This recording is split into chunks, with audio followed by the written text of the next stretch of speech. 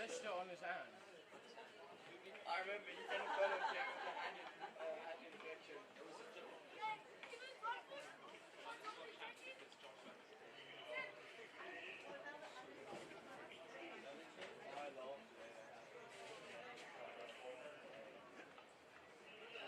What do you mean you don't know because you have a blister on your hand? No.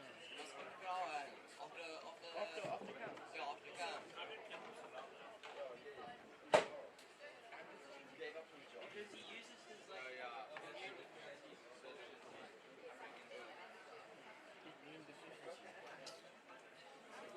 doesn't have AIDS. All my life, that immune deficiency thing is a myth, bro. Just You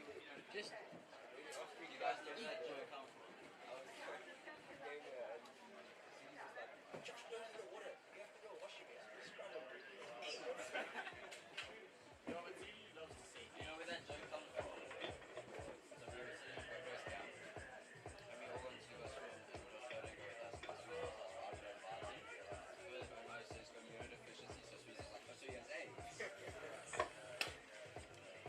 yeah.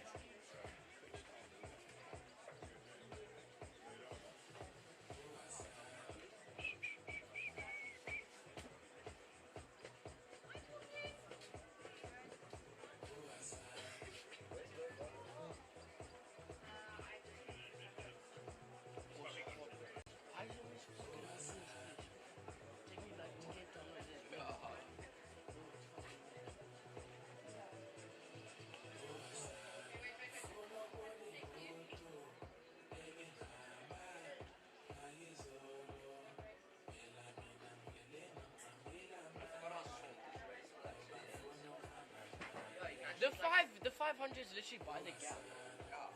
I thought the gap was 700. So literally after the gap. Yeah, 500 euros.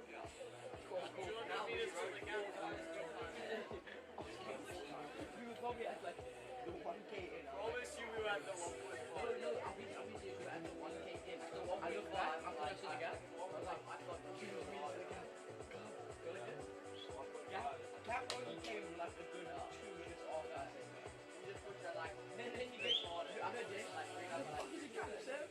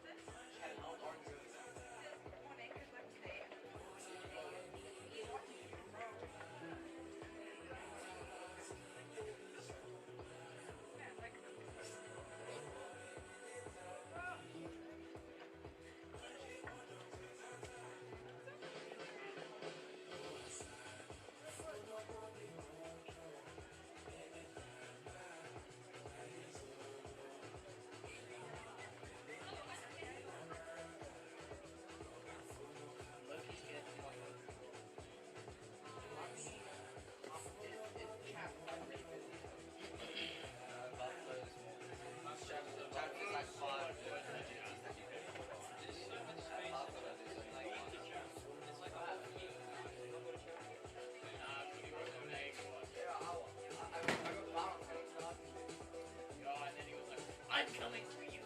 Okay. 5 months later.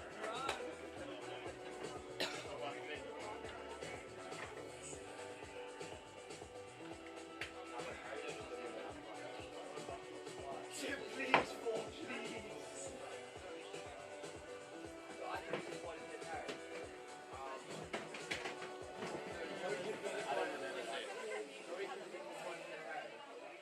So if he could play around the ball right now. Like a little...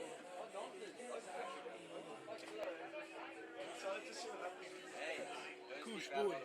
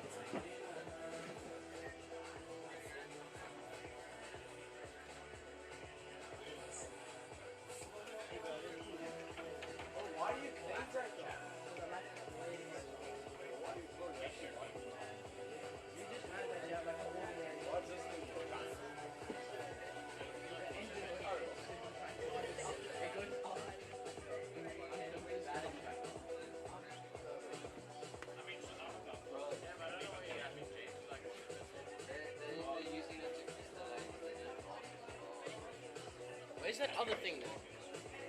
That's the thing that was like there yesterday.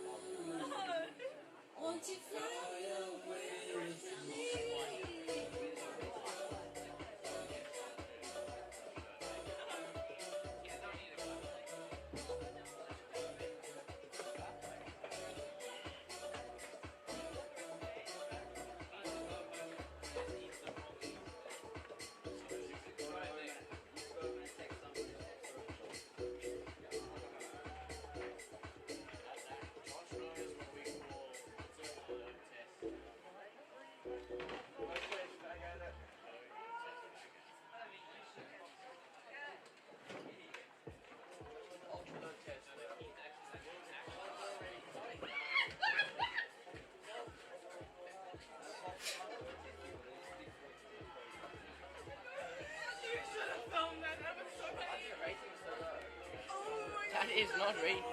Because maybe they just got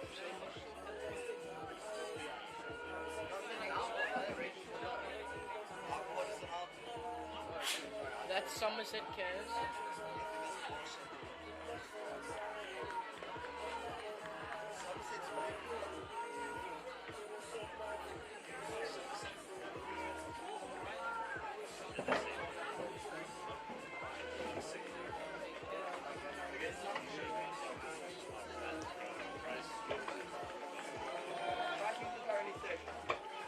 Hey, where's the beak, bro?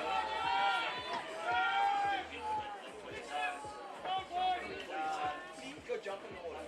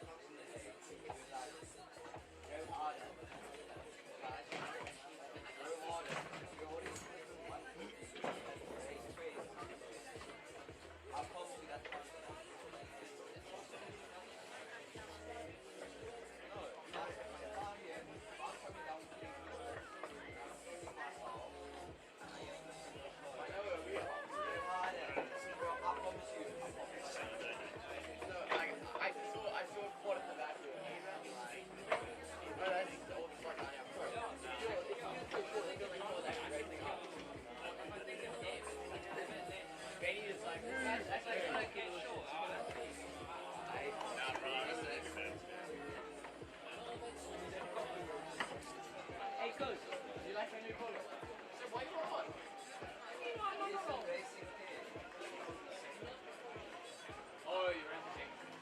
Hey, coach. No, look at coach. Can you go look at because this doesn't make sense. Sam, do you think this one's way home? Go and tell me that you can show me. I think I know we'll put it away. So, how does this make sense? Why am I racing his head?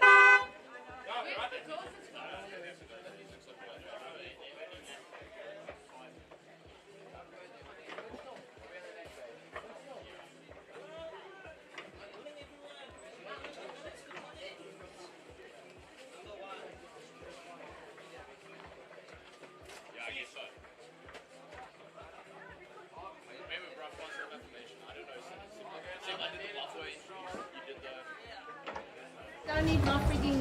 Maybe I shouldn't wear my use the binoculars. Yeah, it's probably not.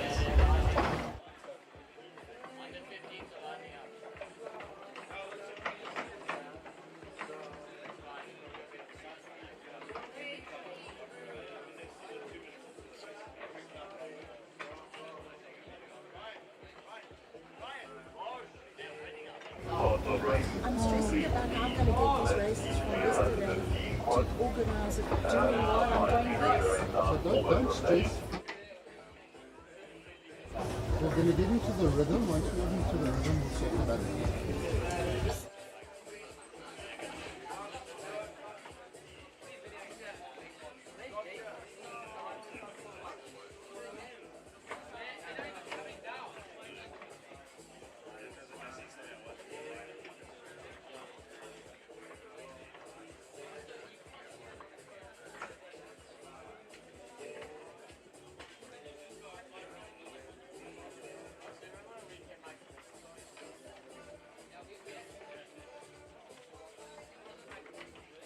Racing, like they've really been putting their heads out because it's the first and the next 3 fastest to the final, so some of them are waiting for those final results, but good strong crews. Ked's showing a big good solid boats in the first lanes. Somerset College doing really well in the last race. Redemption from that blade snag yesterday. Oh yeah, that was heartbreaking. And so they're back, and remember this is very quick 500-meter racing.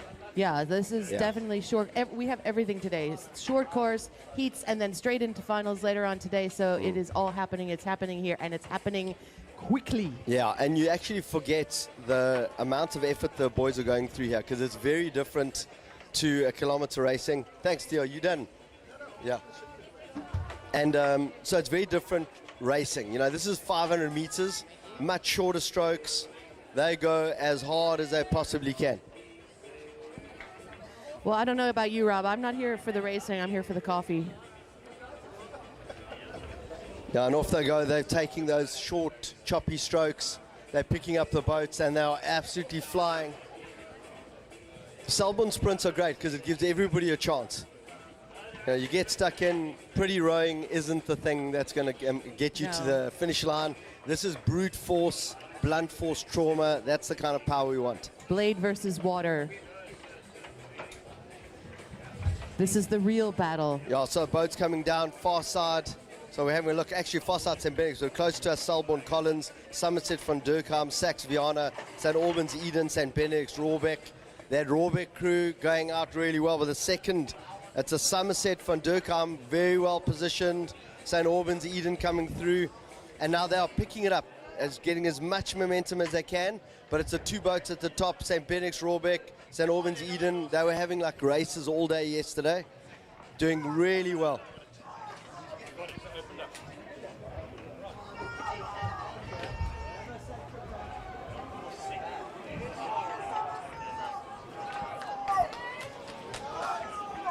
And so St. Benedict's are going to come through, take that quite comfortably. St. Albans revving it up, trying to get through there. And Somerset coming in. That's their second team, throwing a lot of blade work at that, absolutely nailing it. And then Saxe Viana, just a little bit ahead of the Selborne Collins crew. And that is high octane, high powered racing.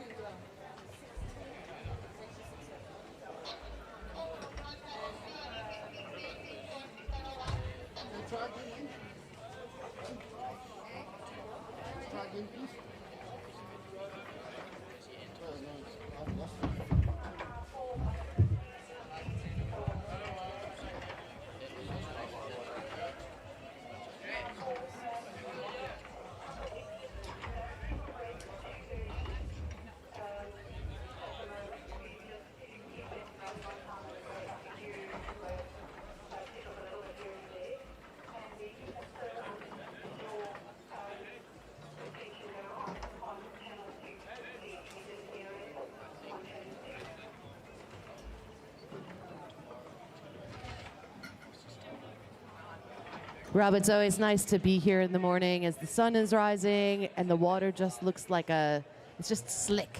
It's absolutely perfect, and it's actually changed from like 15 minutes ago. 15 minutes ago, you could see the current slowly coming down, and now it's kind of, it's just... now all the activity has just caused the calm down. riffles, but it's... Oh, are you saying it's calmer now than Yeah, it was? well, it doesn't look like there's a current anymore. It looks like it's swirling just on the other side of the water. But it is lovely. Beautiful. And once again, like you're saying, the great thing about the sprints is that it changes the game quite a lot. So you get out of those gates quickly and you can get across the finish line and have that opportunity when sometimes in the long 2K races that just does not happen. So as you say, everyone gets a chance. And now if you want to see proper speed, junior men's first pairs, and these are some of the big boys. A good comparison between the under 15s, and we got a lot of heats here. 2, 3, 4. There are 4 heats, and these are all the big guns. So this is the junior men's first pairs doing the 500-meter sprint. So by the time they finally get in sync, they're done. Exactly. And it's quite hard to keep the boat straight normally. Imagine, putting everything that God's given to you into your quad into the boat. That's going to spin it all around.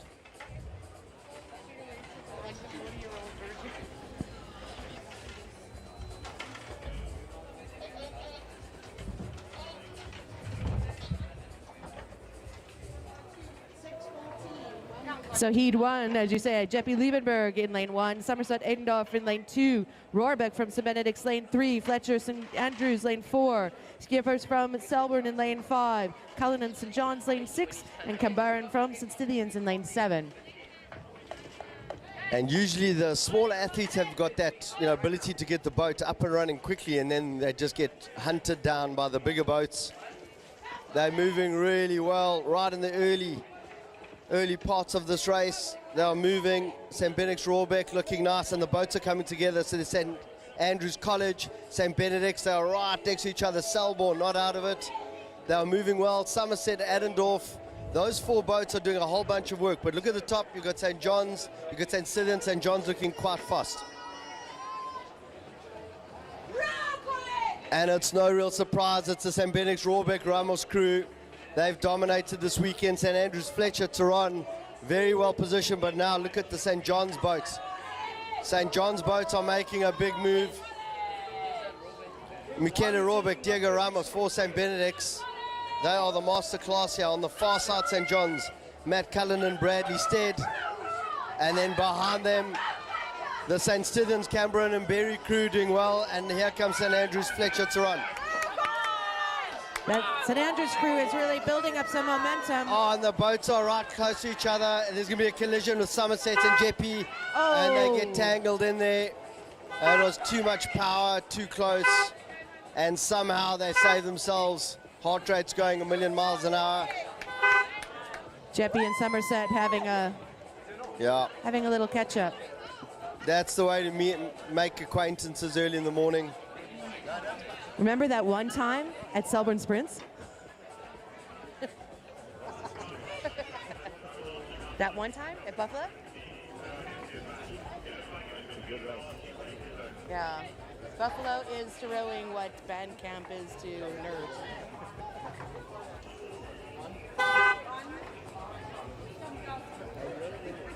Diego and him, they've been all mates for a long time.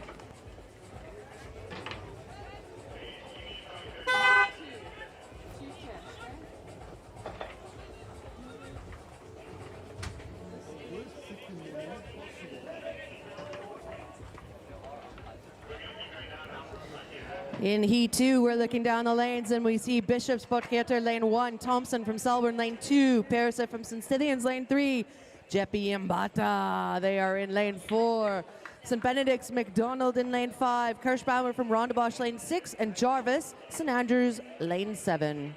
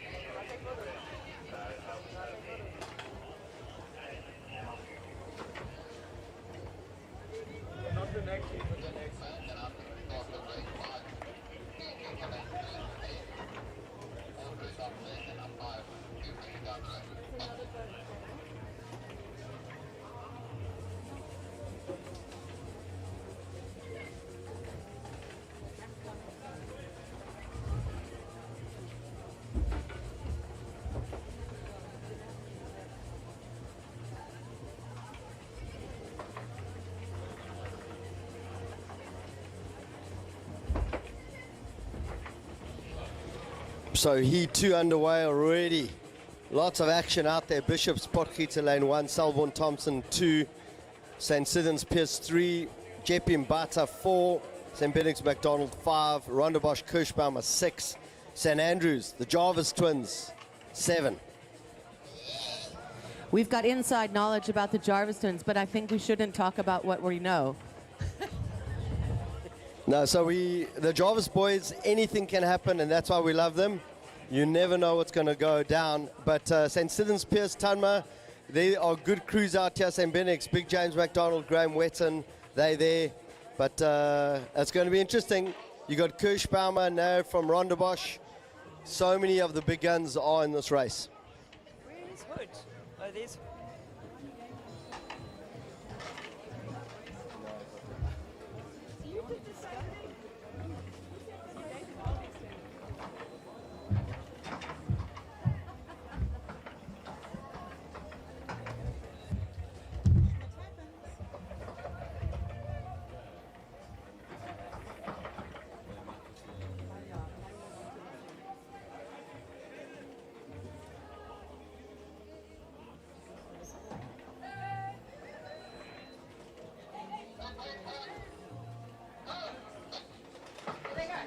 And the red flag is down and away they go. It's those first initial strokes that are so important. The first 4 boats are right on top of each other and they've got to try to hold that straight line. It is very tight out there. There is, you could throw a blanket over the first 4 boats. Ooh, who's that on the inside? Yeah, on the inside you've got Bishop, Selborne, St. Sidon's, Jeppe. They're close to each other. And it's a Jeppe crew, St. Benedict's, McDonald still going there straight in the middle. I think the Jeppe crew just had a little bit of an issue, but St. Sidon's Pierce putting a lot of pressure there. You can see they're straightening out now. There they go. St. Benedict's have got an open line, but right at the top, keep an eye out on Chris and James, the Jarvis twins. Anything can happen with those boys. They're moving really nicely. Straight past Rondebosch. St. Benedict's are the ones that are doing good work. McDonald, Wetton, and St. Stithians. Stithians is challenging the McDonald crew from St. Benedict's. And now this is where it comes. You've got to use all the power, and now you've got to bring a little bit of technique. But look at St. Stithians boats. They're just moving. St. Andrews College making a big move. It's those 3 boats. Rob, these races always give me goosies. Yeah, St. Benedict's, St. Stithians, right next to each other. St. Benedict's maybe has a little bit more space ahead of them. No mistakes now. The Jarvis boys have a look. They're going for third. St. Stithians making a big move. St. Benedict's is just going to hold them off right over the line. And then St. Andrews, good strong row. And Selborne Bishops right next to each other. Jeppe, Rondebosch. so who was it? Benny's and from Montgomery. Looks like Benny's.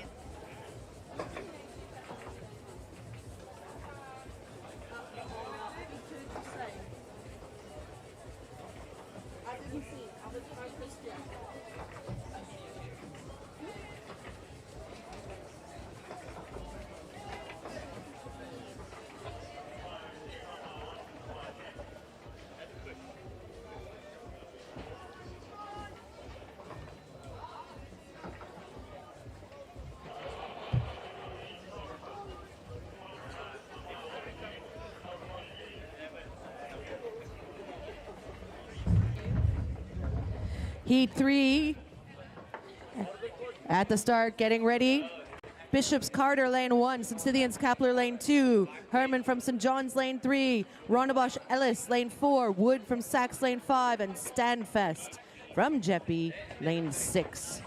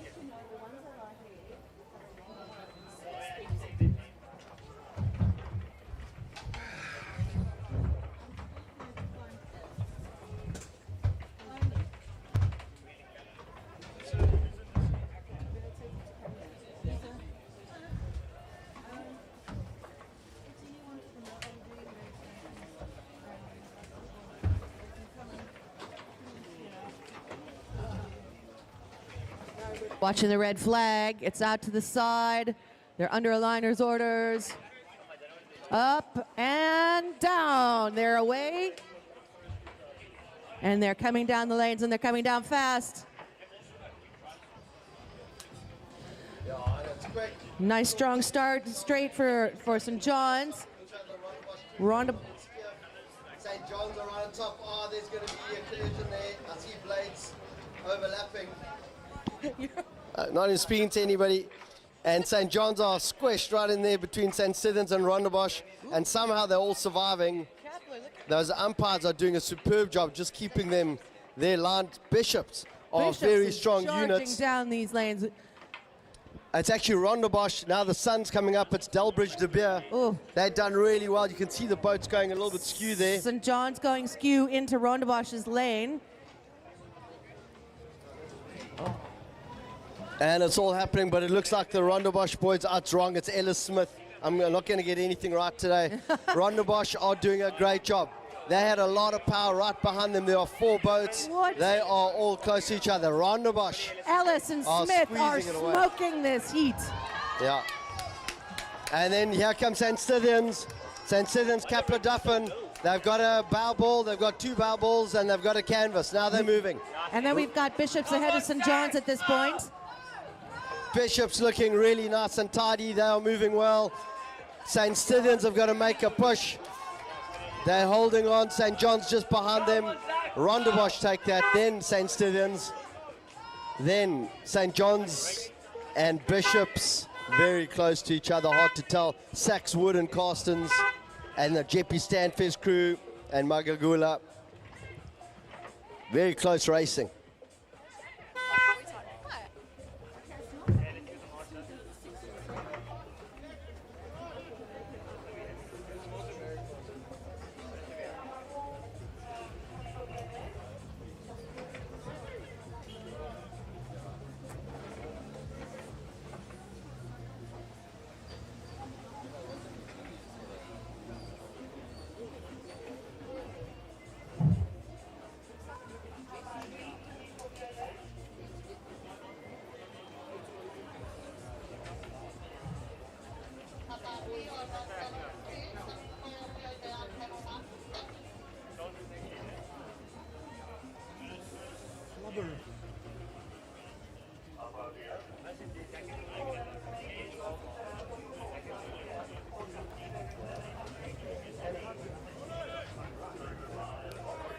And moving on to Heat 4.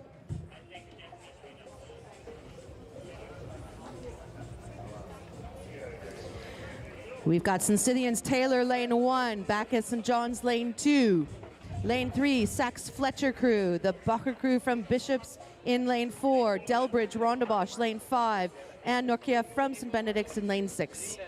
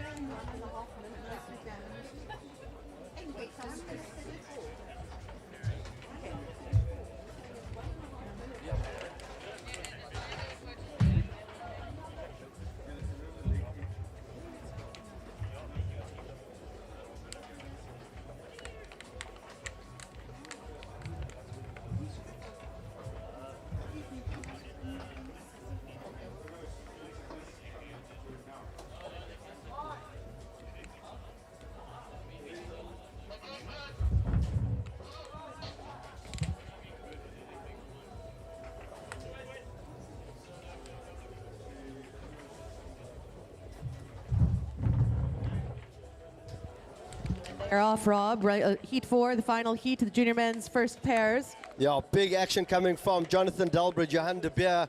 They're in Rondebosch. They're out there in lane 5. They got the yellow caps on the inside. They got Bishops. That's Kai and Finn, Kai Becker, Finn Morin. And they are moving nicely, but Rondebosch have had a great start. And then now they start to work. Finn Backus, James Veach for St. John's, going straight past Sachs, Fletcher and Bell. And they are trying to stay straight. But I think they've got enough gap. I don't think it's going to be a problem.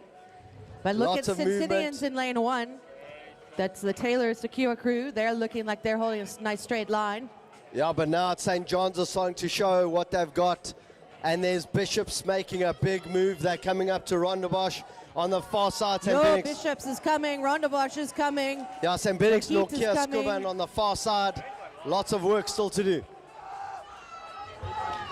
And St. John's have got a big movement in that boat. They've got momentum. Check the rate difference between Rondebosch and St. John's. St. John's rating faster than Rondebosch, and it is making them a faster moving boat as they come in. And they are so close. St. John's, Rondebosch very close to each other. So too are Bishops and St. Benedict's. They are going to lunge for the line. This is baseball. Slide. Slide. Safe at first. You don't slide into first base, though. Just so you know. You run through it. Yeah, but sometimes you can slide. No. They're throwing the ball. Well, only if you're ducking, but that's the only reason you would ever slide into first. But you really don't. It's not done. Oh, is it not done? It's not done. Not first base. So Second, if somebody, third, home, yes. If I played baseball and I slid into first, they would go novice. Yeah, totally. Novice. Am I right? I mean, I'm standing next to another American. What do you say? Do you ever slide into first base? Never. Never. And so if somebody It's a slides into run-through. first base, you'd go, he's South African or rookie era. Okay, good to know. But what you don't know is you're actually allowed to run through it first, and you can't be thrown out because you can tag the base, you go past it, and then you're safe. You can't. Okay. Yeah, you're good. Yeah, as soon as you step off that second, makes so third, much sense. then you're fair game. Then it's You know what I love about baseball? Well, like when they pretend the ball's in the mitt, but it's not, and they've got it somewhere else, and then they pretend to throw it, and the guy has a move, and then they tag him. yeah. Tag, is that the correct word? Yeah, Okay, you good. tag someone. I don't Tag wanna- the base, tag the dude, tag it.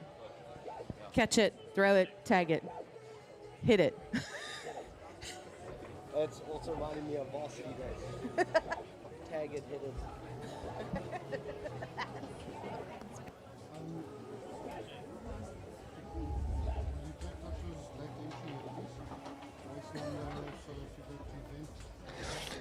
All right, we are on to the next event, Heat 1 of the Junior Men's Under-16 Singles 5 heats. Sculls. And these are 5 heats. 5 heats. First 3 full lanes, 7 lanes. And so these are the big guns. Junior Men's Under-16 Sculls. We're going to wait and see what everybody's going to do here. But if you want to see Hugo Price Hughes, St. Stithians, lane 3, take it to the next level, I think this might be the race to see what he's I think capable of. Hugo might be over the finish line by the time the others start.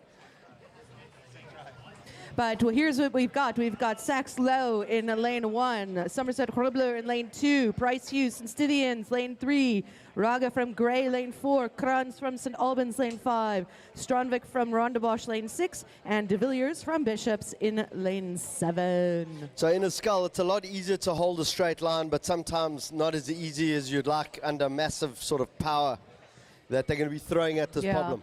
There's the thing where they lose their minds in the sprints because you just know that you got to go out as fast and hard as you can, and you saw it in the pairs, Rob, where that enthusiasm and that muscle can put the boat out of balance and they start poaching lanes. Oh, and there's already a collision in the early lane. Sachs and Somerset on top of each other. It's Sachs Low, Somerset Krobler. The boat's in the middle. No surprise there. St. Stithians. Hugo Price Hughes has opened it up. You're going to see what brute force speed is. And the other teams behind them, St. Albans, Rondebosch, Bishops. And Hugo's already got open space. And he's just going to keep going. The boat's in the early lane. Sachs, Somerset's on top of each other. Somerset's coming across now. They've taken their way out of that. Gray still hanging in there. Rowan Rugger. But this is where he opens it up. Hugo Price Hughes, he's a very difficult guy to beat. He's got that ability to reticulate. He's got his rib cage hits the back of the front of the boat, actually. He's opened up 1 boat length, 2 boat length, 3 boat lengths, and he is gone. He's in another stratosphere at the moment. The boat's behind him. Somerset. Joshua Joshua Krobler is looking very good. Oh, and there's a blade. Rondebosch almost go for a swim. Rondebosch struggling out there just a little bit. Caught a crab, had to straighten out. But it's Somerset Krobler coming in for the second place in the heat. Hugo Price Hughes takes it out. And Joshua Krobler, after that incident right at the beginning, Somerset College is going to do well. Gray Rugger was behind, and he's come through. That's Rowan from Gray, and he's just ahead of St. Albans, Ruud Krantz, and Noah Strandvik from Rondebosch, suffering from that crab earlier. They are pushing right to the finish. On the far side, Bishop de Villiers, Sax Low.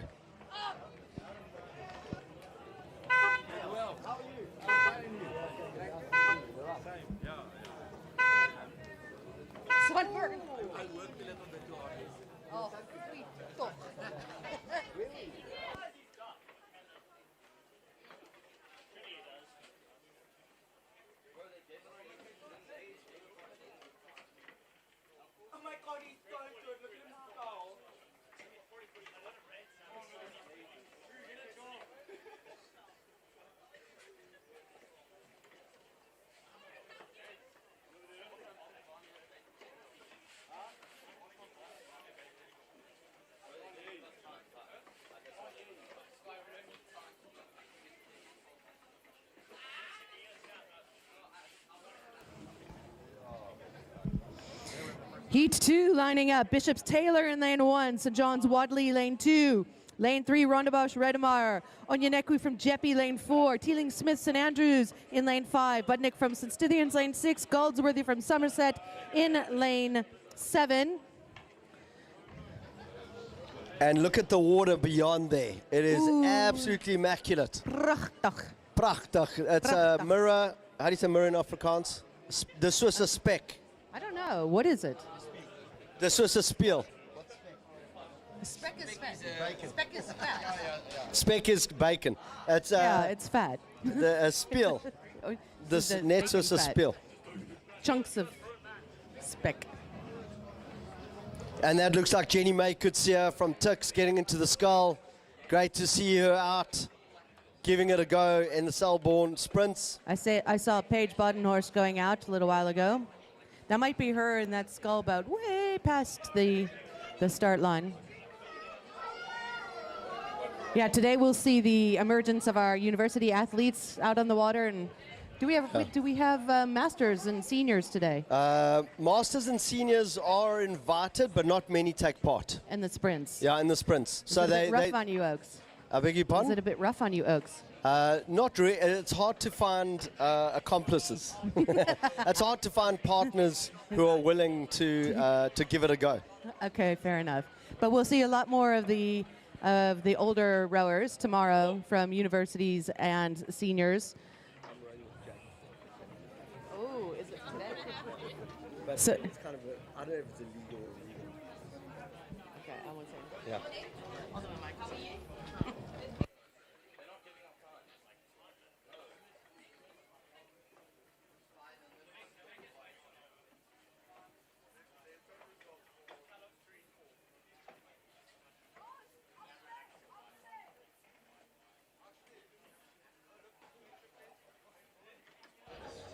And here we go, the UCT crews coming through thick and fast. Show me your tri-suits. So UCT Tuxev going out as well. We've also got Durban. We're expecting to see Rachel Whitfield here. Rob, the UCT tri-suits with the swirls were my fave. Yeah. Bit of fashion. I don't see them. We always enjoy a bit of fashion being brought out here. Yeah, so all the boats. They've gone back, but UCT's gone back to the traditional ready. tri-suit.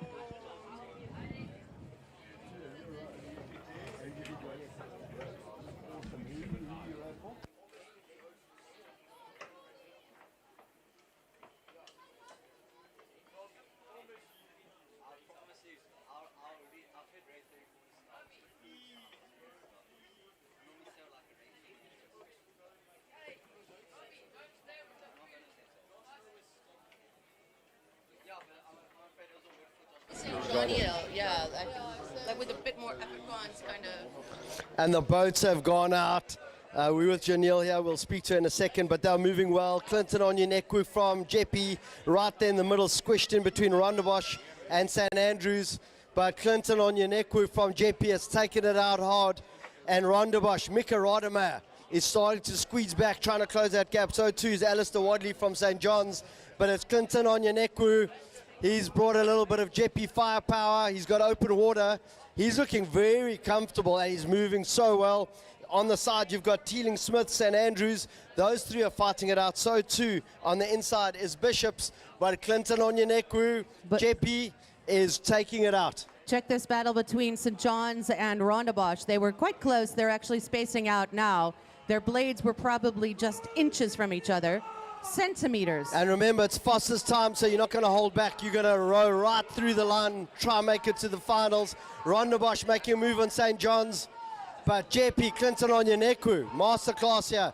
And Rondebosch, and look at St. John's go. St. John's, Alistair Wadley. He's on the move. He's throwing watts at it.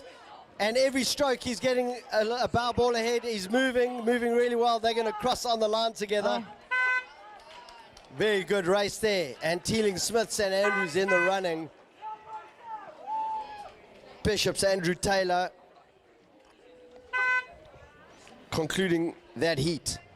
And touching up, lining up at the start, it is Heat 3, Gray Adendorf in lane 1, Bishop's Douglas lane 2, Mutlana from St. Albans in lane 3, Waldman from Kes lane 4, McGregor from Somerset in lane 5, Murugan from Rondebosch lane 6, and DeSecco from Jeppe in lane 7.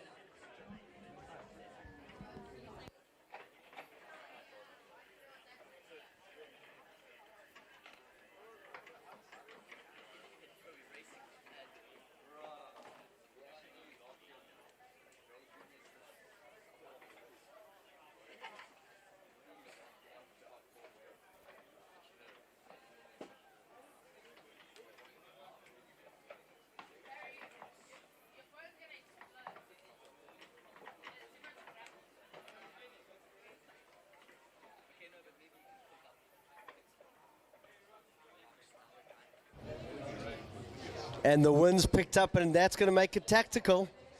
It's going to make it tactical because it's a fastest 6 times. So they could come from the last race if they've got a hurricane behind them. But you're going to need that to take out Hugo Price-Hughes' time. Hugo Price-Hughes torched the field, but now the wind's picked up. You can see the movement of the water. It's anything can happen. Now. Anything can happen. And I think that's what you want. You want to know there's a chance you're in one of the later heats, but you're going to give it a go. Maybe the wind just shunts you across the line a little bit quicker. Speaking of the wind, I think that the forecast looks pretty stable for today. Slight chance of rain, but I think we're looking at a decent day. It's going to be hot, so a reminder to everyone to hydrate. Apply your sunscreen now before you forget later. We've seen some sunburn from yesterday coming up and doing the parade of red up in the spectator zone. So please do put on your sunscreen. Yeah, you've got to put sunscreen in places that you don't think you need to, but you do. The forgotten places. Yeah, so there are places that you've been sunburned before. Put it there. That one time at Buffalo? That one time at Buffalo. And so they're lining up all very nicely, nice and tidy, waiting for that start. It looks like they're on their way. Oh, and Kez is gone. Kez has got open water. Great start from Jesse Waltman. Ethan McGregor from Somerset derby. Was sleeping. He might be sleeping, but I think it was actually just Jesse Waldman went out as soon as he saw that gap, and off he goes. We're going to call that's the tactical move. That it's is intimidation. A proper tactical move.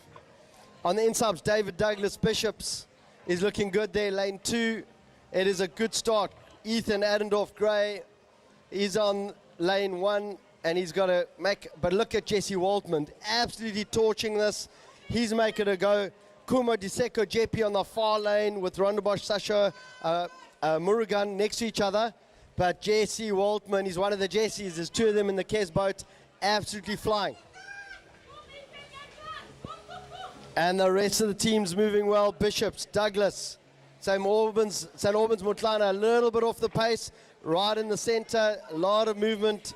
Ethan McGregor Somerset has found his rhythm and he's moving. But Jesse Waldman looking really good. 2 boat lengths, 3 boat lengths. He's moving well. And behind him, here comes Somerset. But look what's happening in the sneaky lane 1. Ethan Adendorf is on the move and he is hunting down Somerset. That's actually Bishop's David Douglas. No. That's I'm looking at Gray. Yeah. I'm looking at Gray. He's hunting down Somerset. Look at the move here. Oh, yes, I You see this it. is Sorry. Sneaky lane 1.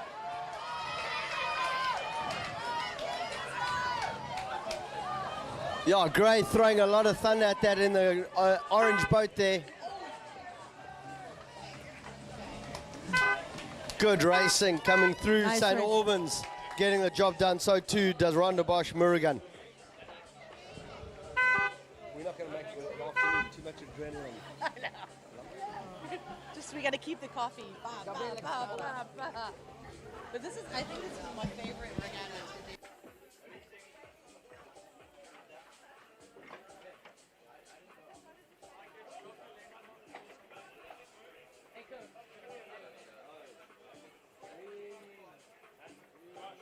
Always get quite punchy at Selborne.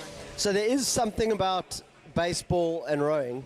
And Tell me, Rob. And so the thing about it is, I thought when I started rowing, I thought it was like baseball because I'd get to the line and I would take that last stroke and lunge for the line, if it makes sense. So it's a bit like swimming. So when you're swimming, Yes. you don't swim and hit the wall. You swim through the wall because that's going to be like a millisecond. So when you're Yeah. swimming, you don't swim and glide and No, try to hit the definitely wall. not. Yep. That's how Punch it. Michael. That's You how punch Michael it. Phelps lost to our boy Blue. Yeah. And you've got to swim through the line. So I thought, okay, I will take strokes and then lunge for the line. But they said, no, that's bad form. You've got to row. Just keep rowing. Yeah. That's the quickest way to get the boat over the line. I kind of disagree a little bit. Sometimes that lunge does help. But I think maybe that's if you're not technically up Yeah. there. If you're a little bit of a rough around the edges masters rower, then lunge all you want. Yeah, you know, I think it would be interesting to talk to some of the coaches and see their approach on the difference in the 500-meter sprints and how that differs from the longer game. You know, a 1K obviously differs from a 2K because you're in it for a longer haul. You've got to kind of find that state where you're going to be surviving in a 2K. And a 1K is not just a sprint, you know, but you've got to get that sustainable anaerobic process going. Here, I think it's straight anaerobic, but are you letting your boat run, or are you trying to muscle that boat down the river and just like make the river do your bidding? Look, you got to be pretty strong. Like if you think it's taking them under 2 minutes to Yeah. get down the course, so think about it in terms of running. Running a 400-meter track, they're doing it in like 50 seconds. Let's say if you like world-class level. 800 meters, you're kicking into a different kind of energy system, but that's running, and it's not the same thing. Over here, it's not really load-bearing, like, you know, running with your own body weight. But here, every time you putting the footboard down, you're lifting probably 70% of your body weight. Sure. Every Yeah. time, Yeah. every stroke, 70%, 70%. So if you're not fit and strong, And you're hunched over, which you're to me, hunched I think that Hard. hunching over, like you're compressing your rib cage, you're compressing your lungs. So it's only on that backstroke as you're leaning back that you kind of expand those lungs. You get to bring in the breath. yeah, and for you're the next. sucking in lots of oxygen. I mean, Yeah. I think you could pass out if you go too I too reckon. close to the sun over here. But yeah, it would be interesting to get some of our coaches up here and talk about the different approach, and especially in the sprints, I think, actually. Yeah, the sprint's all about that short, choppy technique, that ability to like lift the boat up in a few strokes and just keep thundering down the course. You know.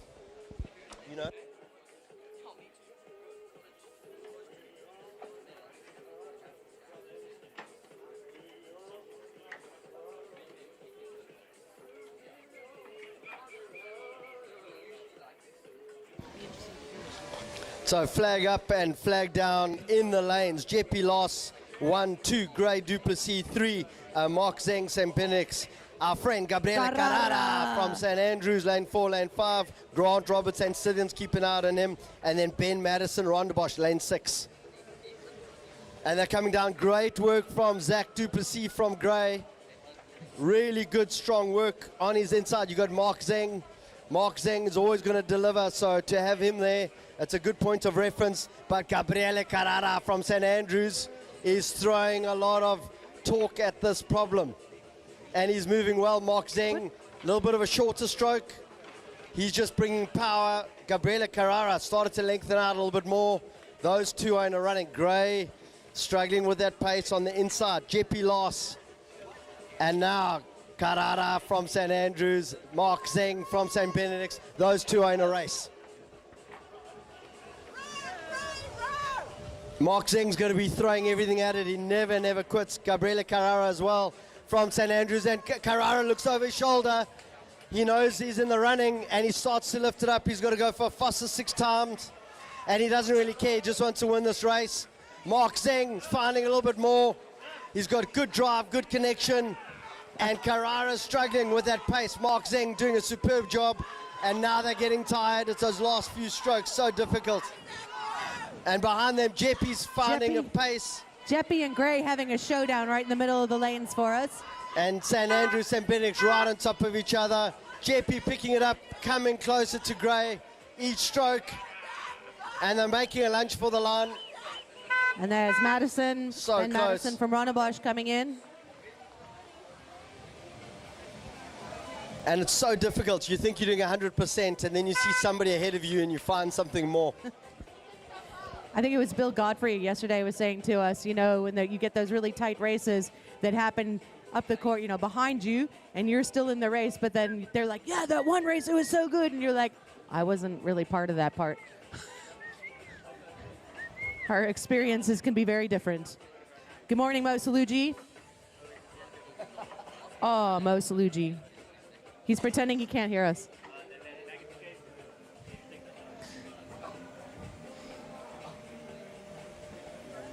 Eric, good luck. Heat 5 lining up at the start.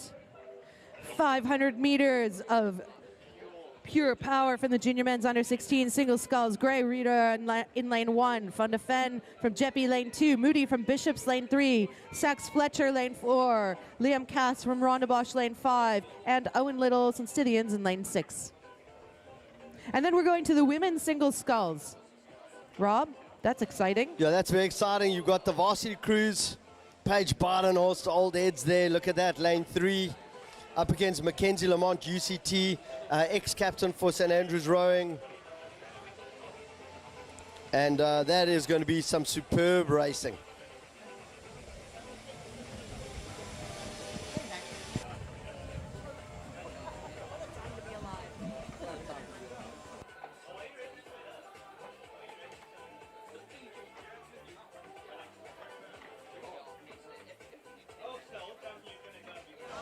And so we see all the boats currently getting onto the water. They're here about 30 minutes before their race. But you've got to remember, before they get onto the jetty, they're actually queuing up behind us. So they're holding onto those boats for quite some time. There's a lot of technique about getting boats onto the water to the start line. So well done to the coaches. Yeah. Well done to the athletes. Haven't seen anybody go into the drink yet, but it is often on this day when the whole day is like a hot swap. You know, I wonder if we should explain what is a hot. You know what a hot swap? I mean, I know you know what a hot swap is. What is a hot spot? What? What? I know what a hot swap is. Yeah. So Let's talk. a hot swap. A hot. No, so a hot swap. You need lots of jetties Yes. to do a hot swap. But for example, as we know, like in Rudderplaat, you've got about 7 jetties. Yeah. The middle jetty is a hot swap, so nobody's allowed to go there except with special permission if you need to get an athlete out of one race into a boat for another race and the timing is too short. So they're going to be rushing through. Or the boat. Or the boat. Or So the boat. athlete or the boat is basically coming off a race and going right out again. Yeah. And this is just organized chaos, and it's like one giant hot swap here. Yeah, and the umpires are taking numbers off the one boat, putting another number Yeah. onto the boat, taking a crew out, putting another crew in. Then they've got to change their settings because somebody's taller than the other guy, Yeah. and or girl, and then off they go. But that's what makes it exciting. This day is absolutely organized chaos at its best. And the next race is underway. They're coming down. Oh, I see a blade just going flying out there. I think it was Josh Fletcher. His blade was scarred, but he recovered nicely. They're moving well. No, I was incorrect. That was Smoody. Josh Fletcher doing very nicely. Sachs is looking very good on the inside lane as well. Jeppy, Scott van den Ven, he got a good jump on the start and he's moving very nicely. Gray on the early lanes here, lane 1, but it's all happening there. Sachs is a big unit, and look right at the top. Suddenly, Owen Little, not that little anymore, St. Stithians, making a very big push. He's looking stellar. And now, look at Jeppy. Jeppy had a proper good start, but right at the top, that Sachs Fletcher is looking superb. And Sachs has got shoulders, he's throwing a lot of muscle at the problem, but Jeppy is moving. Jeppy had that great start. Very good technique there from that young man. St. Stithians, Owen Little at the top, still fighting it out. And Jeppy is going for gold. He's throwing everything at it, keeping his eyes on the boat. Sachs is slowing down just ever so slightly.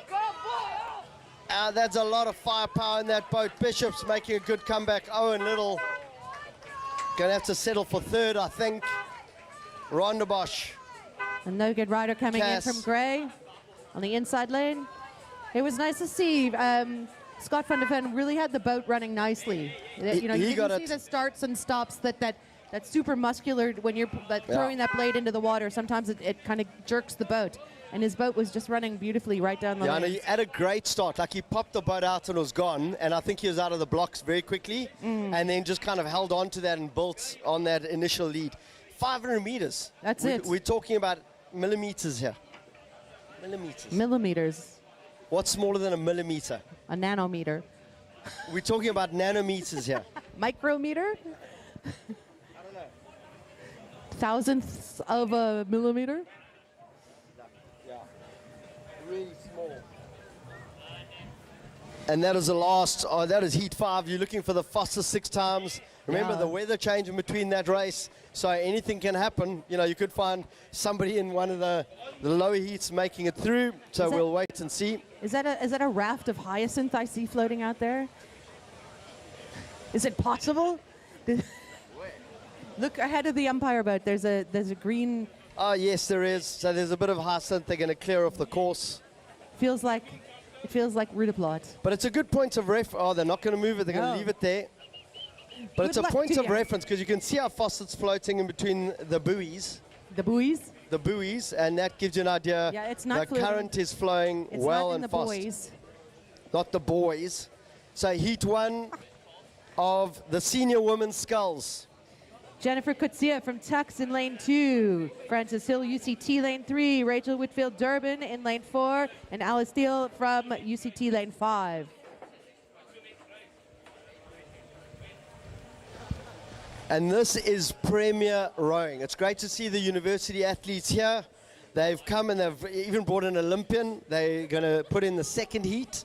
So there's a point of reference if you ever wanted one. Paige is sporting the red and white. And off they go. Old Eds. Lots of, and we've got an extra athlete in the race. I see 4 on the program, but there's an extra athlete out there. So let's try No to time figure to out who it open our is. phones and see.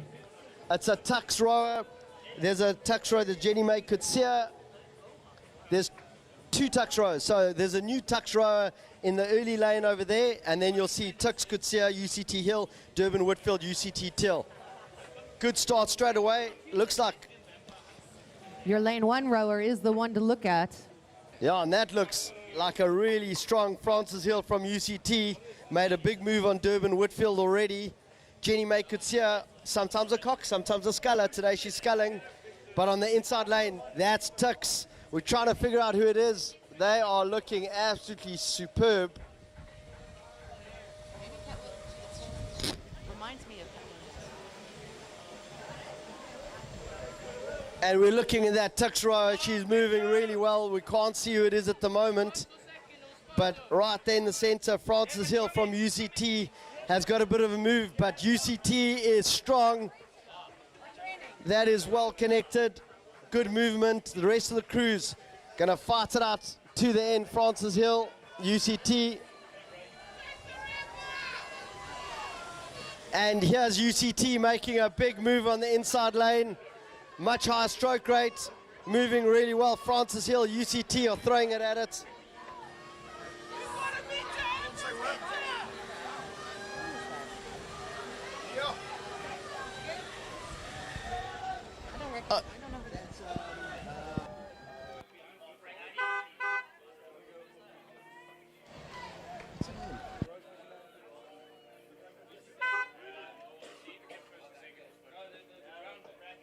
Yeah, we think that is Amber Potgieter on the inside lane. Great to have her here for Tux. I see the braid hanging down the back. It very well could be. That is superb work from those athletes.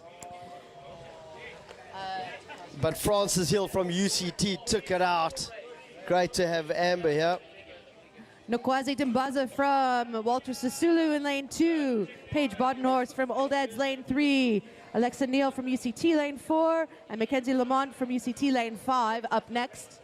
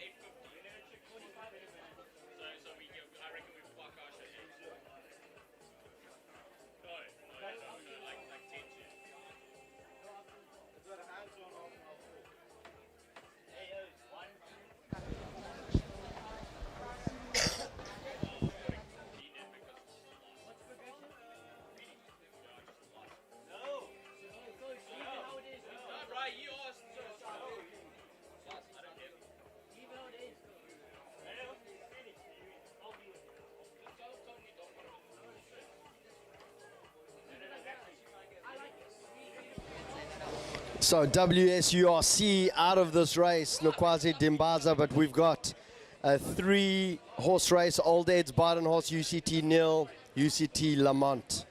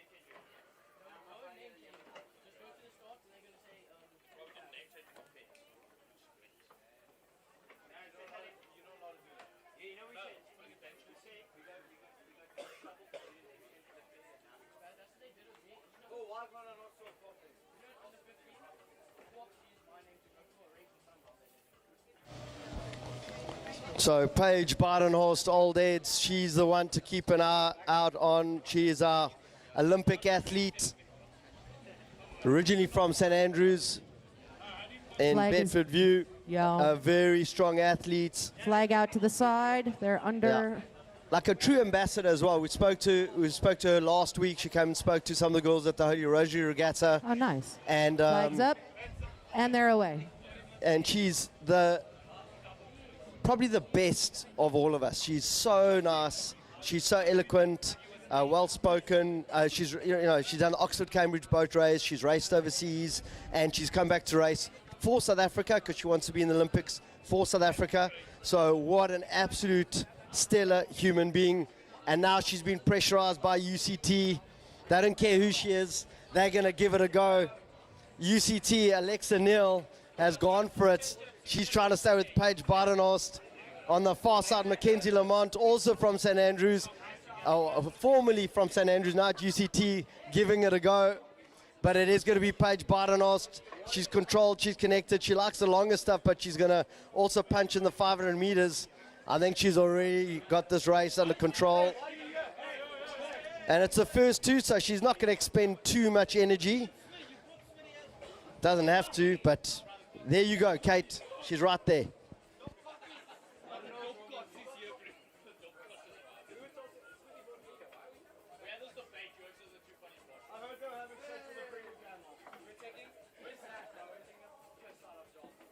That one was, so it was hill.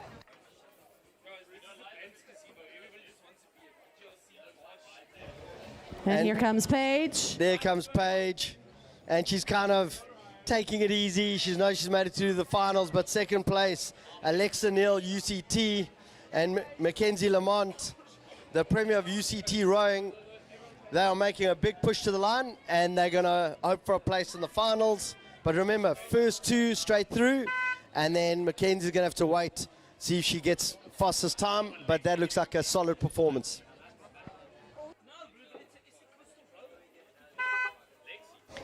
And so the UCT, Kate, great to have you here. Kate, we were speaking about the rowers earlier. A lot of coastal rowers in there. Yeah, because tomorrow they all get awarded with their Protea blazers. Oh, superb. And where are they doing the awards? Yeah. So when we do the Buffalo prize giving, we'll also have the beach sprint national team getting their national colours and their Protea blazers. Wow. And do you find that a lot of the beach sprinters are going to come from like UCT, or do you get a lot of them coming from all over the country? They're from all over the country. So we have from Cape Town, Durban, Gauteng. So they do come from all over. And you have to be a good classic rower to be a good beach sprinter. Okay. And you'll find that if you get good at beach sprinting, it helps with classic rowing and vice versa. And the question that nobody ever asks is that you join rowing so you don't have to run, but all of a sudden there's a lot of running in coastal rowing. How do they deal with that? Well, the interesting thing is it's not more about the running, it's about the transition from rowing to running. Okay. And if you haven't practiced it, you land up on your face. Yeah. I mean, that's how we watch it. The waves are unforgiving as it transitions in and out of that boat and then trying to run. My first experience of truly watching coastal rowing was watching one of the Cronier twins racing in Genoa, and the Italian said, "Oh, it's good water," and then I saw massive waves coming in. So it's quite tricky towards the end. Do you find you've got to find a good beach to actually do the racing? Like, how do you choose where to row? So the waves have to be 1 meter or below. You don't want a steep drop off. Genoa was actually a terrible beach. Yes, it was. That drop off went from like knee depth to over your head. And it wasn't beach; it was stones. So Genoa was terrible. But if you have a nice sloping beach, hard sand, and relatively protected, so the waves don't get beyond 1 meter high. And I've seen like a lot of the top rowers are actually, some of them are converting to coastal rowing. Yeah. Especially like the Kiwis. We've seen a lot of them, and they're really good. Do you find like a lot of the athletes will come across from the Olympics and try out coastal rowing? So do you find a lot of the Olympians will come and just try out coastal rowing? They do. So we actually had in Cape Town where Lawrence Britton and Ramon turned up to try it out, and they both thought that they were going to wax it. I think Ramon landed up doing 2 full starts, which then adds like extra time on. And Lawrence was thinking, oh, he's got this. And he landed up coming head to head with George, who's one of our top beach sprinters, and got knocked out. So very quickly. It's a very humbling experience. I mean, we watched in Genoa, we watched Emma Twigg come from New Zealand, and she was in the mixed quad, and when she was meant to be the sprinter at the end of the race, tripped over the boat, like had a bad transition and cost New Zealand they got knocked out. Yeah. So, and she's their hot shot. Yeah, she's absolutely superb. It's great seeing her. She made up for it in the next race because she felt so bad, definitely didn't trip, and then won it. That's a great thing. It's like a big, powerful sport, but at the same time, that technique in tricky water is a big thing. Here they come. We are now looking at Heat 1. of the junior women's first doubles. Clarendon Coleman in lane 1, Holy Rosary Webb lane 2, Manson from St Andrews lane 3, St Mary's Ilgner Crew lane 4, lane 5, DSG Murray, Somerset Jong in lane 6. Yeah, so I don't see the Somerset Crew, but they are moving so well right in the center. St Andrews Manson making a push, but Holy Rosary Webb had a great start for Holy Rosary. I think they're going to start to feel the pain coming from St Andrews, Manson, Bernand, and then St Mary's. You've got Ilgner, McGregor. You've got a McGregor in the boat, and the Holy Rosary boats are making a push. McGregor. They are so close to St Andrews. Remember, it's the first two. It looks like Holy Rosary is wanting to just draft off of St Andrews. That's the way to do it. That's what I would do. Just get behind that boat and go for it. On the far side, DSG, Murray, Venant. You get better still mileage. in the mix. Better mileage that way. But here they come. It's red versus blue in the front two boats. St Andrews, St Mary's right next to each other, and then it's a Holy Rosary Crew and DSG.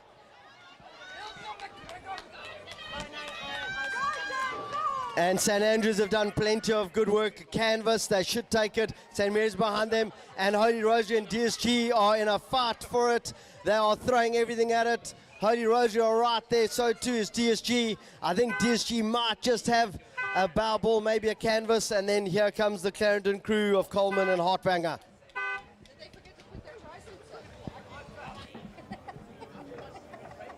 Tactical error. So for these women's doubles, the first two finishers from the heats go on to the final, and the next fastest two, because there are only 2 heats. Speaking of 2 heats, second heat lining up now, DSG Palmer lane 1, St Mary's Ruiz lane 2, St Andrews Moore lane 3, Shipalana from St Stithians lane 4, Somerset Marks lane 5, Riccardi from Holy Rosary lane 6, and Gibbons from Clarendon lane 7. And I can't see that Clarendon Crew. We're looking out on the water. Oh, I see them. They came out of the creek. They came out of the creek. And it almost looked like they were doing warm-ups in the creek, but they've come out. I see them.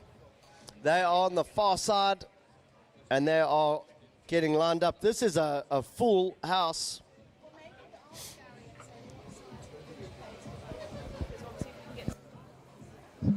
There's some good, strong teams out there in these crews. We know that the St Mary's Ruiz crew is quite strong, and they might this shorter course might really favor them well. Shipalana and Simpson from St Stithians also just the powerhouse team in lane 4. Yeah, I'm going to look at the Holy Rosary Riccardi Hill crew with their tappy stroke in the pair yesterday that got them to the finals. So they might just bring it out. Say, why not? Just go for it. We young, fast, we've got a whole lives ahead of us. Let's just go for it. Let's do it. Let's do it.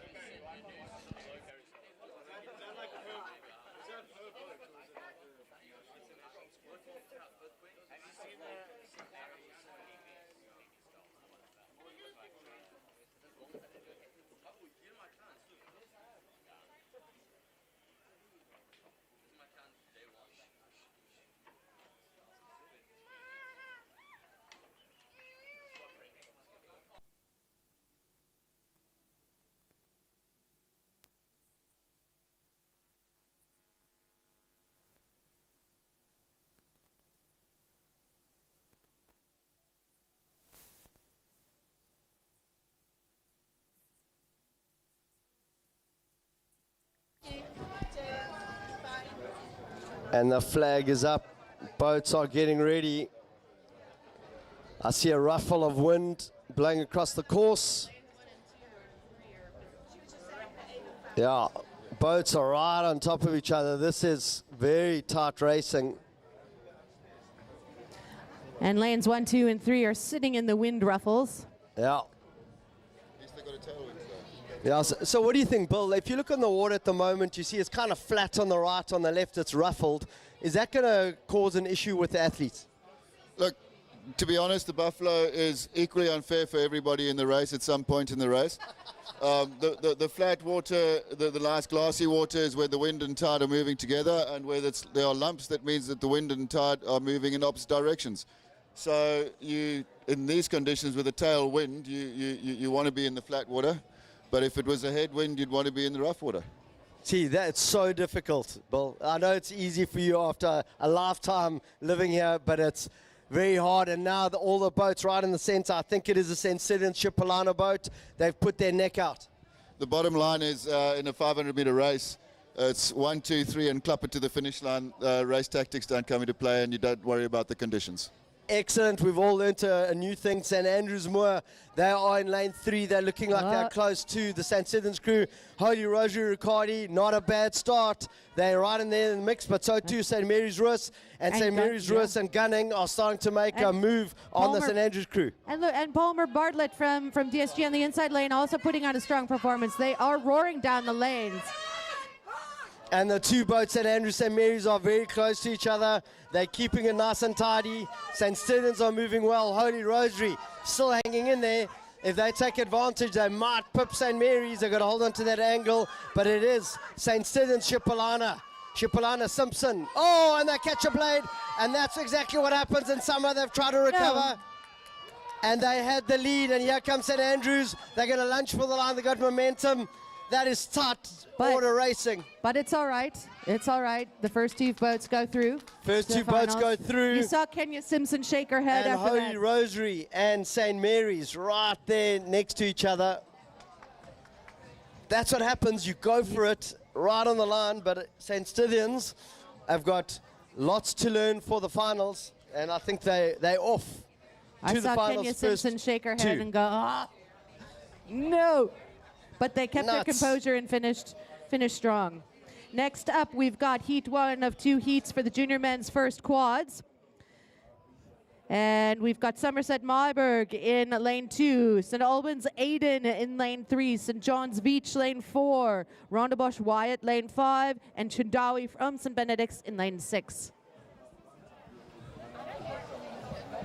So looking at these boats, there are some big, strong athletes. That St. Albans crew are strong, and they are going to be technically quite efficient here. St. John's Beach are properly strong there. They've got Veach, Dilembo, Tyndall, Guamanda, Menzi, Sokela's in there. But that Somerset crew, let's keep an eye on them as well. And of course, Ben Riccardi in the St. Benedict's boat.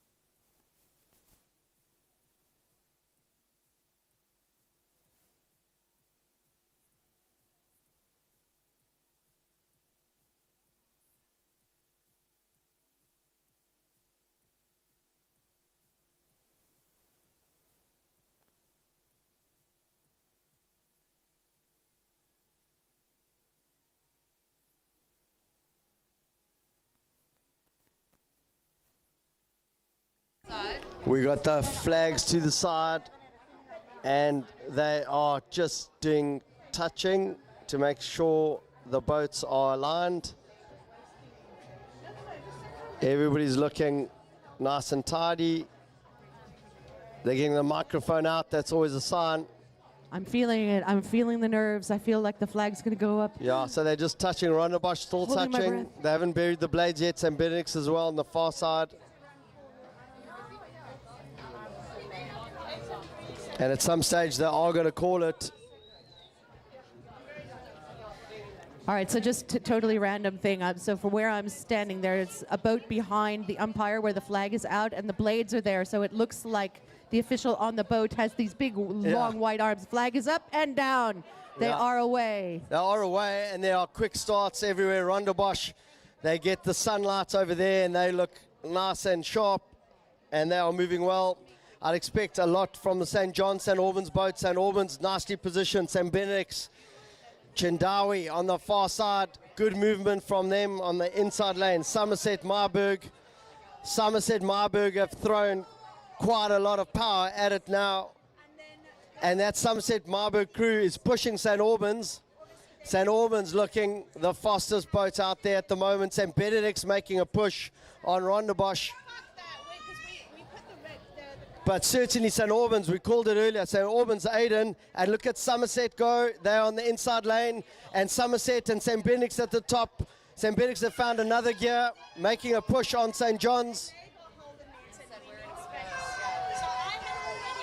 Remember, first two through to the finish, and it's going to be between St. Benedict's and Somerset College. St. John's is holding on, but it's all St. Albans here. St. Benedict's crew looking nice and tidy at the top. And that third spot is the one. Somerset College right alongside St. John's, fighting it out one stroke at a time. St. Albans take it. St. Benedict's are going to be happy with that second position. St. John's and Somerset College are fighting all the way to the line. And I think that angle is going to favor St. John's. Somerset College gave it a proper go right off the start. But it is St. Albans, St. Benedict's 1 and 2. I'm just the hero because I negotiated with the fans to win this.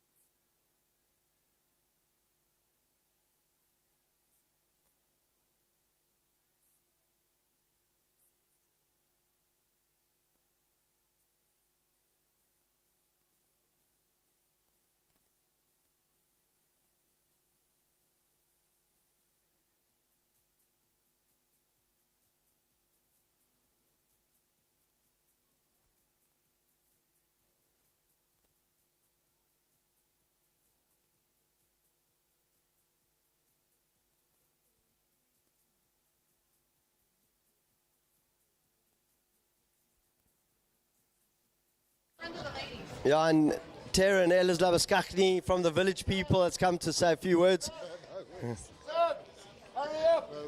The best hat on the course at the moment.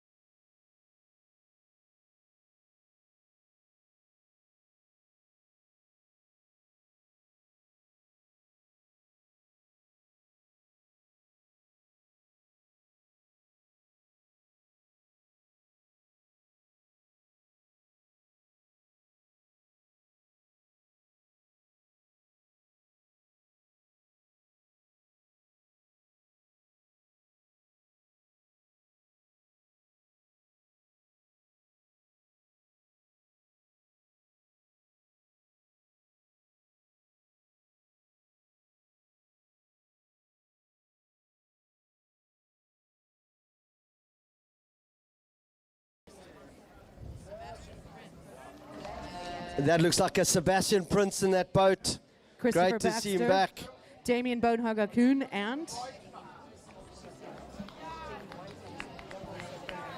And that's Dylan LeBurn. So you've got proper Miles LeBurn, sorry, cousin of Dylan.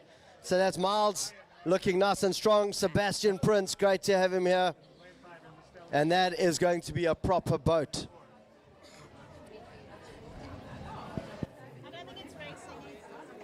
They're just going for training, yeah. Billy and Blaine are up there, and we saw... Thanks for letting them go out.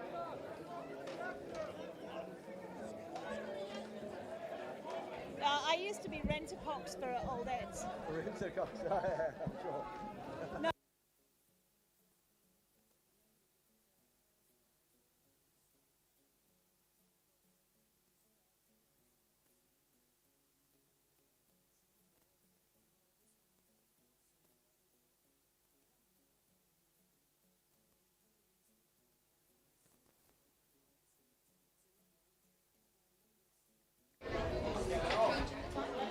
And the boat's off, and they've thrown already a good start. The wind has introduced itself. It's making it a bit tricky to get connection, but they are moving. Lane 1 is looking absolutely superb. Griffin Stone is going at it. He's looking properly strong. I think Tane Base, Cape Coastal in the orange already being matched by him. Shane Mearns, nothing burns like Mearns, doing really well. And it's Ryan Delbridge, Stellenbosch. Ryan Delbridge looking strong. And Lunga is now powering through. And now you throw a lot of things at this problem. Ryan Delbridge is getting good connection. Look at Shane Mearns. He says nothing reticulates like that guy, bringing a bit of St. Dunstan's to the problem. He's starting to bring it up. His stroke rate is going to go to absolutely insane just in a moment. I can see Delbridge looking at Mearns going, oh no. And UCT Stone's done, has done it. UCT is cooking. And Ryan Delbridge is going, but it is Shane Mearns. Nothing burns like Mearns is going to pick it up. They're coming through right to the end, and look at Mearns go. Mearns, look at how he brings that back. He brings down that rib cage. And so too's Griffin Stone. Those Griffin three Stone are is throwing on the everything at move. it. He is the fastest moving boat at this point. I think he might just get through the Marty's boat, and Mearns is going to pass Marty's. That is a camera finish, if I've ever seen it. Oh, and we've got a swimmer. Oh, no, Lunga went down. And one of the rows, I think it could be That's Lunga. Lunga gave it a proper shunt and flipped that boat. Magazi coming in now. Kube coming in.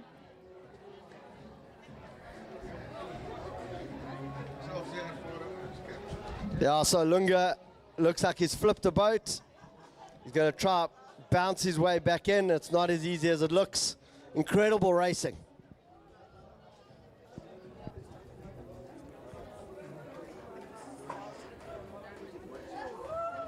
And if you think When all that excitement goes to your head. Griffin and Ryan are big guys.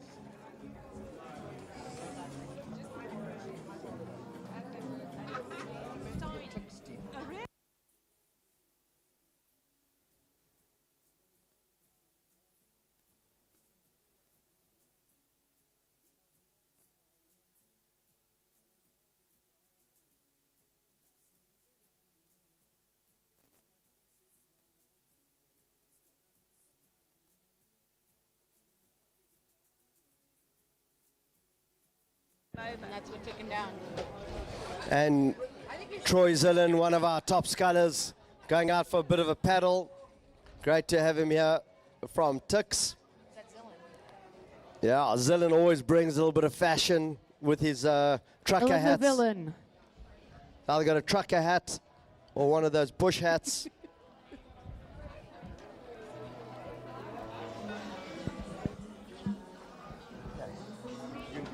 Pause it.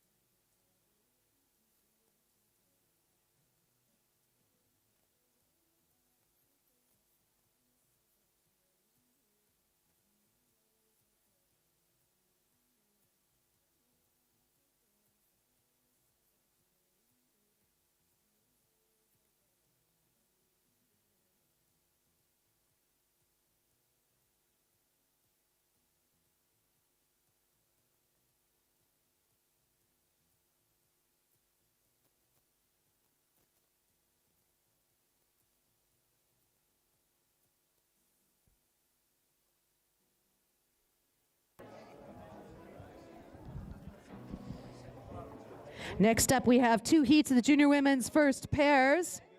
PGRC Dawson Crew lane 1. Taylor from St. Andrews lane 2. Holy Rosary Riccardi lane 3. Samari Zulu lane 4. Chukwatamba St. Stithians lane 5. Fisher from St. Mary's lane 6. And Wilcox from Somerset lane 7.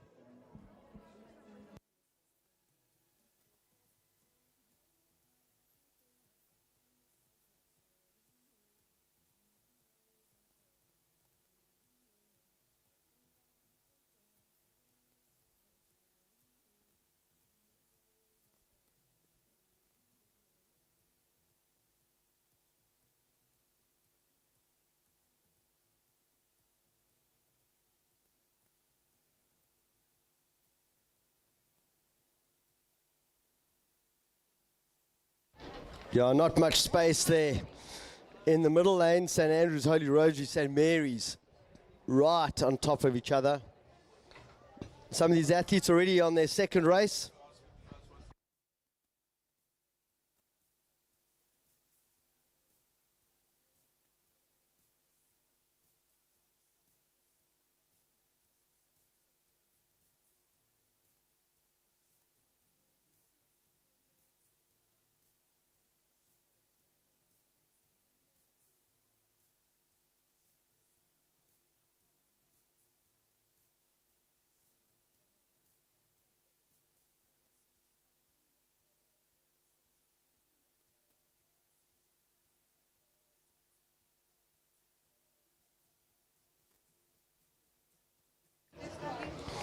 And the flag is up and the flag is down and they are on their way. And they've made a great start. Too close to tell, all in a nice tidy line. Umpires' flags are down, so everybody's staying in their lane and moving as well as they can.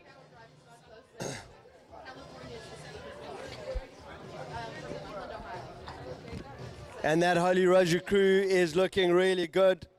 A little bit of bias, but Luna Riccardi, Maddie Hill are tip-tapping along on their inside. Kanya Zulu, Arianinen from St. Mary's as well. St. Stephen Chukwatamba, Godwana. And they are very close, but that Holy Rosary boat is looking nice and tidy. Just a little bit ahead of St. Mary's at this stage. On the inside lanes, you've still got PGRC Dawson, St. Andrews, Taylor, and now St. Mary's start to put quads down. They make a move. That tip-tap of the Holy Rosary crew is keeping them in 1 and 2. Remember, first 2 through to the finals. St. Mary's is going to take this Holy Rosary, sitting pretty in second. In third place, just struggling with the trajectory, is the Somerset crew. They've changed lanes to St. Stithians, but St. Mary's will take it Holy Rosary. Well positioned, good race from them. And third race, PGRC are moving well. They're in the yellow boats. They've picked it up, and they are trying to take names. The far side, St. Stithians were holding well. Might just be a little bit ahead of St. Andrews. PGRC, very good, strong finish. Somerset just struggling, keeping in their lane.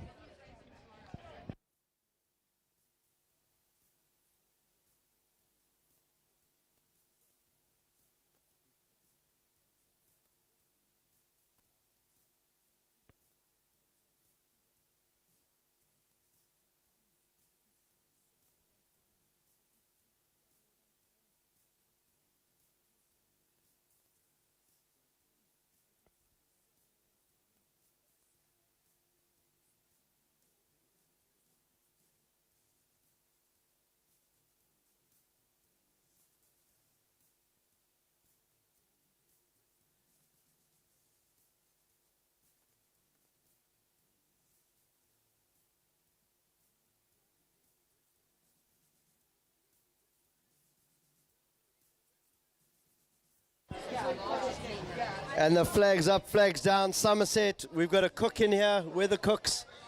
Are they around? So Jessica Cook and Maybert Joyner, Somerset, they're in lane 1. And they've gone. You're going to have a lot of movement. Waldeck, Cook, Smith from St. Stithians, St. Mary's, McGregor and Imogen Gunning. dominating performance yesterday. If that's anything to go by, they should take this out. And those boats are right on top of each other. That is St. Andrews right on top, and they are being waved out of the way. St. Andrews right on top of St. Mary's and vice versa. But somehow they keep going.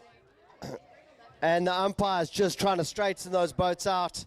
And that's going to play to the advantage of St. Scythian's Waldeck Cooks.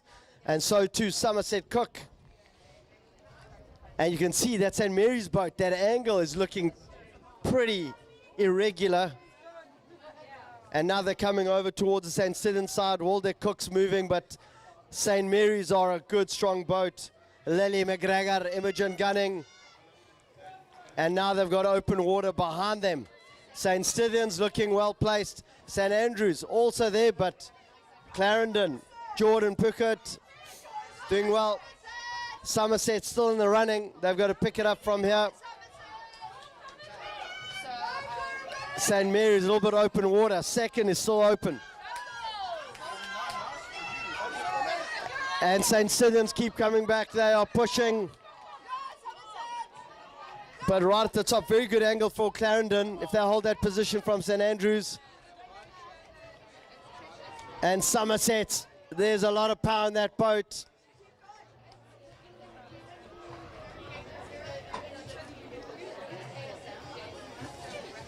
And right at the top, Holy Roger dos Santos Matabese finishing up that race.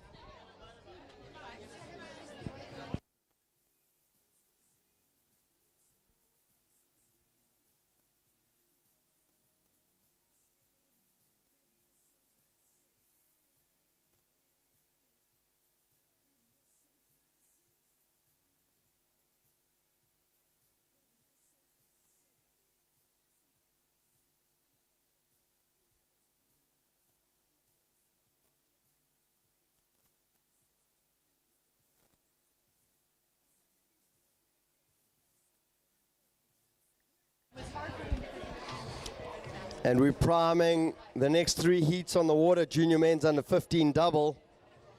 There are 3 heats, pretty much full lanes. So you've got to win your heat, and everybody else has got to go for their fastest time. So it is going to be close, tight order racing. I see a Byron Securtis out there from Tix. Good to have him back. And Munro Douglas, good, strong athlete from Grey Now Racing for Tix.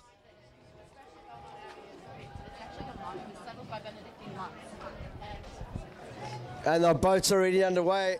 Lana's done a superb job of getting them out. And they are gone.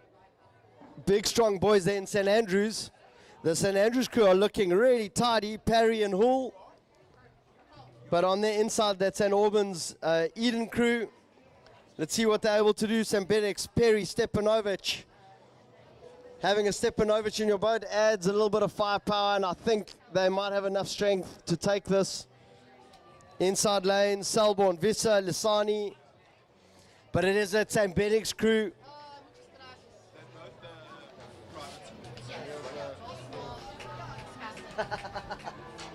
And that St. Benedict's crew are doing a top job. They've picked it up. No real surprise there. They've been racing well all weekend, all long weekend. Perry Stepanovic. Behind them, that is the St. Albans Eden Matlapeng crew. And St. Andrews had a great start, and now they're going to have to hold on for a fast time. St. Benedict's are going to go straight through to the finals. Behind them, St. Albans Eden Matlapeng going to have to wait for a fast finish time, but they are looking nice and tidy. St. Andrews got still a bit more work to do. Those look like good, solid athletes, and they're moving very well. Selborne coming through, but I think they're going to be pipped by Saxum Kuzi Nagdi.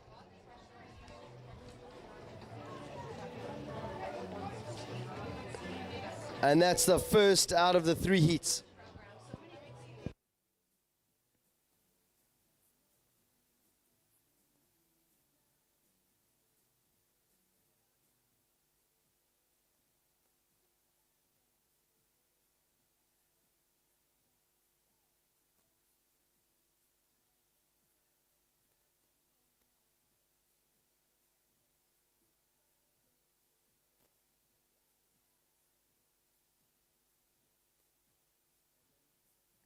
And the next race on the water, they are getting them ready. Sax Boyce, lane 1, Selborne Skill, lane 2, St. Benedict Sherwood, lane 3, JP White, lane 4, Gray van Antwerpen, lane 5, lane 6, St. Albans Mochara, and St. Benedict's, the Young Guns, Rawbeck, lane 7.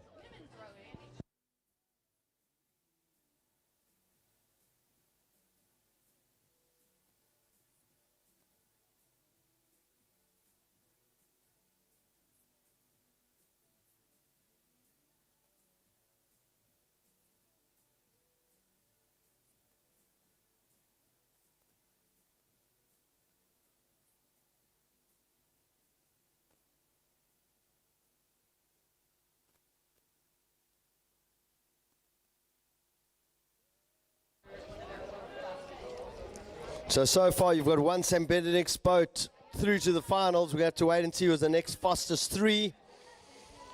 In the next heat you've got 2 St. Benedict's boats. And you've got the Sherwood Dietrich boat. It'll be interesting to see how they do. And Rawbeck, Janssen van Rensburg. But everybody gets a shot at Selborne Sprint, so let's wait and see what they're able to do. Sax Boyce, Stanford, lane 1. And then Jeppy, Tristan White, Ben Stanfest. Always strong athletes.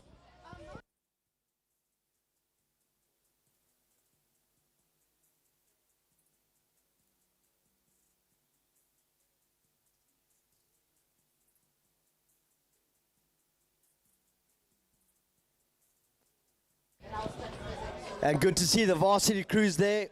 Munro Douglas, Byron Sikiotis, in pairs racing.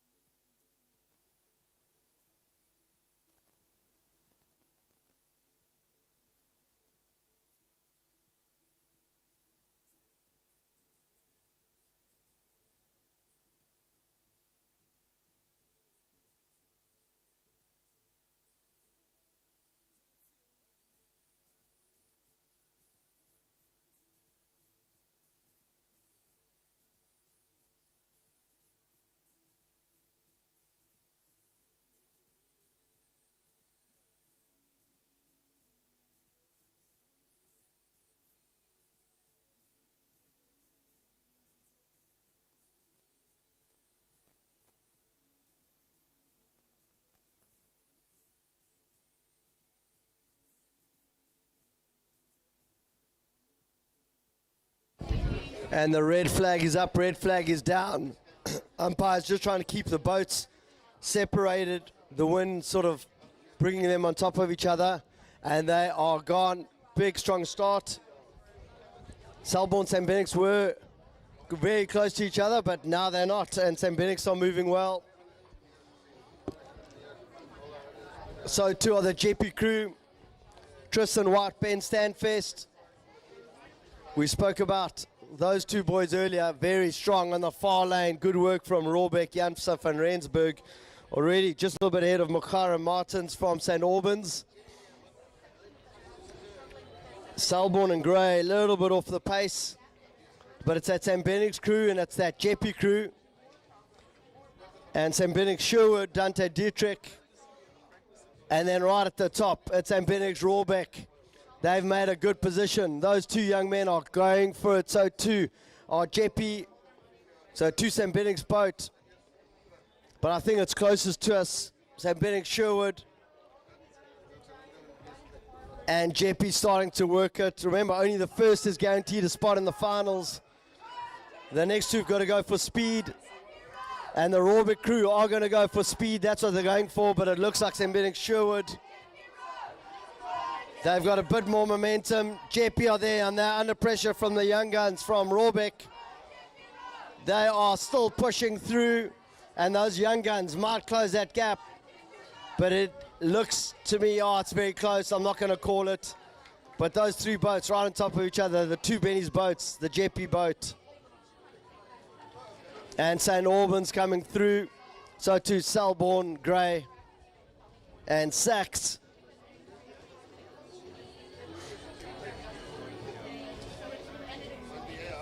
That's second of the heats, third heat, lining up.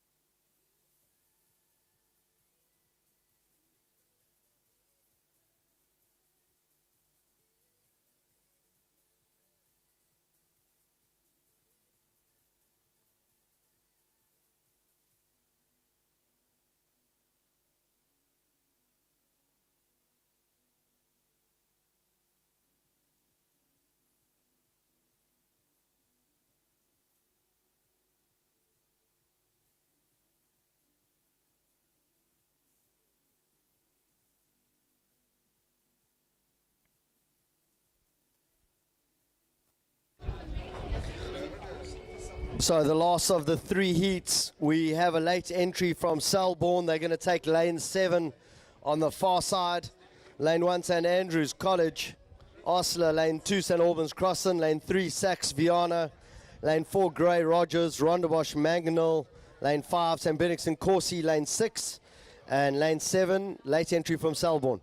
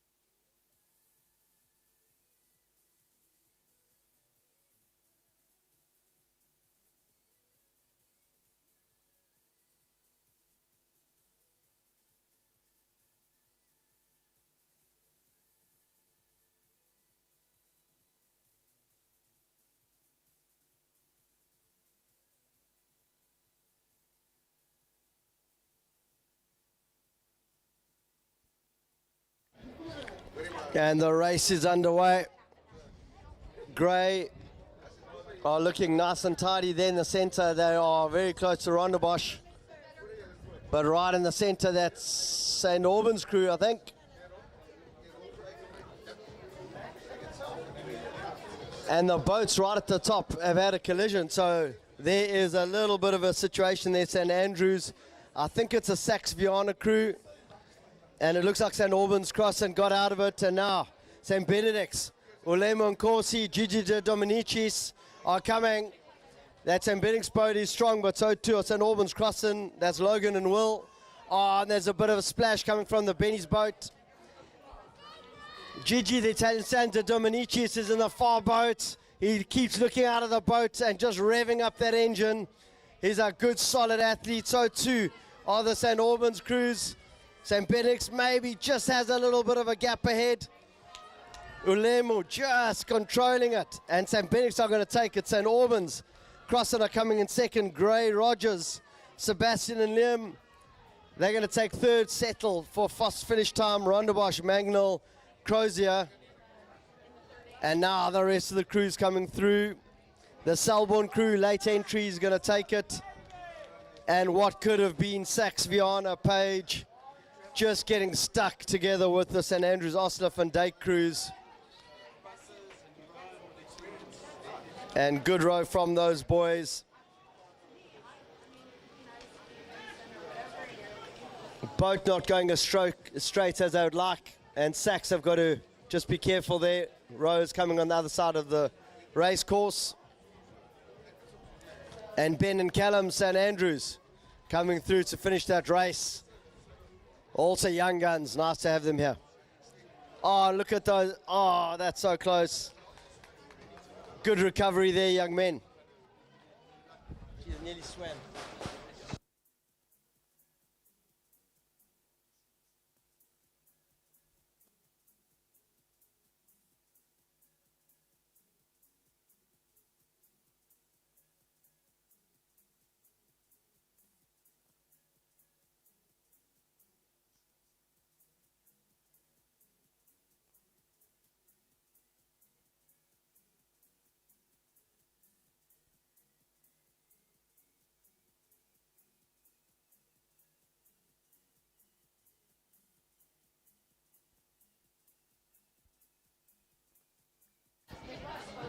And we now moved on to 2 heats.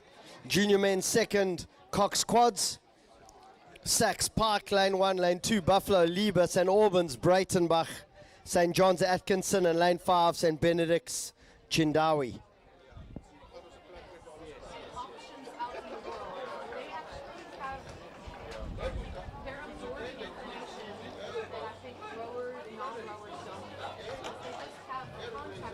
And the boats struggling to straighten out with the wind.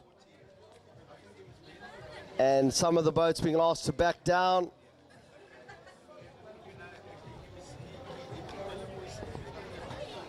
Buffalo and Sax really close to each other. So umpire's just straightening them out.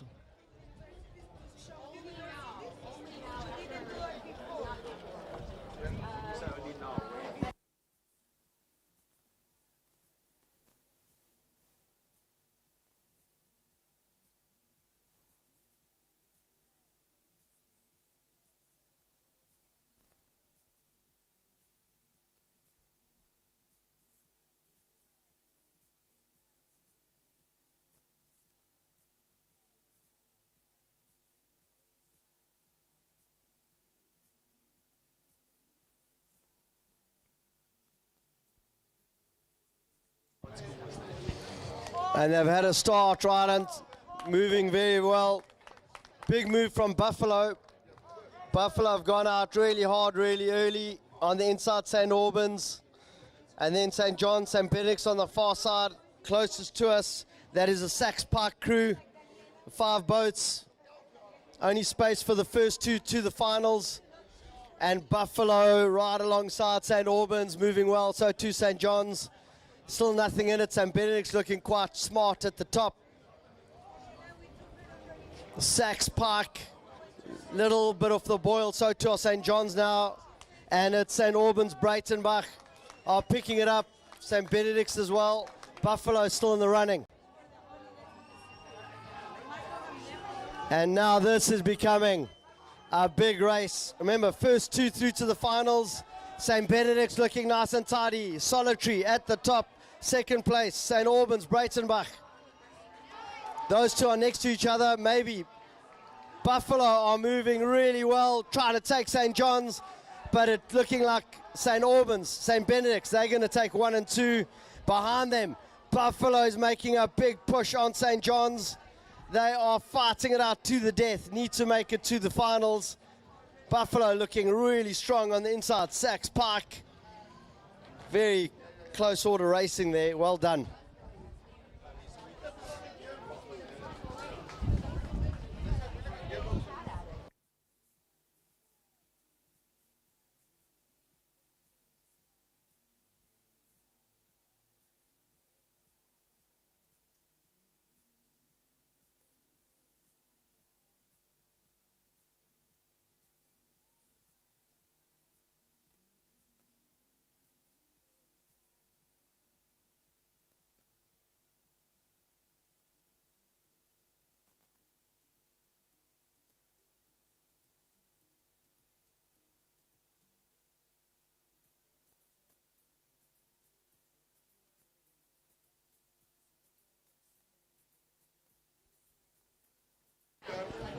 Four boats in the second heat. Boats looking nice and tidy. Grey Urwi, lane 2, lane 3, St. Benedict's Mafuta, lane 4, Bishops, Radcliffe, St. Albans, Jujardis, lane 5.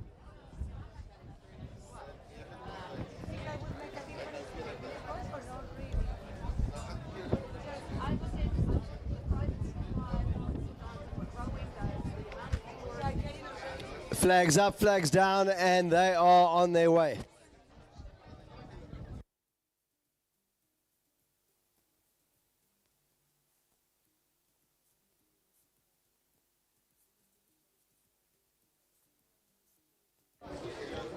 Bishops, Radcliffe having a good start, so too St. Benedict's Mafuta. Grey Urwi still in the running. St. Albans, Jujardis, they may be looking a little bit behind at this early stage of the race. Yeah, but I think it's the point end of the field. St. Benedict's looking very good, so too are Bishops. And now they're starting to open up a bit. Grey falling off, so too are St. Albans. Remember, first two through to the finals. St. Benedict's, Bishops looking like they're going to take it. Open water behind them. And that St. Benedict's and Bishops crew just going to open it up. They're still racing. They're young men. They don't care. They're going to keep going.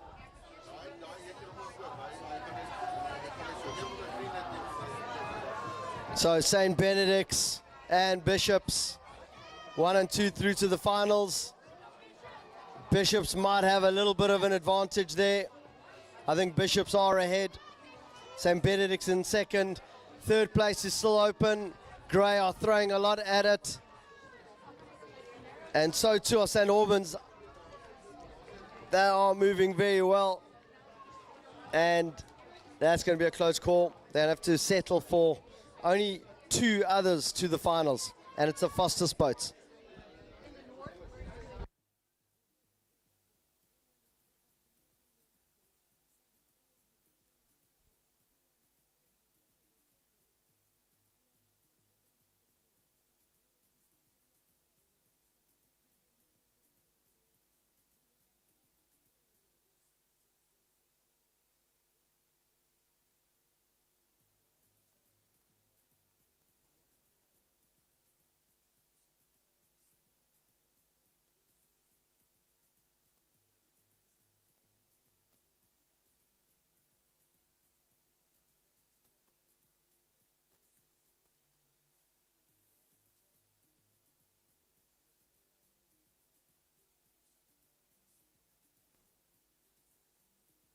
Could be a high car. Here is a vehicle announcement. This car is parked out illegally. It probably has tickets already and it may be getting towed. License plate from Gauteng, MH94WH. Again, MH94WH, Gauteng plates. Please go move your car and you might have a ticket to pay already.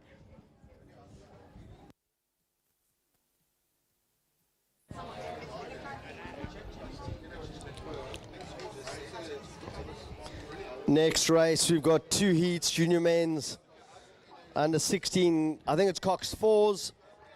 Bishop's Polly, Kes Adriansa, St. Benedict Zeng, St. John's Jacobs, Rondebosch Basingthwaite, and Selborne Neves. Boats taking the time, just getting lined up. Umpire's doing a great job. This race intended to start at 8:15. It is now 8:12 a.m.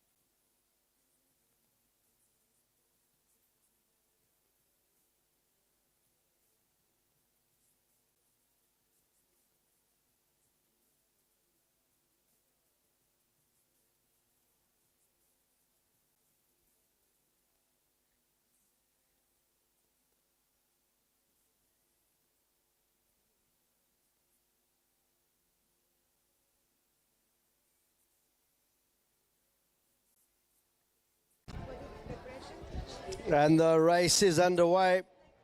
Heat 1, junior men's under 16.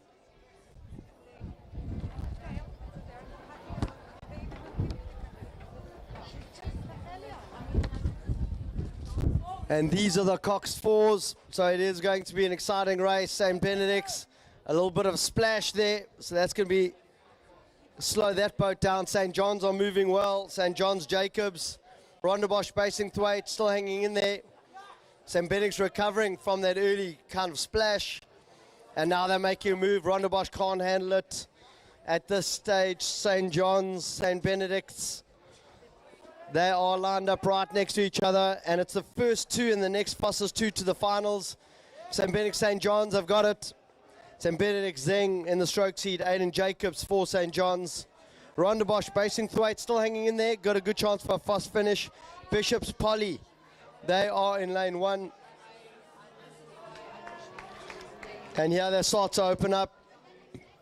St. Benedict's, they've got open water, moving nicely. second position, St. John's. Rondebosch going to have to wait and see if they get a next fastest finish to the finals. They're looking nice and close, and the teams on the water. Selborne at the top, bit of splashing there. Bishop's Polly coming through. They are very close to the finish.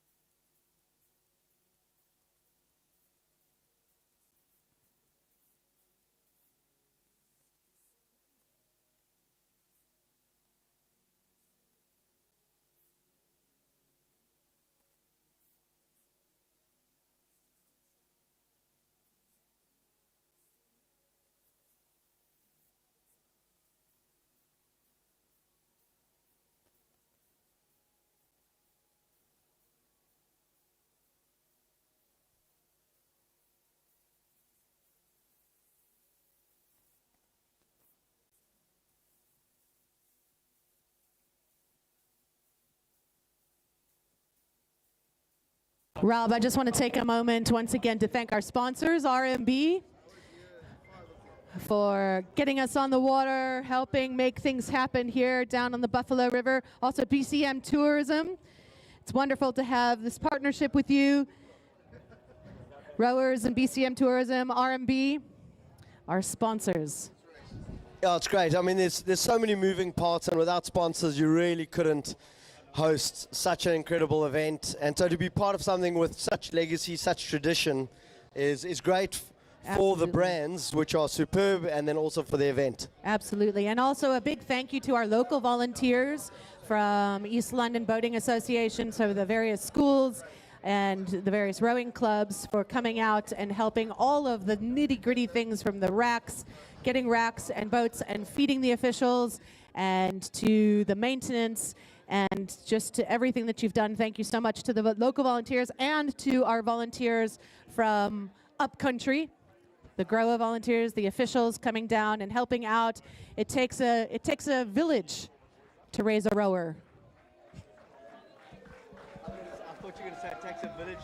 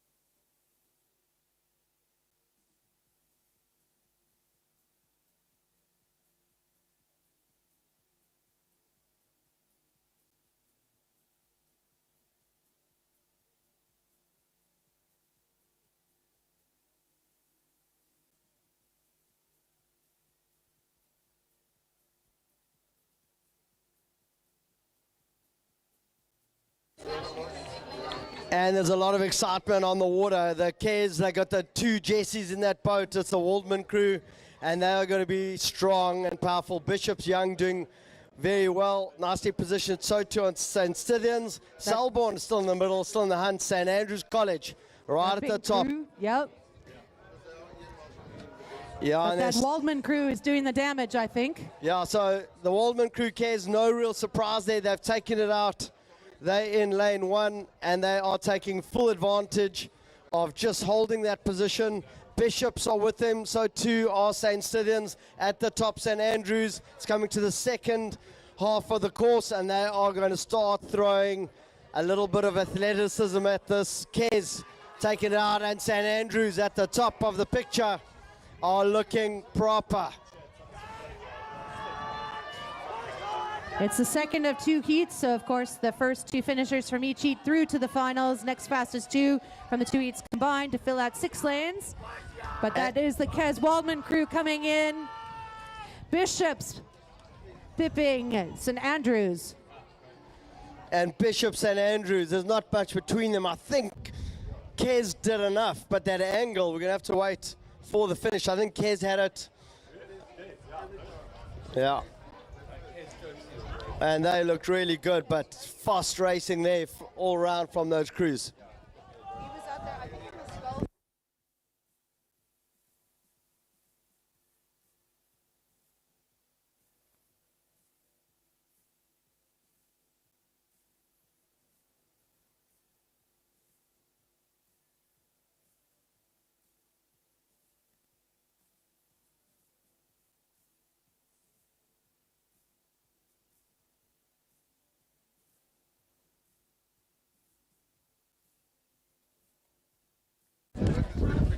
And now you want to take your sails out. It is the Skulls Racing Junior Women's Under 15 Skulls. And so the wind is going to come into the equation. Oh. And just put up a sail and just cruise to the finish.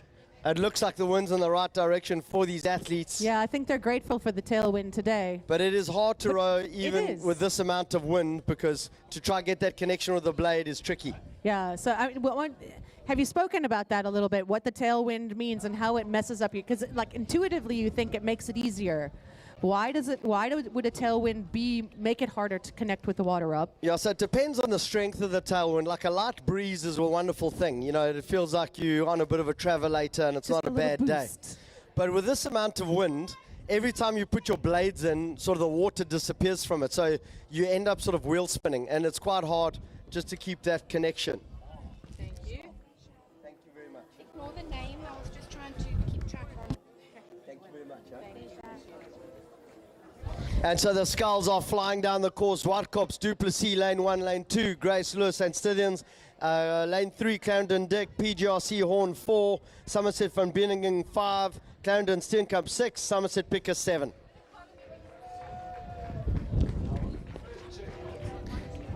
And it's looking like Grace Lewis from St. Stithians is getting out there ahead of the pack. Also, is that Duplessis from Sportcops? Yeah, Duplessis, Aaron Duplessis, Whitecops looking really good there in lane 1. Remember, these are junior women's under 15 Skulls. Grace Lewis, I always call her Grace Kelly, and she keeps doing a superb job. She looks well positioned at the top. Keep an eye out on Steenkamp Clarendon. And they're starting to move well. They've made a big surge, but Grace Lewis, St. Stithians, she's looking really nice and tidy. It looks like Erin Duplessis has lost her way a little bit, costing her some time as she's starting to cross the lanes. That navigation challenging her just a bit. But look in the outside lane. Ashley Steenkamp is going for it. Remember, 1 and 2 through to the finals, and these two scullers on the water, superb job. Look at Grace Lewis go, working hard, so too Steenkamp. They're going to take it. They're off to the finals, and the rest are going to have to settle for next fastest. Great work from Clarendon. Ashley Steenkamp and the rest of the athletes are making a push, surrounded. Van Benningen holding everybody off at bay. She's got about a canvas between a whole platoon of rowers coming after her. She's holding court. So St. Stithians through to the final, so too is Clarendon, and the rest of the team's good work from Somerset. And that is close order racing. Well done, ladies. So here's a question for you. We know we're always talking about the twin factor, and there's a striking imbalance of male twins versus female twins. But I see here now, Heat 1, Ashley Steenkamp from Clarendon. Heat 2, Lila Steenkamp from Clarendon. Are they twins? They've got to be Who twins. can help us out But on that? I know Leela Steenkamp is out of this race. I see a scratch from them. Thank you. I've got too much water now. I've got water in my pockets. I've got 2 coffees. That's why Rockstar died at 27. They keep getting Yeah. At least they're not bringing us cocaine. Yeah, go chow, and then I'll cover this while you, since I was doing the U.S.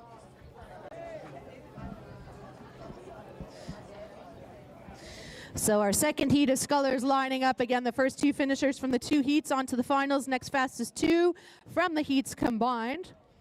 Somerset Holden in lane 1. Steenkamp, that's Lila from Clarendon lane 2. Cook, Somerset lane 3. Allen Swartkops lane 4. Robbenheimer from PGRC lane 5. Hewiston from Clarendon lane 6. And Nzunzu from Clarendon lane 7.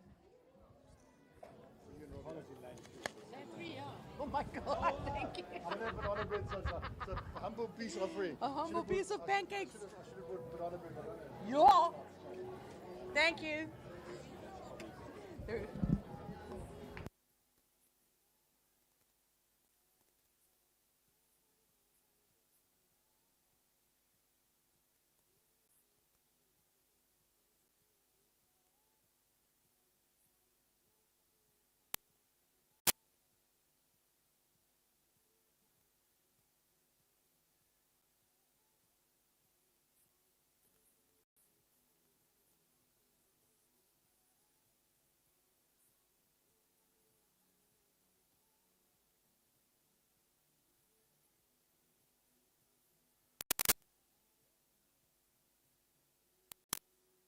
Okay.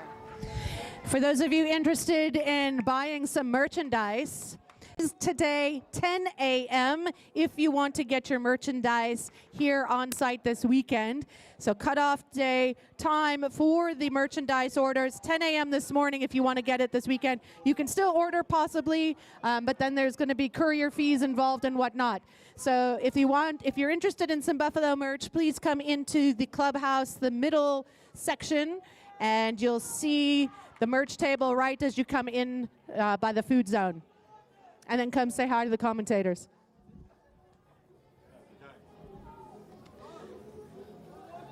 Heat 2 on its way down now.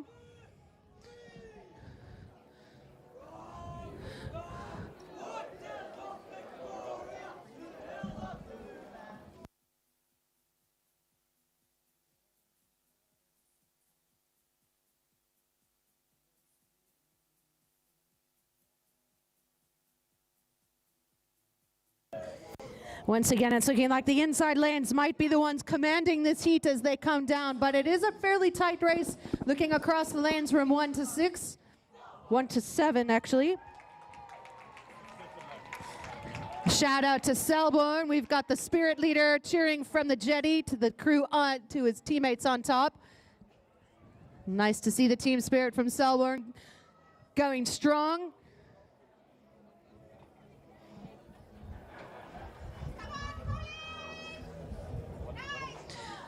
Somerset College in the middle lanes. That's Van Bernegen.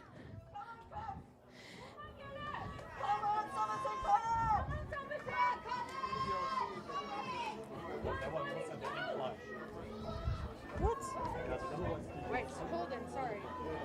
Sorry, I'm looking at the wrong heat. PGRC Robbenheimer looking really strong there in the middle.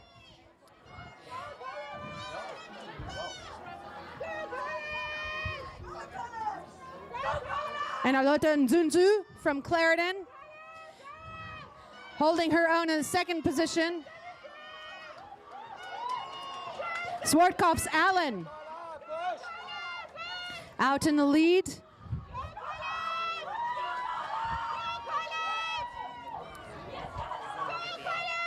Steenkamp from Cook from Somerset. Right. I cannot get my...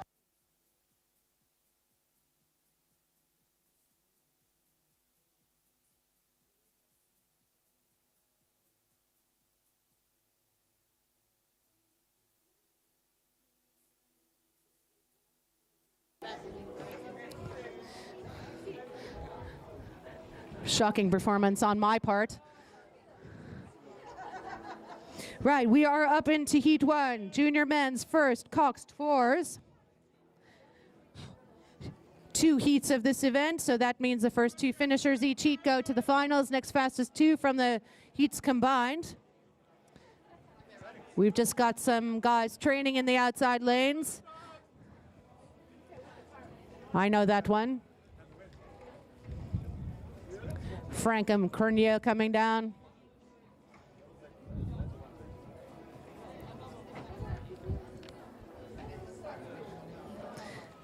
And you see there's an old Ed's crew coming down there. Damien Bonehaga Kuhn, Chris Baxter in that boat. Sebastian Prince, Miles Leyburn in there. I think he might be the 4th. Going out for a little Friday paddle.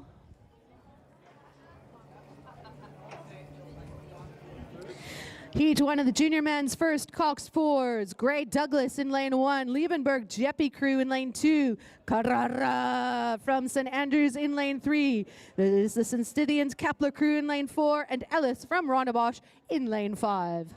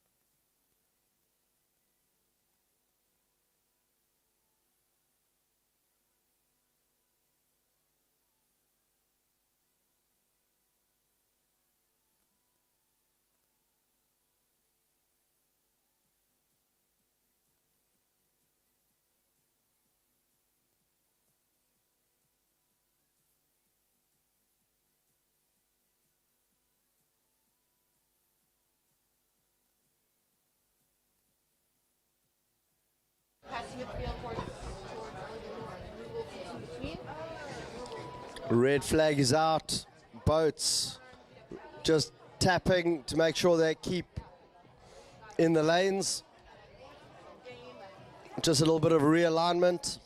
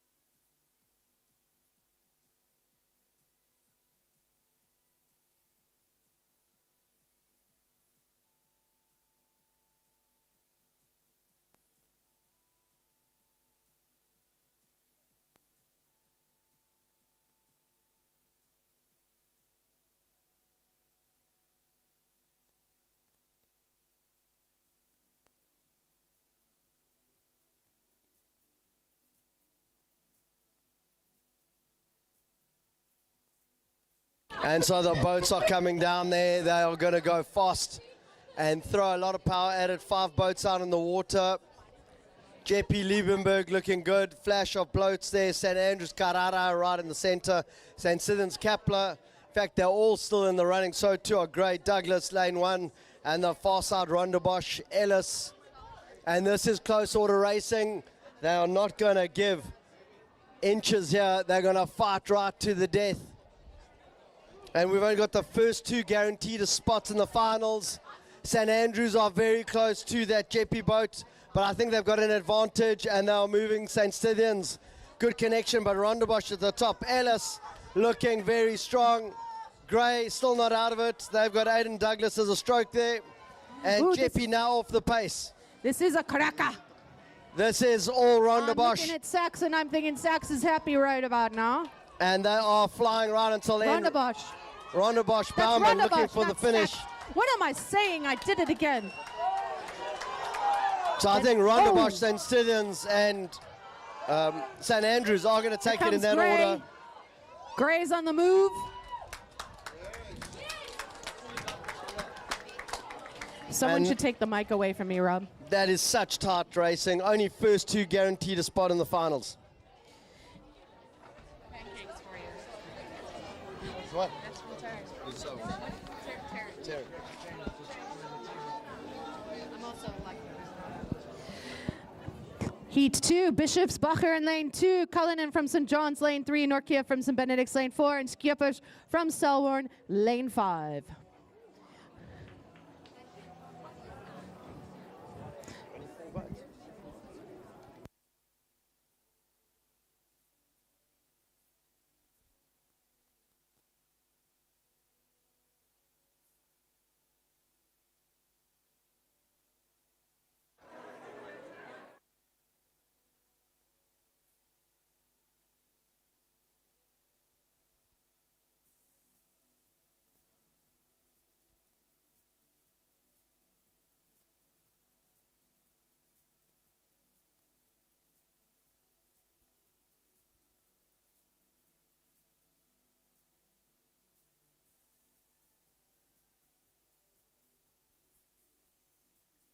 And we've got a late entry, Rondebosch out there in lane 6.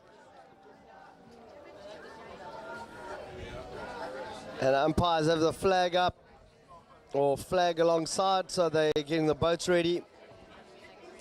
Bishops Bacher lane 2, St. John's Cullinan lane 3, St. Benedict's Norkia lane 4, Selborne Skippers lane 5, and Rondebosch late entry lane 6.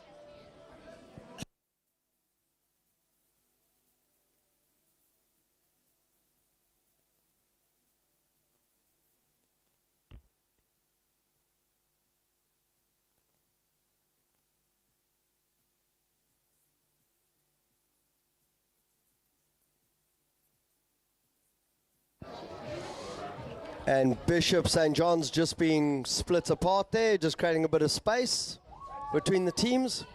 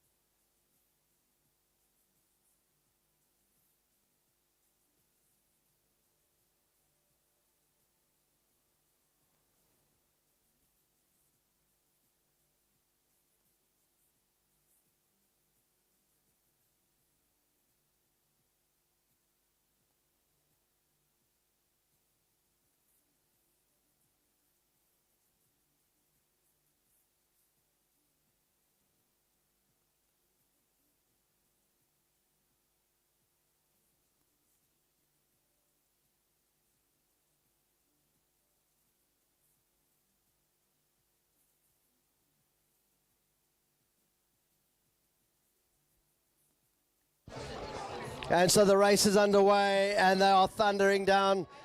St. Benedict's Norkia well positioned. They've got St. John's Cullinan on the inside looking really good. So too is Bishop's Bacher. Selborne Skippers and Rondebosch are a little bit off the pace, and it's a 3 boats closest to us. St. John's moving well, so too are St. Benedict's. Bishops have got work to do to close that gap down. And at St. Benedict, St. John's, they look well placed. Bishops just struggling with this pace. St. Benedict's looking like the masterclass there. St. Benedict's has about a canvas ahead of St. John's. St. John's trying to surge ahead. Yeah, so St. Benedict, St. John's, they've done enough to take it 1-2 off to the finals. Bishop's looking really good there. They're going to have to wait and see. Performance. Rondo Wash in the outside lane coming in.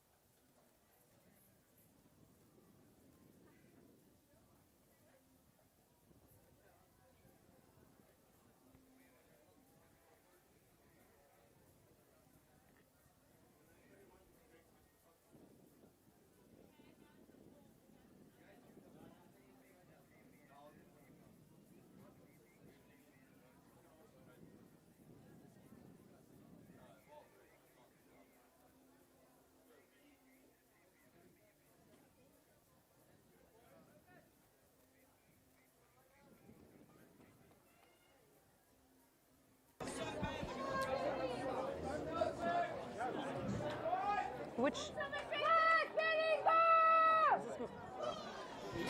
And these are the big guns that are coming down, and it's no surprise St. Benedict's, Rawbeck. They're going to be the masterclass on the inside. Sax Fletcher. Yo, those are the Sax boys. These boys are moving, and they're moving fast. Yeah, and that's why St. Benedict's are certainly right at the top here. They've got open water. Sax are strong, and they are going to come in second, but that St. Benedict's crew are going to have a little bit of open water. Sax second. Third place still open, very close between Bishops and St. Stithians. Last few strokes. Somerset McGregor coming in on the inside. McGregor. Lane 1. Ethan McGregor.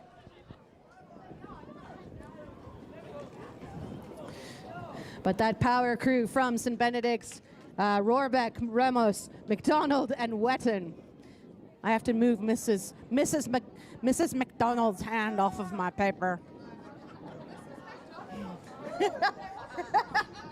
What kind of macker are you, McDonald? Macker. McDonald. Did you know that ad? There was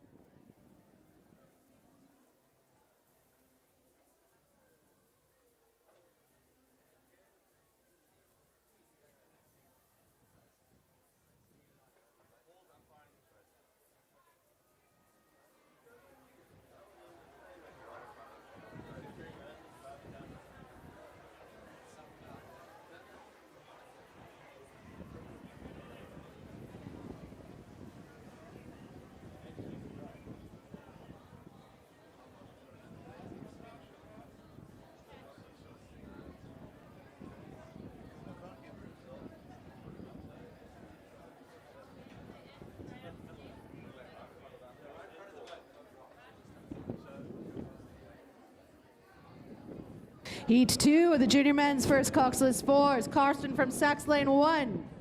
Jeppy Nell in lane 2. St. John's Herman lane 3. St. Andrews Fletcher lane 4. And Selborne Thompson in lane 5.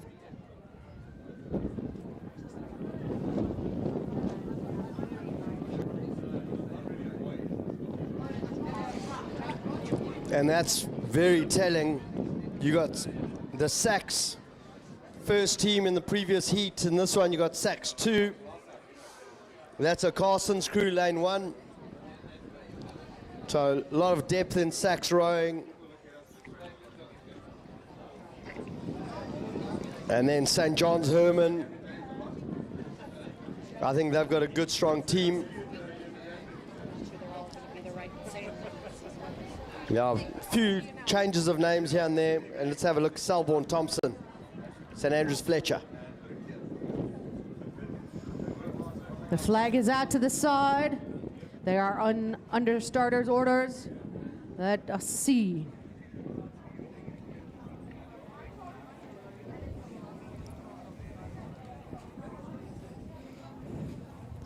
I see those center lanes drifting in closer to each other, Rob.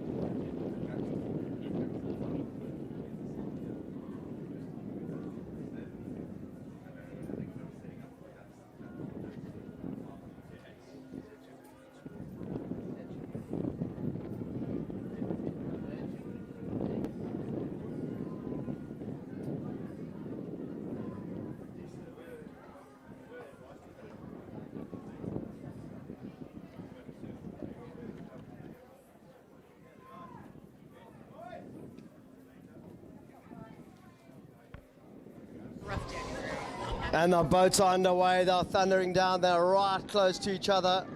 They've got to keep it nice and tidy. Oh, I see those blades really close. And they are keeping it together. St. John's right in the middle, St. Andrews. But it is the lane closest to us. Those blades are right on top of each other. Sachs and Jeppy. And now they're starting to come apart. I think Sachs and St. John's are pulling away. St. Andrews still in the running there. We'll have a look as they get closer, see who's actually in the boat. Yeah, so lots of good momentum, really good work from Sachs Carsons. That's a second Sachs boat, so bodes really well for them. And at the top, Selborne Thompson have started to make a push. I think St. John's have got it at this stage. There's still work. St. Andrews are pushing through, and now Sachs Carsons are coming. Close. Those blades are half a foot apart. But St. Andrews is chasing St. John's. St. John's is trying to escape them. Canvas ahead to St. John's as they come into the finish. But look at the hard charging. It is the hard charging Sachs crew. This is one for the cameras. That is very close. I think St. Andrews. Great racing. St. John's there, they are very happy about that. Proper acceleration towards the end. We're now moving to race J. 8:55 a.m. start. It is now 8:52. Umpires are we ahead of and schedule? Marshall setting a great standard. Congratulations to our officials for keeping everything on time despite the wind.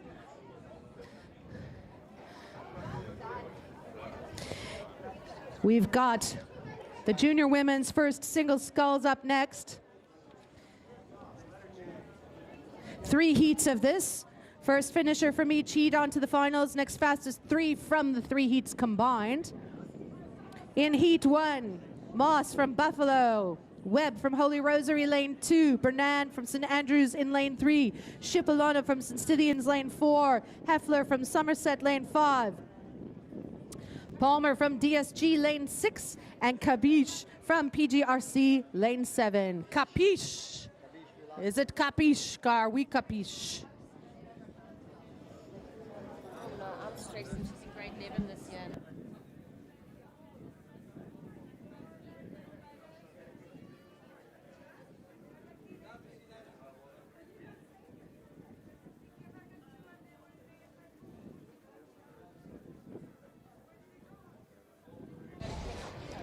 And this is really tough racing. It's the first and the next 3 fastest to the finals. So if you're not first, you've got to absolutely torch yourself and try get a spot in the finals, and you're up against some strong athletes out there.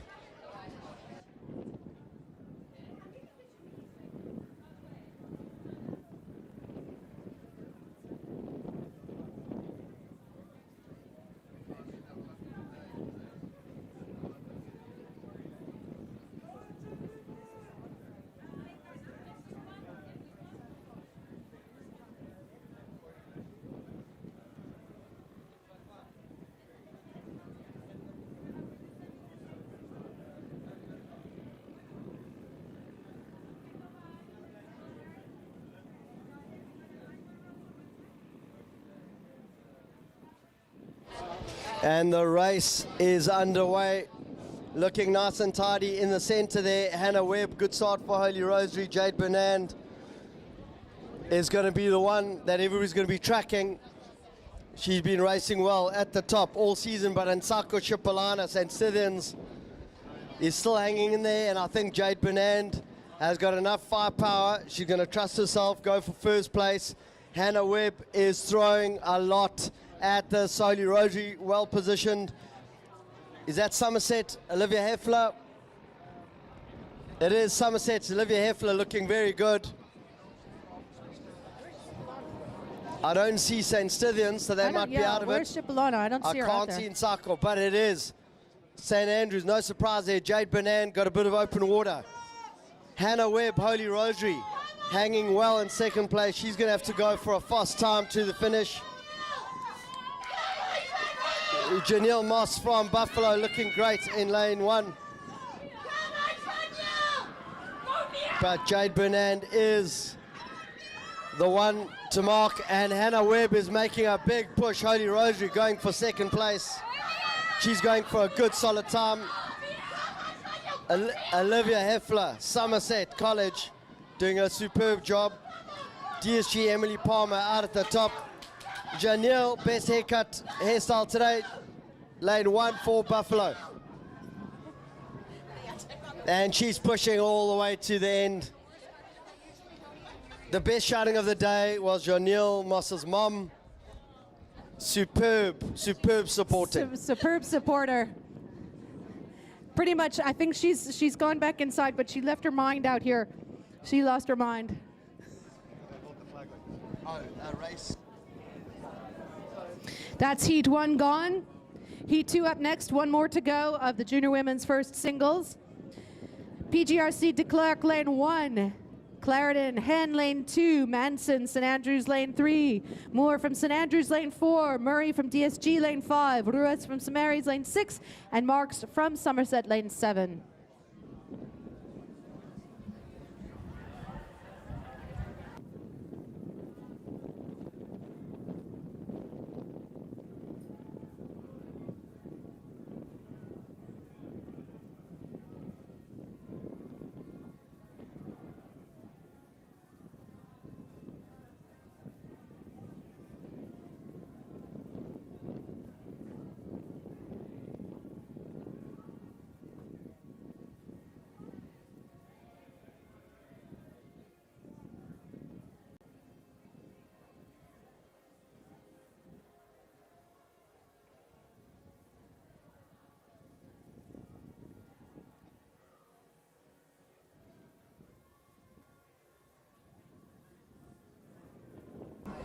And we also want to thank our media partner, Eagle Media, for being here today, keeping the live streaming going.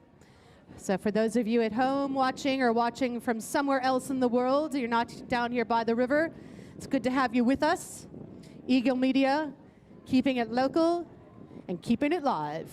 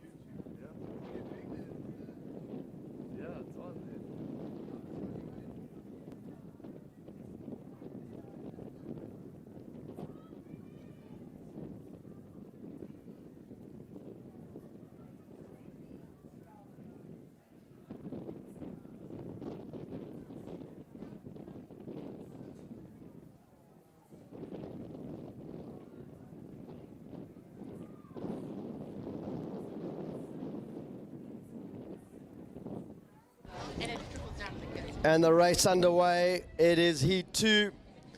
PGRC, De Klerk, lane 1, 2. Hen, Clarendon, St Andrews, Manson, lane 3, lane 4. Moore, St Andrews, 5. DSG Murray, 6. St Mary's Russ. Manson bringing the power. 2. But look at Milana Russ right at the top. She's taking advantage. Russ, St Mary's is bringing a lot of power. She's got good stroke rate. She's working really hard, probably harder than everybody. Rob, look at the water that Milana Russ is in. She hasn't got hardly a riffle. She's like right on the border of the riffles and the flat water. Yeah, so Russ, really nice. She's a really good rower, and she's decided, I'm just going for it. Gabby Manson, St Andrews, she's fighting back, so too is Robin Moore. But right at the top, Milana Russ took it out. She's going really well. Gabby Manson is closing it down. There goes St Gabby Mary's holding on to the finish. Into flat water. But St Mary's, I think, going to take. And Alara Hen Clarendon. DSG. And then PGRC, Lana De Klerk. And that's Heat 2, last heat on its way.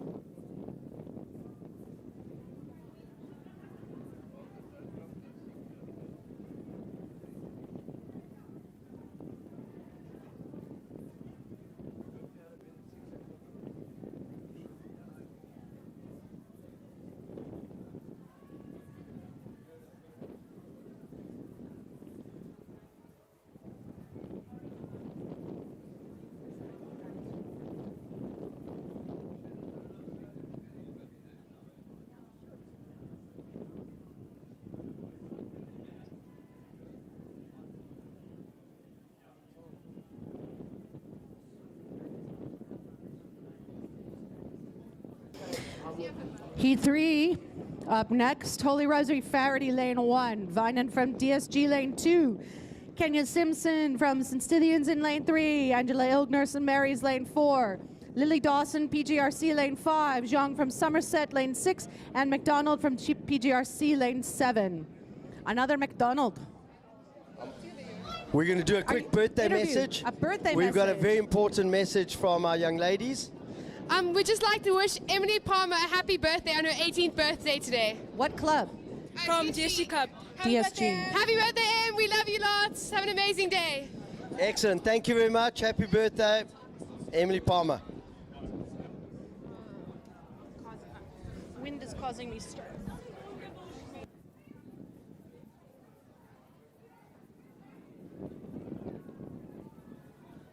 Rob, it looks like they are away and coming down in this third heat of the junior women's first single sculls.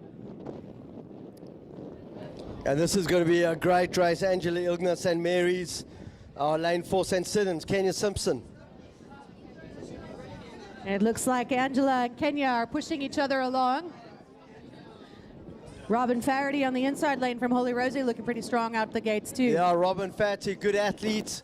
We were saying good to have her back, and I think she is back. She's going to get stuck into this race. And second place, Mila Vinant, DSG. I think Robin Faraday, good stroke rate, but right in the center.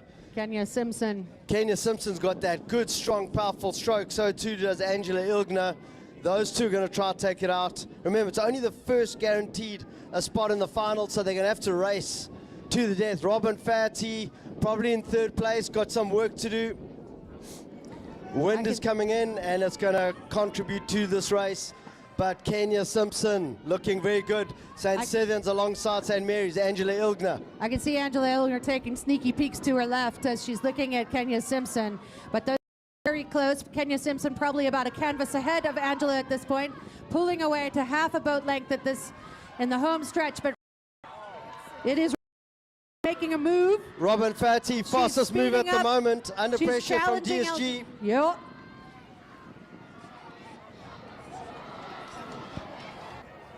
I think that's a photo finish there between, what is that? That's DSG and Holy Rosary and even St. Mary's. Yeah, Mila Vinant, incredible right at the end, like just shortened up that stroke and pushed as hard as she could on those footboards. Well done to her. PGRC and Somerset coming in now for the finish. Looking up river, we're moving on to the junior men's under 15 single sculls.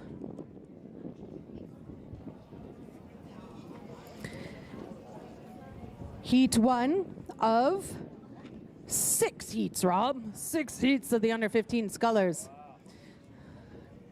So, fastest 6 times out of all of those heats. So these guys are not racing for a place in the heat, they are racing for time. So they just need to put foot and get down here as fast as they can. In Heat 1, St. Albans Crossing, lane 2, Somerset Allwood.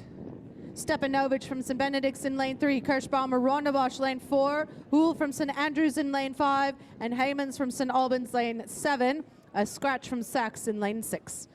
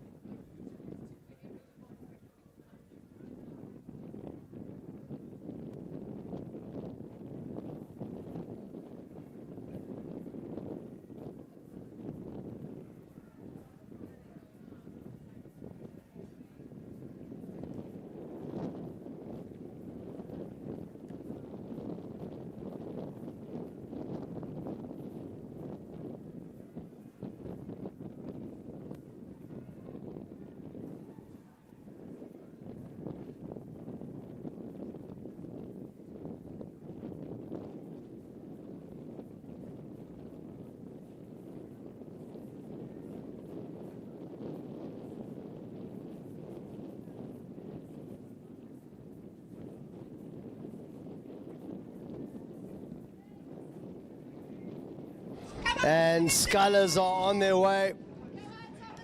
St. Benedict's Mark Stepanovic, he's been doing great work all weekend, and he's got a lot of people around him. Liam Allwood, Somerset, Sar Kirschbaumer, Ronda Bosch, but it is Stepanovic, good athlete, and he's really got open water, so I think he's going to take advantage. Remember, Foster 6 times, so you don't wait around. You just got to, you could win this heat and not make the finals.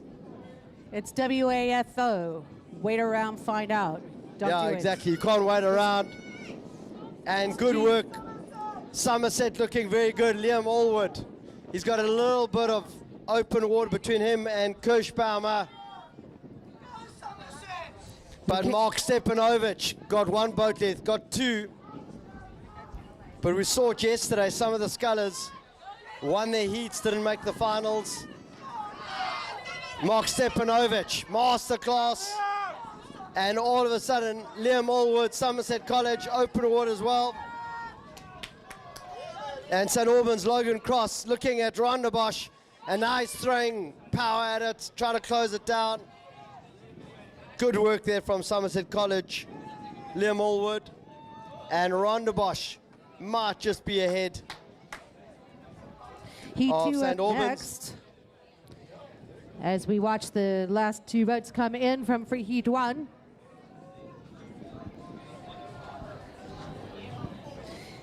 Heat 2, Perry from St. Andrews in lane 1, Rogers from Gray lane 2, Sherwood from St. Benedict's lane 3, Jeppy White lane 4, and a scratch from Sachs and St. Albans in lanes 5 and 6. So it is a 4-boat race in Heat 2. Again, going for times, Rob. Doesn't matter where you finish in your heat. Doesn't matter where you finish. We saw yesterday, it seems like there was a slight change in the wind, I think you were calling it, but some of the scullers won their heats convincingly, didn't make the finals. Absolutely, and I think I was talking to some of the athletes afterwards, and they were just looking like, I was not expecting that. Yeah, you're like shell-shocked. I thought for sure that I was going to make the finals, and here I am not. And I think it was something like there was a minute difference between them and the first heat, and they won convincingly. So, I think sometimes the weather does play its part, but you play the field as it lies. Yeah. The buffalo will always throw her best at you. Your opponents aren't on the water. Your opponent is the water and the wind.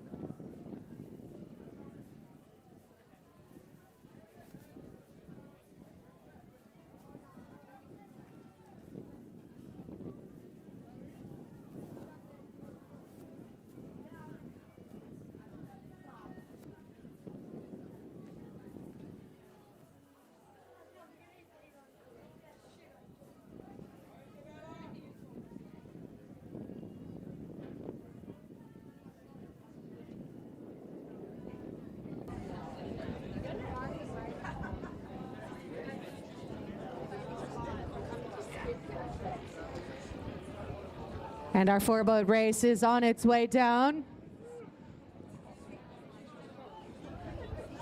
Jeppy White falling off the pace just a little bit in that outside lane, lane 4. Looking more like lane 6.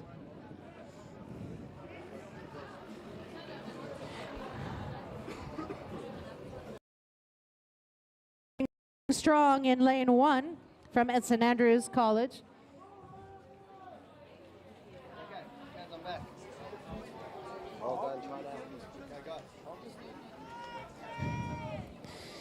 Sebastian Rogers from Grey High doing a nice job out there. And I see it is Matthew Sherwood from St. Benedict's chasing down Mr. Rogers.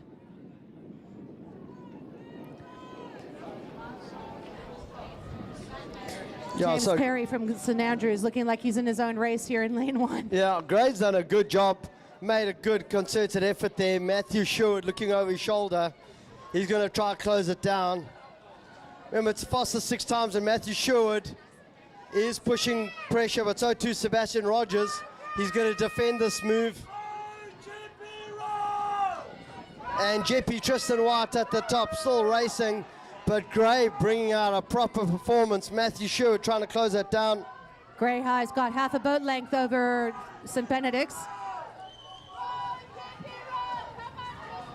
And look at Matthew Sherwood. Somehow he pulls it out of the bag in the last 6 strokes. Oh, that's really going to be close. That'll go right down to the line. We'll have to go to the cameras for that one. Jeppy, Tristan White, good job. James Perry, St. Andrews College. Over to you, Finish Tower. Heat 3 up next. A scratch from Saxon, lane 1, but we've got Jeppy Stanfest, lane 2. Matthew Perry from St. Benedict's in lane 3. Smith from Grey, lane 4. Lewis Selborne, lane 5. And Mogara from St. Albans in lane 6.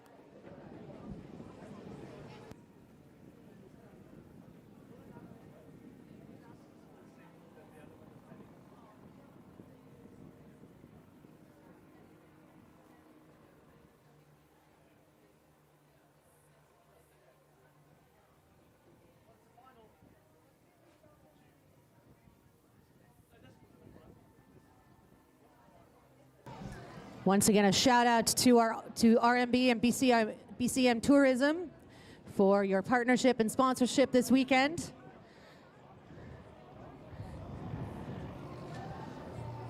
Keeping things alive and fun down here at the Buffalo River at Elba. And because you're here, Rob, that's why you're bringing the Chias. That's what we do. We try to bring as much love as you can. Be the door through which love enters the world. That's my motto. I don't even know what to do with that. So much.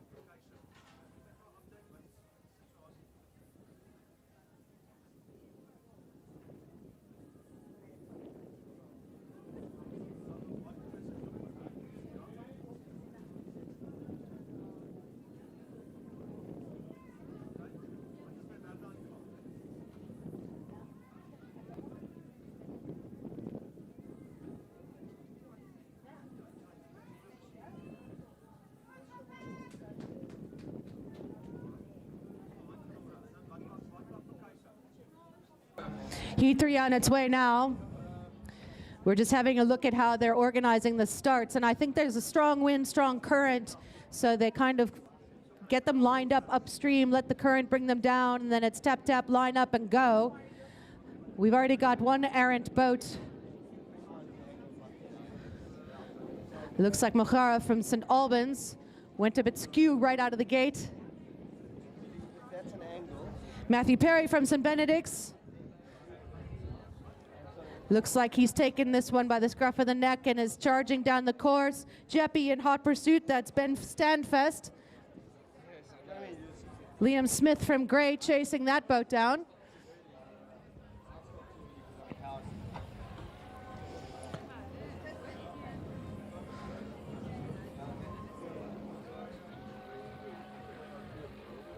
Ben Standfest on the inside. And it's the second of the Matthews from St. Benedict's. Matthew Perry, he's doing a good job open water behind him. Ben Standfest from Jeppy's in a race of his life with Smith from Gray and Lewis from Selborne. But Selborne College out there, that is Stanley Lewis looking strong from Selborne. It is Selborne and Jeppy, the black and white boats, pulling ahead of Gray High, chasing down Matthew Perry from St. Benedict's, who has got a couple of boat lengths ahead. Jeppy, Standfast pulling out ahead of Mr. Lewis. But Selborne could bring something. He's rowing really well there, so too's Gray. And I would say Jeppy Standfest looking nice and tidy as well. And then Mohara, St. Albans. He had a terrible start. He went...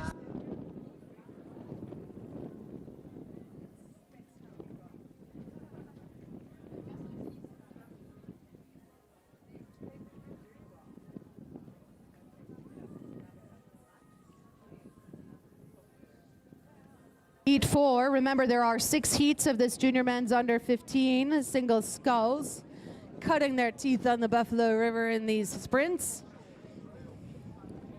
Selborne Baisley in lane 1, Kez Kutsia in lane 2, St. Albans Eden lane 3, Mofu from Buffalo lane 4, Lanisa from Somerset lane 5, and Boyce from Sax in lane 6.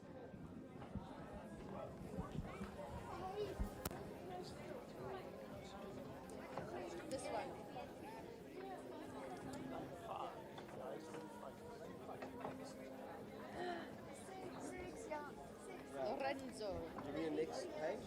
I want to know. Really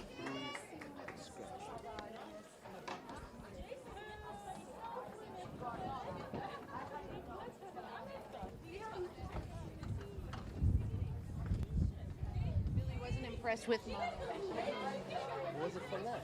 I think it's because it was hot, so I was just leaning on it a lot. So it's a bit abrasive and it was hot. So I think it's a cross between it's like a carpet burn without the carpet sort of vibe. But I can see where I'm leaning because then I leave little blood. It's kind of gross. We're learning a lot about each other. I know. We're like way too familiar with each other. Even you're coughing like a, like you got the old man cough, are you? And something goes. No, I've had it for a while. Natty sent me for COVID tests. He sent me for, but my heart rate is still like low, like ninja rate, so I'm fit. Yeah. But as I get going, it's almost like I've got a bit of going. Yeah.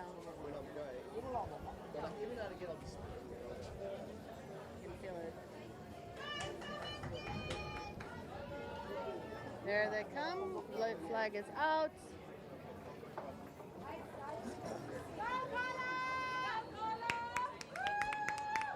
Jess! Jess! Guess what's this? Put a look.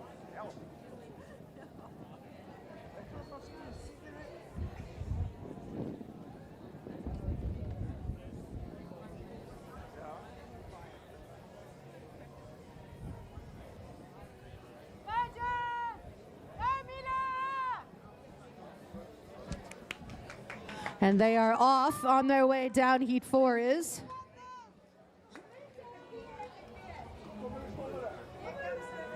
Kez Kutsia off to a roaring start, Rob.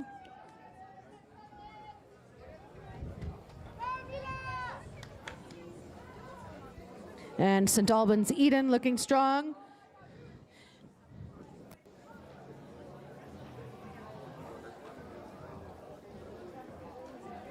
And Mofu from Buffalo is right in the mix with the St. Albans Eden boat. But for my money, it's Kutsia setting the pace in this heat. Yeah, so the first of the twins coming through, Justin Kutsia in this race. Good, solid job. So too is Jason Eden, St. Albans. I think for my money, those two are lined up quite nicely to each other. Buffalo, Bofu, not too bad. Mofu, not too bad. Lenisa Somerset, still hanging in. Selborne, Jack Baisley, lane 1. And Tabo Boysa Sachs out there in lane 6. Get up, I think St. Albans, Jason Eden has got a little bit of a spark there. Good connection. Justin Kutsia hanging in. And now you've got to try and make your way to the finals, and you've got to go as hard as you can. Jason Eden, St. Albans, putting down those quads. Justin Kutsia has picked up rates. He's got momentum. And look at Buffalo, Mofu go. And Bozikile from Buffalo. Yeah, Buffalo. Amazing rowing. Most amount of stroke rate coming through from him. And then Somerset, Lorenzo Linisa, 4th place for him. And the boat's behind. I think they've got a gentleman's agreement. Let's wait until right at the end. And now they just rip it up. Zach Baisley coming in. Selborne and Sachs. Zach Baisley, Tabo Boysa.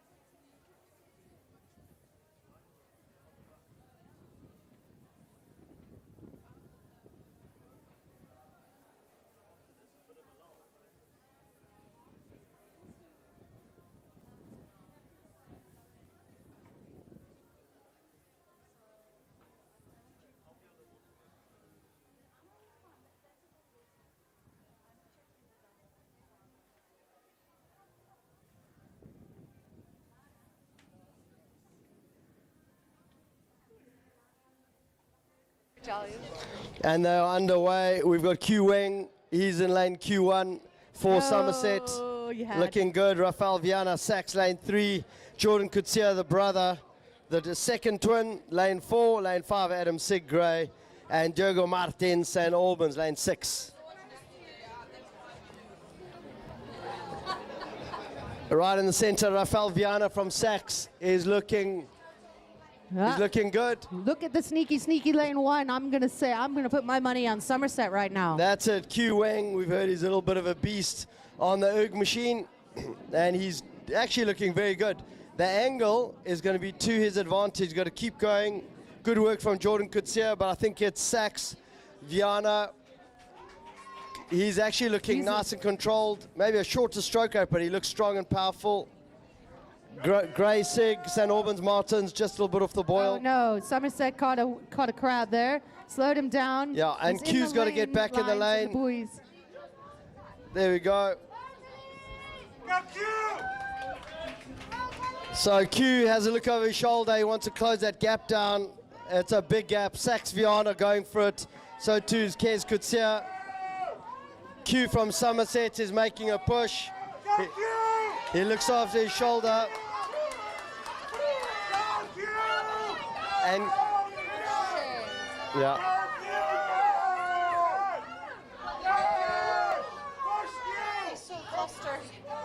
And right through to the end, Sax going to take it, then Kez. And then Somerset College, Q Weng, let's keep an eye on him. And St. Albans, Diogo Martins and Adam Sig for Grey, bringing that race to a close. Last teed up next now, the junior men's under 15 single sculls, St. Benedict's, the Dominicis. It's Gigi the Italian Gigi, Stallions, the you gotta say Dominicis. Yes. Greatest name out there.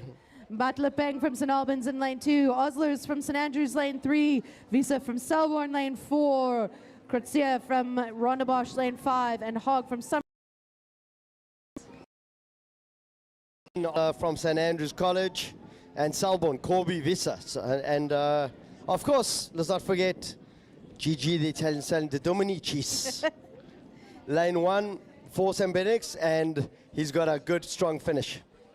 If I had 1 rand for every time you said that, Rob, I could buy a coffee.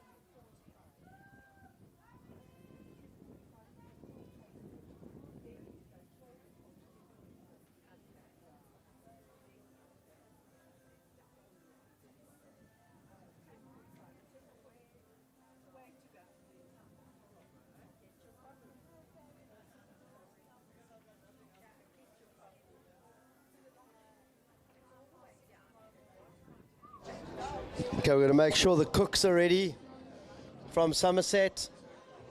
Kids coming down. I see Carla Cook there. Leah Gabrielides for Somerset. Parents to your stations. We're counting. We're watching. We know who you are.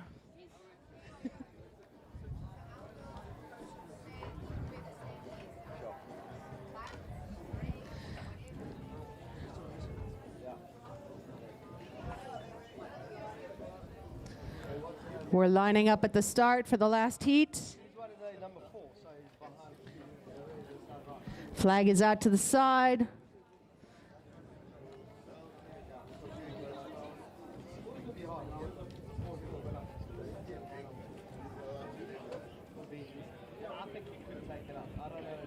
Flag is up and down, and they are away.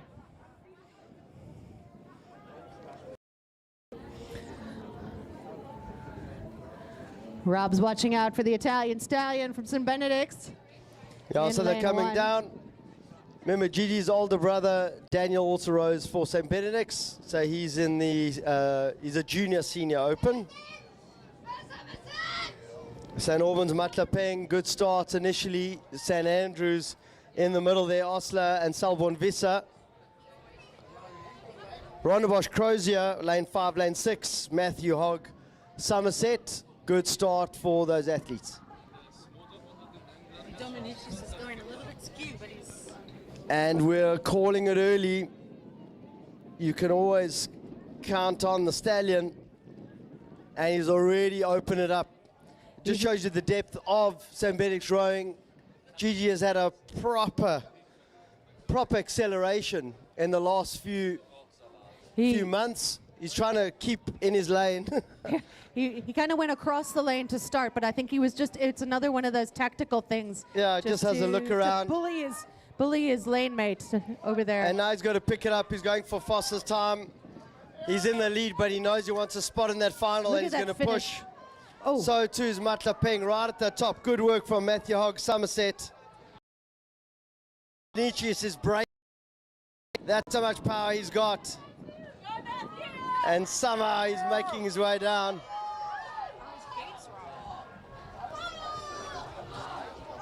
Yeah, keeps looking over his shoulder, and Matla Peng St. Albans second. Third St. Andrews, Ben Osler, Corby Visser, Selborne. Right at the top, starting off well, Matthew Hogg, Somerset, just ahead of Craig Crozier, Rondebosch.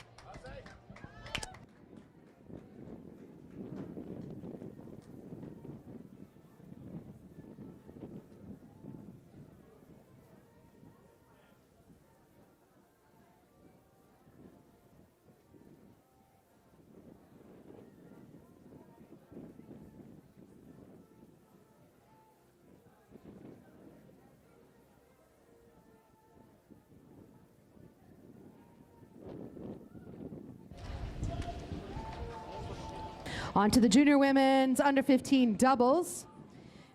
There are 2 heats of this, which means the first 2 finishers in each heat go through to the finals, and then the next fastest 2 from the 2 heats combined. Yeah, good to see 3 Somerset crews across and 3 Clarendon crews, so they're going to be pushing that. And then Catherine Allen, we saw her yesterday. She's a young gun for Zwartkops with Erin Duplessis. Well, let's keep an eye out on them. And then, of course, DSG 2 boats. DSG Tungata, DSG Cottrell, and PGRC, only 1 boat, PGRC Horn. Not a single Gauteng boat in it? No. Oh, yeah. He doesn't bring nothing, so maybe. St. John's used to.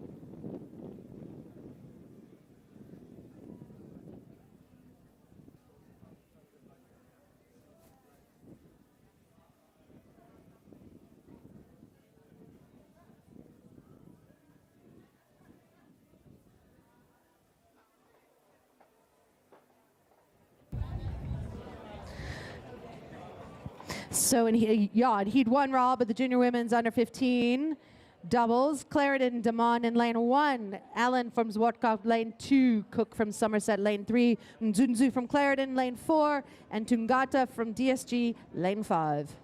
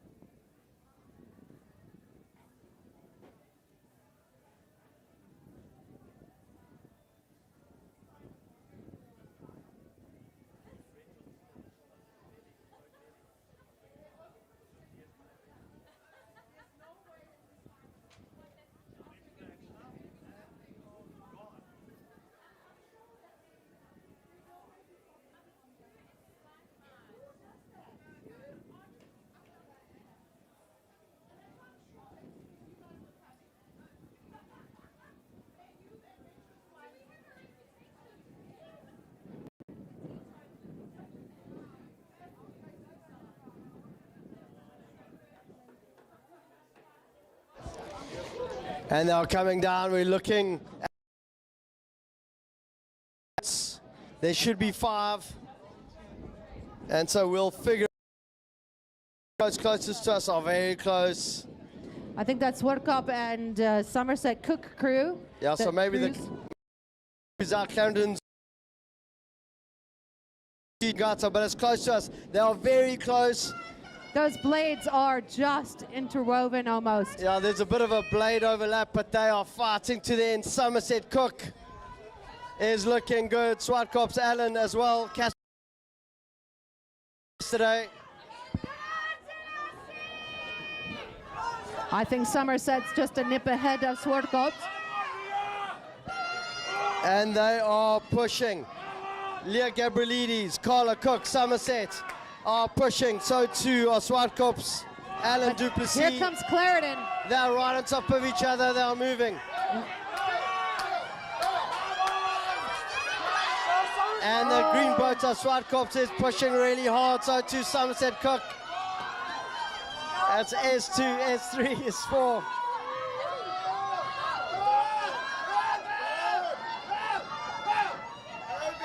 Oh, and there's a bit of a snag right over the line. We're going to go to the finish tower for that one. That was great racing, young ladies. Somerset Cook. And all the parents forgot that the first 2 go straight through to the finals. PGRC, Somerset College, they're all in a pile around us. They lost their deafening. minds. So much exciting. pressure.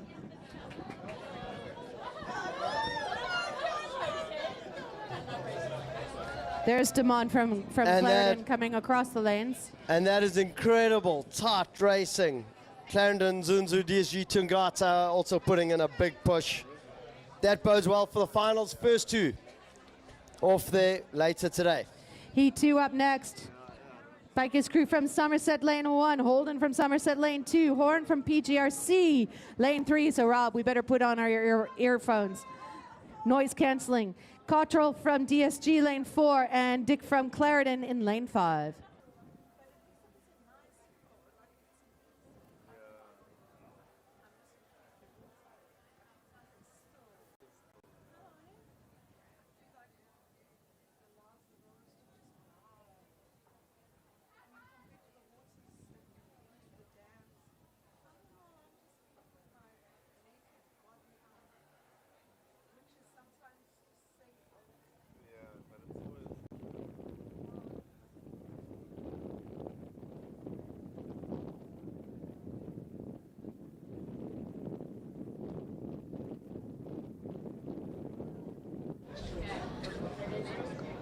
And next race is off.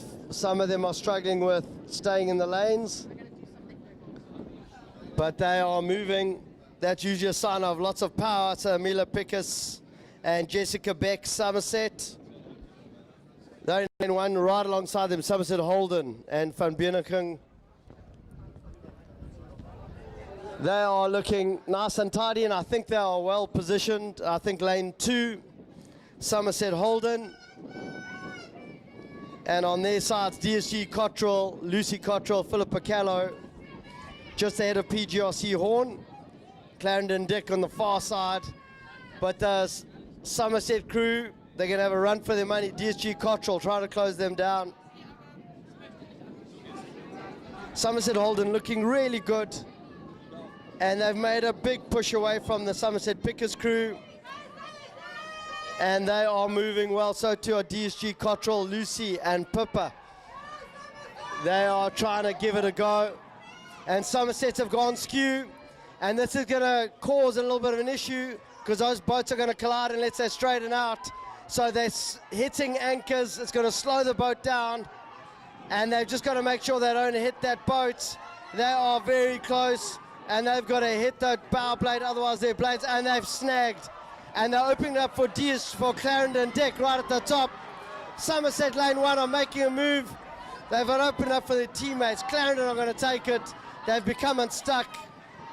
And Somerset Holden are going to change direction. They're going to go PGRC Horn. Struggling. Oh, and there's a snag blade. And they've reopened it before they got to the finish line. That is absolutely crazy. a good question is, why didn't they see they're going skew? It's because there's so much adrenaline behind the eyelids. It is impossible to see. You go as hard as you can until somebody says stop, and those girls listen to their coaches. But it shows you it's not over until the very end. Somerset, Holden, DSG Cottrell coming together, and then a blade. We'll find out who makes the finals later on.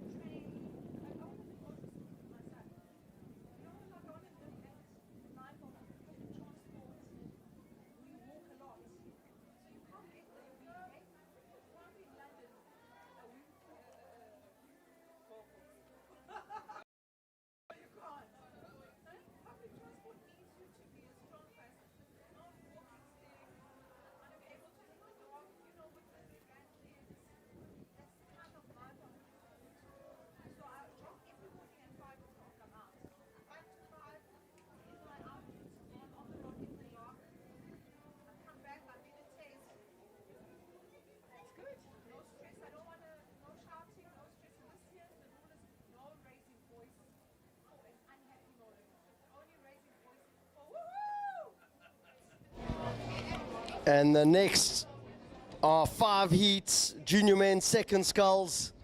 They're going to be coming down thick and fast currently. St. Benedict's rams are up 1, lane 2, Rondebosch Edwards, 3, St. Albans Miller, Gray, Irwi, lane 4, lane 5, JP Nell. Good work from St. Albans Miller. And Rondebosch Edwards, lane 2 as well. It's the fastest 6 times. So even the winner's not guaranteed of a spot in the finals. And they're close to each other, almost side by side. But St. Albans, maybe a canvas ahead of Grey Irwi. Then St. Albans controlling it nicely, starting to make a move. St. Benedict's rams are up. Still a bit of work, but he's in lane 1 on the far side. JP Nell, good strong athlete, making a push. They are very close. Only St. Albans, Ethan Miller, open water. And at the top, JP Nell. If JP Nell holds on to that, he could take it, but Jordan Rams are up for St. Benedict's, making a push. So too Rondebosch and Gray. And Jordan Rams are up's got work to do, but right at the top, I think it is St. Albans. Jeppy Nell is going to take it. Third spot in a straight line. Gray maybe a little bit ahead.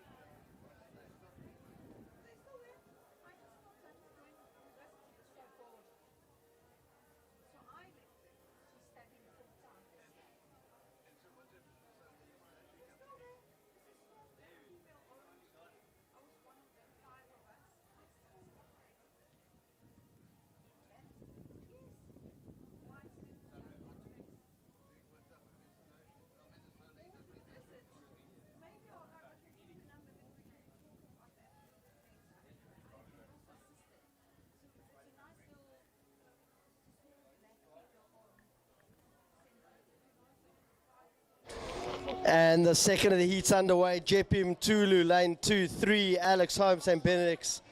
Mosupie, St. Albans, lane 4. And Pote, Rondebosch, lane 5.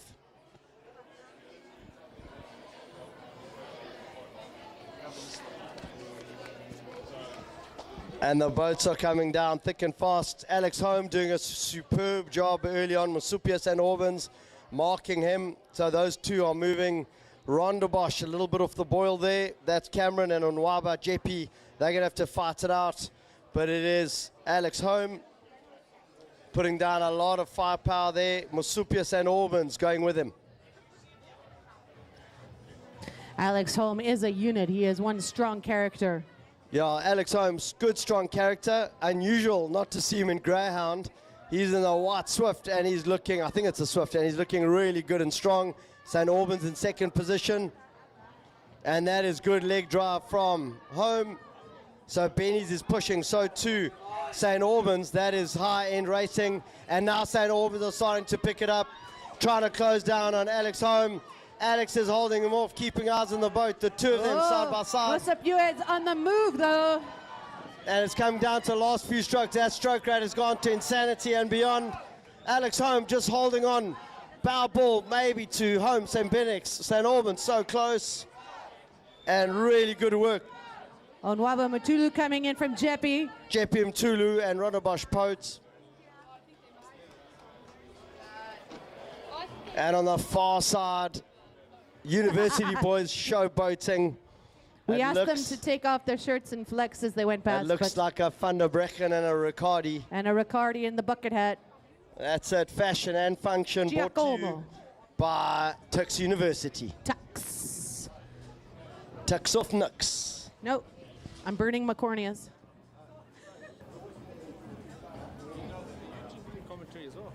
I think.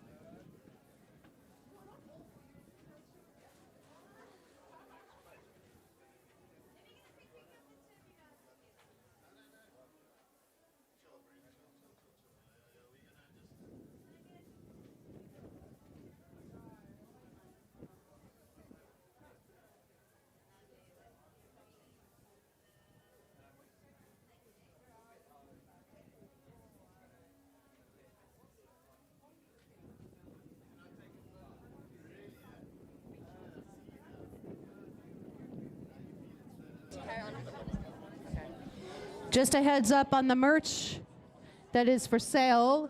Those orders, the pre-orders have now closed, so that those orders are going in for delivery over the course of this weekend. So today, tomorrow, But those orders are closed, so please do not come and try to order and expect your merch this weekend. We're negotiating to see if a late order will come in by courier, but then there's courier fees, Rob, and all of that sort of stuff, and then things get confusing. And next race already underway. They've taken the first 5 strokes.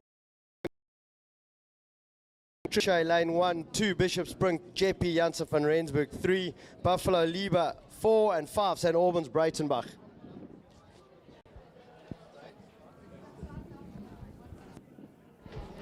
So Ryan Attrachet looking pretty smart in lane 1, Bishopsbrink right alongside him. There's still lots of racing in this. Jeppy, Janssen van Rensburg putting pressure on Ntsikelelo Lieber from Buffalo.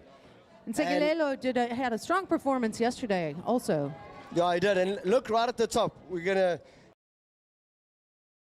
top lane 5 doing a good job. They're still lined up, but I think the racing's in the lanes 1, 2, and 3.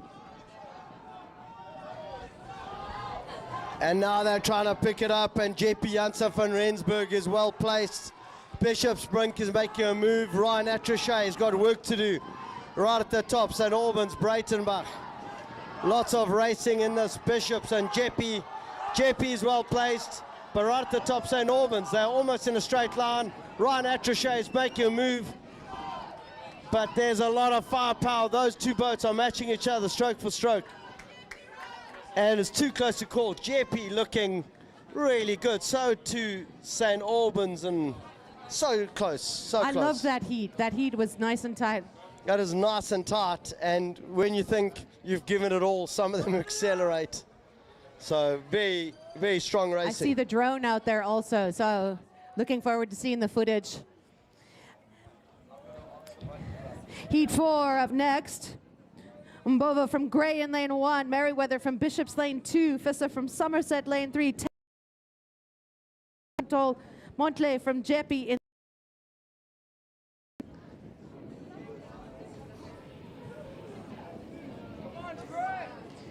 5 heats of this junior men's second single sculls.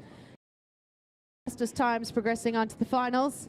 So it's not about where you are in the heat, it's about how fast.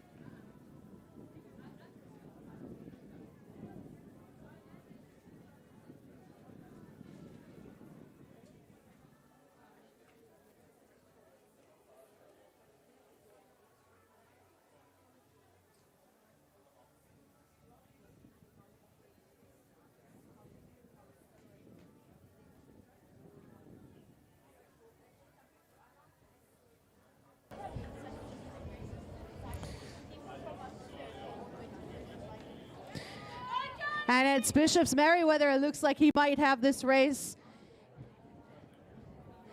setting the pace ahead of St. Benedict's Taylor and Montley from Jeppy. But it actually looks like Jeppy is starting to pull up on the outside lane.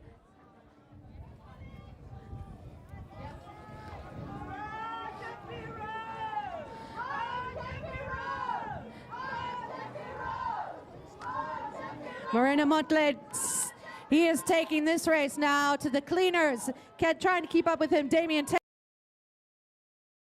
Merriweather from Bishops. Alex Fitter from Somerset in the middle lanes. And Wesley Mbovo from Gray.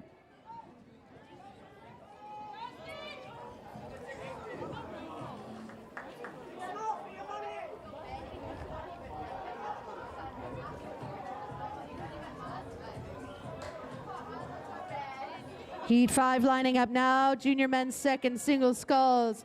Mapala from St. Albans in lane 1. Mutluane from St. Benedict's lane 2. Bosch in lane 3, Forsyth. Bishop's lane 4, and Jeppy White in lane 5.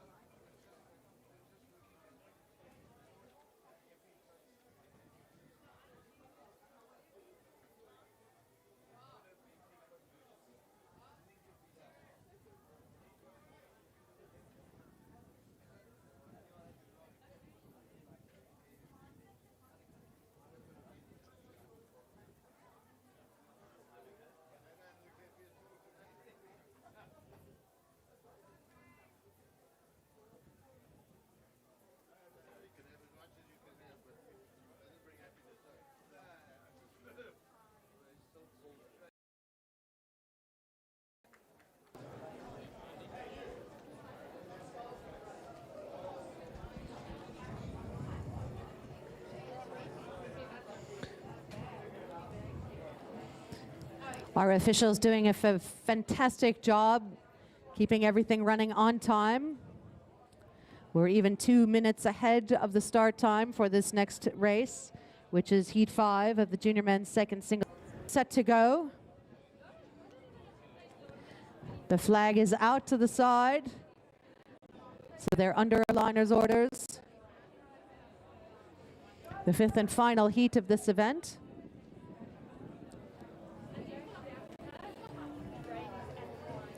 The next event, junior men's first. You can see the young men making their way up the river to the start.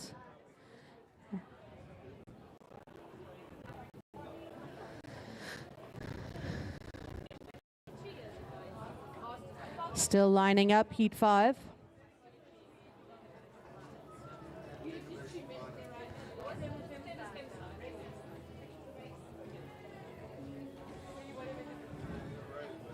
Flag is up. And they're away.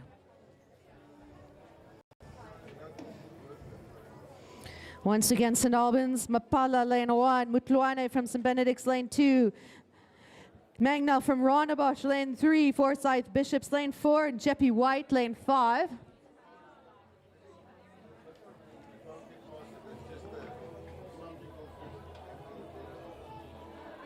A strong start for Mutluane from St. Benedict's in lane 2.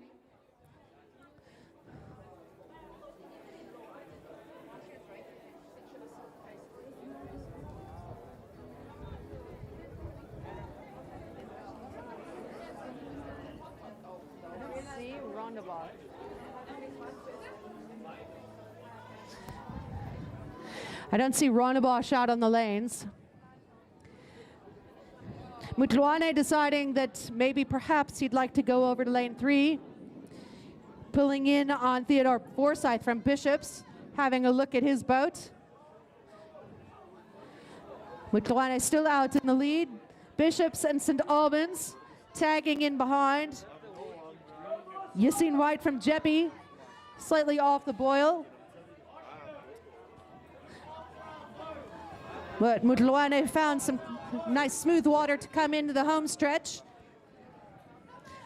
Hoping to be posting a fast enough time to qualify into the finals. Bishops Almost in contact as he crosses the line. Mapala from St. Albans coming in for a strong finish. And Jeppy White closing off the junior men's second single sculls. First sculls for the junior.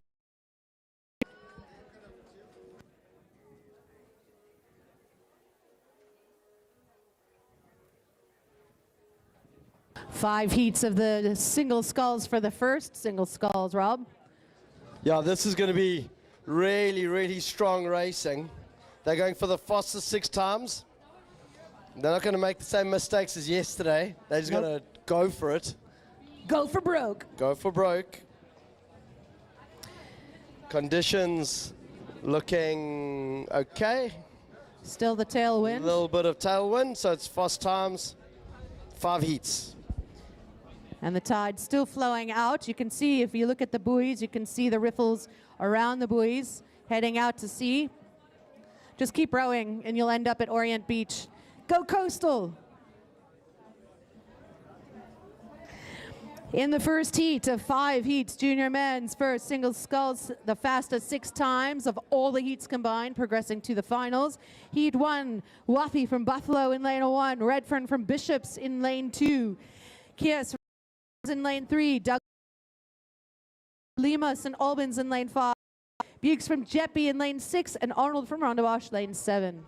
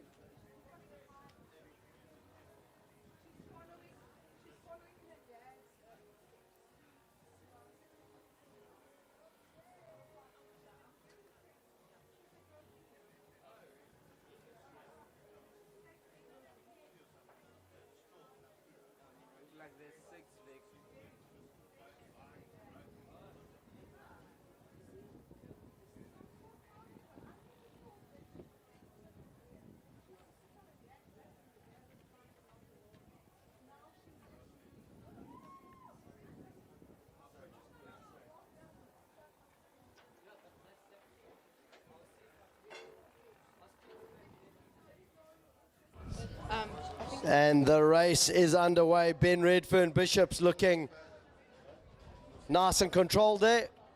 He's got Matthew Kiss, St. John's, and those 2 boys are tearing it up on the low lane. Anganati Wapi, Buffalo, good strong athletes, and then right at the top, St. Albans, Ada Lima, Jeppy Bukes, and Arnold from Rondebosch. But it's lanes 2 and 3. Bishops, Big Ben Redfern, he is a strong unit, and he's got Matthew Kiss alongside him. They're going to push right until the finish, going for faster 6 times. And that's going to do it. You need a competitive edge, and they've got it right next to each other. They are moving, they are strong. Ben Redfern showing why he's one of the top guys out there. Look at Matthew this race. Kiss, those boys are strong. And Bishops, Big Ben Redfern throwing it, and Matthew Kiss keeps coming back. Redfern, I think, pulling out just ahead of St. John's.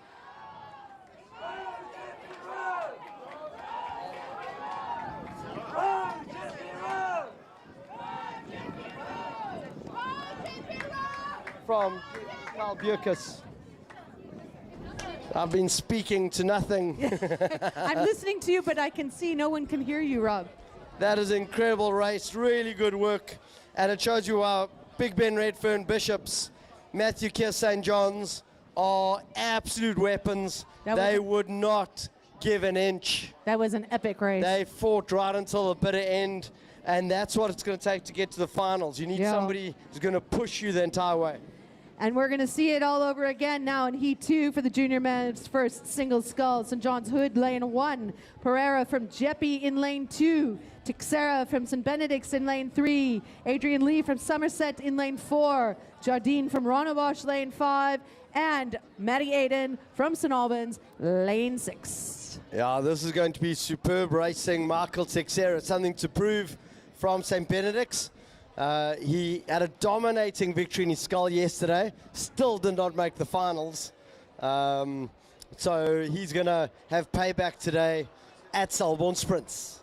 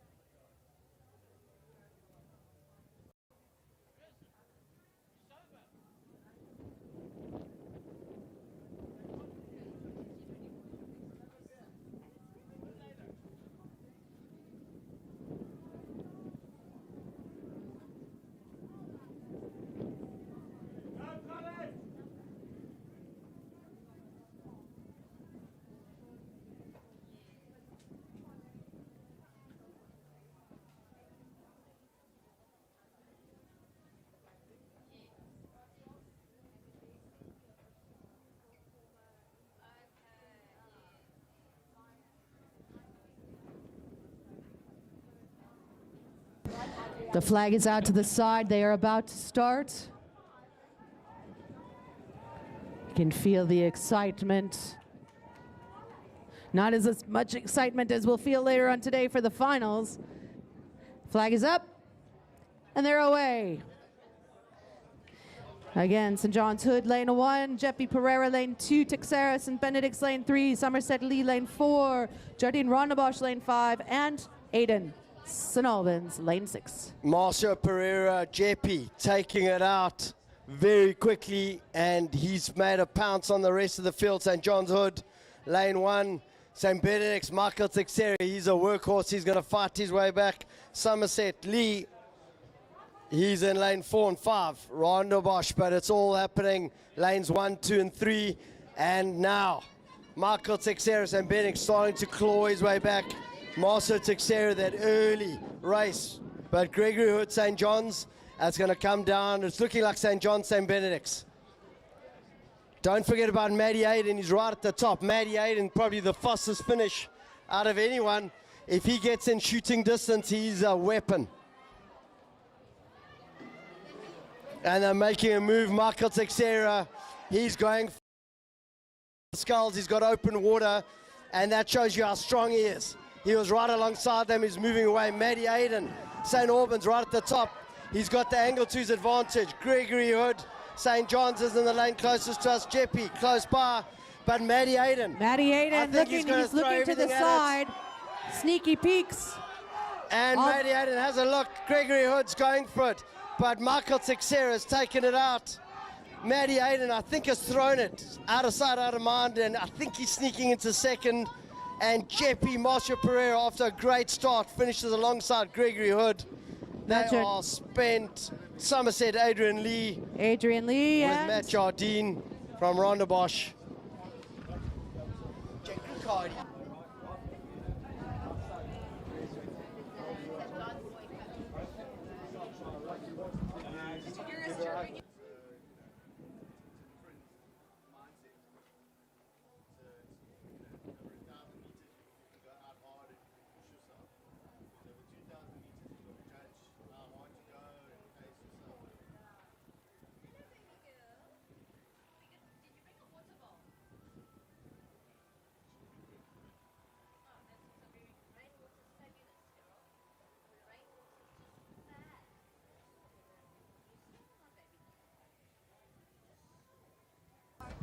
Heat 3 up next. 5 heats total. Somerset Myburg lane 1, Red Shoss and Johns lane 2, Rutt from Jeppy lane 3, Clemens from Selborne in lane 4, Shaw from Buffalo lane 5, and Luca Muller St. Albans in lane 6.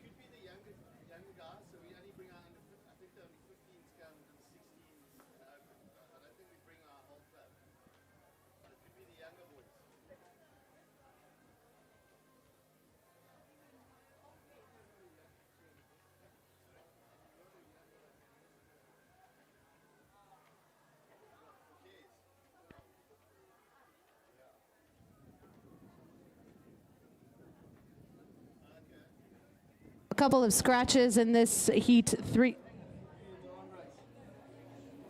Race 54. You're in the. Race 54. Yeah. Yeah. 2. Yeah. 4. And 5. Buffalo. Okay. So we have a scratch from St. John's, a scratch from Selborne, a scratch from Buffalo. So it's a 3-boat race. Somerset's out there, Jeppy's out there, and St. Albans is out there. Spread across the river. Liam Rutt from Jeppy looking like he has got a really good start. Nice strong rate coming down here. Trying to outrow the wind. Yeah, so good racing. Liam Root, strong individual, and he's going to power all the way through. I think Luca Muller at St. Albans right at the top. A little bit more finesse, but just not bringing sort of that proper power that you need in this type of racing. Liam Root was made for this kind of racing. And so Liam Root is going for the finals. He's going to push as much as he can. Luca Muller is going to have to hang in for second.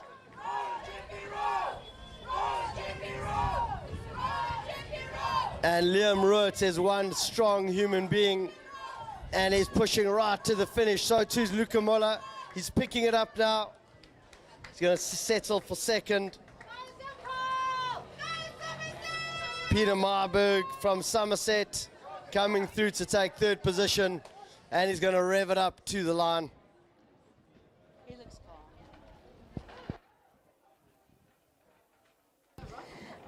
Heat 4 up next. St. Albans Frankham, lane 1. Crest from Somerset, lane 2. McGeevy from St. Albans in lane 3. Dominique from Rondebosch in lane 4. Guabani Gray in lane 5. And Nason from Jeppy, lane 6.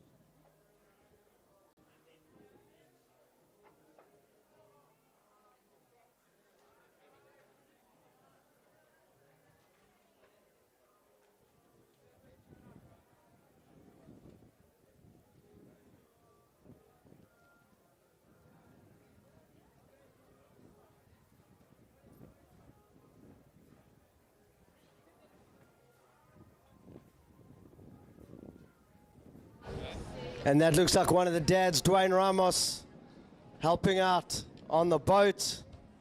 Father of Diego Ramos, good to see him out there.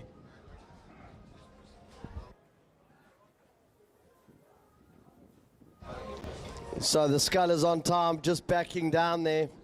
I think the current taking them over the line, or the wind.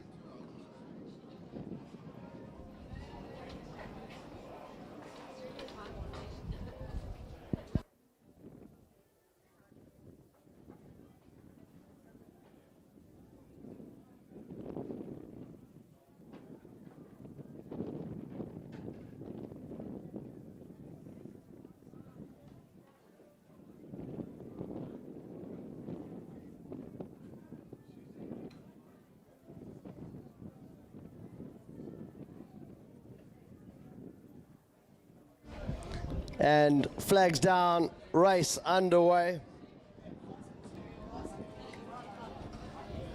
St. Albans Mugivi, lane 3, has a good start, so too does James Domise Rondebosch. Alistair Crest from Somerset, lane 2. And then lane 1, Liam Frankham, St. Albans. So they've had a good start. Lane 1, 2, and 3 look to have made a little bit of a pounce there. Rondebosch, Gray, and JP got some work to do. Yes, Alistair!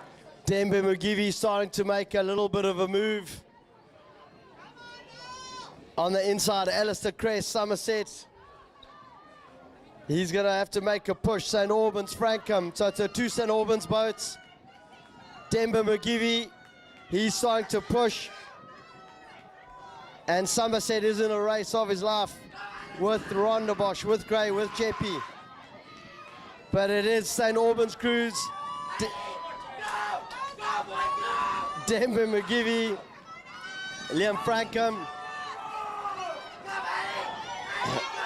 and Alistair Crest trying to make a move on the rest of the Somerset College, making a push on Jeppy.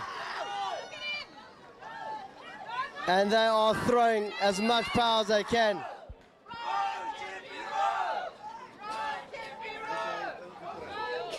Absolutely stellar race.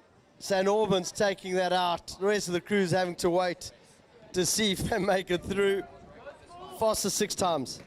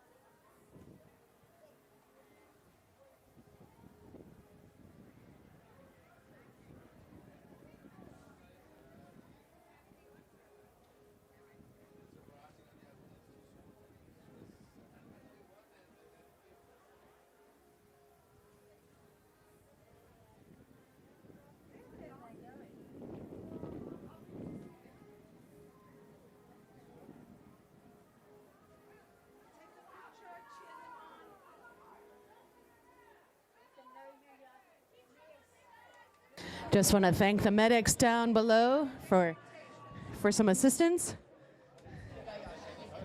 Here to help you've arrived just in time for the last of the heats. Rondebosch, Wyatt, lane 1, 2, St. Benedict's, Brudvig, Sachs, Friedrichsen, lane 3, 4, St. Andrews, Carrara, Bishops, Edscourt, lane 5, lane 6, Damon, St. Albans. And they've had a good start, and that is looking really good from Callum Brodvig. Callum Brodvig, they've just thrown him into the skull, and he's bringing a lot of power. That's really impressive from him. He's going to be over the moon with that. Rondebosch, a little bit off the pace on the inside. Sachs Fredrickson, and I think St. Andrews, Rafael Carrara, but it's been taken out really violently from Callum Brodvig. Can he hold on right to the end? Jock Escort, Bishops, also a good, strong athlete. And you got to hold that line all the way to the finish. Big move from Calvin Damon, St. Albans in lane 6. St. Benedict's Callum Brodvig is holding on. He's got a short stroke rate and he's pushing hard. So too St. Andrews Carrara. That is really impressive from those boys. Jock Escort from Bishops hanging in there. Callum Brodvig, he's pulled something out of the bag, but Rafael Carrara is putting a move. And they are going really well. Rafael Carrara putting his neck out. I think he's going to take it. Yeah. St. Benedict's Callum Brodvig right alongside Jock Escort. Too close for us to call. Good strong finish from St. Albans. Jock Escort, Bishops. And over to the finish tower. Over to the finish tower. And they're going to be zooming in. And they will let us know what a nanometer is.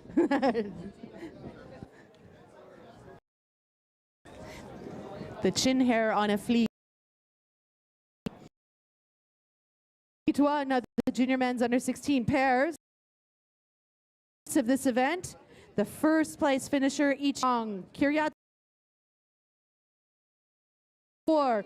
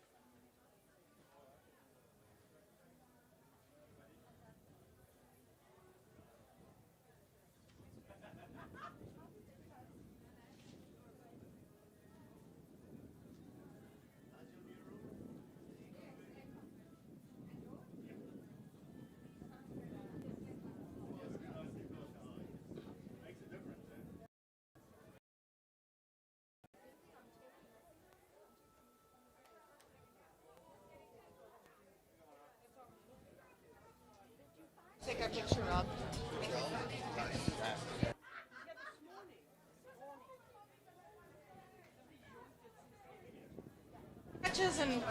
And the next race is underway. They are giving it a go. St. Andrews Penka, Jeppy Zhang, St. Albans Kiriatis, Bishops Young, Rondebosch Krutzmacher, does not mean Widowmaker, St. John's Lou, St. Benedict's Makinya.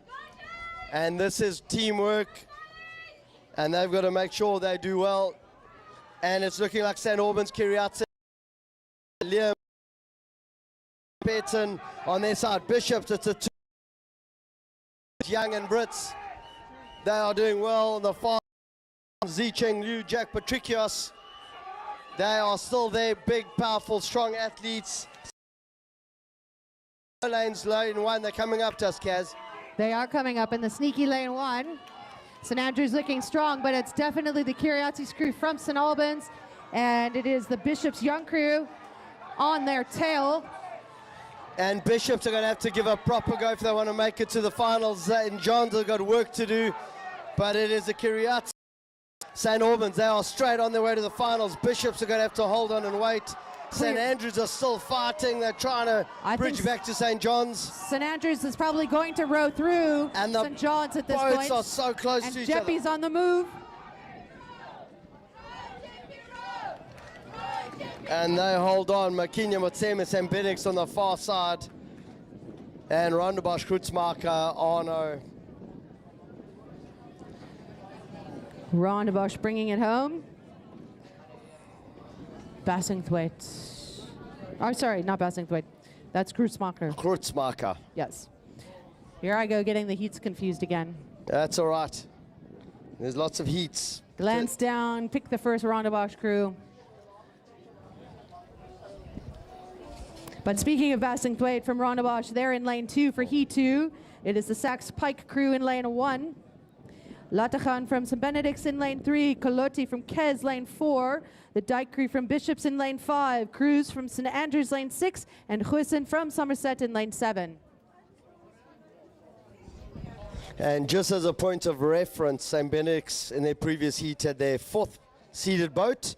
And now this is their number 1 seeded boat. Alongside Rondebosch, Bassingthwaite, also their number 1 seed. Not necessarily, doesn't have to be your fastest boat, but normally is. Koloti Elvin crew from Kes, also first seed.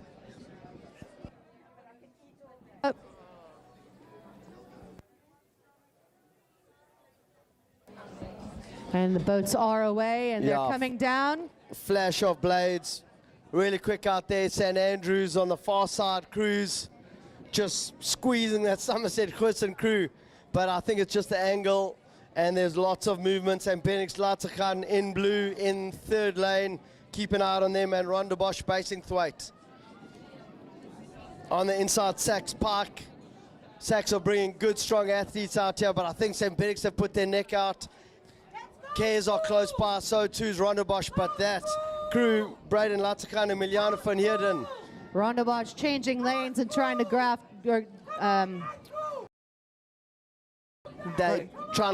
off of. They're trying to draft off the Benny's crew, but Kes are doing a superb job. They are sitting pretty, but that's St. Benedict's crew, a masterclass. They are connecting. Latachan van Heerden. They are moving, and now Kes start to make a move.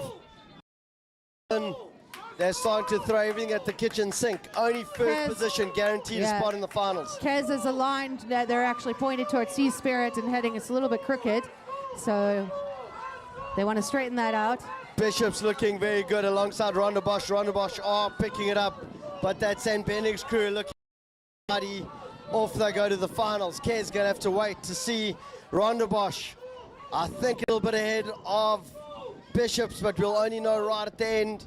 There's a bit of angle on that line from our vantage point. St. Andrews coming through, and Sachs Park getting their money's worth, changing lanes. And it's hard to keep those boats straight. And that's Somerset Huisen van Rooyen out there, lane 7. I'm convinced that just at the start of the clubhouse, there's some sort of magnet that pulls everybody into the center lanes. So it seems to happen to the Want crew from St. John's in lane 3, Waldeck lane 5, and Hypner from St. Benedict's in lane 6. One more heat to go after men's second doubles.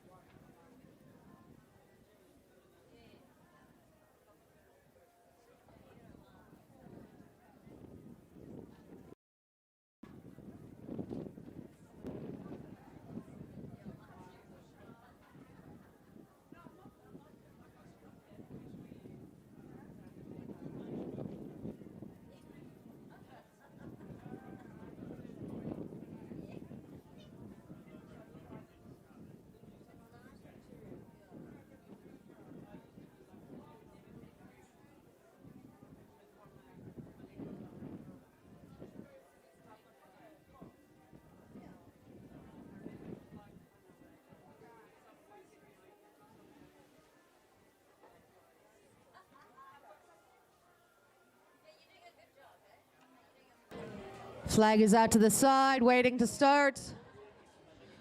Touching up, trying to get pointed in the right direction.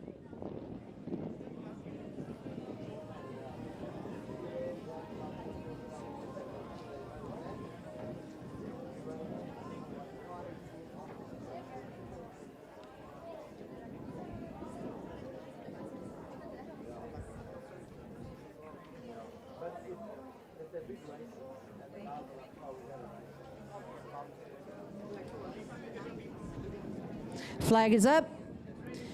Cruise away.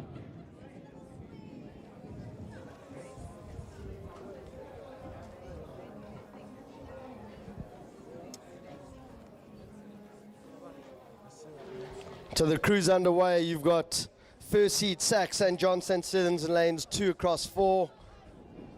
Lots of firepower coming from them. Bishop's planting, looking good in lane 1. They are right on top of that Sax crew. And I think they're just gonna, you see the umpire boat just keeping them apart. In the center, St. John's Want and St. Stithians, Waldeck Cooks. Right at the top, St. Benedict's Hypner and then Kes Flint in lane 5 and 6. And they're right on top of each other. They're trying to stay straight. Easier said than done. I hear and I Grandpa think House. they're going skew again. I think it's that Sax crew. Sax is heading towards St. John's. And the blades Those are blades overlapping. will definitely collide if they... St. John's is But St. making John's a is move. far enough ahead that it is not an issue, but they are very close. And now St. Stithians and St. John's blades are also just about overlapping, and those two boats are too close to tango. But St. John's pulling away just a little bit now. They've got the distance. It is St. John's, St. Stithians going bow ball to bow ball, surge to surge. Oh, and those blades are overlapping. As I go across the line, you can hear the blades clicking. The click-clack of the blades. Sax coming across the line third. St. Benedict's pulling one out of the bag. Interesting to watch what these crews Bishop's decide to do planting. here. It is the fastest times. That is so tricky.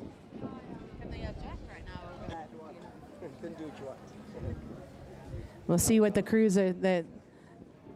Can't tell if they're chirping each other, chirping their crewmates. Up, hand up. St. Stithians raising a hand, which means they'll consult with the umpires. Umpires say, yeah. Stay in your lane. Stay in your lane. Sorry. All right, we are on to Heat 4, the final heat.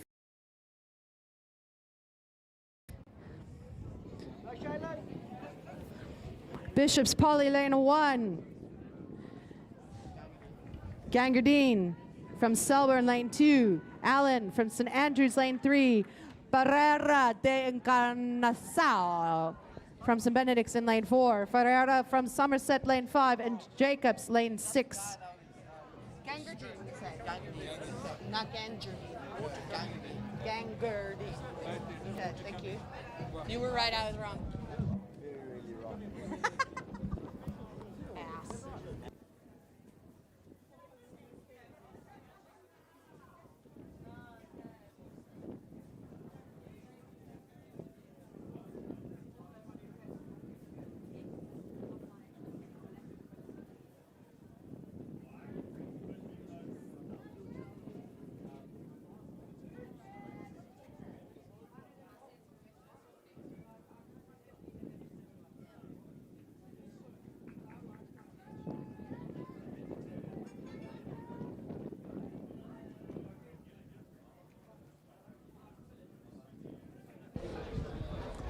And this is going to be a superb race. Superb. Superb. Selborne Gangardine, lane race. 2. That's their first seat. St. Andrews Allen, lane 3. And that's St. Benedict's crew. Enrique Pereira de Encarnação and Carl Ralston. They are, if ever there was a race suited to those two young men, it's this Selborne Sprints. And they are going to have so much fun out there. Somerset Ferreira, also their first seed. That's Alex Ferreira, Andrew Downs. Let's have a look. Bishop's Poly, lane 1. St. John's Jacobs, lane 6. It's going to be a tricky race for those young men.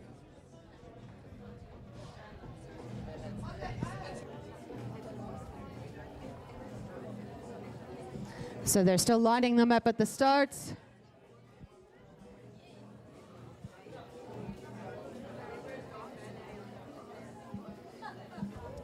The time is now. Now is the time. 10:55 start time. Our officials are on it.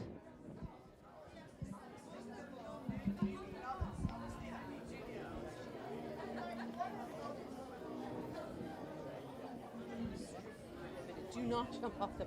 Can you imagine? Isn't that a good way to just thin out the Probably. Good idea.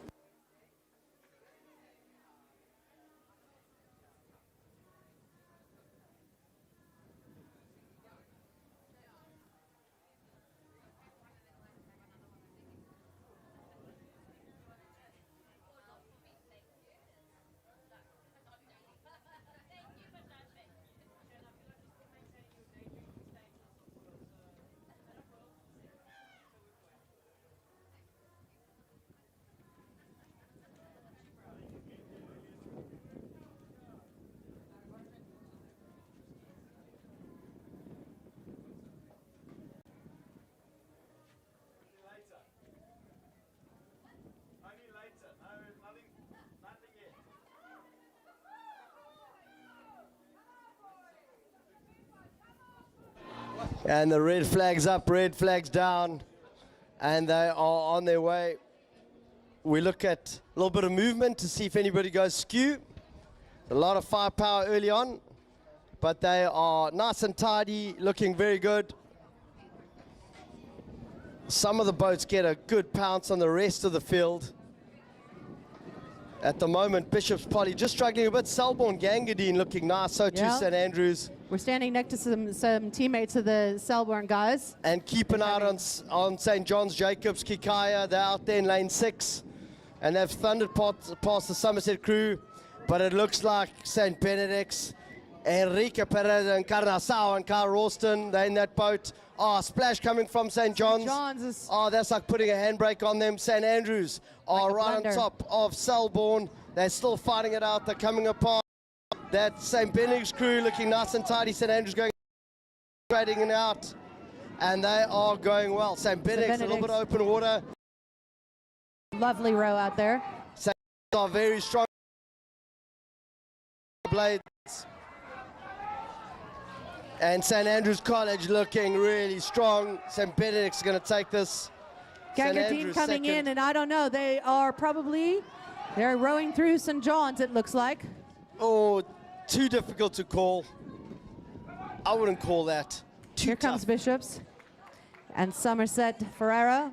Bishops and Somerset, well done to those athletes.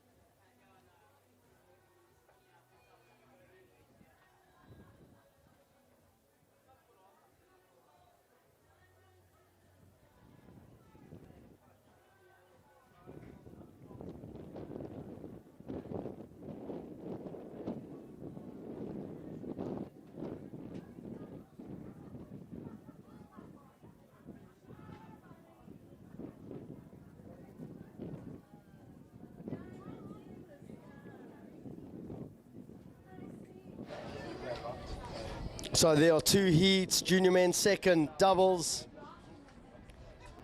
and almost a full house across both. 7 in the first race, 6 in the second. That's a whole lot of doubles. With 2 heats, that means the first 2 finishers each heat go to the finals. Next fastest 2 from the 2 heats combined. Yeah, I don't think there's enough space in this race to have tactics. Here you just put the foot down on the accelerator and see how fast the thing goes. Keep your blades in the water. That's all. That's my advice. And if Rika were here, she would say, and don't fall in. And don't fall in. Visser in lane 1. Buffalo de Sousa in lane 2. Breitenbach from St. Albans, lane 3.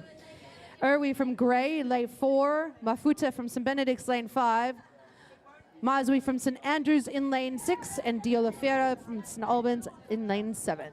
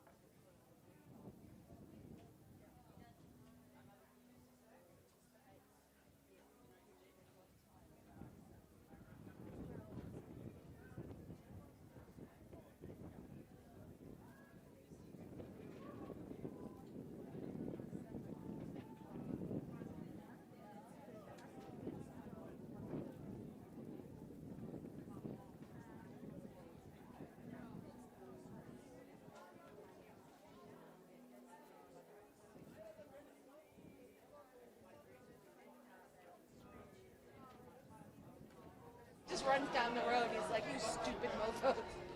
St. Albans are pushing through there in lane 3. Somerset Visser looking good. But across, I think it's a St. Benedict's Mafuta crew. And then on the far side, that looks like St. Albans. It is St. Albans, but it is the St. Albans Breitenbach crew. Bit of open water. St. Benedict's still flying up behind them, but Somerset Visser looking good. Remember, first two are off to the finals. St. Albans doing well. St. Albans looking really good. The St. Benedict's crew are throwing everything at it. So too are Somerset Visser, Adendorf. It's coming down to the last few strokes.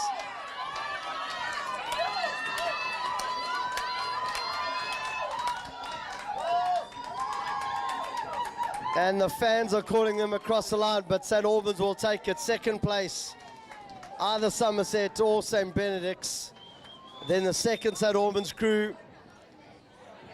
And then Grey coming through, and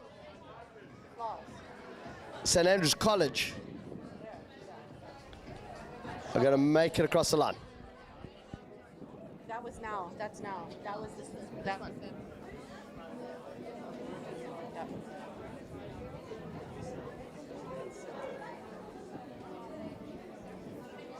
I see Greg Hood has a new pair of sunglasses. Yeah, so we start running.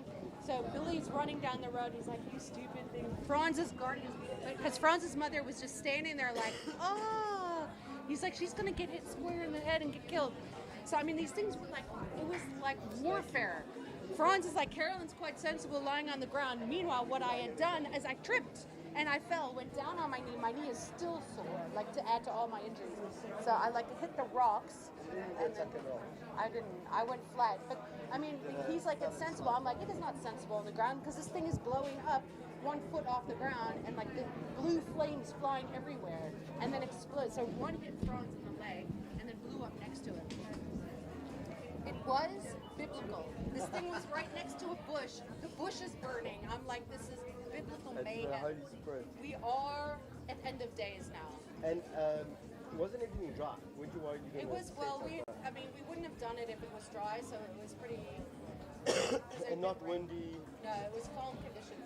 And the reason we drove off into the veld where we were, because we saw a light up on the mountain, and we were like, it's probably a sheep thief, which turns out that night there was a sheep thief. But we don't know if that was the sheep thief, but anyway, it was a lot of excitement, and my in-laws have never had that. Second of the heat's underway. St. Albans showed us what it's all about in the first heat. St. Albans, Rafael Martins, Kulkhani Bomboeni, they're in lane 1, and they've had a good start, but everybody's picking it up from here. You go out like a rocket, take a few breaths, and then push on through to the end. In the center, Bishops, Merriweather, and Rondebosch Pote next to each other, right at the top, St. Andrews. Mazwi looking good. My mic was on the whole time I was telling you that story.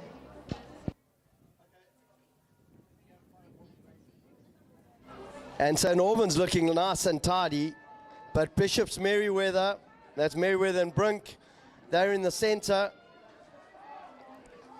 And sorry, it's a St. Benedict's group, Piliso, and it's Daniel De Dominicis, the older brother of Gigi the Italian Stallion.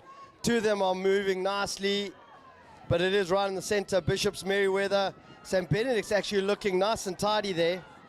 Remember, the angle's going to favor boats right at the top if they're in line. St. Albans, Martins looking good. Bishops making a good push. St. Benedict's, it's those three boats. It's too difficult to call, but they are pretty well lined up. Last few strokes, you can't make any mistakes. Bishops seem to have it. St. Benedict's are close by, so too St. Albans. Maybe St. Albans a little bit ahead. Can't really tell. Actually, you can't tell. St. Benedict's finishing strong. Then Rondebosch, St. Andrew's College, and Buffalo RC. Great racing again. I got a message in. My mic was on, so everyone at home got to hear the story of my New Year's Eve. Well, everybody gets that inside information. It was a funny story. Biblical mayhem. It was biblical. And don't do fireworks, kids. It's dangerous. Shush. It was excitement. And my speaking in-laws of had more excitement they could ever handle. Yeah, nice to hear people are listening in from home. How's it, Jenny? Who else is listening? Send a message.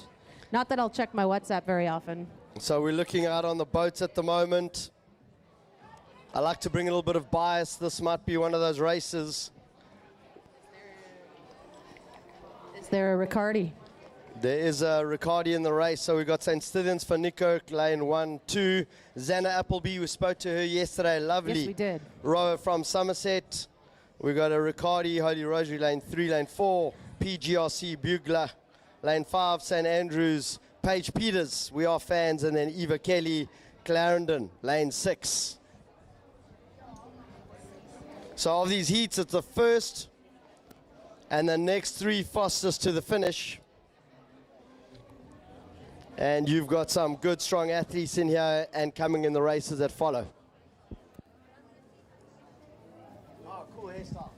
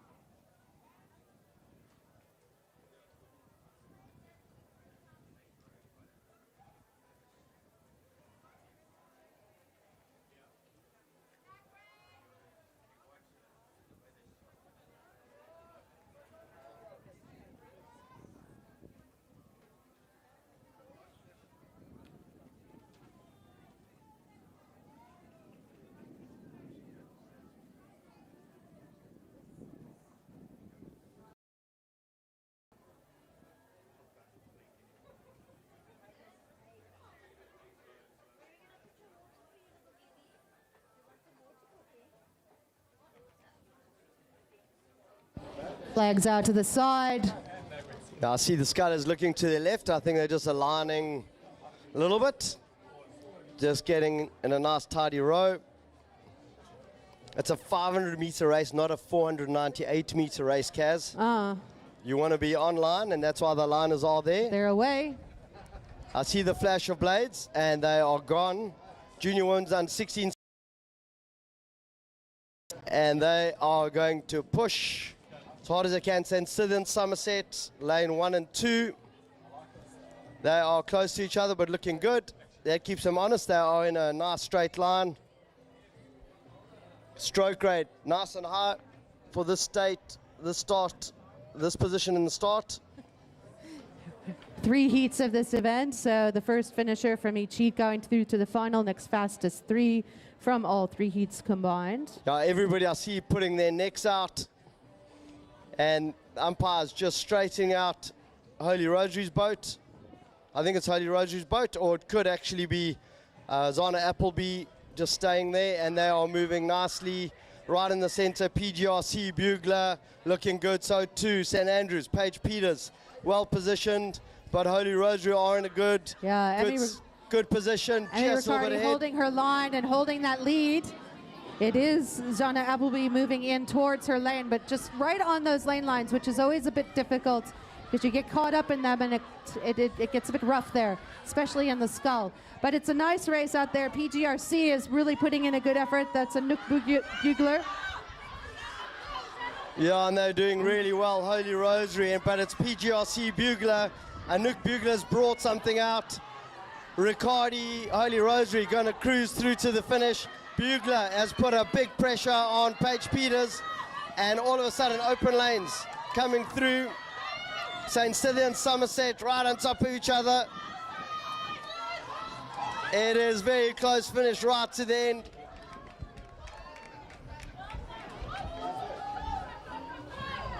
And Holy Rosary take it out. PGRC Bugler taking one out of the bag from Paige Peters, St. Andrews. Too close to call it towards the end. St. Stithians, Somerset.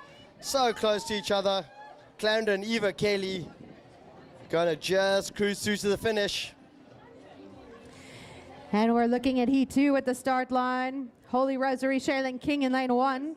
Isabella Lundman from St. Stithians, lane 2. Eilert Labuskachny, lane 3. Bartlett DSG, lane 4. And Vessels PGRC in lane 5. To be a great heat. Eilert Labuskachny doing superbly in her race yesterday, pipping Shailene King from Holy Rosary. But now we've got Isabella Lundman, St. Stithians in the mix. Isabella having a good row yesterday. And Ella Bartlett, DSG, Kenzie Vessels, PGRC. Let's see if she can copy Anouk Bugler, bringing a little bit of thunder into the junior women's under 16 sculls.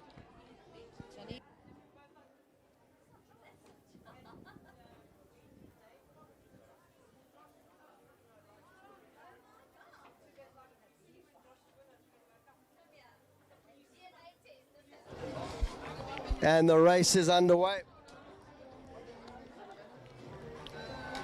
And we're looking out at the water.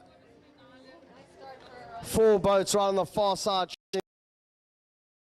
Yeah, good movements already. I think that's really good from Tanique Ellis-Labuskachny. Tanique is out there in lane 3. Isabella Lundman from St. Stithians, lane 2, also looking really strong out of the gates. Yeah, so I think it's those 3 boats. PGRC, Kenzie, a little bit off the boil, but she's under pressure. DSG, Ella Bartlett still looking nice and tidy. But I think it is Tanique Ellis-Labuskachny from St. Andrews, well positioned. Isabella Lundman as well from St. Stithians. Tanique can see her dad's shiny hat up top, like a beacon. Exactly, and they're still going. Shailene King looking pretty tidy. She's in lane 1. Trying to pick it up, and she's closing it down. So too Isabella Lundman. Tanique Ellis-Labuskachny is feeling a little bit of pressure now. She has moved away from DSG, but it's Isabella Lundman starting to put a little bit of the quads down. Shailene King having a look to her right, seeing what's happening on the field. And now it's going to be a tight finish between and all of a these 3 sudden, boats. Shailene King, Holy Rosary, she's going for the win. She's committed fully, and I think she's got momentum on her side. She's ahead of Isabella Lundman. And Tanique Ellis-Labuskachny is being pushed right to the line. That is going to come down to a photo finish for those 3 athletes. That is too close to call, but Shailene King pulled something out of the bag there, and it's hard to see. They wait for the beep. DSG, then PGRC coming in. Kenzie Vessels. That is incredible racing. We'll have to wait and see who makes it through. Remember, it's first, next 3 fastest to the final, but that was a fast race. Yeah. One more race in the heat. Third and final heat of the junior women's under 16 single sculls. Logan from St. Stithians in lane 1, Teeling Smith, DSG, lane 2. Kate Zillan, Holy Rosary, lane 3. Koali from St. Mary's in lane 4. Sutherland from Clarendon, lane 5. And Dookie from St. Andrews, lane 6. So St. Stithians putting their 3rd sculler in this race. Annabelle Logan, lane 1. Good depth for St. Stithians rowing. And I think all the schools look out there. St. Andrews, Raya Dookie, lane 6. But I think the one to look out for, Letabo Koali, St. Mary's. And then, of course, Holy Rosary Zillan. Going to try and make it try emulate her fellow teammates, Shannon King and Riccardi from the previous.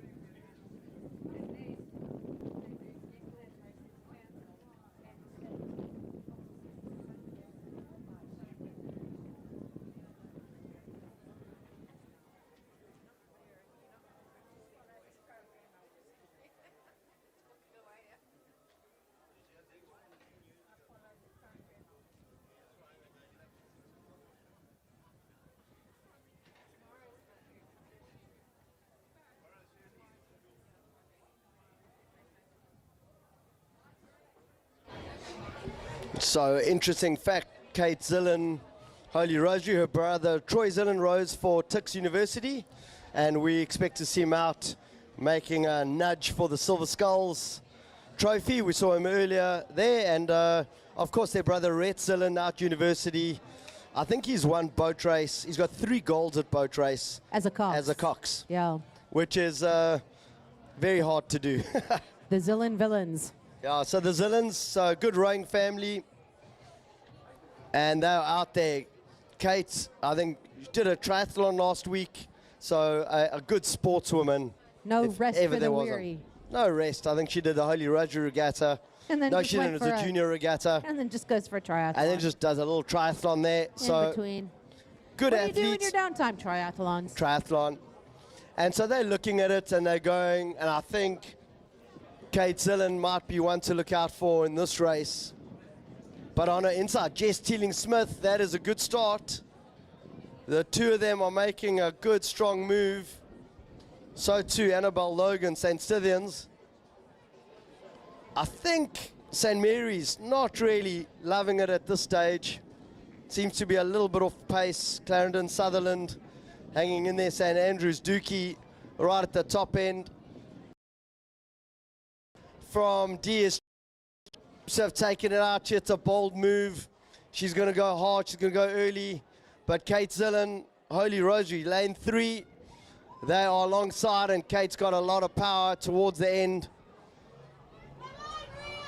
Teeling-Smith doing a good job.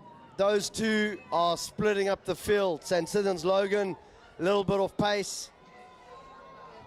And Jess, DSG looks over her shoulder. She sees Kate Zillen.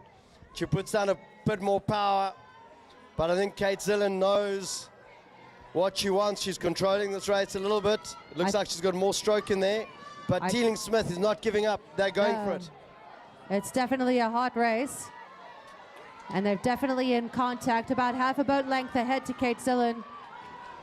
Yeah, so they're moving well. Kate, I think, has got just a little bit of a gap there. She's going to hold on to that. Watching back over her shoulder, cost her just got a cost her that blade work.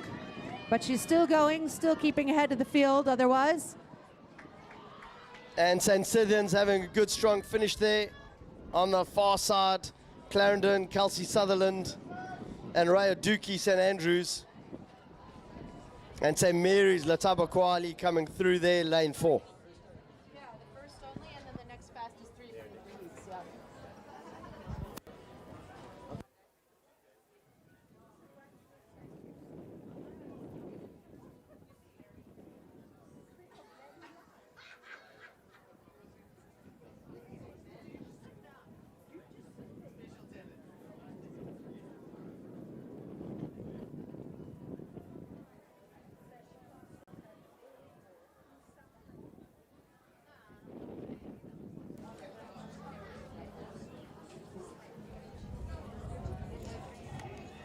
Next up, 4 heats of the junior men's under 16 doubles.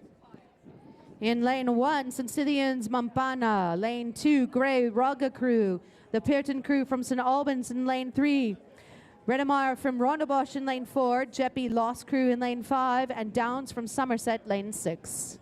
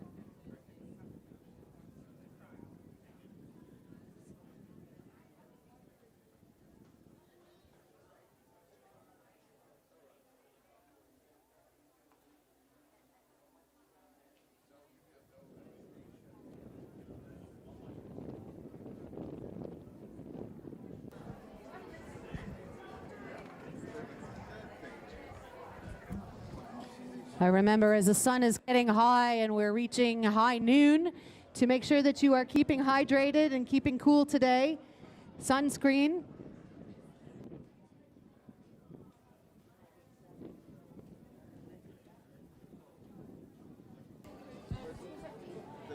If you were just down at the medics and have a cell phone that you are missing, it was given to me up at the commentators in the middle floor of the clubhouse. So I've got a cell phone belonging to someone who's just paid a visit to the medics. Come see me and identify your phone, and you can have it back.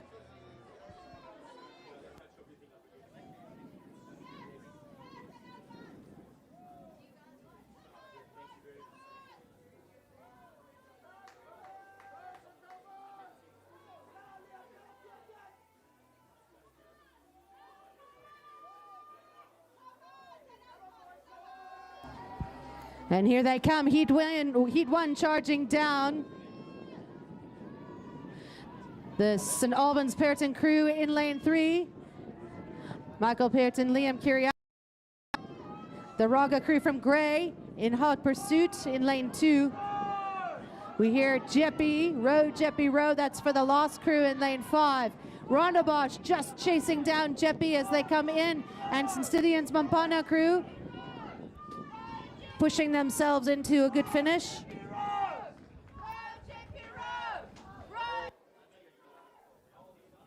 And I see one of the skulls out there as they had a bit of a tip.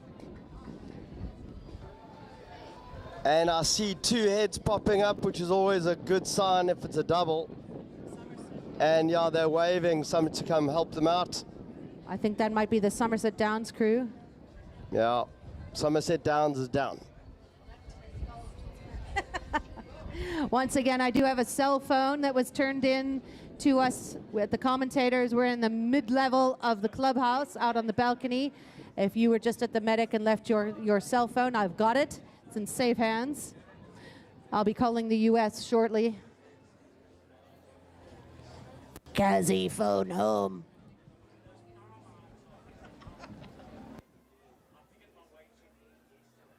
If you're from the 80s, you'll understand that reference.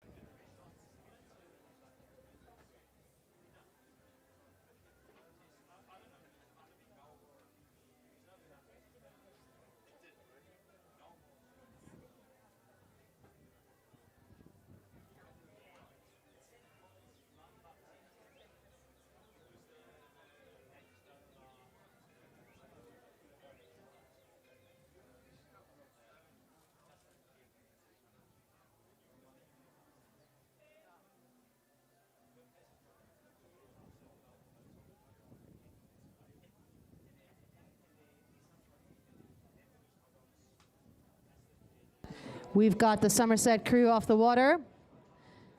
Lanes are clear. Getting heat 2 ready to go. Under 16 doubles.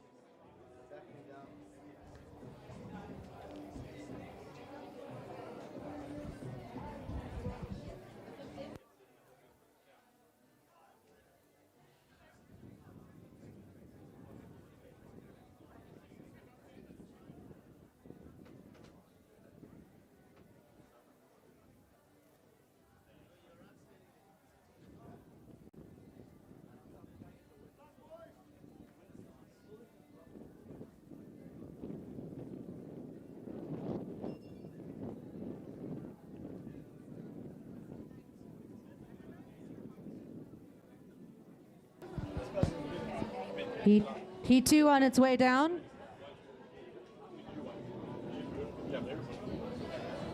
Once again, Duplessis from Gray, lane 1. Bassingthwaite, Rondebosch, lane 2.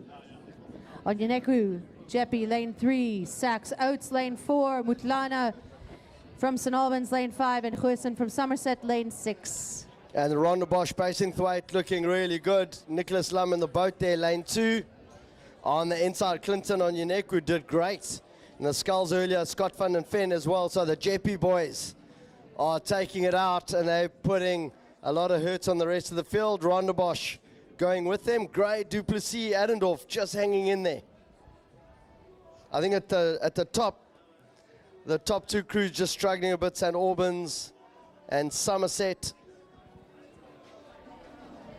But the Clinton Onyeneku crew from Jeppy, they've taken it out. They've got a bit of open water. They are moving well. Rondebosch as well. Bassingthwaite still hanging in there.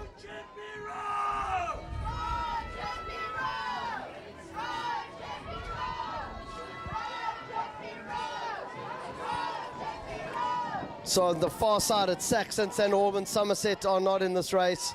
Jeppy doing a sterling job on Onyeneku. And Rondebosch, Bassingthwaite, they're going to come in for second. Gray, Duplessis, Adendorf. Good strong row from those young men. And then the Sachs Oates crew, St. Albans, Mutlana.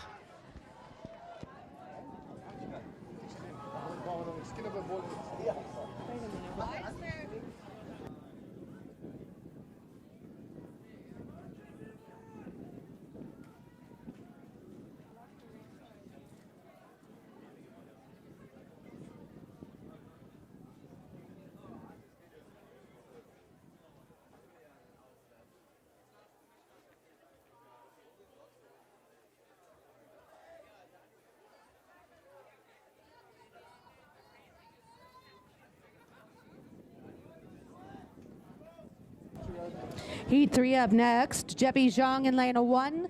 Bishop's Taylor crew lane 2. Doble from St. Stithians in lane 3. McGregor from Somerset in lane 4. Fletcher Sachs from Sachs in lane 5. And Stronvik from Rondebosch in lane 6.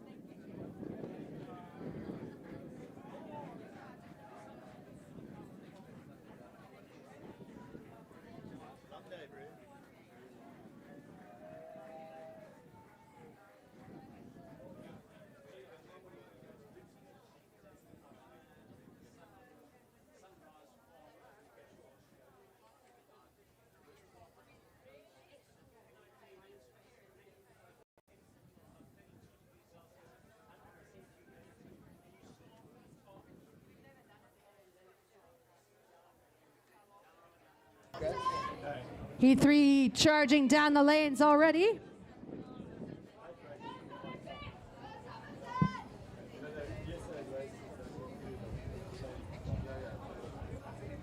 Who's that? I don't know. Is that Jeppy? And those boats right on top of each other. And I think it's going to be St. Stithians, Somerset, Ethan McGregor, Joshua Grobler. McGregor.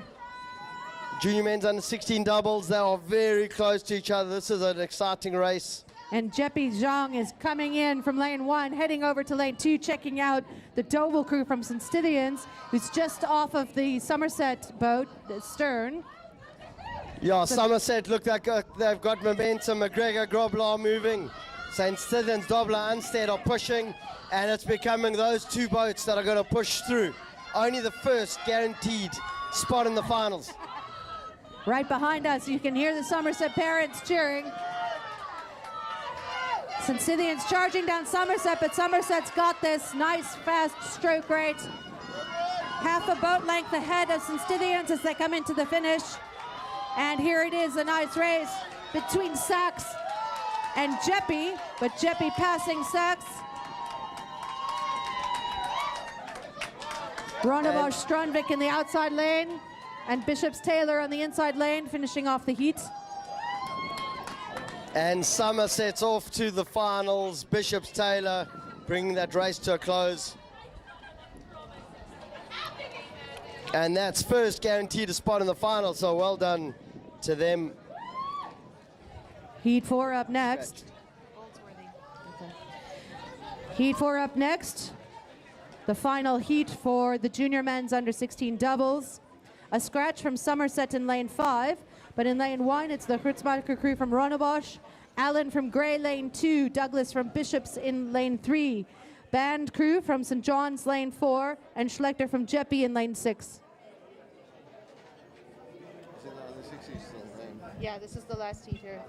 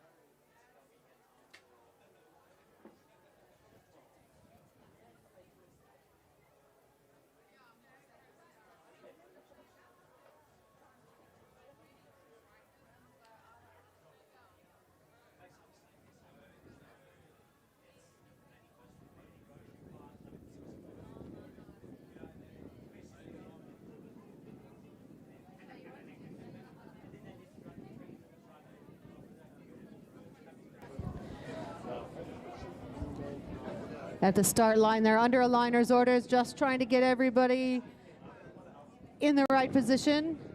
This heat 4, the final heat of the under 16 doubles for the boys.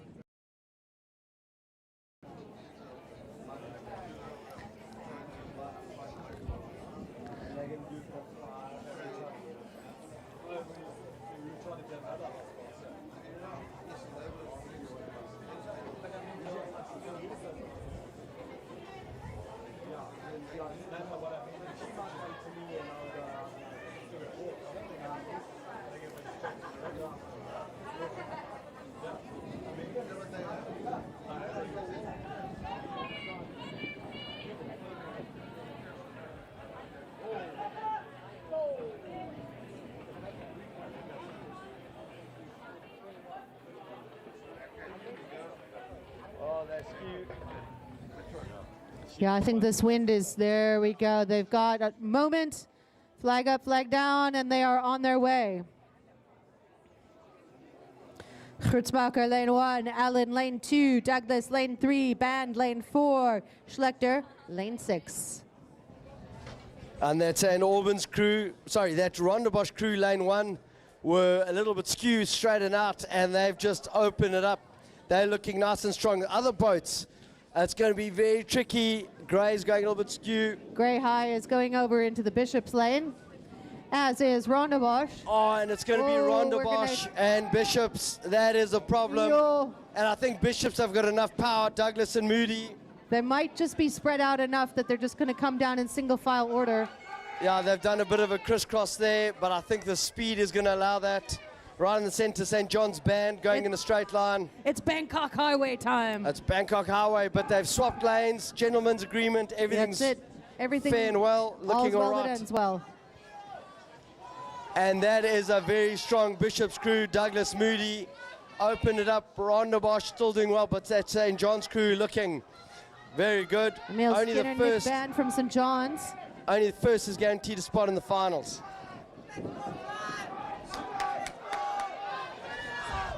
And Bishops, David and Thomas looking very good. Coming down to the last few strokes. And they are throwing a lot of effort at this race, doing a good job. St. John's, Band and Skinner. They're holding on. This Rondebosch crew is looking very strong. Oh, few snags there. They are going to finish, but that's going to cost them Gray. On top of them, and then JP Schlechter coming through.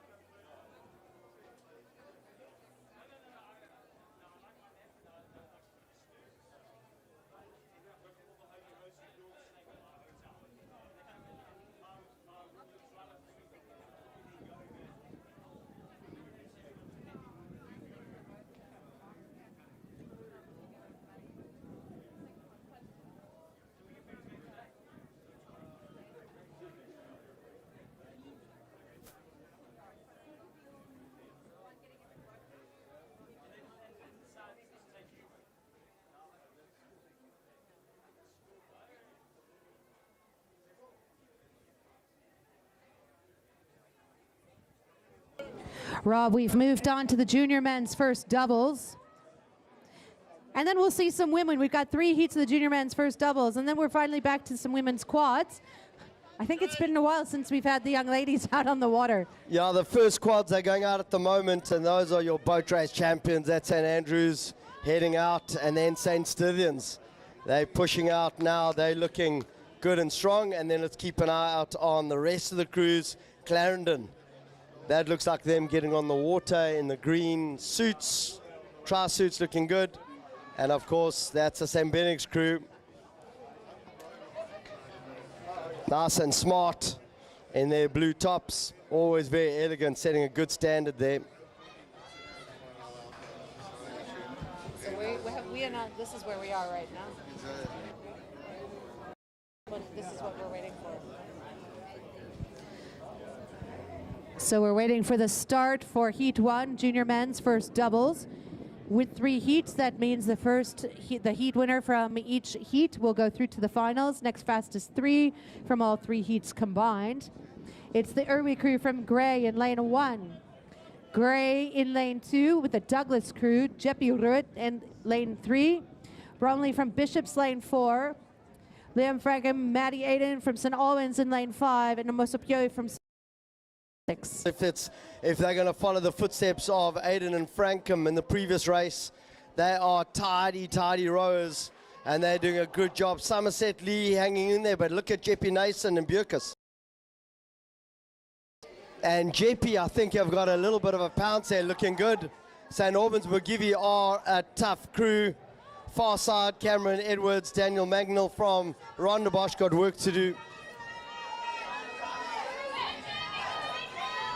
McGeevy, Adelima, smooth as butter coming in.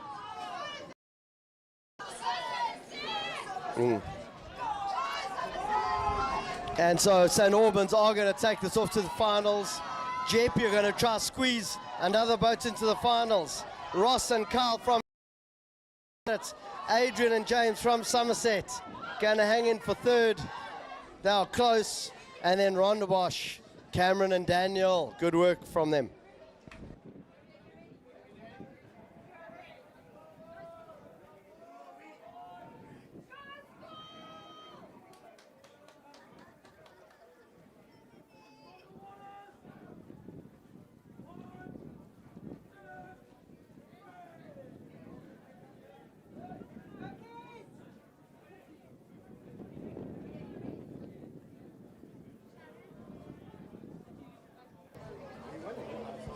Next up, Heat 3, junior men's first doubles. Before we get underway with the junior women's first quads, this is the third and final heat of the doubles. For the young men, St. Albans Muller crew in lane 1, Ngubelanga from Selborne lane 2, Atkinson St. John's lane 3, Wyatt from Rondebosch lane 4, and Somerset Crest crews in lane 5.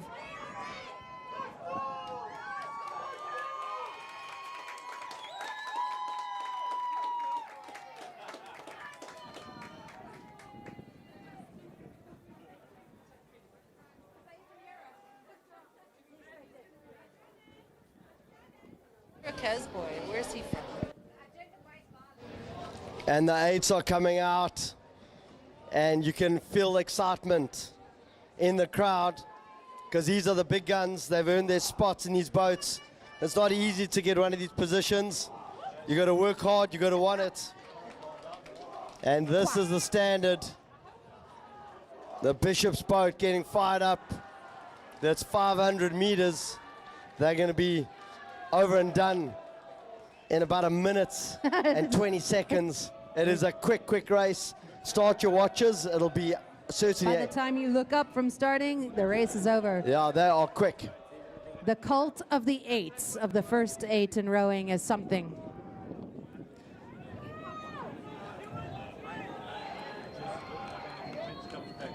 I can see the Bishop's guys. They're winding each other up. Sachs pushing off. So Bishop's on the team list here. Bacher, Trout, Waltman, Redfern, Potgieter, Moran, Carter, Trail, and Max Peterson, the Cox there. That's a list we've got. Maybe 1 or 2 changes in some of these teams, but that is probably as close as you're going to get. Look at that. Flexing Bishop. A bit of the guns. Yep. Make sure that's not loaded. Got to keep that for the start. Packing some heat. Packing some heat. You have a license for those guns. And the Sachs crew. There goes. And there they go. The boys out there, Fletcher, Bell, Wood, Fredrickson, Carson, Smith, Kerr, Aranyati, and Faifari. That's Zamir, he's a Cox. And he's going to make sure he squeezes all the juice out of that lemon. And that is a good, strong team.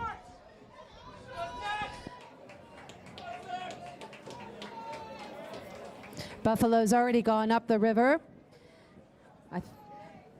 Rondebosch is loading. They'll probably be the next ones to push off. Ellis, Smith, Domisi, De Beer, Delbridge, Nair, Kirschbaumer, Jardine, and Riddle in the Cox seats. And the next race is off, and I think we are going to see it. I think 3 St. Albans boats are going to make the finals, because if Luca Muller, Calvin Damon from St. Albans give this a proper go, they can make it happen. We've seen like a proper domination in the previous heats. Selborne, Ngubelanga, St. John's, Atkinson, Rondebosch, Wyatt, Somerset, Cress on the far side. They are moving, but that St. John's, Atkinson boat, Byron and Emilio are going to try and make a difference. But look at that Rondebosch Wyatt boat. They've had a good jump. They're looking good, Connor and Adam. But I think that Muller boat They looked really impressive getting onto the water. And that shows you the caliber of St. Albans. They are moving well, and I think they've got this. 3 boats in the finals. Very impressive, Kaz. It is indeed. Watching St. Andrews is pushed off. Rhonda Bosch in front of the clubhouse. Blades turned, squared, and down. Good luck to the 8s as they head upriver. And St. Albans are going to be over the moon. 3 boats in the final. Selborne sprints, a little bit of open water. Rhonda Bosch, Wyatt Arnold finishing strong, and it's all happening behind us. That Selborne crew ahead of St. John, Selborne, Ngubalanga. That's a great scalp for them, beating St. John's Atkinson and Somerset Crest coming across the line. All right at the end, St. John's making a move. It's not over till it's over. Is now. I'm not singing. I'm not singing. Rhonda Bosch going past their fans. Row strong, row proud. Row on, Rhonda Bosch. Right up next to the parents on the barge. There are last-minute tips from Mum and Dad. Hello, Mommy. Hello, Mommy. Jeppy loading right down below us. And JP looking strong. A lot of tradition, a lot of legacy. You got to earn those seats in that boat. They don't just give them to you, Kaz. No, they do not. They work very hard. And JP starting to hear the singing from their crew. St. John's loading. Liam Root in the 2-seat, strong human being. Let's go through it. So they got Pereira, Liebenberg, Mbata, Dupree, Stanfest, Magagula, Root, Skoltz, and Barulana from JP. He's the cox, and he's going to make sure these horses run straight. Even the St. John's crew getting on the water. Proper units. I think they're in the Roger Barrow boat. Herman, Stead, Kiss, Miller, Cullen and Redshaw, Hood, Finn, Bacchus and Bow, and then Menzi Sokela, the cox.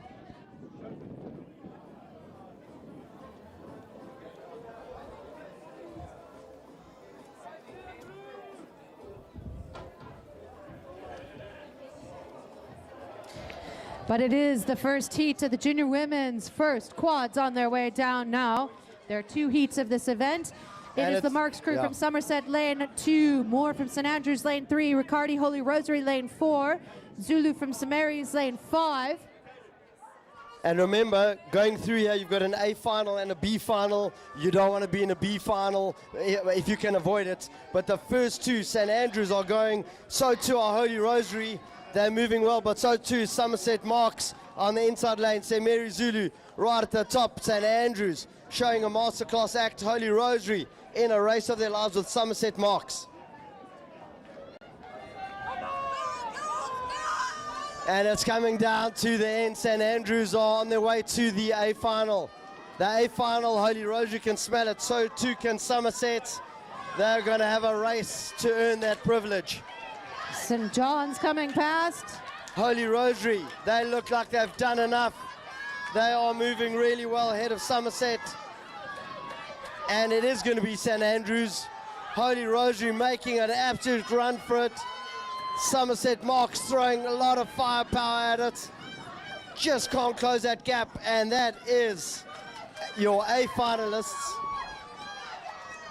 St. Andrews, Holy Rosary, and then Somerset, St. Mary's are gonna have to settle for the B final. Well, so it's very complicated. So we've got, it's the first 2 from each of the 2 heats going through to the A final, then the next fastest 2, then the remaining boats go into the B final.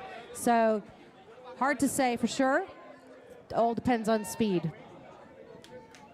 St. John's now coming past the supporters. In the cox seat, Bradley Anderson. He was their cox at boat race. Got them into the silver medal position.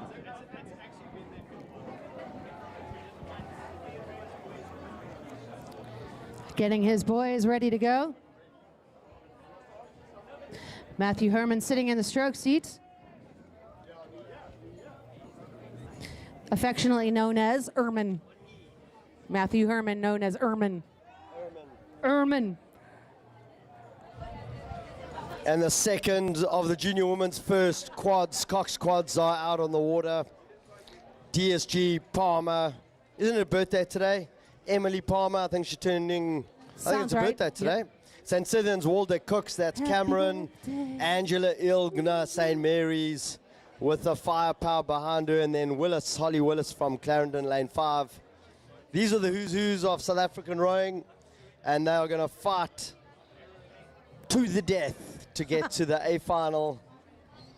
Not to the death, but they're going to fight hard. Show me how fast you can row, and I'll show you the A final. Yeah, exactly. You got to really want it. If you're going out thinking it's going to be easy, B final for you, my friend. Shame. Aina. No, I'm just pretending I'm a coach. Like a...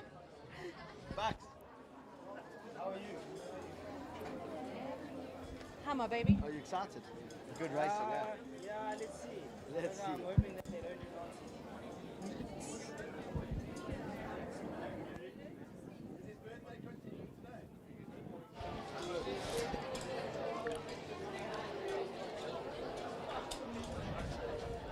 And they're lining up. And then we are going to have an umpire break, probably just to recover from the adrenaline that's coursing through our bodies at the moment, because it's an exciting time for the rowing. They've been fighting for the privilege. And after lunch, it is the finals. So much excitement.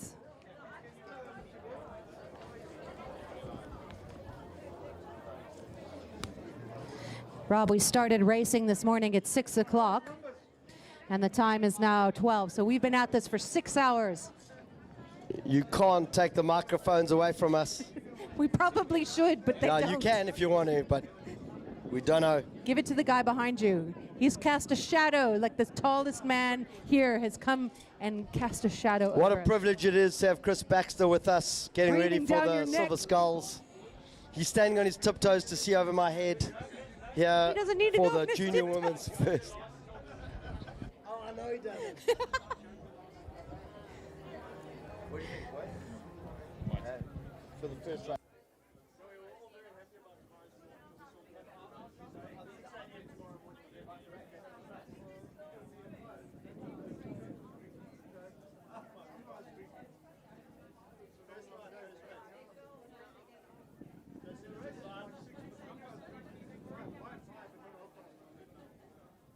And the flag is down.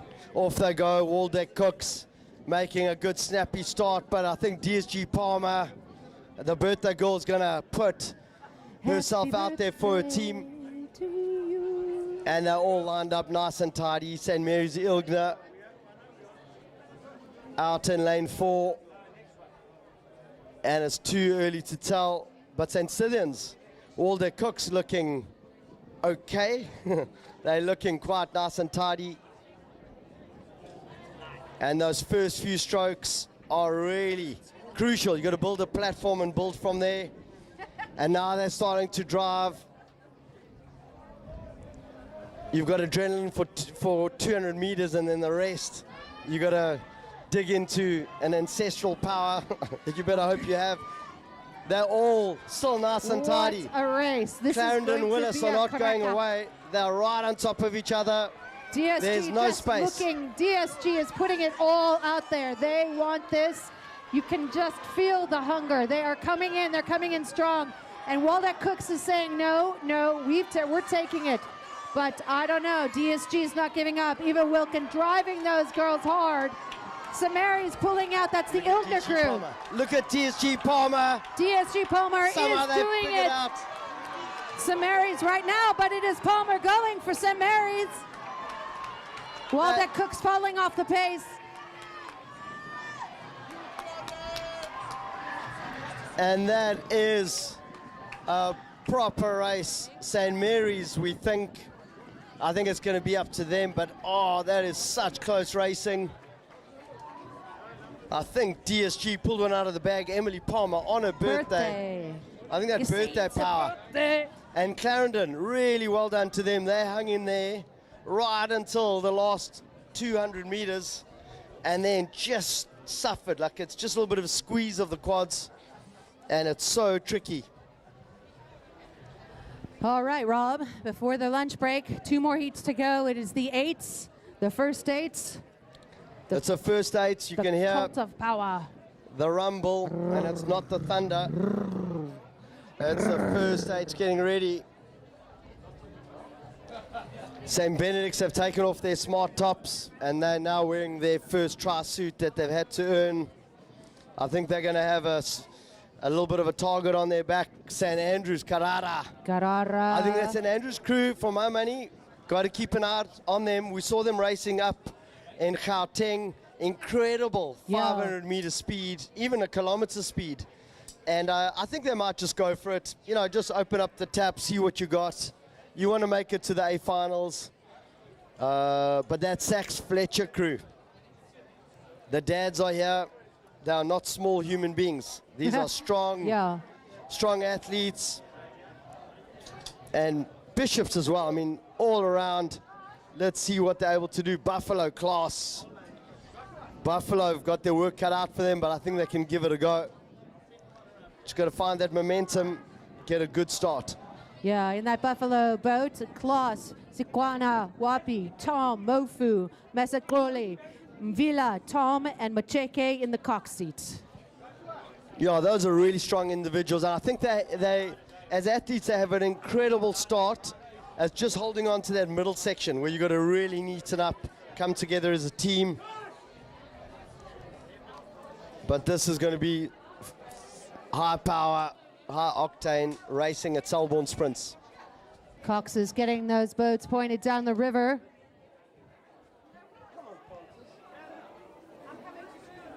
You can see the blue blades of Benny's straightening out. St. Andrews next to them. Yeah, and the coaches have said they're going to hold their lines because over here, if you cross your lines, collide with another boat, it's dangerous. You got to keep it straight. And so the Coxes are bringing in a crucial role. How much power can you get out of the horse in 500 meters? The Bosch boys coming down to support their first 8 on the jetty. Yeah, the Bosch boys, that is a good, strong crew in the engine room.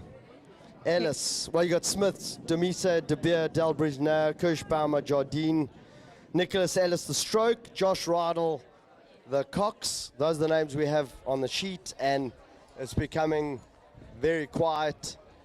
There's a hush falls over the crowd. Out on the water. Some of the boats a little bit skew, just straightening out. I don't know, I'm blinded by the white paper. Okay. 12:10. So this is scheduled for 12:10. The time now is 12:09. Tick tock, tick tock. Building up the excitement. Engines idling, revving, coxes talking, a few chirps on the over at the start line. Turning downstream, and the boat's twisting a little bit in the current. We see Ronde Bosch. Ronde Bosch team getting ready for their boys. So too are the Selborne team. This is becoming a proper race.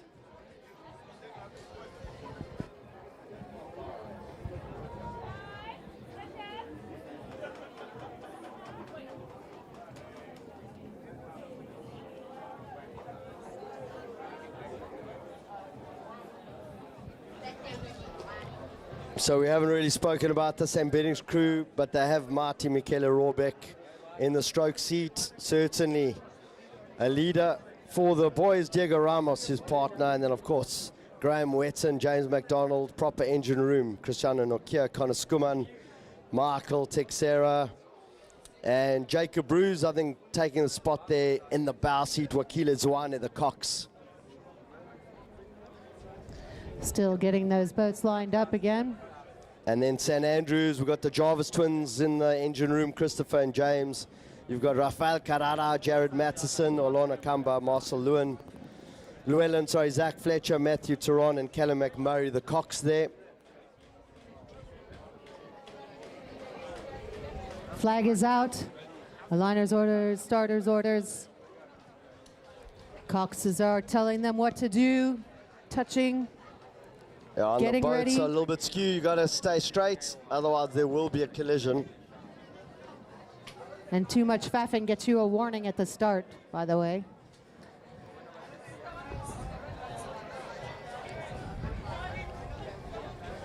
And this is tight. Order racing. St. Benedict squished in between Sachs And and the flag St. is up. Andrews. They're away. They're very. Here they come. And now it's up to the start. How much power can you get out right at the start? And they're going to make big, bold moves. St. Benedict's in between.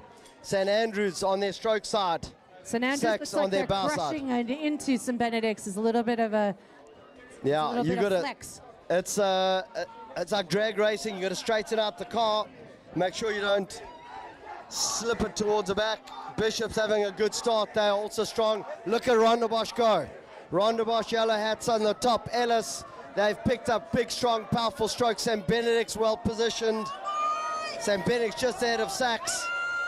And now there's a lot of thunder, a lot of power. St. Benedict's have a good advantage. I think they're just a little bit ahead of Sachs. Sachs still not going anywhere. And look at Bishop's going. The Bishop's crew are finding something when there's nothing out there. Rondebosch are flying. St. Benedict's have got their nose up. Oh, here it comes. They're coming Rondebosch. past the boathouse. St. Benedict's are moving well, so too are Rondebosch. Look at Bishop's come through. Watch out. And they are moving really well. I think I'm going to leave it up to Rondebosch and St. Benedict's. They've done a sterling job up there. And then second position, that incredible work from that Bishop's crew. Sachs as well, St. Andrews. And we've got Buffalo. Not Let's too cheer on the happy. Buffalo crew across the way. St. Andrews putting their Shout hand out up. to Buffalo. You're not too happy with something there. An objection. And that was high octane racing. There's a hand up there. Umpire's going to go sort that out. St. Andrews Cox has his hand up.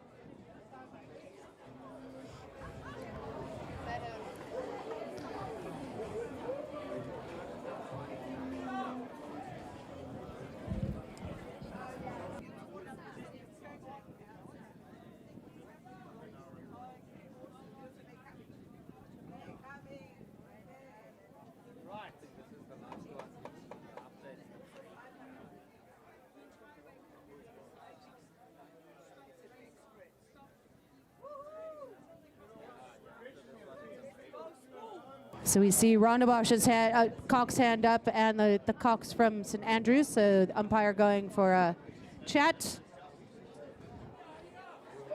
So things have got to wait up at the start line. Well, while we're checking out what's happening at the end, up at the top, we're at the start. Selborne Thompson crew in lane 1. The St. Stithians Kapler crew are in lane 2. Funder Pfeiffer from Kes, lane 3. That's Nick Funder Pfeiffer sitting in the stroke seat. His brother Matt right behind him. Matthew Herman's crew from St. John's in lane 4. And Jeppy Pereira, lane 5.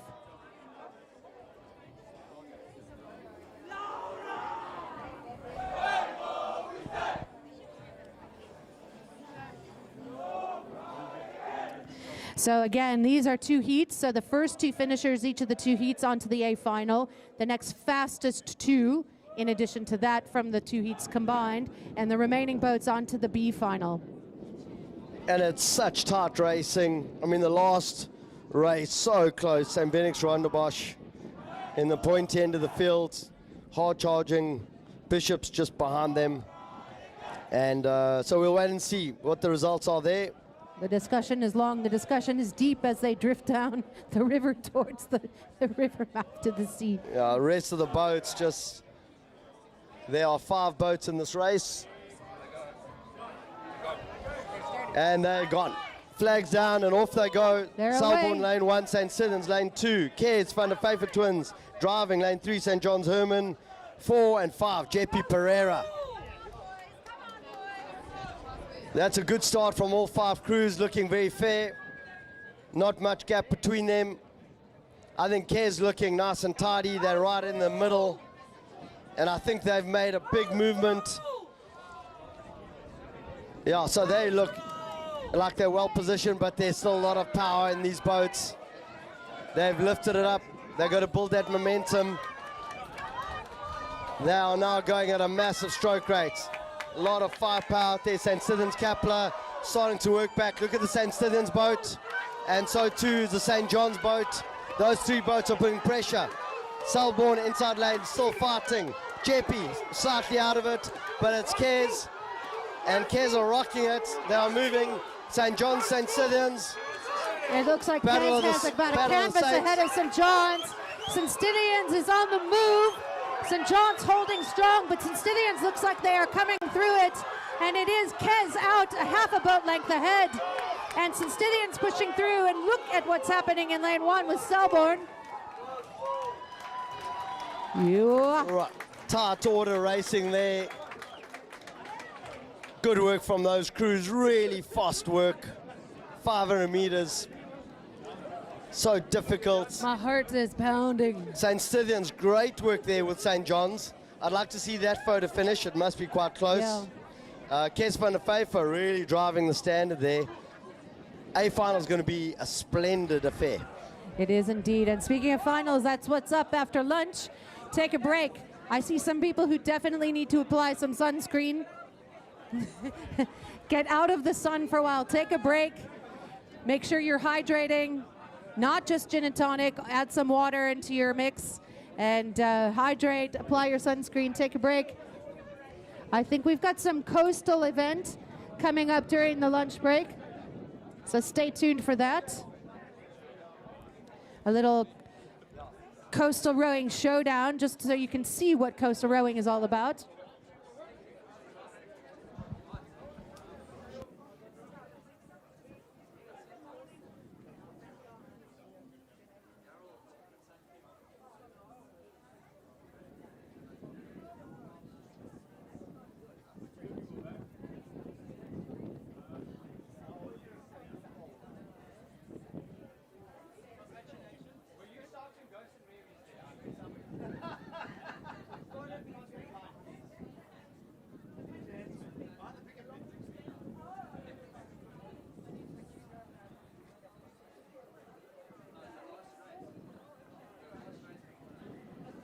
Rev the engine, because... So Rob, you see an interesting thing happening here. R&B, our sponsors. We've got some buoys going out from the head coach of our coastal rowing squad. And they're going to be setting up a couple of buoys so that we can have a look-see what it looks like with the coastal boats during the lunch break. And remember, I was telling you, so the course for beach sprint rowing, it starts with a 50-meter run down to the water. You leap into your boat. Once you're in the boat, you're going out through a slalom course, 250 meters, hairpin turn around a buoy, coming straight back to the beach. And it's a big buoy. It's not a little one. It's a big buoy. If you hit that thing, it's going to spin your boat around, and you're going to get your blade stuck in. There, and so that's an art. I've seen them turning. It's crazy. Yeah. So you've got to slam brakes one side and crank on the inside and turn, and you turn around. You get a straight shot back to the beach. Then someone, or if it's a scull, leap out of that boat, get out of the boat, time it with those waves coming in as they break on the beach, and then run 50 meters, usually in a bit of a half semicircle kind of thing, and dive onto the sand onto a timer that goes beep, and you're racing head to head. It's always a knockout, one team versus another. It's quite exciting. So we're going to get a little showdown to see what coastal rowing or beach sprint rowing looks like without the running part, because no running on the jetties. And the great thing about the double as well is that both people have got to run. Like the first person runs. Oh yeah, and so first it's the stroke, then it's the bow. Yeah, is that exactly. Correct? Exactly. And then the bow comes into land. Yeah, I think they have to take turns.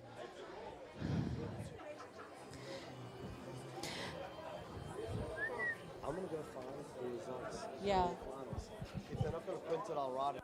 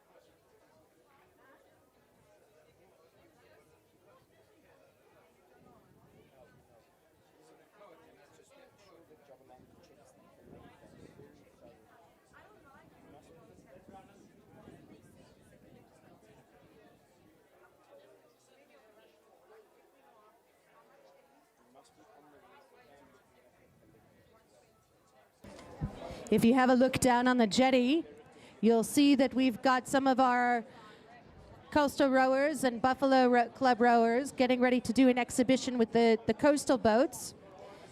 These are kanguas.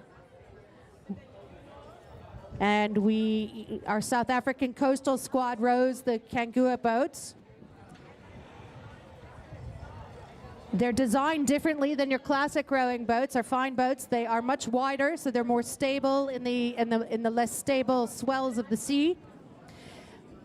And they've got an open stern, which means that the water will wash out the back. And so you can see a very different rig in these boats. But they're going to be taking them out and showing us how they look.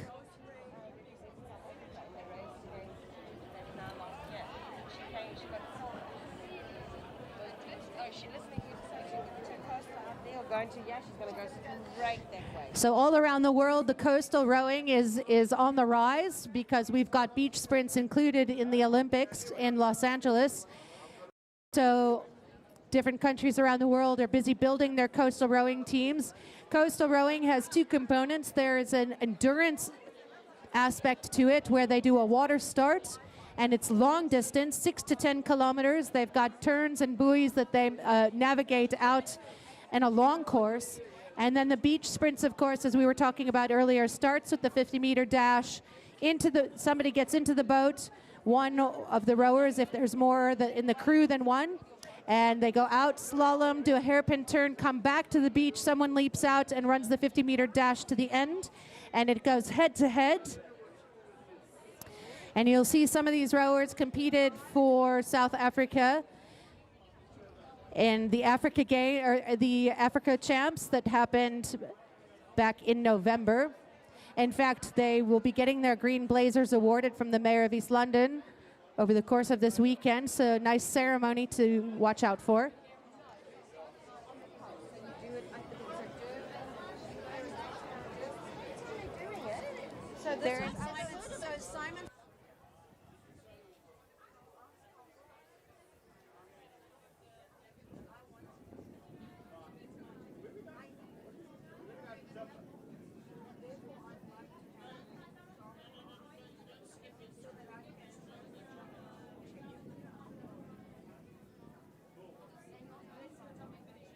So out of the water now, Janelle Moss pushing off.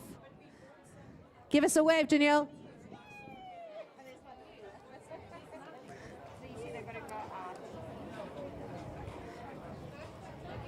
They actually had this on Super Sport, and I think it's on YouTube. Coastal rowing. I'll get the link for you. There is a link for the YouTube.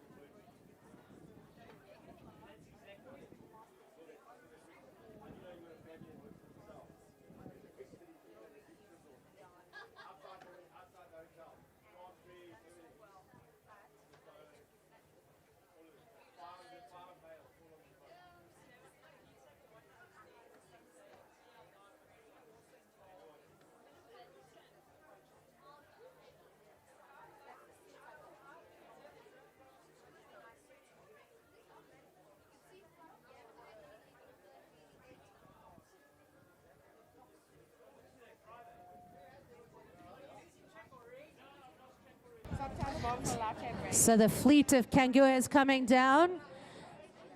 I know lots of the athletes have seen these yellow boats and wondered, what are these funny things? And now you'll get to see them in action. They don't always have to be out on the sea. They can be on the river. Coastal rowing doesn't necessarily have to be on the ocean, but the waves definitely give it a lot more of a thrill.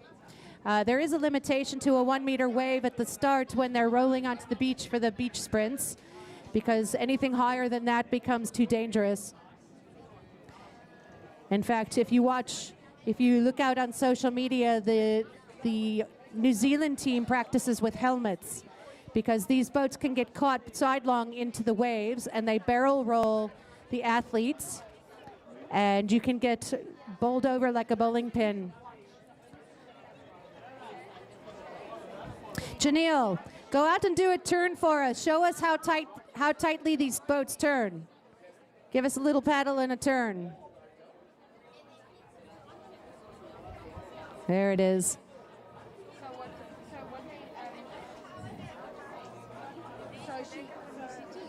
No, these are some of them are buffalo.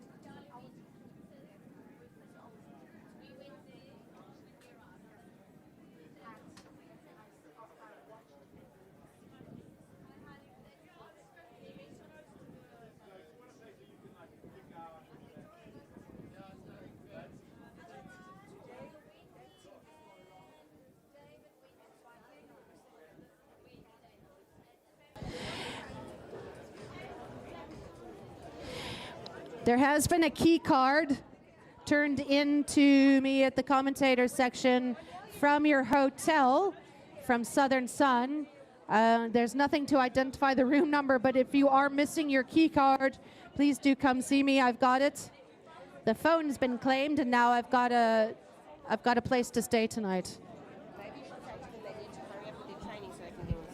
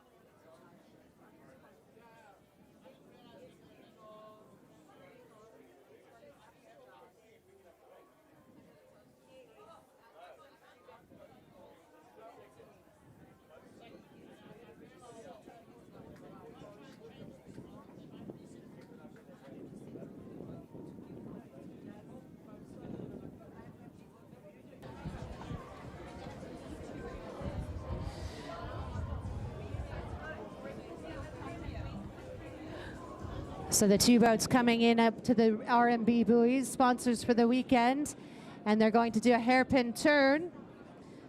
Just so you can see how these coastal boats navigate. They're a lot easier to maneuver than the fine boats. Janelle's done this before, and I think she's coaching this young lady whose first time is in the boat now.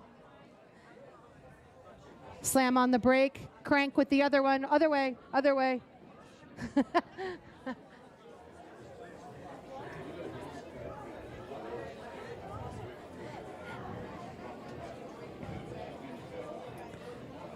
Janelle's blade stuck on the buoy. As you go around this R&B buoy, there's another buoy right there, so you'll be crossing a line. So just watch your blades.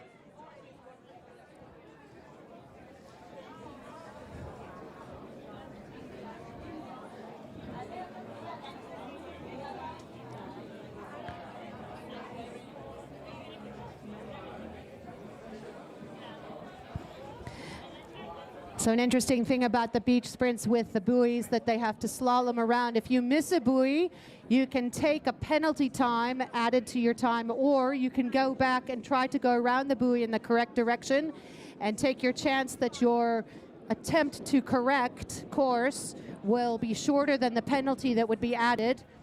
However, there is a zone that you have to stay within. If you do go outside of the zone, it's an automatic disqualification. You can tangle with the buoys all you want. That's not a disqualification.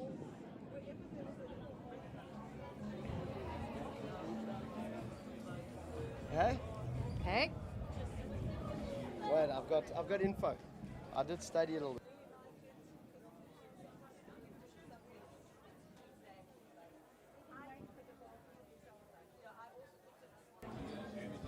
Some more of our coastal boats going out now. Mixed pair, or a mixed double rather, getting ready to go in.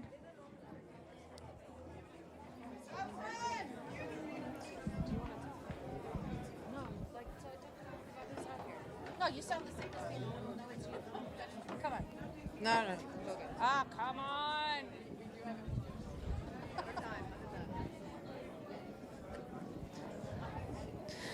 So we got to get these boats in so that we can restore the course for the sprint finals. They are.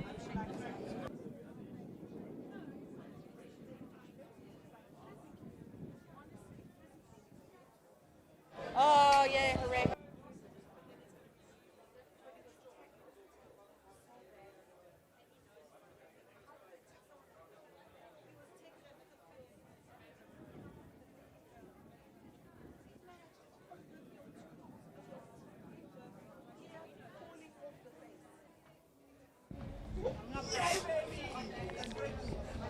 So those are top Kangaroo boats, all shapes and sizes, but those coastal boats are great. They're pretty regular sizing. Rob, I was also, it occurred to me that there are Swift and Felipe and all the usual suspects also make the coastal rowing boats as well. So, but what's different with coastal rowing or the beach sprints is that whoever's hosting will provide the boats. So it's not like this weekend where people have to drive the boats down from Gauteng. It's the boats are sort of provided or you rent, and then it's everybody uses the same boats for the competition. So in that knockout competition, there are two boats. You get in, you can adjust your seat height, and you can adjust your gates just slightly. And that's it. Those boats are rigged and pretty much ready to go, and there's not much you can do about it. Only a few modifications, which are quick, because those knockout rounds happen, and they happen quickly. So you've got to be there, and you'll hear the announcer, boats in the water, and go. It's about like that. Yeah, and they look really good. I mean, the stability of the boats is probably the most important thing, but when you're out in the ocean, you need that, because otherwise there's just too much movement. But that looked great. Great to see these athletes giving it a go.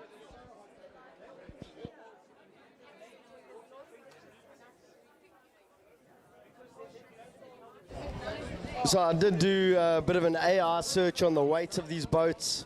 So a good scull is about 14 kilos. I think there's a limit. You're not allowed under 14 for a regular scull. And these boats are maybe double that, 30, 37 kilos. The doubles go up to 50 to 70 kilos boats. So they're a lot heavier, but they need to be hardier, and they need to take different size athletes as well. Absolutely. And you're going to be, I mean, if you look at the bow of these boats, those things are solid. There's no bow ball. It's a wall. It's like a ship. And you're going to be driving that right into the beach. So that thing has to be robust enough to handle a crash into the beach and sometimes the stones. Most of the damage happens on the edges of these boats because they get crashed into Genoa Beach or whatnot. Yeah, I heard about Genoa. I think they wanted to move it closer to where the finish area was, but that caused a little bit of difficulty and challenges for the athletes.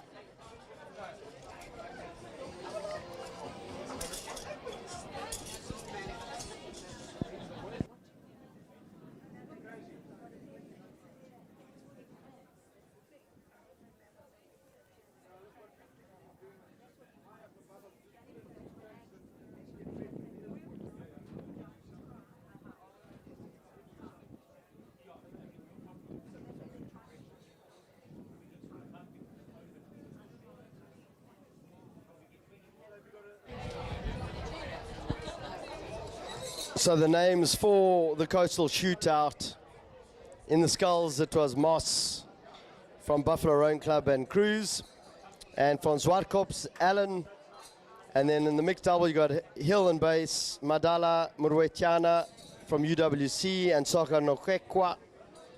You can help me with the name a little bit later, and then in the sculls Wapi and Mofu. So they're going to be out there at the moment, giving us a bit of a show.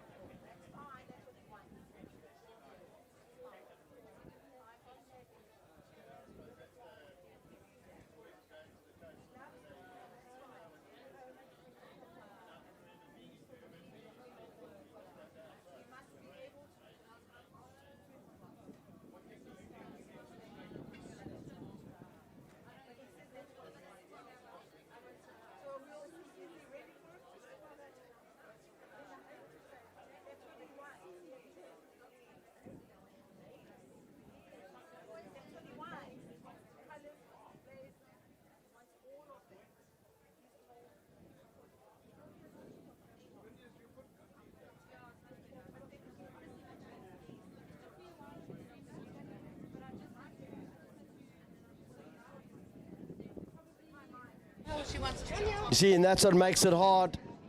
You make it away around there, and those pesky buoys get in the way. And the wind blowing the and the wind, around. and there's a handbrake turn. So on the far side, she's made a tactical move. She's stuck on that buoy, but she's going to get herself out of it. She's got to spin all. She's got to go around the buoy. And that is a tactical error. She wants to go from the inside to the outside. But she's not giving up. She's still going for it. So what I was saying earlier, Rob, is that you do get a penalty if you miss a buoy or you go the wrong way round. And that time penalty is applied. You know what it is. And you can go back and go the correct way and try to recorrect and not get the penalty and hope that you're faster than what the penalty applied would be. Yeah. As long as you don't go out of bounds. But it shows you how hard it is because you're going there for a handbrake turn. You get caught in that buoy, and look at that powerful acceleration. She's going for it. She decided she's going for the win.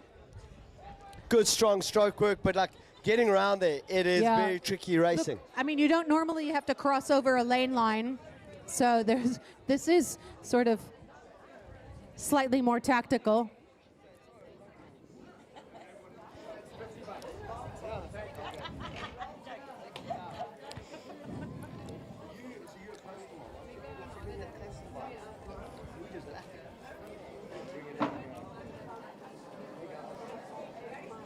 Now we've got some of our fine boats gearing up.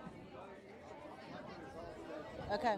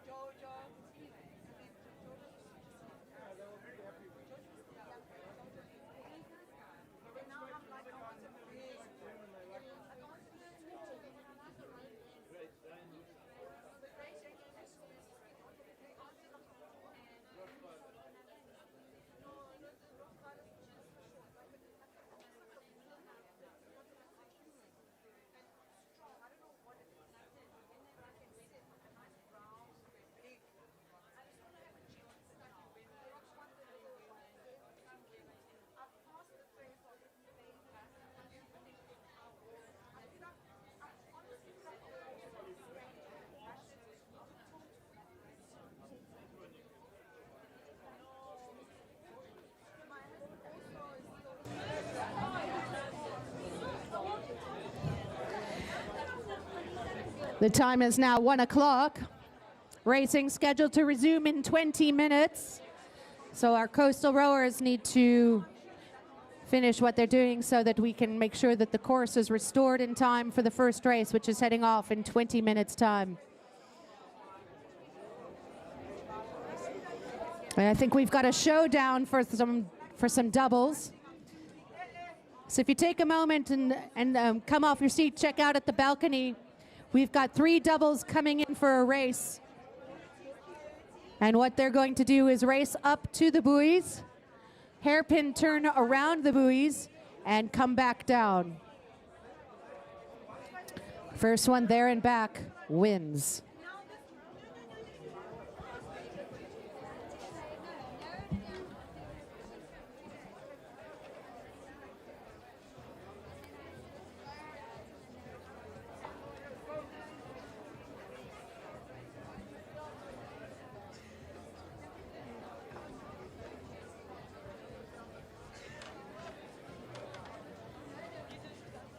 And they are off, ladies and gentlemen.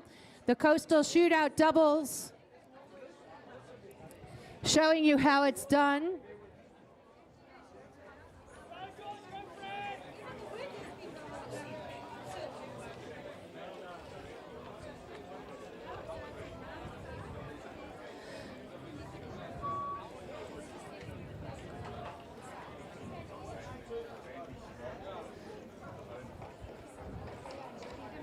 So an interesting thing happening, the 2 boats turning, they're going to be turning into each other, which is not what they want to be doing.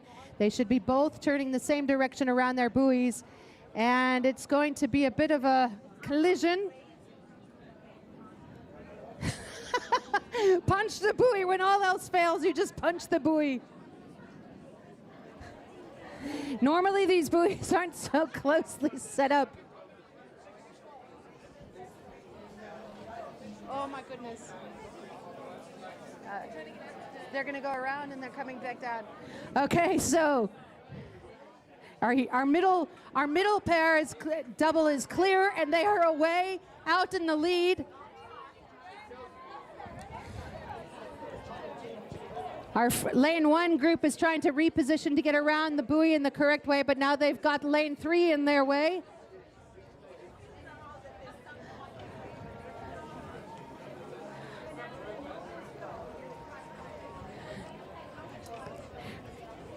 And that's kind of how it's done.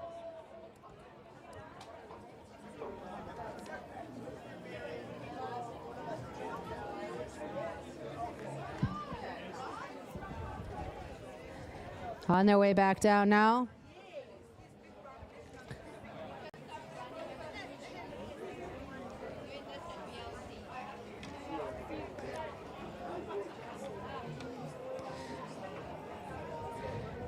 We've seen a lot of those rowers get tangled up in those buoys as they were trying to do the turn. But once again, they are crossing over the lane lines, which complicates things a little bit, and they're set very closely together.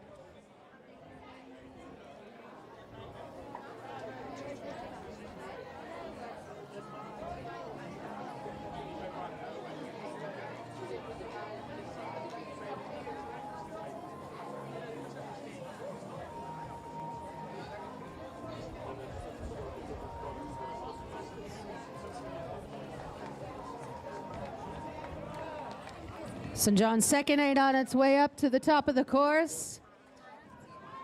Nice.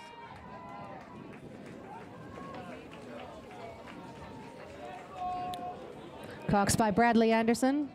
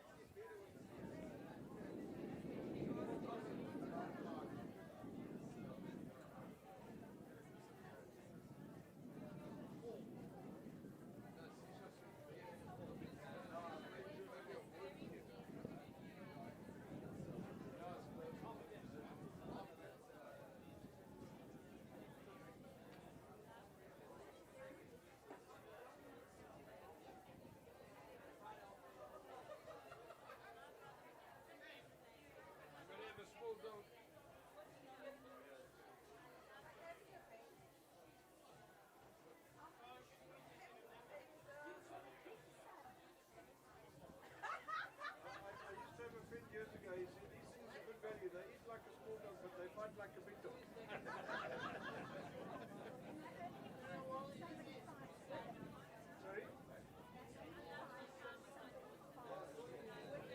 don't start the fight, they're like Donald Trump. But starts with their in. Not fair to compare Trump with a dog. I'm just saying. Sorry, I didn't mean to compare. Be very unkind to them. Oh my God! Very unkind to you. I'm so sorry. How dare I? Between that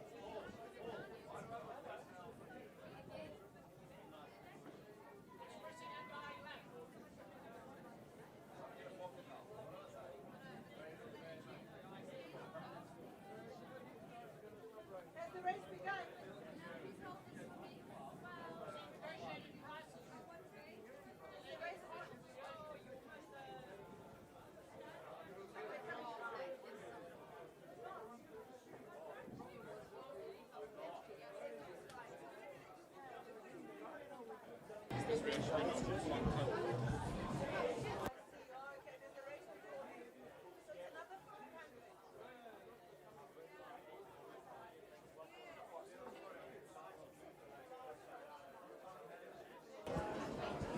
Can I just pop in here so I can also do mine? Thanks.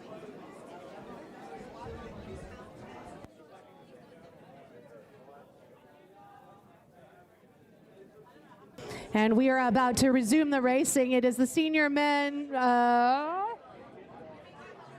mixed doubles.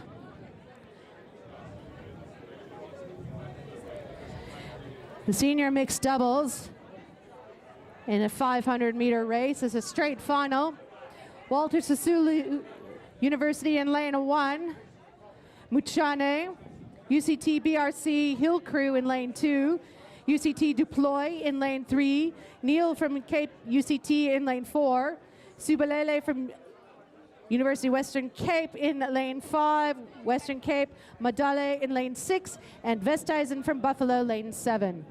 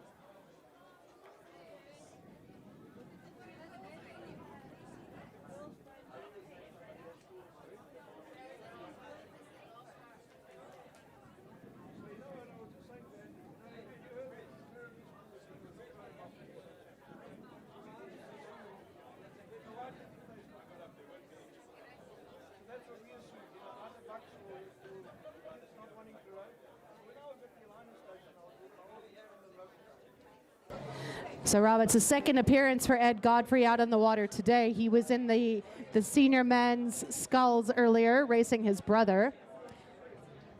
So now he's in a mixed double. Yeah, they're looking good. Edward really bringing a great race out earlier with his brother Ben. I think both through to the finals. I think that brotherly sort of competitive edge. I had one of them tell me I'm gonna get him back. Yeah, that's it. And seeing the Holy Rosary boat going out there, they are looking nice and tidy. Stroke seat looks like Miley Farah. And they're looking nice and controlled. Looking forward to seeing them on the water.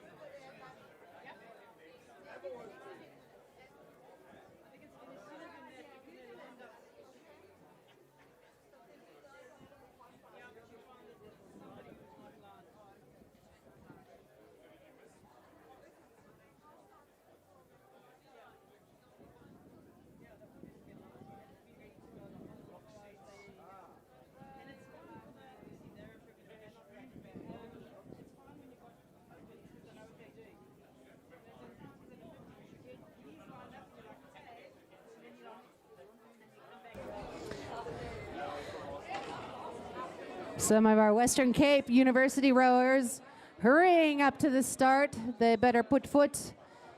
I think they're waiting for you to start this race.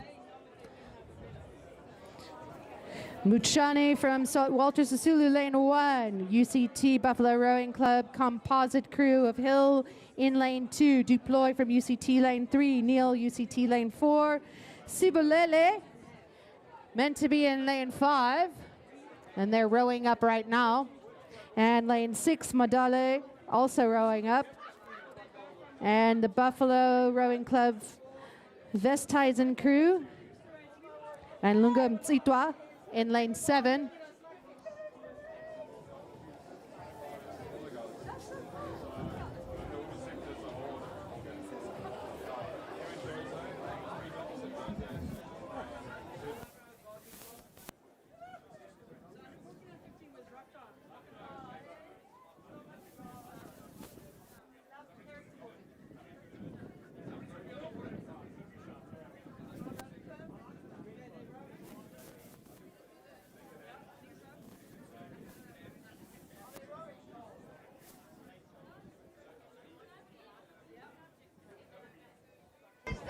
Somerset College taking their 8 up.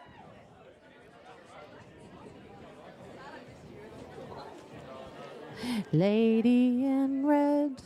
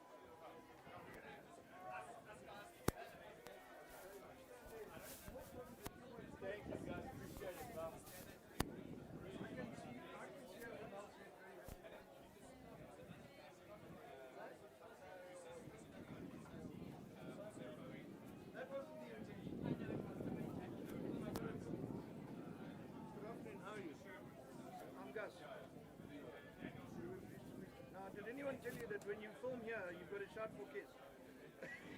Were you in the corner? Were you in the corner? You found the red Selborne team. guy. All you need to do is say go school. We are, who are we? Who's got a shot? Go school. Yeah, just go school. Then you could be shouting for anybody actually.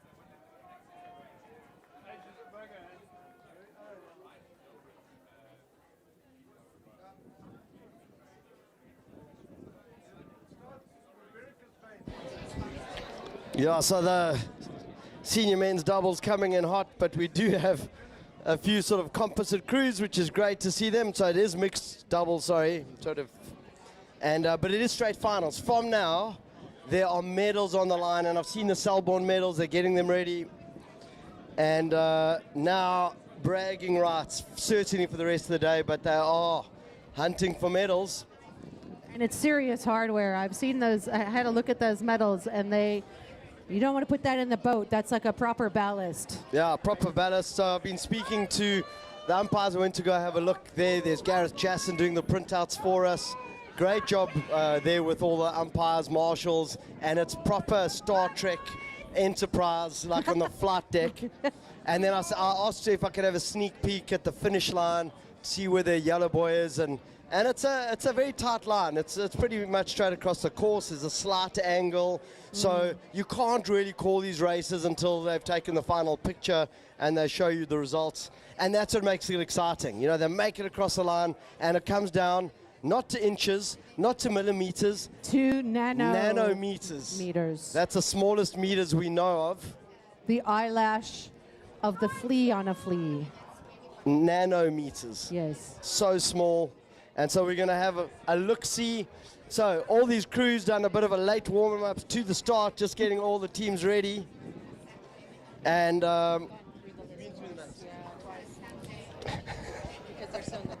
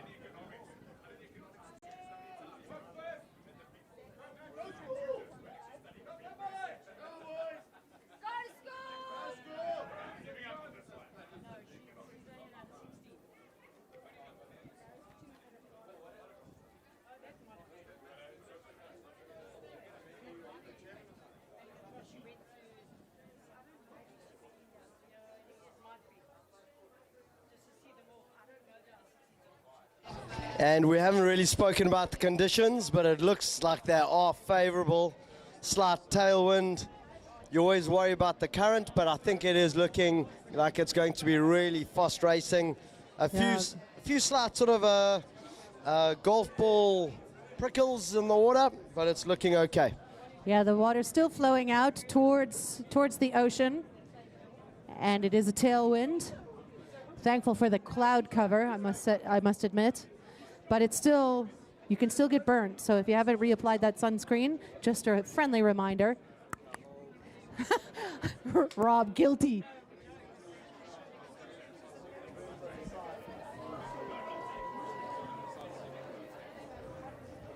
And our mixed doubles are on their way.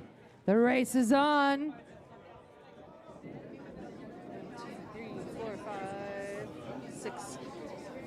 I see 6 boats on the water, which means only 1 boat didn't make it out.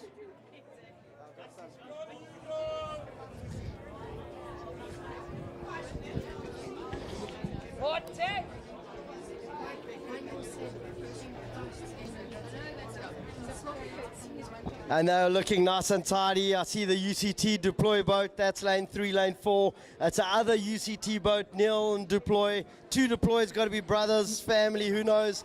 But they are going, and it's a UCT crew. And then looking nice and tidy. Yeah, and then it's Hill and Godfrey on the inside.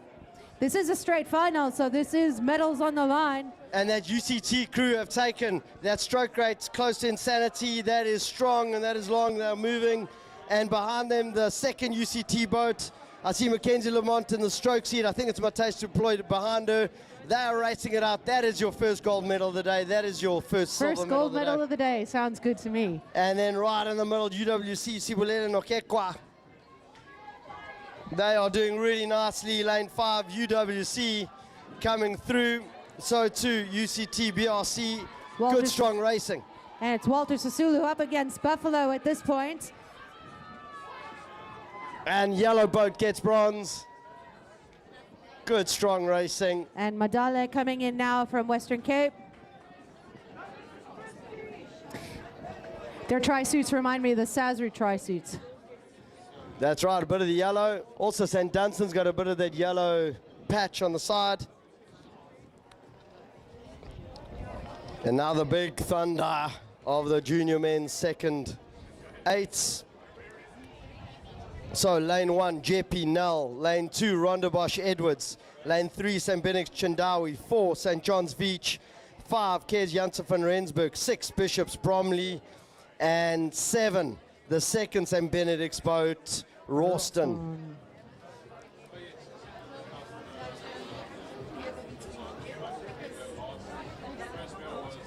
And there is very little space out there, Kaz. We've got to be quick today because the boats are going to come down thick and fast. They are going to be firing on every single cylinder. We're going to do our best not to get it wrong, but who knows? You can count on me getting it wrong. Yeah, we'll try keep and see if they're nice and tidy. I think St. John's Beach, good strong boat in lane 4. Bradley Anderson's a Cox there. We got Ben Riccardi out there as well. He's Cox in lane 3. And I think Chris Williamson, that's Ian's son from Rondebosch, so good to see him out there. Lots of friends. Caden Govender from Kes, Yazid Lalkan, Bishops, Neo Ricotso, St. Benedict's, and then Liam Muller, the Cox for Jeppy. The flag is out to the side. The second eights are ready.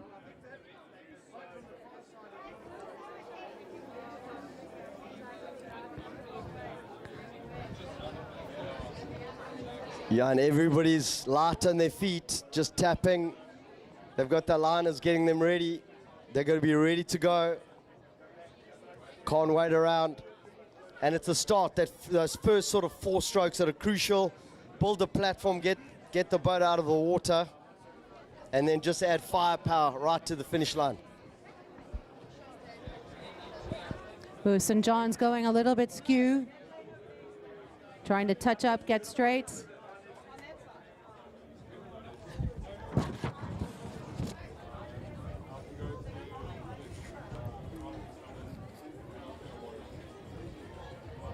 Flag out still, trying to get everybody lined up.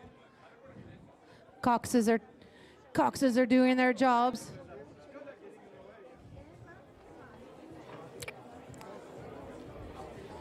Flag is up. The seconds away.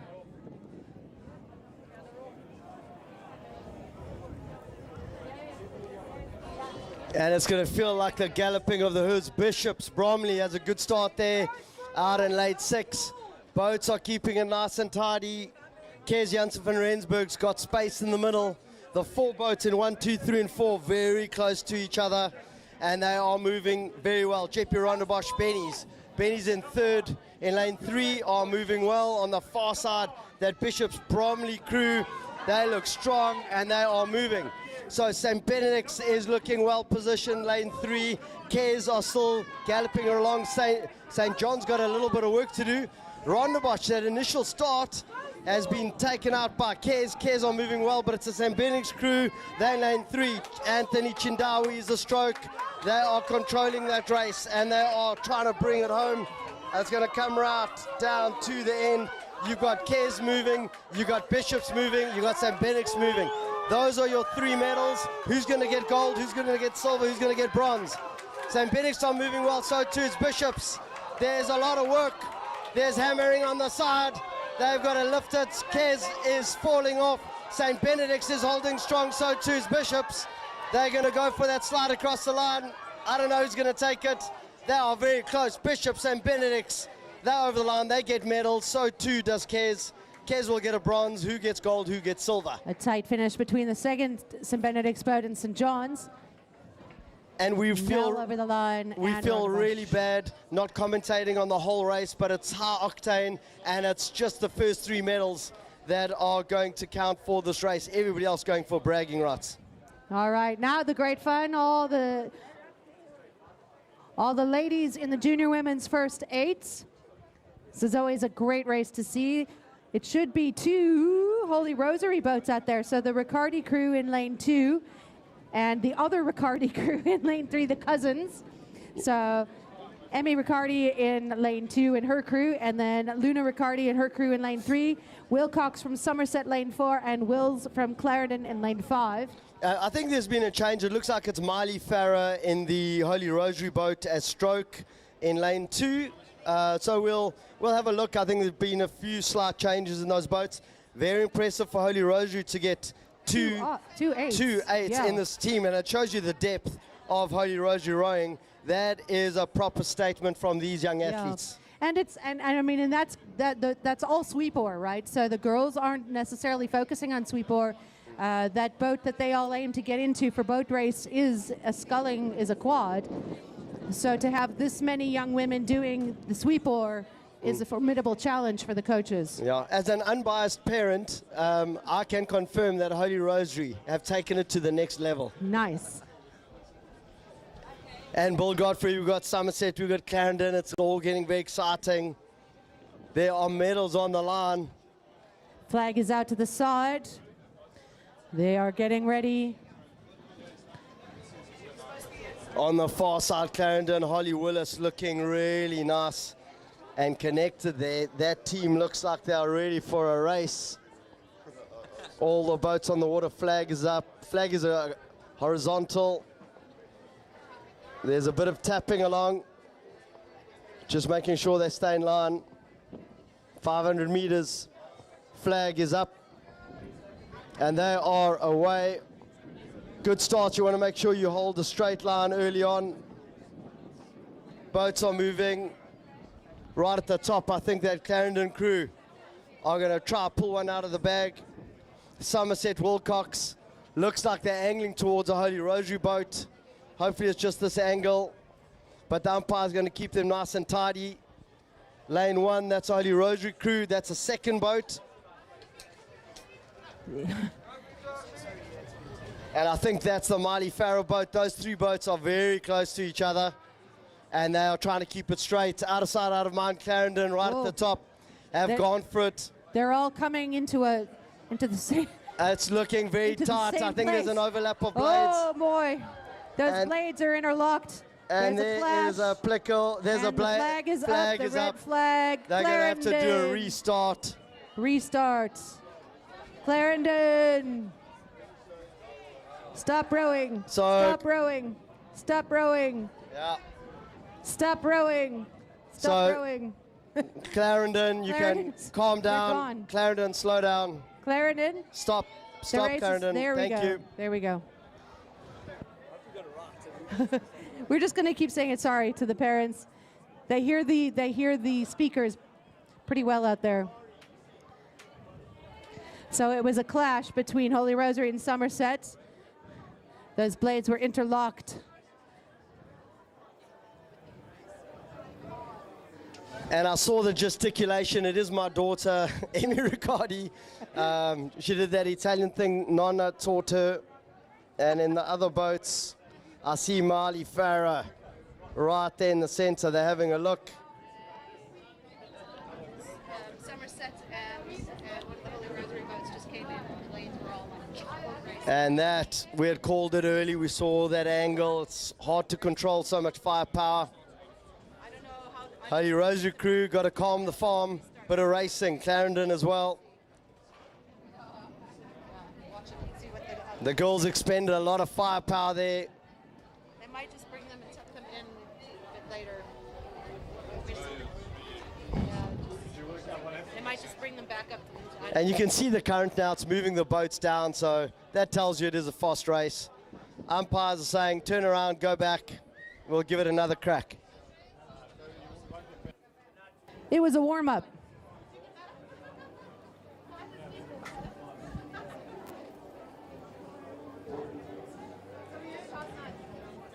Yeah, we knew there was trouble, Rob, when all three bows were pointing in the same place. And they were going guns blazing. It's very, very tricky. The Holy Rosary second boat managed to get out of trouble there. Clarendon was heading for the finish. They're going to have to redo that, listen to the umpires, and just calm the farm.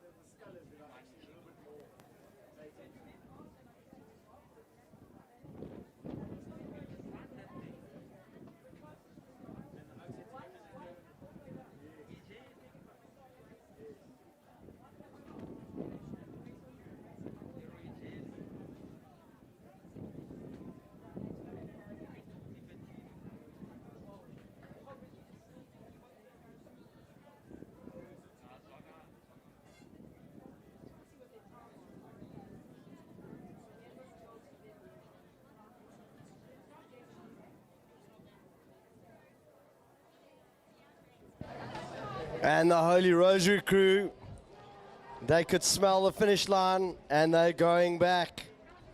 Round 2. Already the next race underway. It is the junior men's under 15 Cox Quads. Somerset Hayes, lane 1, lane 2, St. Benix Rawbeck, lane 3, St. Benix Sherwood, Kes Mafela, lane 4, Kes Tobakale, lane 5, St. Albans Eden. So it's a 2 Benny's boats, 2 Kes boats, right smack bang in the middle. They are moving well on the far side, Somerset, lane 1, sorry, on the close side, Somerset Hayes, St. Albans Eden on the far side. And those St. Benix boats have put their neck out. It's a Sherwood boat.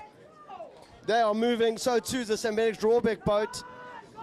They've got a good angle for them. The far boat, Tobakale, Kes, they are moving well, but it's the St. Benix boats look well placed. The angle certainly to St. Benix Sherwood. They've got some of the strong guns in that boat racing later in the day. Right at the top, Kes Tobakale coming through St. Benedict's. The young Rawbeck crew still in the mix. St. Benedict's are going. The Kes second crew are still fighting it out, coming down to last few strokes. A lot of power there from St. Benedict's. St. Benedict's sure are going to take it. Second is going to go to either young Aaron Rawbeck or it's going to go to Tess Tobakale. SoCal on its way in. And right over the line, not sure who took that, either Kes crew, but St. Benedict's getting 2 medals out of that haul. And the rest of the crew's right on top of each other. Very close racing from Somerset, Kes, St. Albans. Clarendon on its way back up to the start. They get bounced.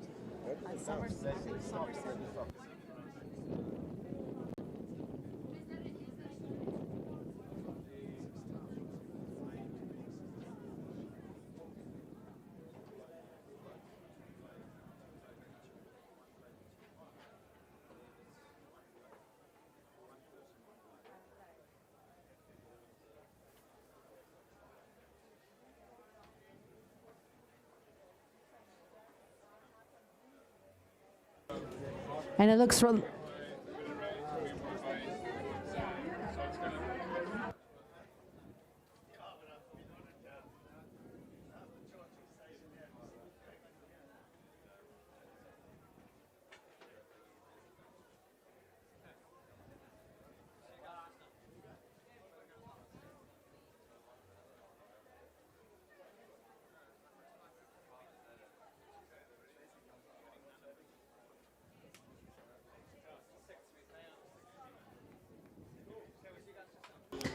all right, up next, it is the junior men's first pairs.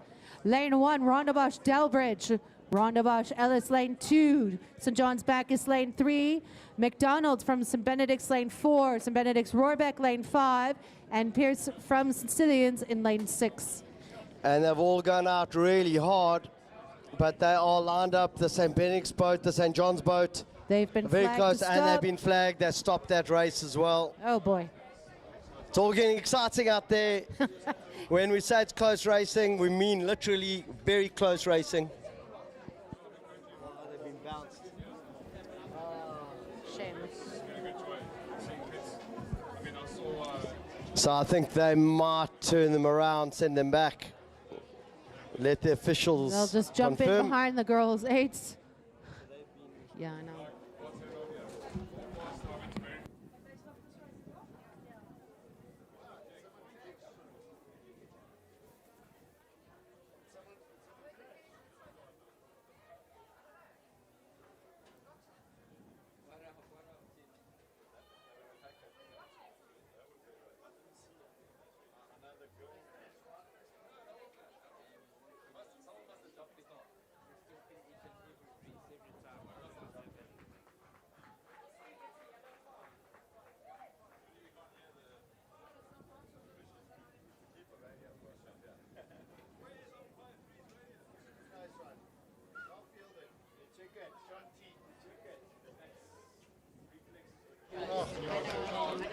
So if we could get some of the officials, there are some swimmers on the course. So just to let the officials know, We do have some swimmers on the course just from a safety perspective.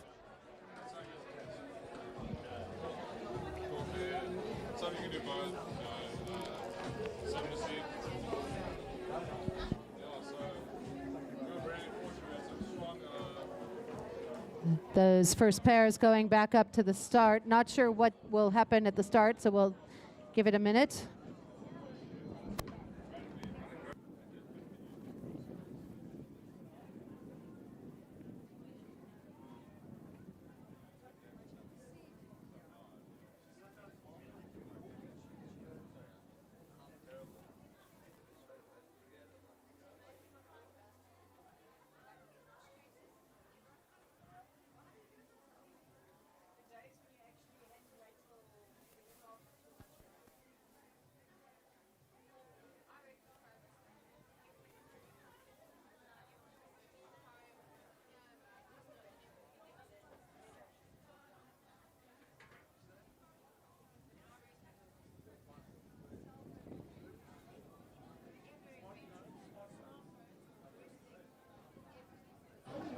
And it looks to me like they're going to let the junior women's second pairs down.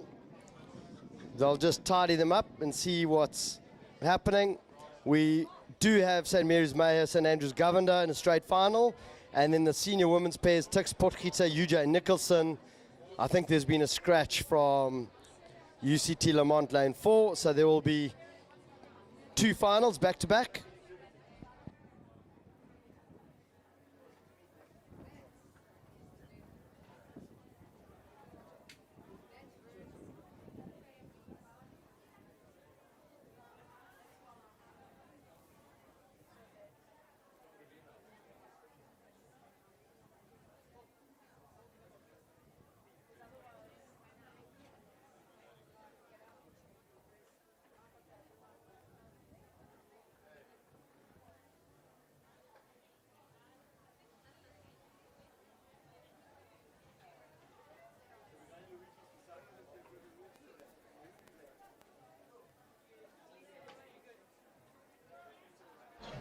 So it looks like junior women's second pair, St. Mary's Mayher, St. Andrews Governor, Camille Governor, Laura Shell Dietlifs for St. Andrews, and then Natalie Mayher, Jordine Obedike. St. Mary's, I see those young ladies, and they're going to have a straight final here. They're alongside each other. Now, hopefully they can stay in their lanes and not come together.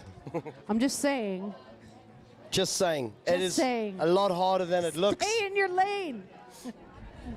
It is a lot harder than it looks. Yeah, easy for us to say. Smart Alex on the microphones.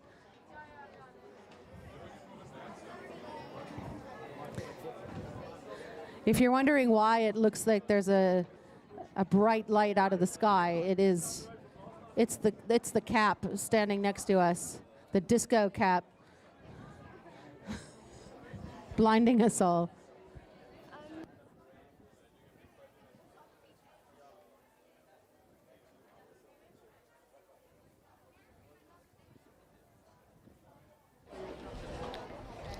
And the umpires have made a tactical decision. They've decided to bring back the eights from the previous race. Just in case you thought you knew what was happening. Well, while we're sorting that out, Rob, if you ordered merchandise, those orders have been delivered. You can please come collect your merchandise from the merch table in the center middle level of the clubhouse. Yeah. And the junior women's first eights back on the water. Unfortunately, Somerset, Wilcox seem to have been bounced. So it's going to be two Holy Rosary boats, Clarendon. The two cousins, Amy Riccardi, first Holy Rosary was in lane 2, Holy Rosary Luna Riccardi, lane 3. They're driving those boats, and then Clarendon Wills, I think it's Willis in lane 5. And off they go, they've gone.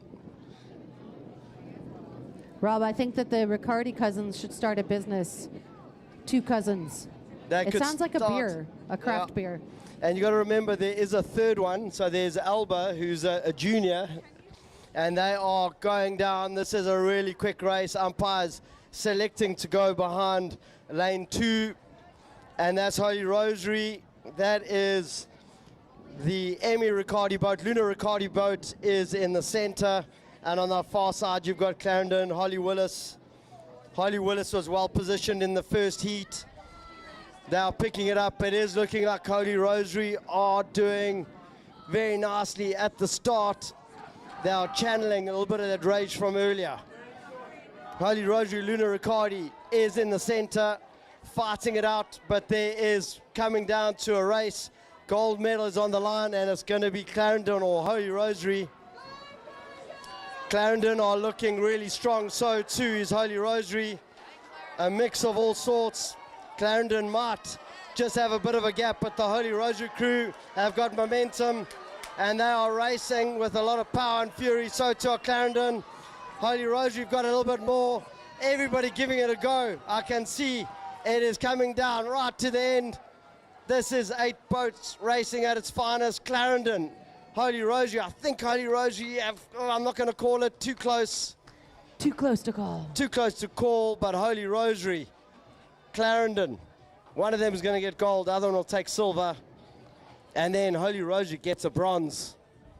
So that is a great day for Holy Rosary. Somerset, unfortunately, not able to make that.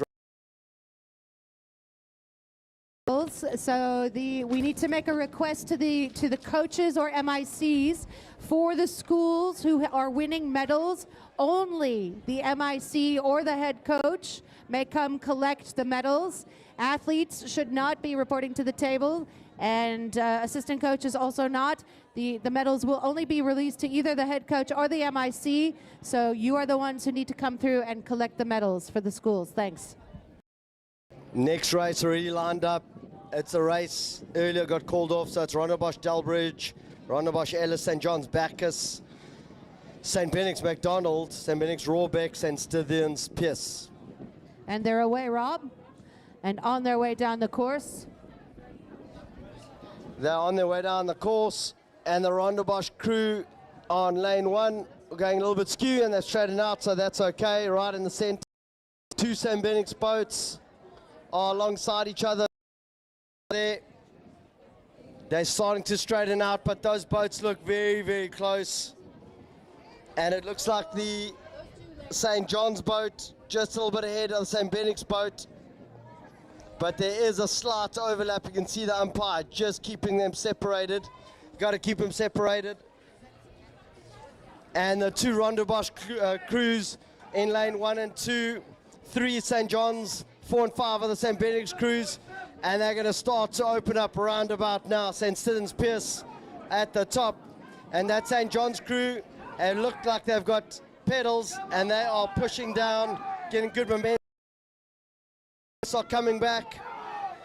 So it's McDonald Wetton just off the pace for St. Benedict's. But it's St. John's that have picked it up. Rondebosch. They're throwing a lot of power. Rondebosch have pulled one out of the bag. That's Ellison Smith to that area. The St. Benix crews. Graham Wetton going for 3rd. Oh, look at that. And that's what it means to them. Rondebosch throwing everything they had at it. That's the Ellis crew. I think they take it. I think Finn Bacchus, St. John's, they had their neck out there looking really good. And then James McDonald, Graham Wetts, and St. Benedict seem to come back. We'll wait for the official results. Yeah. There's high-powered.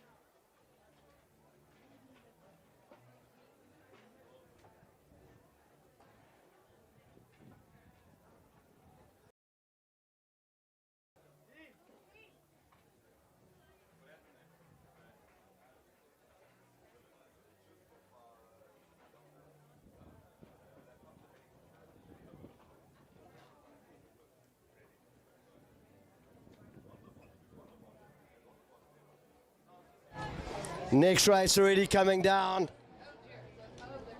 And this is the varsity race. This is Tux Porkita. In lane 2, lane 3, it's UJ Nicholson. So Courtney Nicholson, Emma Gomes from UJ coaches. Both Holy Rosary girls, and then Amber Porkita, or former Holy Rosary girls, Amber Porkita from Tux and Rene Goos. That's a St. Andrews, St. Stephen composite when they were at school, but now it's Tux and it's UJ. They're trying to keep those boats straight. This is proper bragging rights, the first medal for the universities. And look at them go. UJ Nicholson is looking nice and tidy. They are going straight, good connection. So too are Tux Porkita. Porkita and Goos are throwing everything at it. And this is a very close race. They've been... And somehow Tix have found a little bit of something. UJ not giving up. They're coming down to the last few strokes, can't make mistakes. They got a ride, go straight across the finish line. And I'm not going to call it. That is so close. They both stop rowing at the same time when they hear the buzzer. That's a beep beep race. Too close to call for us.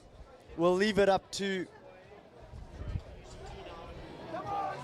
the finish line tower.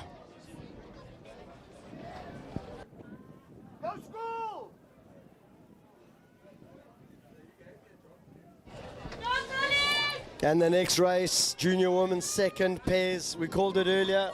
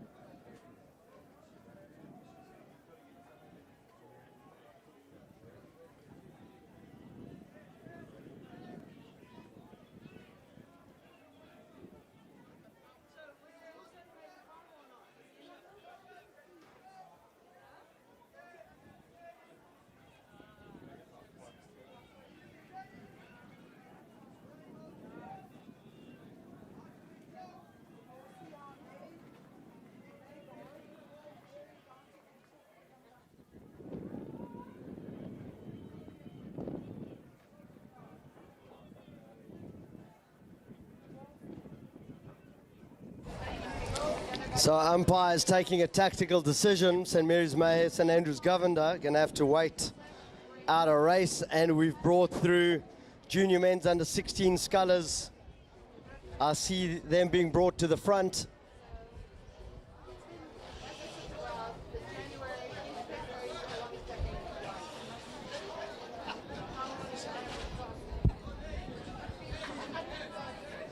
I see 6 scullers on the water. And these are the cream of the crop. Gabriele Carrara, St. Andrews, lane 1, 2, Mark Zeng, St. Benedict's, Jesse Waldman, Cares, lane 3, St. Stithians, Hugo Price Hughes, lane 4, Clinton Onyeneku, Jeppy, lane 5, and Mika Radema, Rondobosch, lane 6.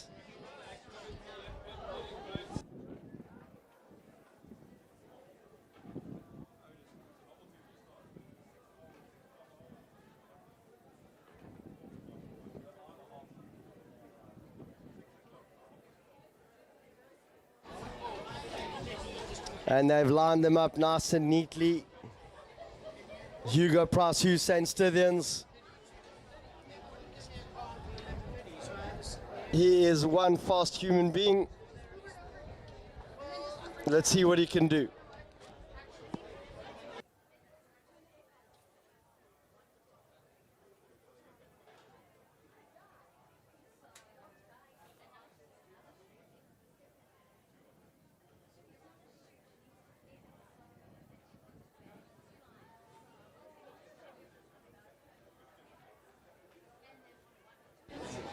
And the scullers are underway.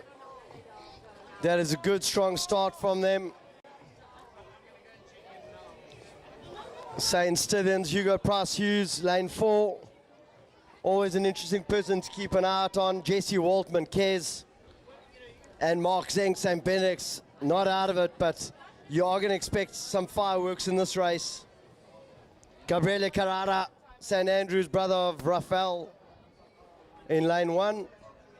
Moving well, and he's got that ability to find a little bit more. And already he's making a big difference here. Clinton and cannot handle that acceleration. Rondebosch Rademacher on the far side, and Hugo Price-Hughes does. Waldman Kez still fighting it out. So too Clinton Onyeneku from Jeppe. Mark Zeng, St. Benedict still in the running for a medal. And now Gabriele Carrara. Carrara is cooking. St. Andrews is cooking. Rondebosch Rademacher has got work to do. But Hugo Price-Hughes, St. Stithians, he is going a few clips there. Jesse Waltman, going is in a race of his life with Clinton Onyeneku from Jeppe. St. Stithians is going to take it second. It's got to go to Jesse Waltman. Can't make mistakes. And look at Carrara. He's coming from the back. He's found something more. He's throwing it at the line. Mark Zeng is going. Clinton Onyeneku. I cannot call it. They are rowing as far as they can. Clinton Onyeneku looking well placed. Kaz, we can't guess. We Too can't. hard. When they're on top of each other like that from this angle, we don't have that special. Hugo Price-Hughes is going to take that. Jesse Waldman, Kez, and then bronze medal to somebody else on the water. Someone gets it. But that was so close. And congratulations. A reminder to the MICs and head coaches, only the medals will only be released to the schools teams, to the head coach, or to the MIC. So MIC's head coaches, please do know that it must be you who has to come claim the medals from the medal table here at the middle level of the clubhouse for the Selborne Sprints.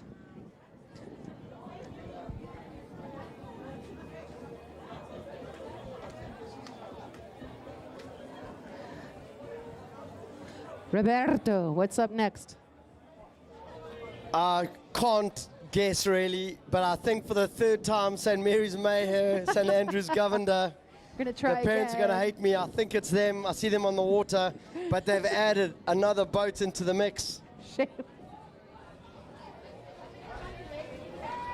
And I think they have put in a Holy Rosary boat in between them, so that is a late entrant.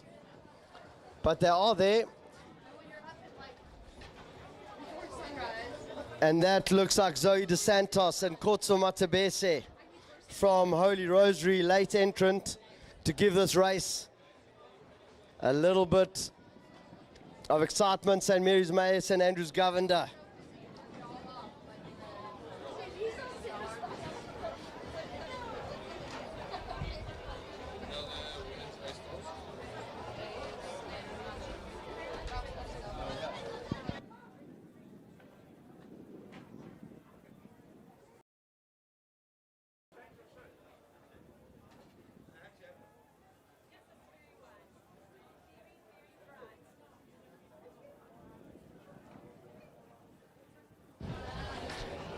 And they are away. The race they said would never happen is happening for the third time. They are out there. Third time's a charm, Rob. Yeah, it is. So close to us, we've got St. Andrews, then it looks like Holy Rosary, and then it looks like St. Mary's. So there's been a bit of a shuffle, but room for these boats to move. They are moving very nicely. It looks like closest to us, St. Andrews. That looks like Governor Dietlefs. And they are coming from Holy Rosary. They are smack bang in the middle, and Mayher Obedike, St. Mary's. So this is coming down to a proper fight. That St. Andrews boat is looking nice and tidy. So you've got Laura Shell Dietlefs, others known as Lolly Camille Governor. That's a St. Andrews boat. It looks like they are in the lead. Holy Rosary looking like they're coming second. And that second crew certainly looks like Zoe De Santos and Kotso Matabese from Holy Rosary. Really good work from them. And then Natalie Mayher, Jordino Bedike, St. Mary's. And they've been waiting a long time for this race. St. Mary's are going to have to push right to the finish, but great strong race from St. Andrews Governor. St. Andrews, that's a gold medal waiting for them. Good strong work and impressive to see the Holy Rosary crew. Late entrants. Zoe De Santos, Koto Matabese are going to go get a silver medal, need to finish first, and the St. Mary's crew, Meher Obadike, going to have to get their bronze. This one went over. This one's already. So now we're on to the senior women's single sculls. Yeah. Senior women's single sculls up now. These are from the earlier heats this morning. The excitement is mounting. The races are getting so exciting. This is the senior sculls on. Yeah, they will. Yeah. So from Durban, it is Rachel Whitfield in lane 1, Alexa Neal from UCT lane 2, Amber Potgieter from Tux lane 3, Paige Bodenhorst from Old Eds in lane 4, Francis Hill UCT in lane 5, and Mackenzie Lamont from UCT lane 6.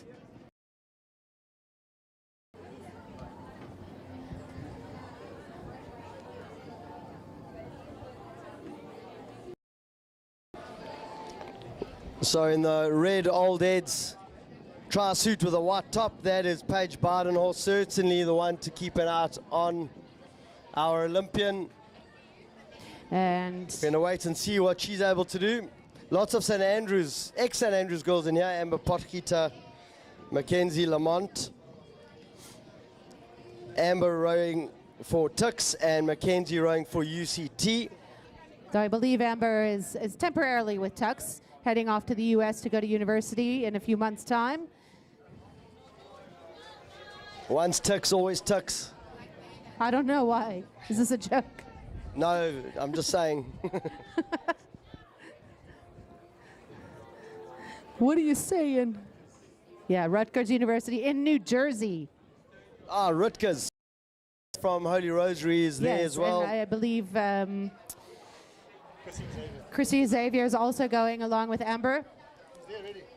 Is there already? We have it on good authority. That is great. Good representation before they come back and represent South Africa in the Olympics. It's a public university.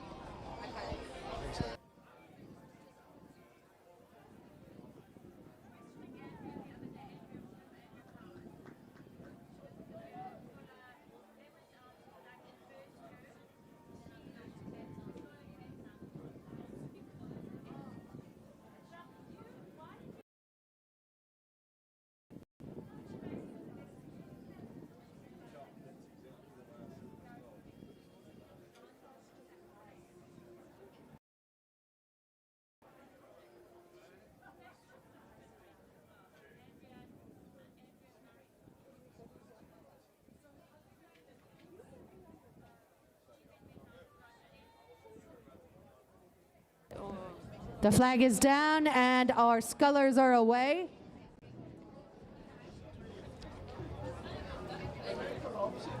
And they are gone, nice straight line, 3 UCT rows in this race, lanes 2, 5 and 6.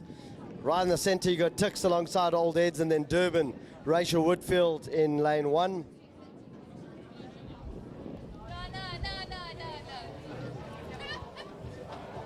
Nice tidy lines, Paige Badenhorst taking it out hard, and she's already got a little bit of a gap there.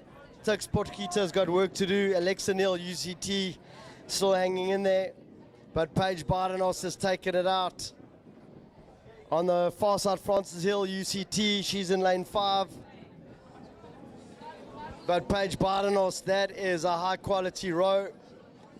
She's got a bit of open water and she's going to be happy with that. Yeah, behind her, still a race for silver and bronze.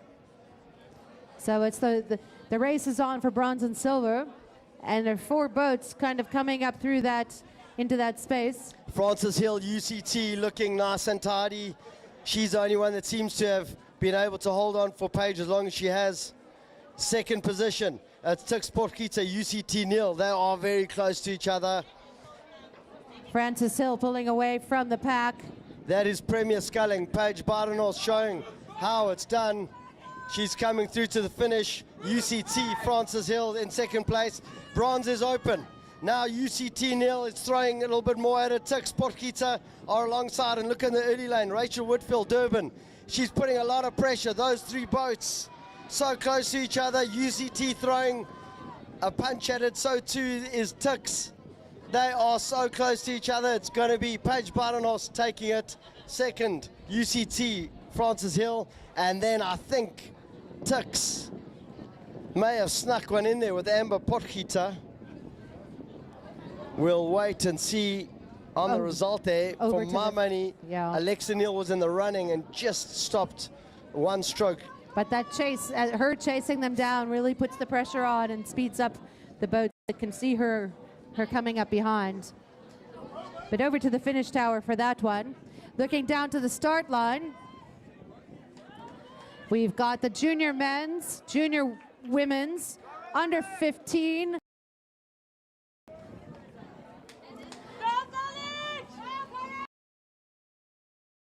Don't see any girls crews in the Octs. So it's only the boys. Selborne, Collins, Rohrbeck, Skio, Selborne lane 3, Hayes, Somerset lane 4, and Kutsia from Kes lane 5. Yeah, so Somerset College just got to get out of that lane. It's a little bit dangerous there.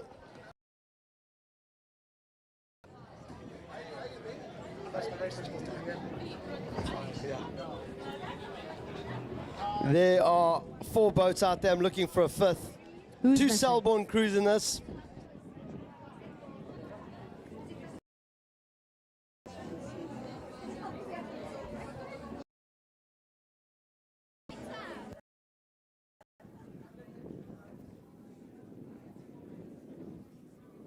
Yet so far, and those boats have gone, and there's heartbreak.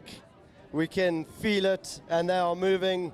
Selborne, St. Benedict, Selborne, no Somerset, and then Cares lane 5.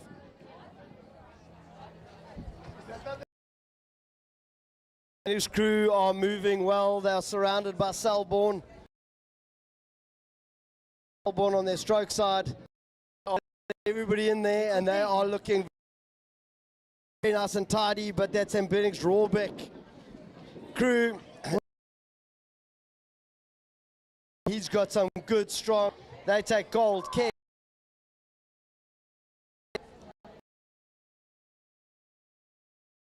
Coming in for bronze. What could have been with Somerset if they made it to the race on time?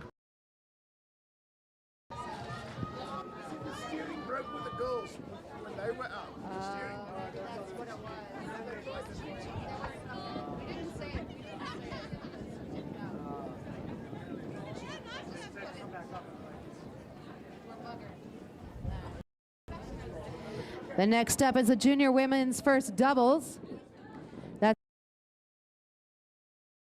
And we've got St. Mary's Ruiz in lane 1, Shipalona in lane 2, Manson from St. Andrews lane 3, St. Andrews Moore Crew lane 4, Ilgner from St. Mary's in lane 5, and yeah, great to have from Holy Rosary. Yeah, here comes the village people have arrived. From St. Andrews. Good. I hope there's fashion. a photograph of these dads in their party hat. Yeah. Yeah. They've got their hats on. They are celebrating.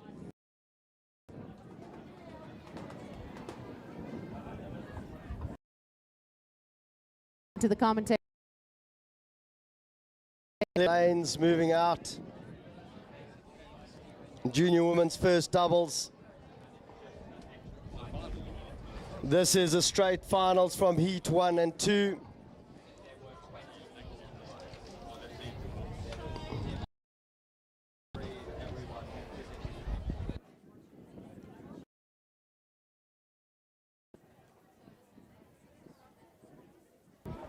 Just as a point of reference, if you're looking, so then you can kind of get your bearings for those boats out there on the water. Flag up and down, and they are away.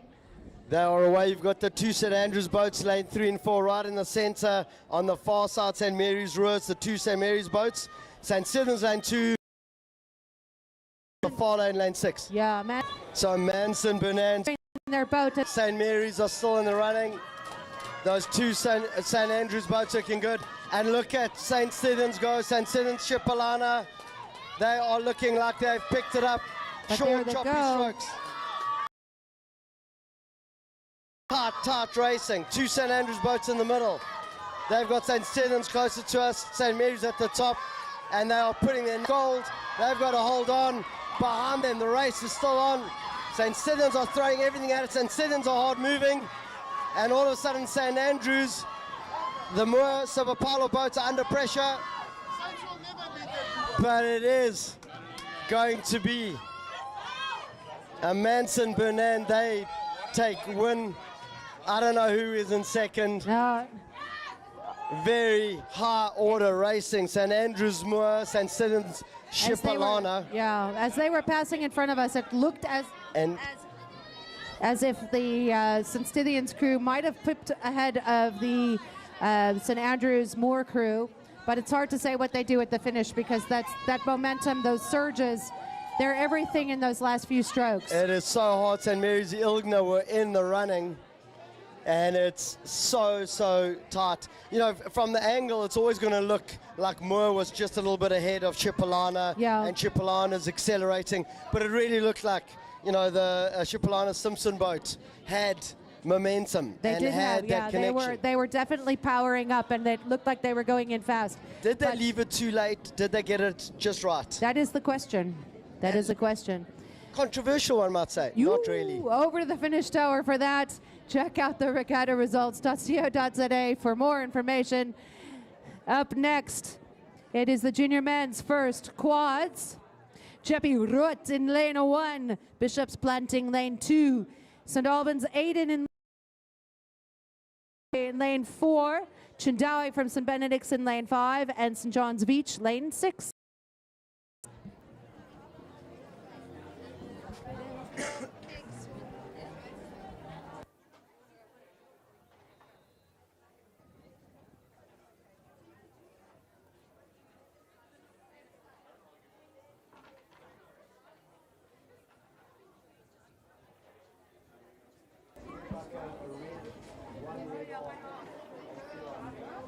They're lining up those quads.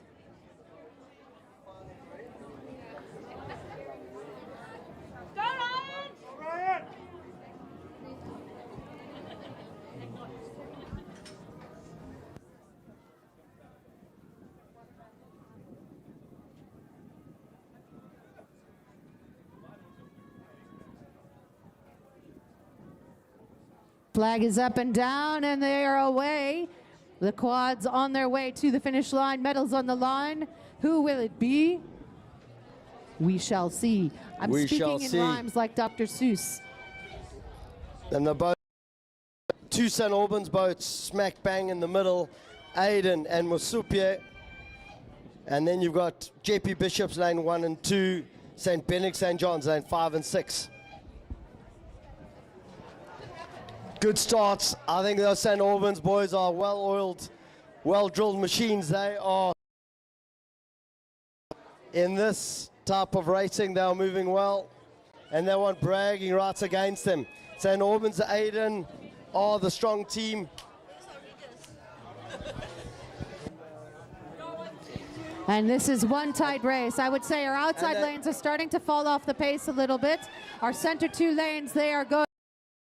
It is St. Albans Aiden, St. Albans Musupie. Dowie holding on tight to Albans pace setters. Middles are open, but it's all coming down to St. Pierre. In with the people. In with the people. That's the one.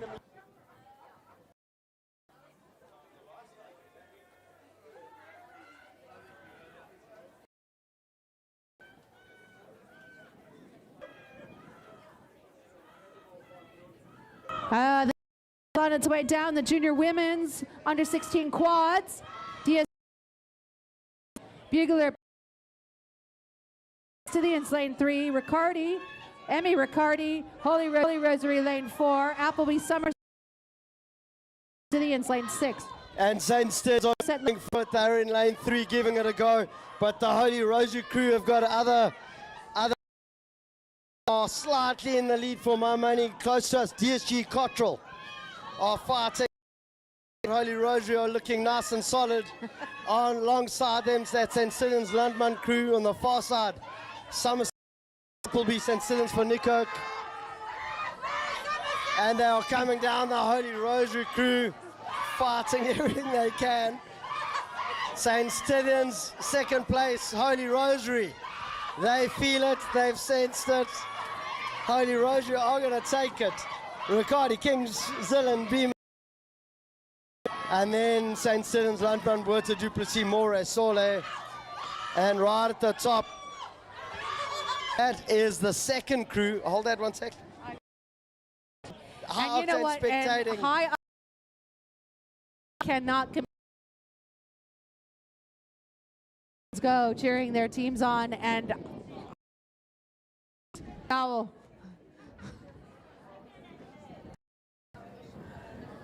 my goodness. Men's pairs, and this is going to be a cracker of a race. Tux Douglas is in lane 1, UJ lane 2, lane 3. Doble from UCT in lane 5, and from UCT, George and Matthias.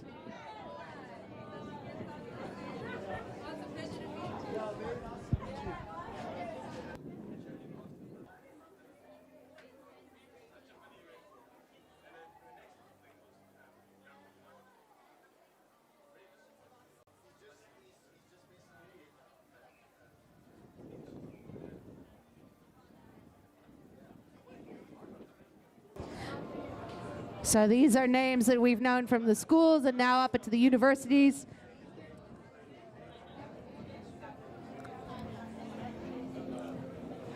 And really good work there, straight out the blocks from UJ.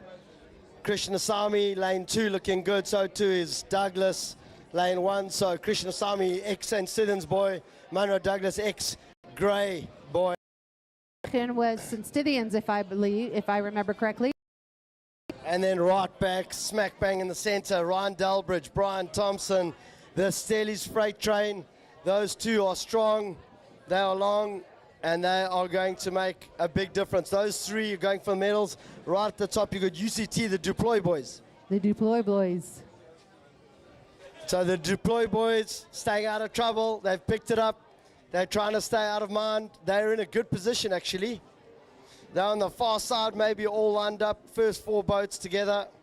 It's going to come down to the last few strokes. But this Tux Douglas crew in lane 1 is doing all the damage, it looks like. Monroe Douglas and Van der Brechen.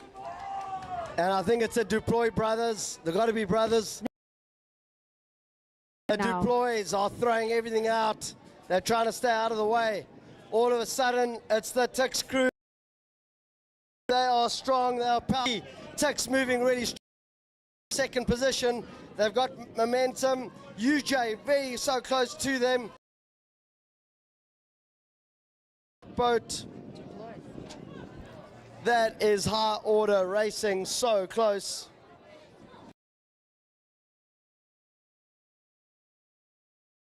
Speak to your brother, just have a tip of the hat, say let's go for it from here, and that's what they did.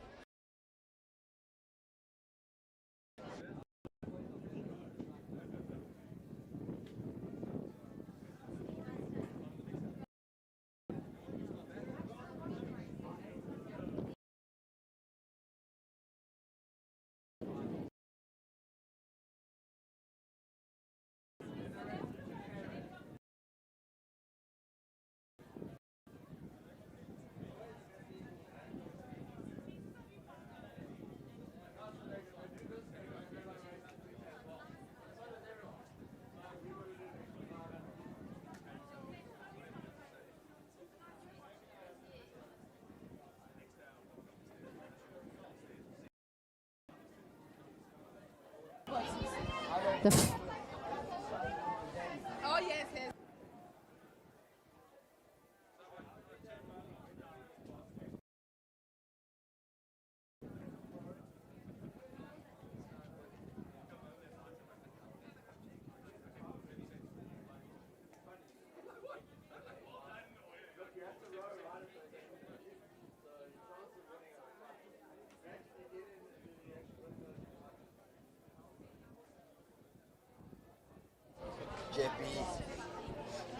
boats. Junior men's under 16 quads up next. And medals on the line. Somerset McGregor in lane 1. Pearton from St. Albans in lane 2. The Lum crew from Rondebosch in lane 3. Onyenekwu from Jeppe lane 4. Scythians lane 5. Duplessis from Grey lane 6. And White in lane 7.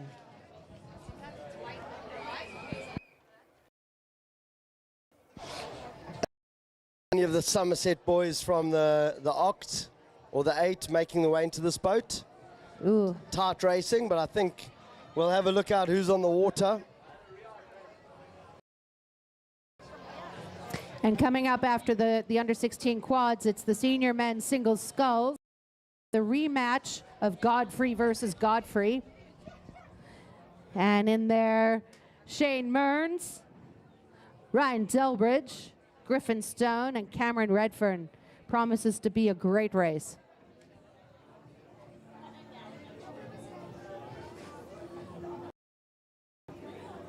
Nobody Mearns.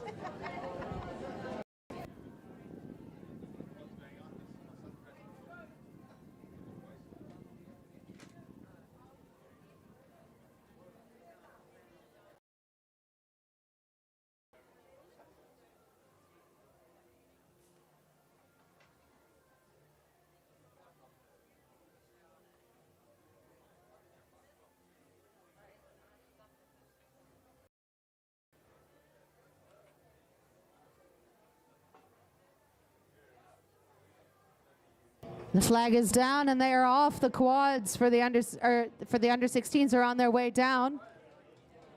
Somerset, St. Albans, Rondebosch, Jeppe, St. Stithians, Grey, and Jeppe.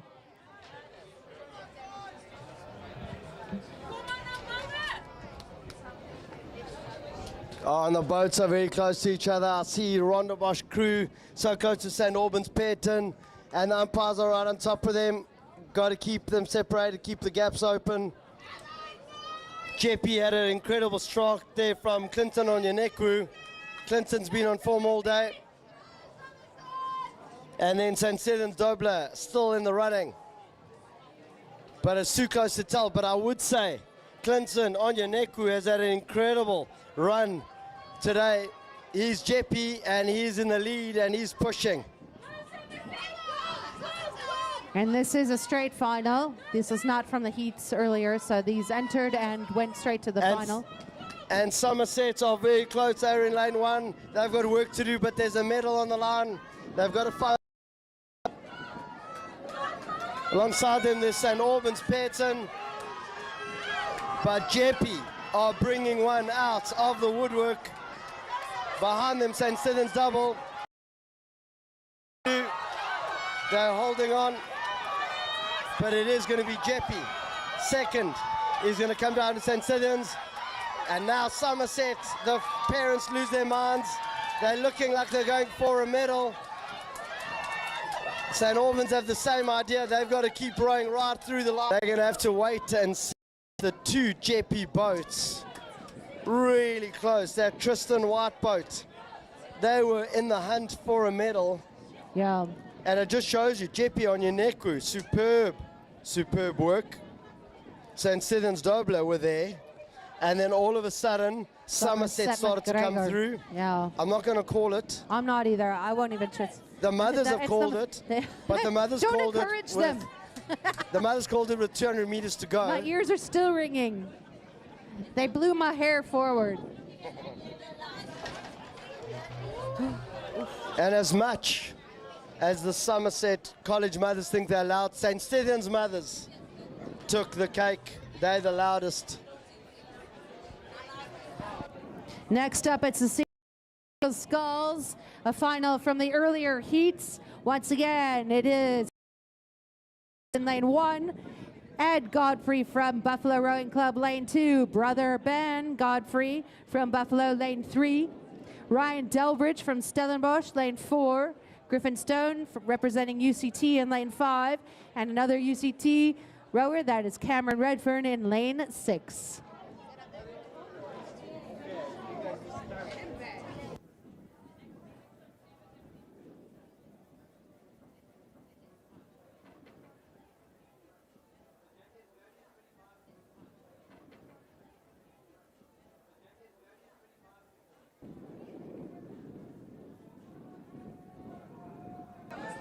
They are on their way down, and they are coming out down fast.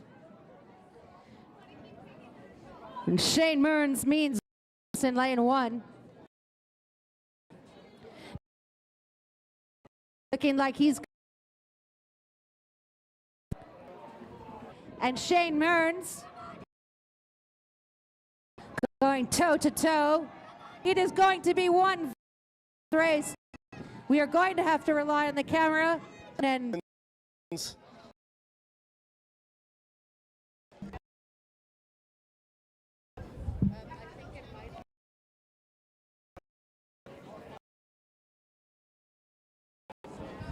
Junior women's first pair is up next. St. Andrews Capito, lane 1. Holy Rosary Riccardi, lane 2. St. Mary's McGregor, lane 4. St. Mary's Jordan out in lane 6. One boat is missing. And already, just to show how difficult it is, you know, I think it is the third final that some of these athletes, so it's down for their third final.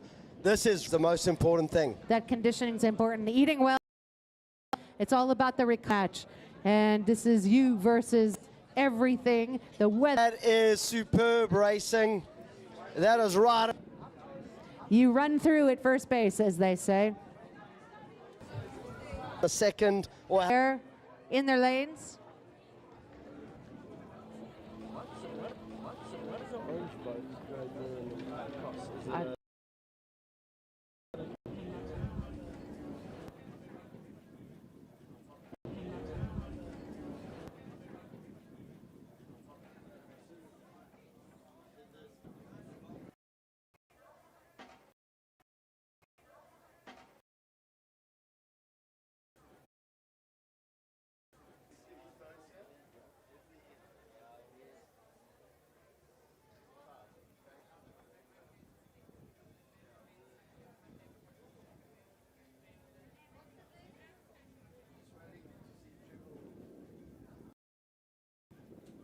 Ben got that one properly.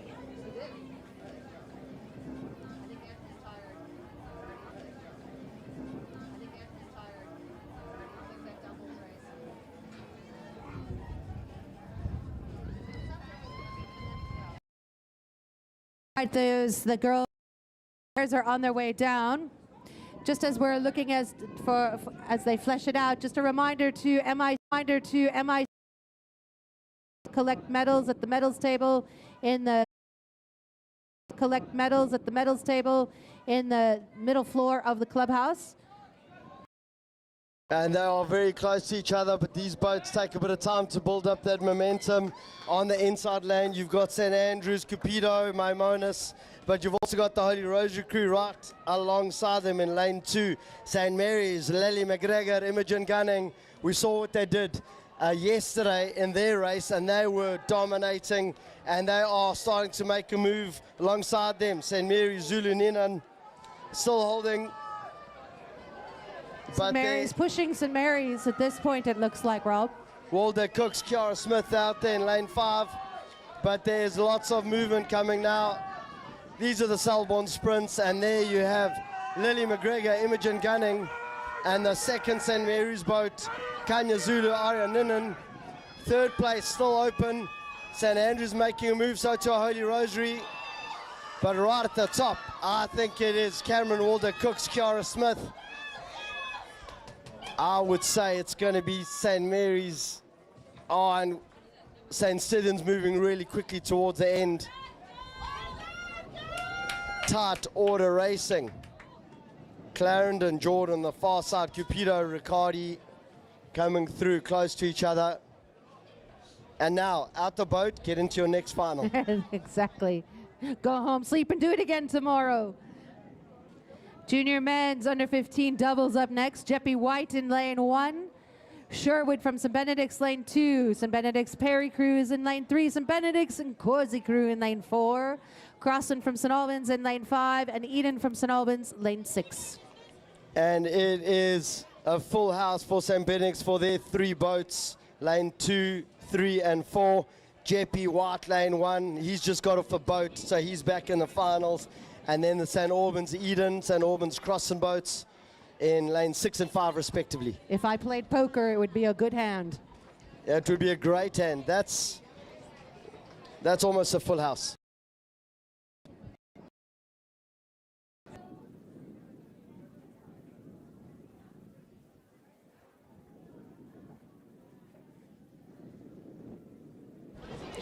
And the boats are gone. They are moving well. We see one of the boats not in the race. One boat seems to be missing. 2 St. Albans boats. I see 2 St. Benedict's boats. 3 St. Benedict's boats. And so they are moving well right there in the center. I think it's St. Benedict's Perry. We're just going to have a look. Yeah, that is St. Benedict's. They are first. Gigi de Dominicis. He's with Ulemon Corsi. They are currently looking good in lane 4, but right at the top, St. Albans Eden, they've got a good, strong finish. Lanes over here. It's all coming down St. Benedict's. Are moving well. So too. A little bit skew, but that is a 1, 2, 3 for St. Benedict's. It is a sweep. That is a sweep. And St. Albans settle for just out of the medal.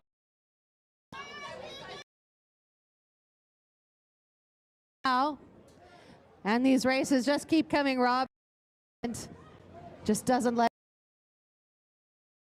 Can't be weak. Need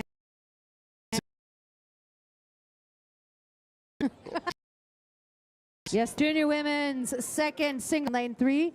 Sikalele 4. Jenna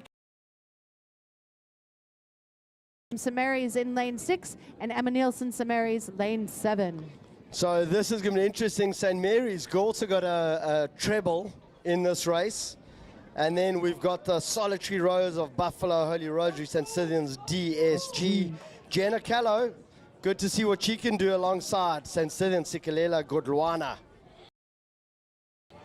Morgan Ramsey, 2. It's our Holy Rosary Sastru athlete. She's got a lot of firepower. When she gets it right, she can do anything. She can channel it. She can channel it. So looking forward to seeing how she's doing here. Really great to see her in this finals.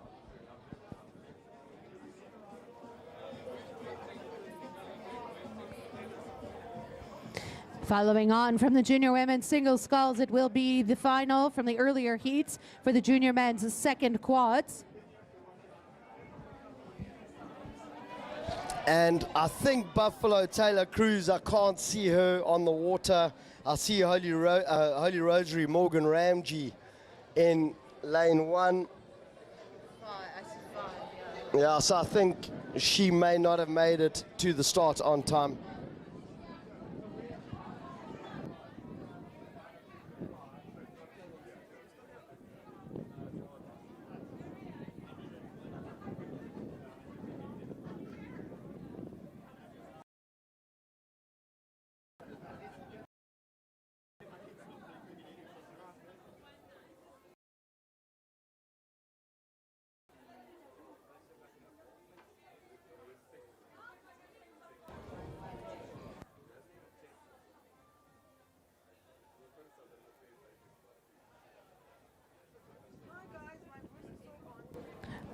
Franken and Cornia going out, getting ready for tomorrow. St. John's Blades. Ooh, that must be weird for Blade.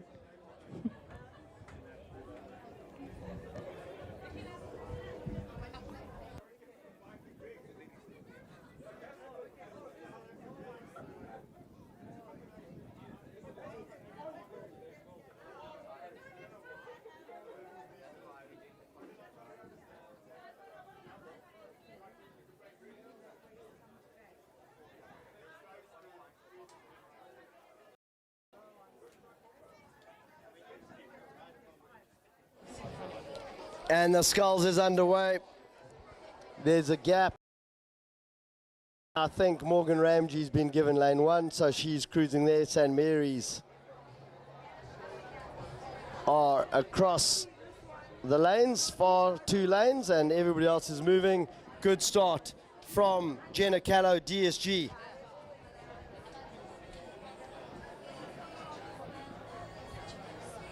And that is good movement from those athletes. I think Morgan Ramsey looking good. Sikilela, Godwana, St. Stithians. She's right in the center, and it's those 3 athletes. And maybe St. Mary's on the far end. I think that's Emma Nielsen, but it's looking like Holy Rosary Ramsey, St. Stithians, Godwana, DSG Callow, and St. Mary's right at the top. She's still in the running. That's Emma Nielsen out in lane 7. And they are coming down. These are medals on the line.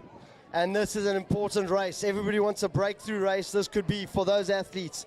But look at Jenna Callagho, DSG. She's starting to wind it up. She wants it badly. You can see she's pushing. She's pushing really hard. Sikilela Godwana, St. Stithians. Morgan Ramsey still in the running. She's in the race for her life together with St. Mary's. Emma Nielsen. DSG taking it home. And you're really going to want doing it. what needs to be done to get that gold medal. If you're going to want it now, you've got to work for it. Holy Rosary working really hard. She's got momentum. She's moving. So too Sikilela, Godwana, St. Stithians. So St. Mary's. But right at the top, Jenna Callow, DSG doing really well. And now last few strokes, there are medals all over the place. Oh, somebody's going to lose out by nanoseconds. By a nanosecond. Over to the cameras at the finish tower. And that was St. Mary's. Every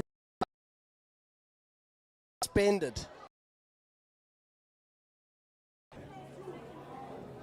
Natalie Mayer coming in. Now, next up, the junior men's second quads. Buffalo Liba crew in lane 1. Chindawe from St. Benedict's lane 2. Breitenbach from St. Albans in lane 3. Radcliffe from Bishops in lane 4. Mafuta from St. Benedict's lane 5. And Atkinson St. John's in lane 6. This is a final from the earlier heats in the day. And these guys are roaring and ready to go. Great to see the Buffalo Liba crew out there in the final. St. Benedict's Mafuta just slotting in lane 5. Everybody else good and ready. Late to the party, but the party hasn't started yet. It's my party and I'll row if I want to. Yeah.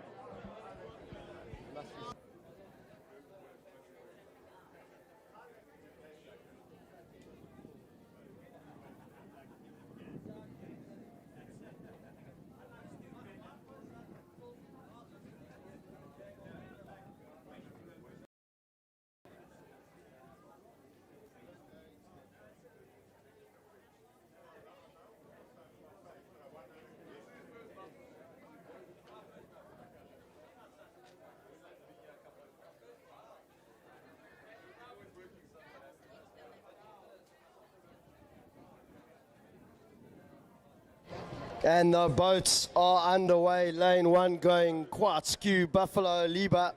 They got time to straighten out. And that's just what they're doing. St. Benedict's, Chindawe, in between the Buffalo crew. That is a good start for them. And then St. Albans, Breitenbach. On the far sides, Bishop, St. Benedict, St. John's. And they are moving. Buffalo falling off the pace ever so slightly. St. Benedict, Breitenbach, Chindawe been racing all day. Breitenbach, Chindawe been racing all day. Bishop's, Radcliffe got a lot to prove. They're in lane 4, and they are moving well. Now they're putting pressure on St. Benedict's, Mafuta, St. John's, Atkinson. Bishop's Radcliffe is ahead of the Mafuta crew from St. Benedict's. And I would say Bishop's is, they might be pulling ahead of the St. Albans, Breitenbach crew.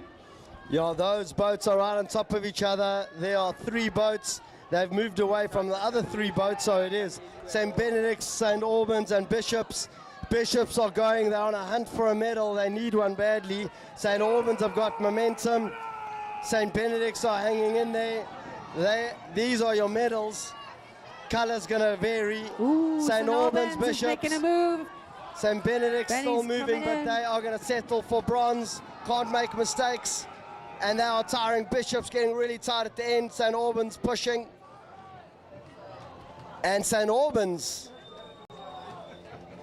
that's either a punch of ecstasy or anger.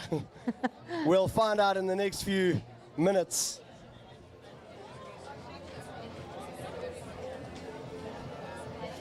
On to the next race lining up, and it's scheduled to take off at 3 o'clock. It is the junior men's under 16 coxed fours. What's the time?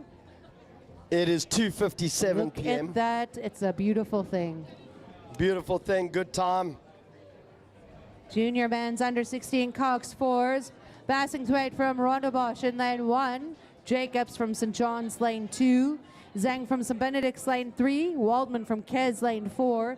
Bishop's Young Crew lane 5. And Pink from St. Andrews in lane 6. And I haven't seen this before. I see 3 Nicholases in the Bishop's crew. That's got to be some kind of record. Nick. We at one point at St. John's, it must have been about 2019. I think we counted 8 or 9 Liams between the coaches and the kids who were rowing on the team. Liam was the name. So it seems this year that Nicholas might have been the name of choice. That could be right.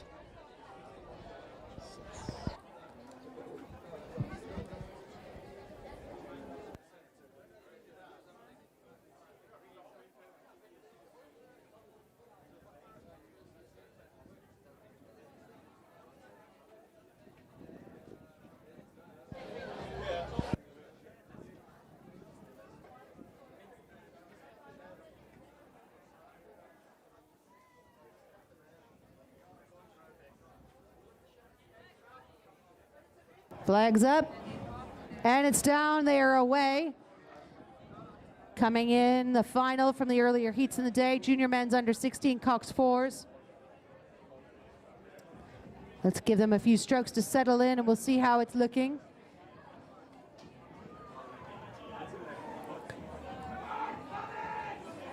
I can hear Grandpa House cheering. From St. John's. Still looking very close. All those boats driving, going hard. I think in the center, the 2 Jessies in the Kes crew. Lane 4, athletes Kes in the red, looking nice and strong. There's still race left in this. Yeah, the Kes Waldman crew seems to be unleashing the Red Fury. Bishop St. Andrews struggling. Everybody's struggling because Kes are putting on a lot of power there. St. Benedict's hanging in. They are very close to a medal, but St. John's and Rondebosch have other ideas. They're starting to make a move. Kes are going, those 3 boats, Rondebosch, St. John's, St. Benedict's. They are very close, and Rondebosch has made a big, bold move. Bosch is coming in for that 2nd place position. They have on a surge like none other. And St. John's trying to close it down. I think St. Benedict's might hold him off a little bit, but it looks like Rondebosch made a good, solid move there. Kes will take it. Bosch, 2nd, we think. Benny's look like they got 3rd.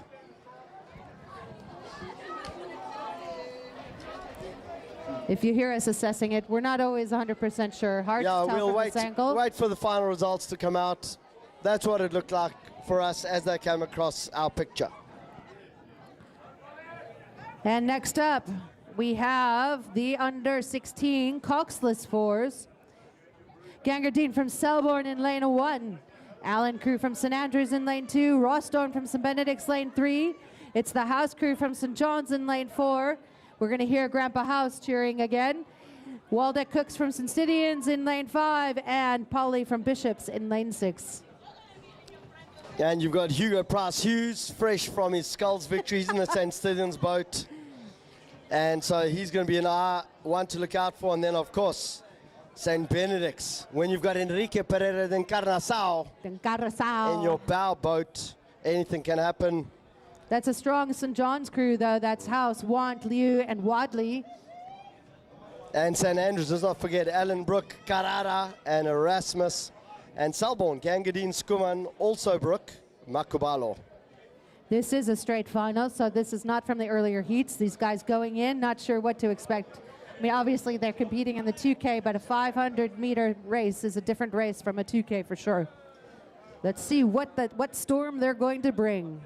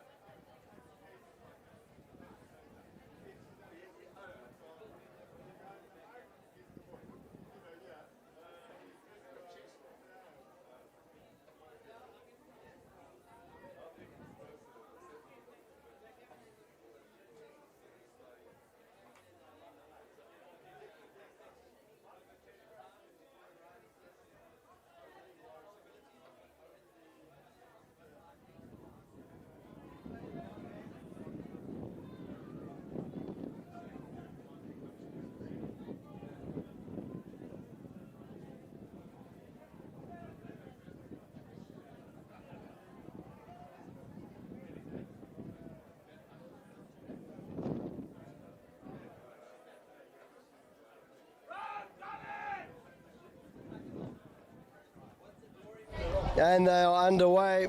Our coxless fours are coming, and they're coming down fast. And they want it badly, and you've got to go out the blocks quickly. St. Andrews looking really nice. St. John's on the inside lane. Two St. John's boats, but St. Andrews looking nice and tidy. That's St. Andrews. They got Carrara in there, Brooke, Dylan Erasmus, Jeremy Allen. They are looking nice. Boats coming a little bit together. And I think it's the Selborne Gangadine boat. Gangadine is moving in on St. Andrews. Yeah, St. Benedict's Ralston are making a move, but they're under pressure from St. Andrews on the far side. St. Stithians, Waldeck Cooks. They've got momentum. They're building up power. But this race looks like St. Andrews wants it. It is St. Stithians trying to now decide, are they going to chase down St. Andrews? Ross Storm from St. Benedict's on the hunt. St. Andrews setting the pace. Or is it St. Stithians? So I think St. Andrews have got it. St. Andrews a canvas ahead. I think St. Benedict's Benny's very close. pushing ahead of Saints. And he can't make any mistakes in his last few strokes. Those three front boats in contact. St. John's Clearwater behind. Rushing in lane one, it is Selborne Gangadine and out Polly to finish the heat. And St. Andrews, Jeremy Allen, strokes heat over the moon. That is a great result for St. Andrews. And second position between St. Benedict's and St. Stithians. Let's wait and see who got that. Who do you think got it? We'll find out. Yeah, I'm gonna hand it over to the finish. Smile.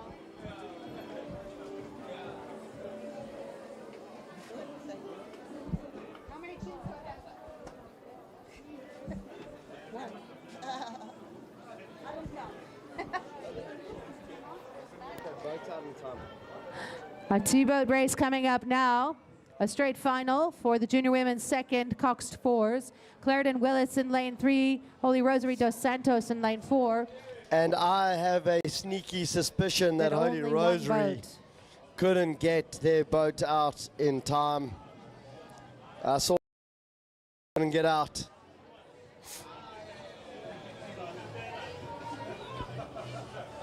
It's a life lesson. Learn to be, you got to be on time. Got to be on time.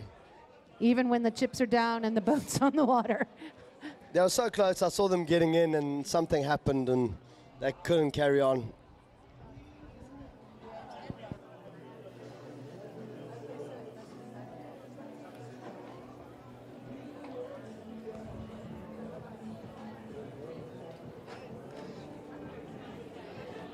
Just a reminder that the live stream is on in the pub downstairs. Thank you to Eagle Media for keeping the live streaming going, keeping the folks at home or around the world in the know about what's happening here on the Buffalo River. And to our sponsors, RMB and BCM Tourism. Wonderful partnership, keeping rowing alive and going well down on the Buffalo River.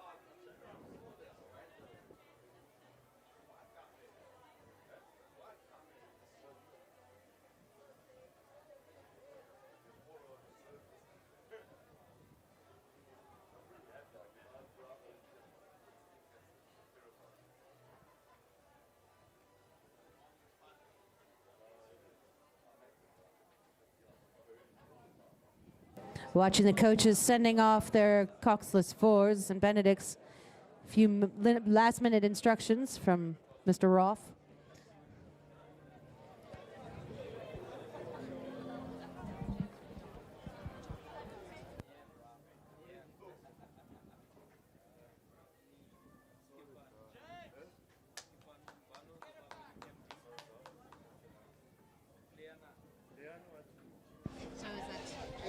Clarendon Willis. Yeah, Clarendon Willis are going to come down in an uncontested final. They get first, second, and third. All the medals. They get all the medals. All the glory. Holly Stacey, Sarah Grace, Amyali, Maganise. From Clarendon, well done to them. Maganise. All you got to do is finish.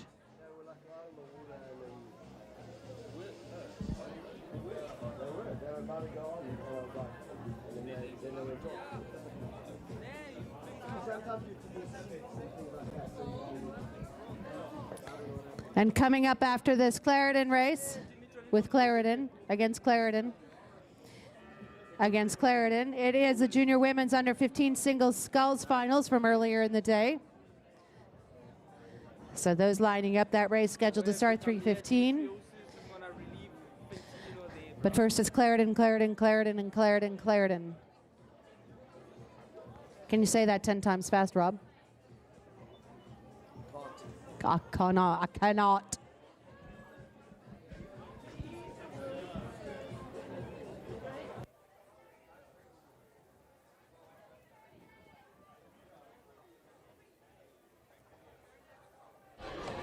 And a round of applause to Clarendon Willis. The Cheer team for are these coming Clarendon through. ladies. Very well done to them. They're coming through. Uncontested final and still making it count. They're pushing down a good fast time. The race that could have been, and they'll remember this. Good race for Clarendon.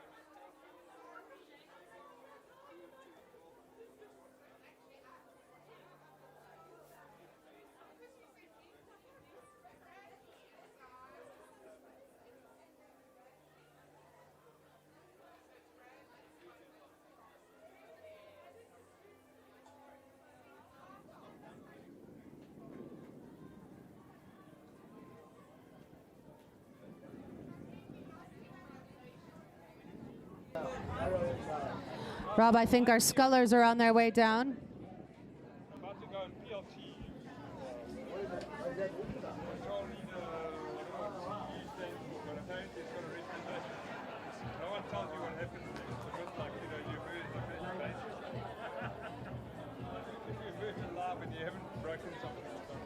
So we've got Somerset Cook in lane 1, Clarendon Steenkamp lane 2, Lewis from St. Stithians in lane 3, Alan Zwartkops for lane 4.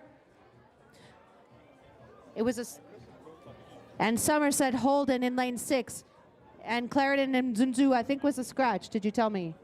Yes. Yes, I did.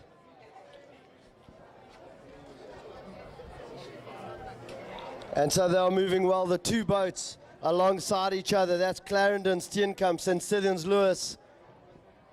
They're being waved over by the umpires. Grace Lewis is still in the middle. I think it is Catherine Allen from Zwartkops.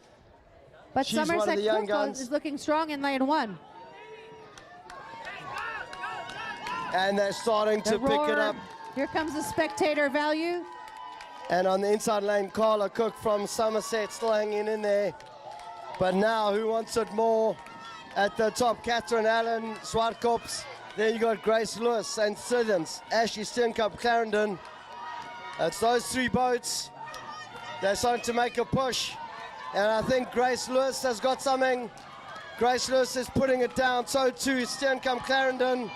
Last few strokes, and look at her go. Grace Lewis has been dreaming about this. She's going for it. There is still a lot of race. Steenkamp, Clarendon, and St. Stithians do not want to quit. Lewis has got a bow ball. She's trying to hold that gap. Steenkamp is trying to close it down inch by inch. On the far side, the young Catherine Allen from Zwartkops. And I think Grace Lewis, St. Stithians, is going to be over the moon. What a race for her. Ashley Steenkamp, Clarendon, gave it everything she's got. So too did Catherine Allen from Zwartkops. She's one of the young guns out of Red House near Port Elizabeth. Superb racing. Superb racing indeed from those young women. Up next, it is the junior men's second pairs. This is a straight final. They didn't have to go through the heats to get to this point. It is the St. John's Clutie crew in lane 1. Adignati from Sachs in lane 2. Tyndall from St. John's in lane 3. Weldon from Bishops in lane 4. And Planting from Bishops in lane 5.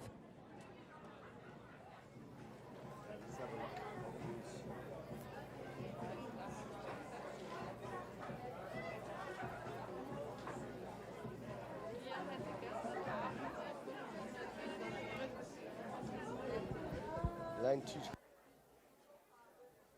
All right, so we're having a look. It's a scratch from Sachs in lane 2, but it's a 4-boat race. St. John's, Bishops, Bishops.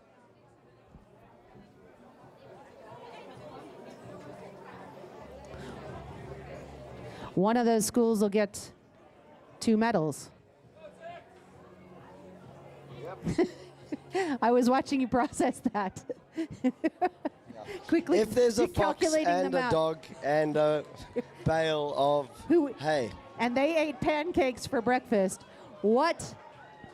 Well, who was going to win the World Series in 1941? It's a trick question. I know.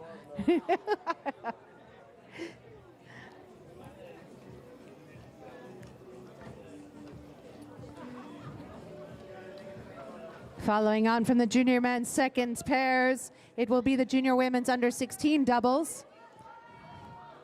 And that is going to be hotly contested. That's going to be a superb race. 3 St. Stithians boats in that race. You got the moves, my boy. So we'll go through those in a jiffy. But currently, junior men's second pairs race is upon us.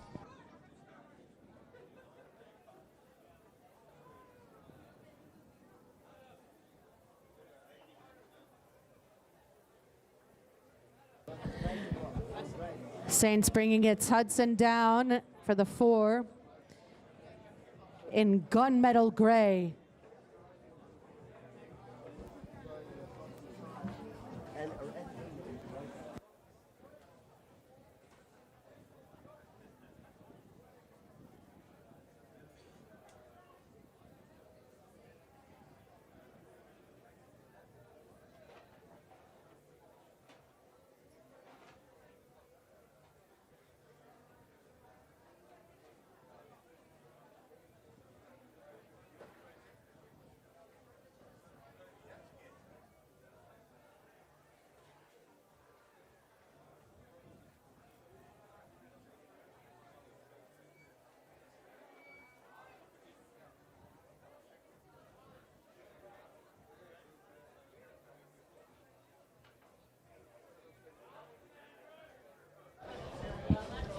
Are they on their way?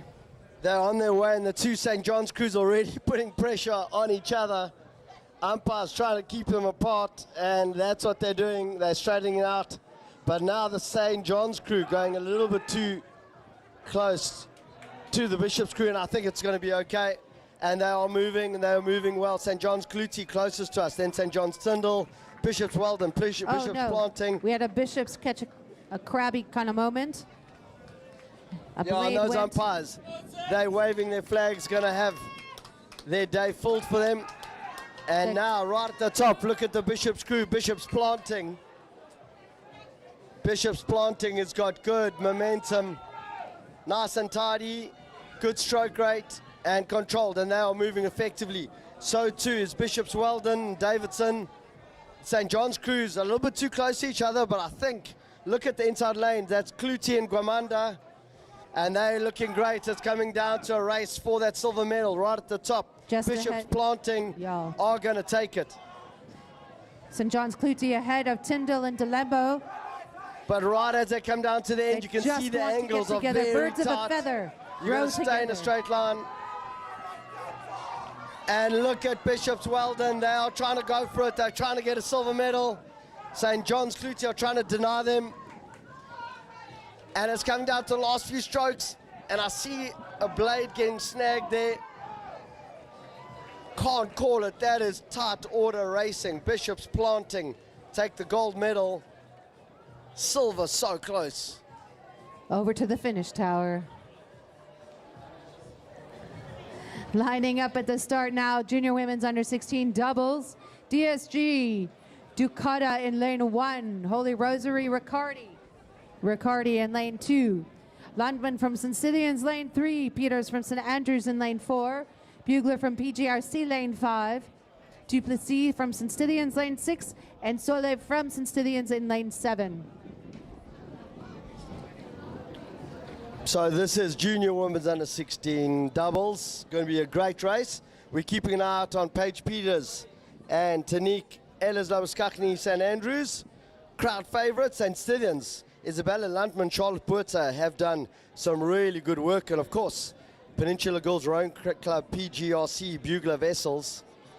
But St. Stithians got 1, 2, and 3 in this race. St. Stithians Lundman, St. Stithians Duplessis, St. Stithians Sole, and then DSG Ducata. Let's see what they're able to do.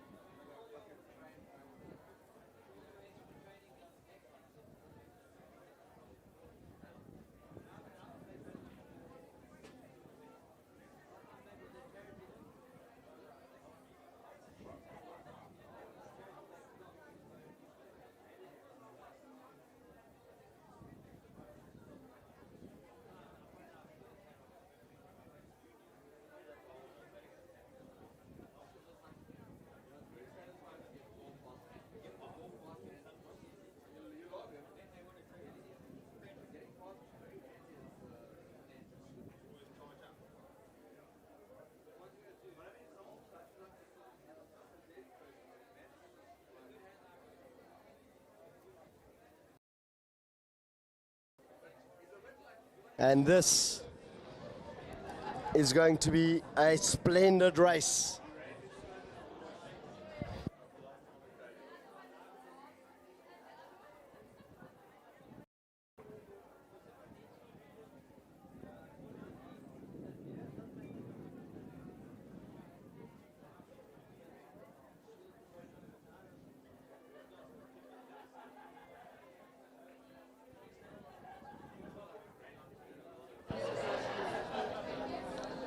Umpire's got his flag horizontal.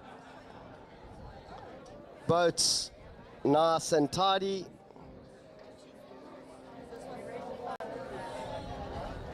Looks like blades are buried and they are in starters, under starters orders. Red flag up, red flag down, and off they go. Again, junior women's under 16 doubles. And already the boat's going a little bit skew, having to straighten out. So that's the Holy Rosary and St. Stithians crews, and I think they're going to be okay. Umpires right on top of them, they are moving well. So too the St. Andrews boats. Those three boats have made a big push early on. PGRC struggling ever so much, and that's coming all from the Thunder, from the Peters Elizabeth boat. St. Andrews looking very smart. Holy Rosary as well. That's Holy Rosary, Regatta, St. Stithians, Landman. Those three boats in the middle. They've left some of the boats in their dust. I think they've got a mechanical in the DSG boat. Other boats are moving. St. Andrews is moving away. PGRC struggling. So too are the St. Stithians boats. And now they're starting to make a move. St. Stithians, they've separated from them. It's coming down to St. Andrews, to Holy Rosary. They know each other well. They are good fighters. They are good friends. And they're going to push right until the end. Elizabeth Skakni, Paige Peters are going to push. So too are Riccardi and King. They are picking up, throwing as much as they can in it. They're waiting, they're holding. And now they're going to open up. St. Andrews looking very controlled. They look like they've got a little bit of a gap. Holy Rosary pushing. They are close. And sorry, it's Kate Zillen in that boat. She's with Emmy Riccardi. They're coming in. And it is going to be St. Andrews holding on to that first position. And that is a great victory. Third place, Isabella Landman, Charlotte Puerta. And that is going to be first place to St. Andrews, well deserved. Holy Rosary Riccardi, and then St. Stithians Landman. PGRC battling just a little bit with their balance, but we're also looking down the course. DSG, Ducata crew. They are on tour.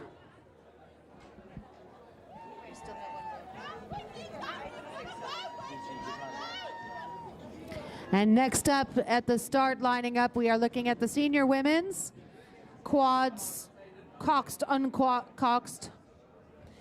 Walter Sisulu, Dimbaza crew in lane 2. Hill crew from UCT is a Cox's 4. They're in lane 3. And Taylor crew from Tux in lane 4. Some familiar names in those boats. Renee Gauss, she was a St. Stithians girl. Yep, Renee. Tana Diplock, she's from this area, but she's at Tux, obviously. And Amber Potgieter just matriculated from St. Andrews. That's a nice tidy boat. And then, of course, the UCT team with Hill, Till, Lamont, and Neil. All kind of rhymes. And some of them are coastal rowers. So they've got lots of experience doing all sorts of water together. I think it'll be an impressive row from that crew as well. Francis Hill sitting in the stroke seat. There's Cornia and Frankham coming back down from their little stroll up and down the river. Yeah, those rows are quite handy, and just a little bit of controlled rowing, making it look effortless. That is gliding.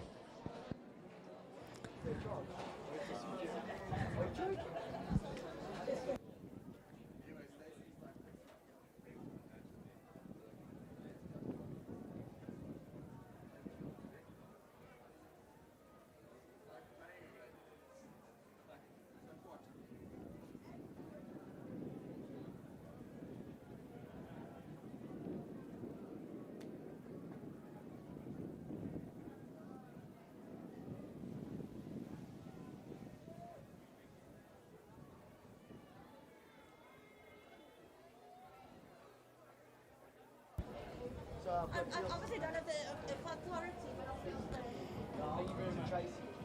Our university boats on their way down now.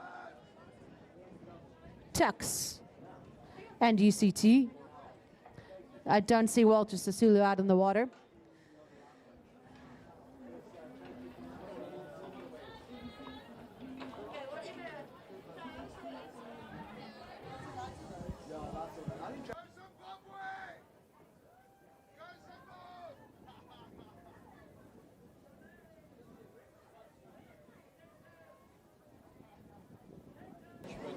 One of them gold, one of them silver. UCT and Tux.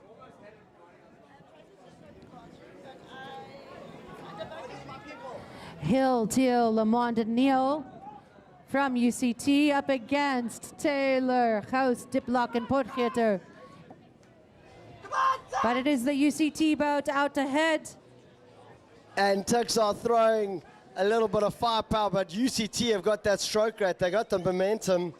They're coming through right at the end. It's the last few strokes. I think UCT have just got that extra bow ball. I think they do. Tux gonna have to settle for that second place. Up next, it is a junior men's first coxed fours. We saw these boats going out a little bit earlier. Coaches giving last-minute instruction to the young men as they got ready to go up the river. Bischofsbacher in lane 1. Norkia from St. Benedict's in lane 2. Ellis from Ronnebosch, lane 3. Cullinan St. John's in lane 4. Kapler St. Stithians, lane 5. Carrera from St. Andrews in lane 6.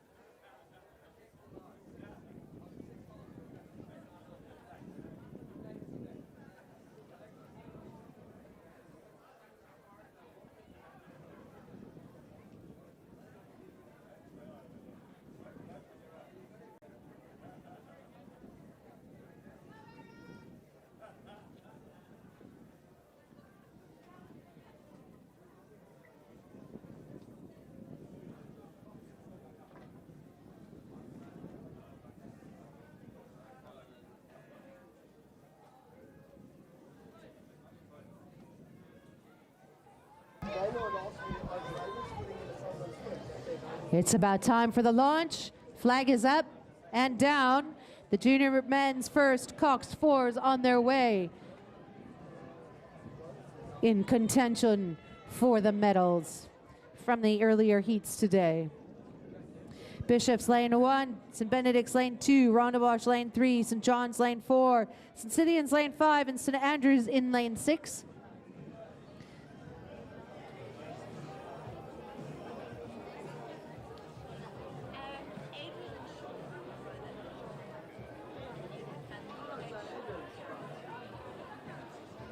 Thanks, Tracy. I'll check with Jack. He must decide. This is such close racing. They are in a line touching going distance. across the river. Maybe Rondebosch might be sneaking out. St. Benedict's Norkia also looking strong. Yeah, there's a little bit of movement there. I think the Rondebosch crew are looking strong. St. John's right at the St. top John's are moving. And St. Benedict's coming together now, but I think Rondebosch have got a little bit of a canvas. And they're trying to hold on to that. St. John's still moving. On the far side, St. Andrews, Carrara, and the Jarvis boys are fighting it out. But Bosch looks like the they've Bosch got it. boys out in front. A hard-charging Norkia crew from St. Benedict's. They are coming in, and they're coming in fast. It is going to be tight. But for my money, I think St. Benedict's crossed through those buoys before St. John's and St. Andrews. I'm not sure, though. It is so hard to see. Bosch over the moon. Ellis Smith, De Beer, Delbridge, Josh Riddle, the Cox there. They are over the moon. Good work from them. Second position. We'll have to wait and see. So close, St. John's, St. Andrews. Yeah. The first Coxless 4s for the junior men up next. Sachs, Karstens in lane 1, Fletcher from St. Andrews in lane 2, St. Benedict's Rohrbeck crew in lane 3, Herman crew from St. John's in lane 4, Sachs Fletcher in lane 5, and Selborne Thompson crew lane 6. Nice to see 2 Sachs boats in there. The Fletcher crew lane 5 from Sachs, Karstens in lane 1 from Sachs. Racing against the teammates.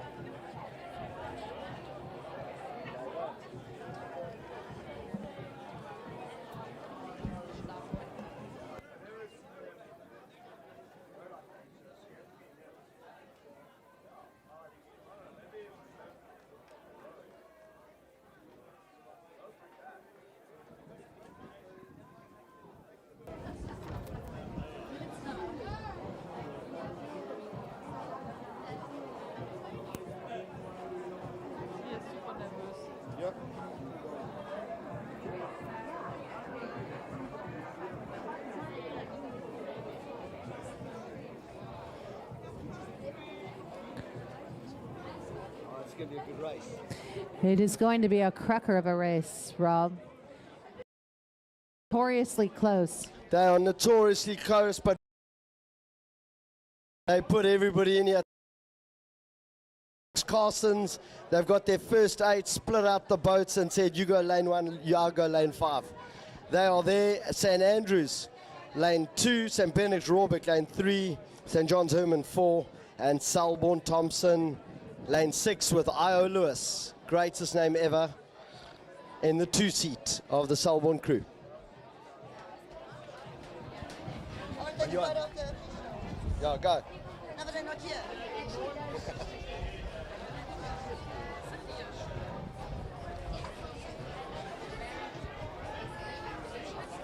Yes, how's that sun? It's the sun is gone. I'm not having a night. Do you want sun, please? You don't want sunglasses? No.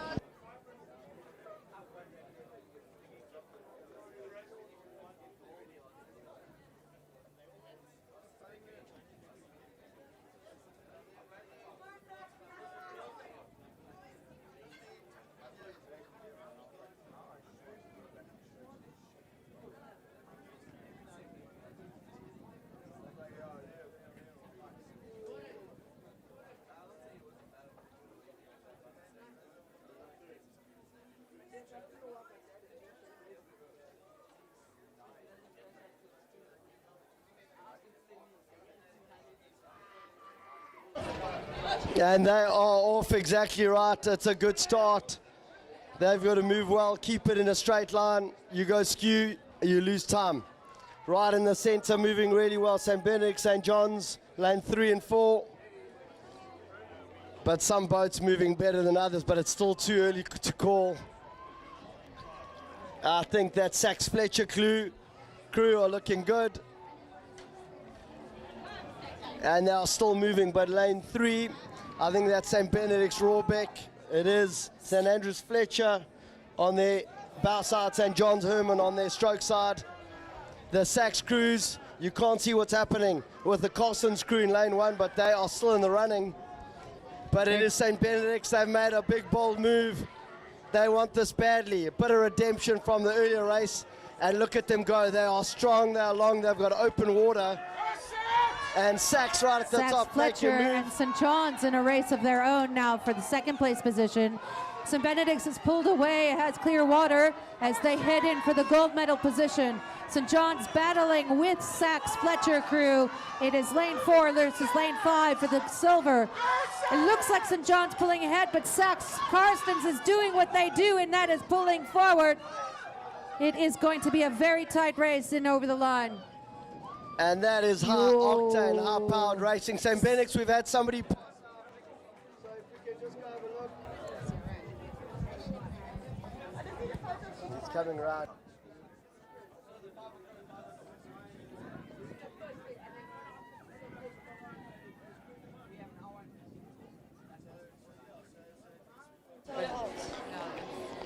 And thankfully, Michael is looking a lot better, having a drink of water. They are looking after him. He's coming around to himself. I think he's looking a lot better. So I think he just pushed really hard. And so they are speaking to him, and he does look okay. And he is coming back to himself. Diego Ramos, his friend, just holding on to him.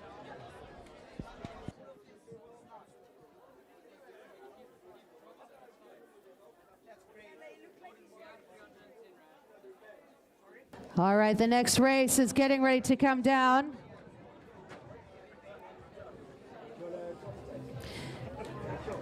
.345, and that's when this race is meant to go. So it is time to watch our junior women's second quads. Once again, Holy Rosary dos Santos, lane 2, Clarendon Coleman, lane 3, Mayor from St. Mary's in lane 4, Dietlifs from St. Andrews in lane 5. Do you want the binocs? Do you want the binocs? If I want to like line my body, yeah. I'll keep them so they're around your neck. Yeah. Good luck, Rob. Go get him, Tiger. Bacardi and Bacardi. Yeah.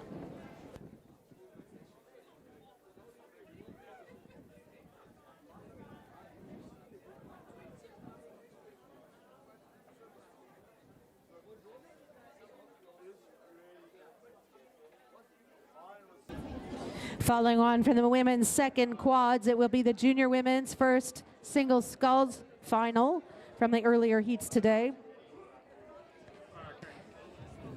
A reminder to us all to be staying hydrated. This heat in the sun will take it out of you. Make sure that you are drinking lots of water, looking after yourself.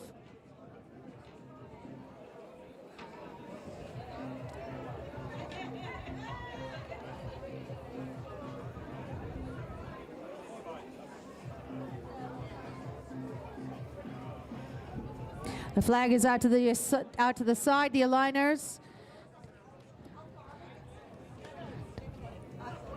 Getting the boats ready.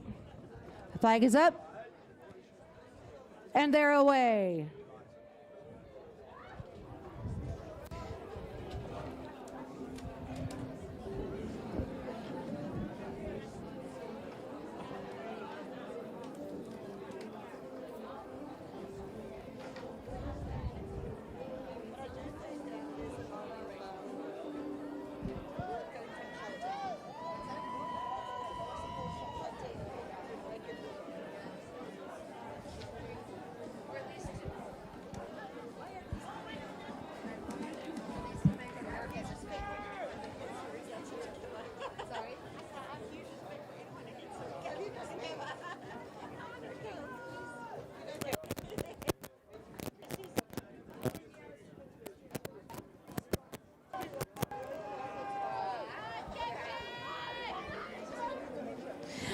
The Clarendon Coleman crew looking like they have got a really great start coming down in the lanes.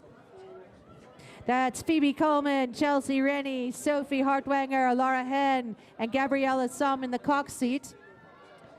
Holy Rosary dos Santos in lane 1, and also St. Andrews Dietlifs in lane 5. Those three in the medal contention.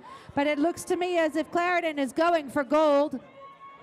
St. Andrews trying to hold that pace, but it looks to me as if that is the Coleman crew out ahead by a canvas. Half a boat length. Bow ball to stern, it is St. Andrews to Clarendon. Holy Rosary coming up on the inside.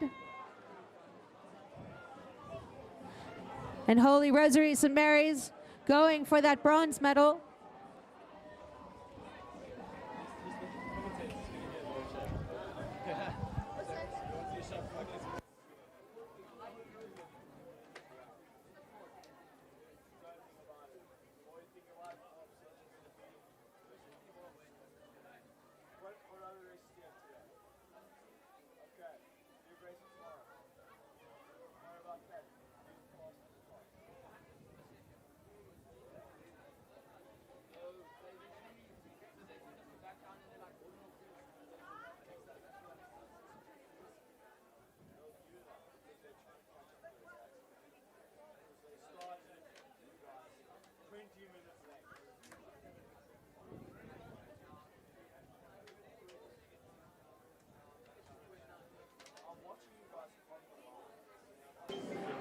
The boat stopped working. It's working again. The next race, junior women's first single sculls from the earlier, this is the final from the earlier heats. Mila Vinan from DSG in lane 1, St. Mary's, Milano Ruiz in lane 2, Kenya Simpson from St. Stithians lane 3, Jade Bernand, St. Andrews in lane 4, Angela Ildner, St. Mary's lane 5, and Robin Faraday, Holy Rosary, lane 6. I see the St. Stithians moms are gearing up and ready to cheer hard.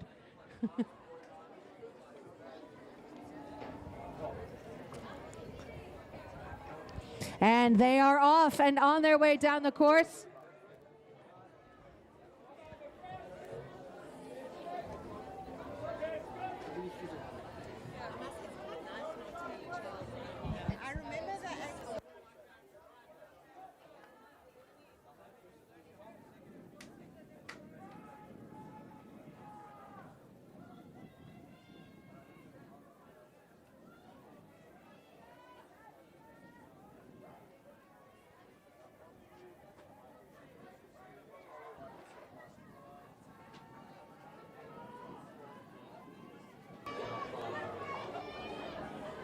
St. Mary's Ruiz looking quite strong in lane 2. Kenya Simpson doing a great job in lane 3. Jade Bernand, though, from St. Andrews in lane 4. She's now got her bow out in front, and she is leading the pace down the lanes, heading for that gold medal. Kenya Simpson looking over her shoulder, Jade Bernand. Milano Ruiz and Angela Ildner going toe-to-toe from St. Mary's for the third place position.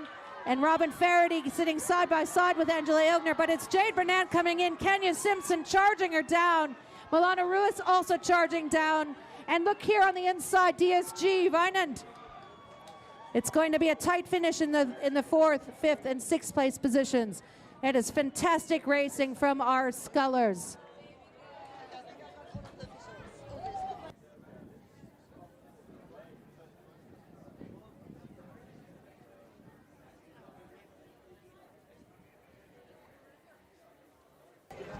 Another heat of, or another event of sculls, junior men's under 15 single sculls. It is the final from the 6 heats earlier today.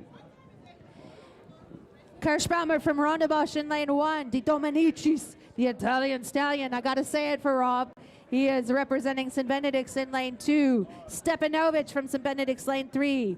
Liam Allwood from Somerset in lane 4. Matthew Perry from St. Benedict's in lane 5. And Logan Crossan from St. Albans in lane 6.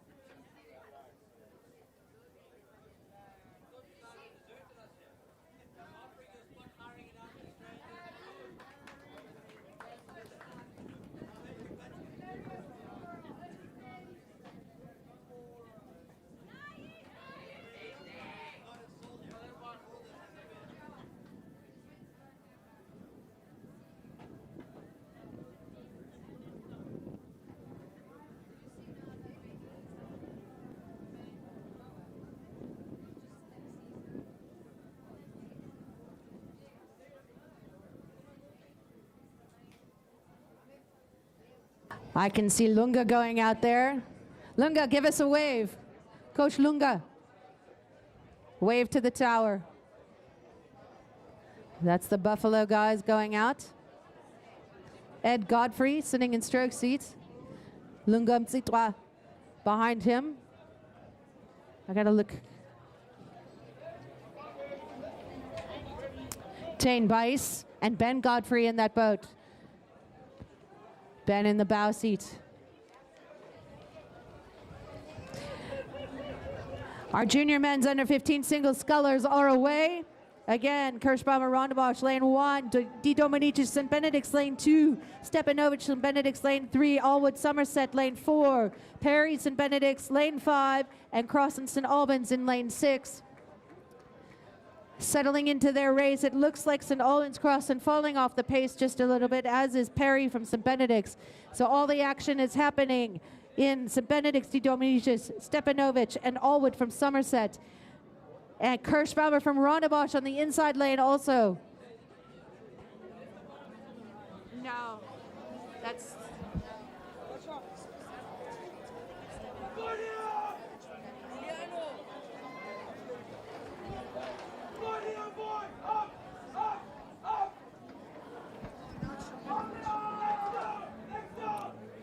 All right, as they are coming into the home stretch, it is Stepanovic from St. Benedict's out in the lead, but it is a tight race for second. It's looking like Allwood, Liam Allwood from Somerset, and it is a challenge from St. Benedict's Perry. Di Dominici is falling off the pace, and now Liam Allwood pulling away into the silver medal position. Stepanovic looking for gold. He can smell it. He is a couple strokes away. Somerset a few strokes on for silver.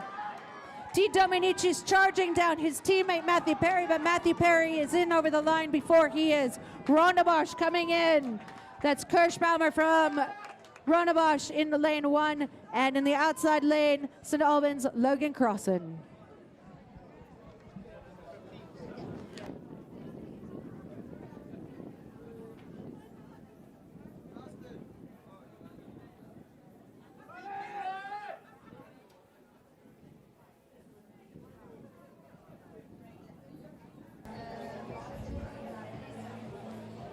And now the final from the earlier heats for the junior women's under 15 doubles.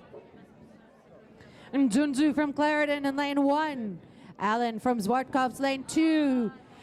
It's the Clarendon Dickeru in lane 3. Cook from Somerset lane 4. DSG Cotterell in lane 5. And PGRC Horn lane 6.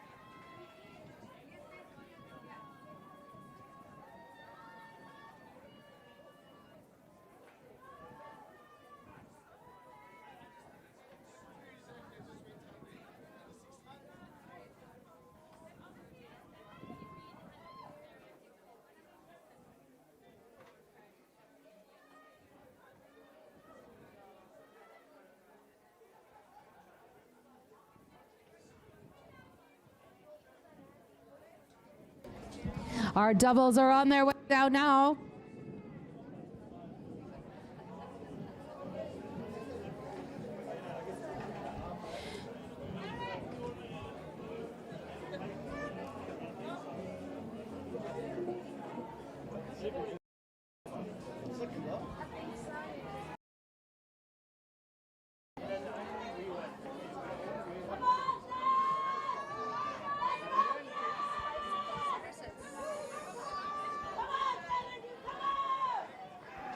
Somerset looking really strong. That is Carla Cook and Leah Gabrielides.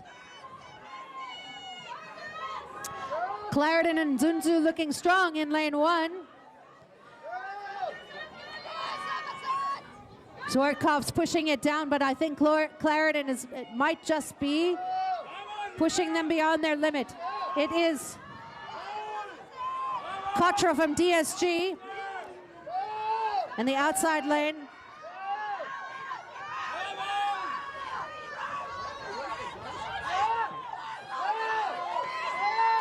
Somerset College, that's the Cook crew in the gold medal position. Second, too tight to call. That is Mtunzu from Clarendon in the 4th place position, followed by DSG Cottrell. And we've got PGRC Horn on the outside coming in for the finish.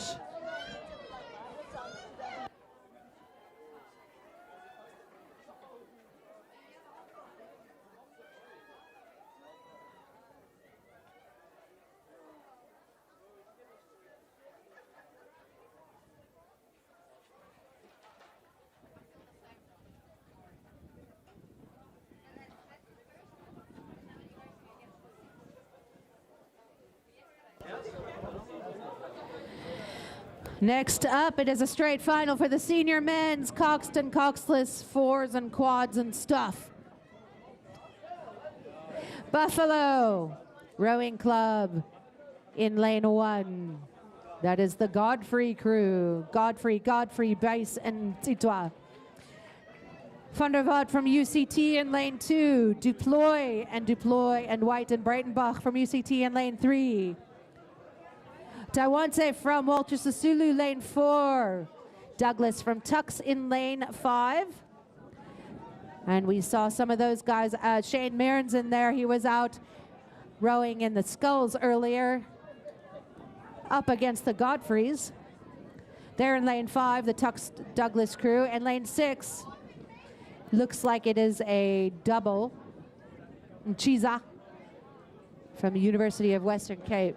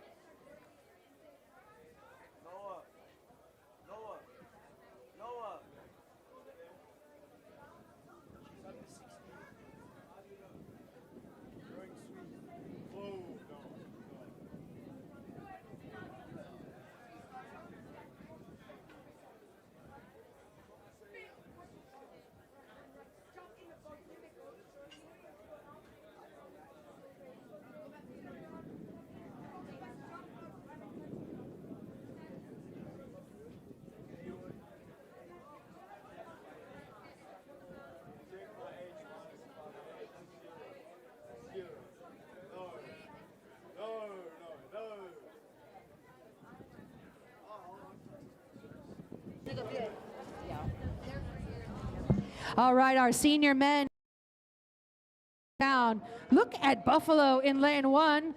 Those guys are not to be trifled with. There's a lot of firepower in that boat. But I'm looking at the the UCT deploy crew. And I'm looking at Tux Douglas.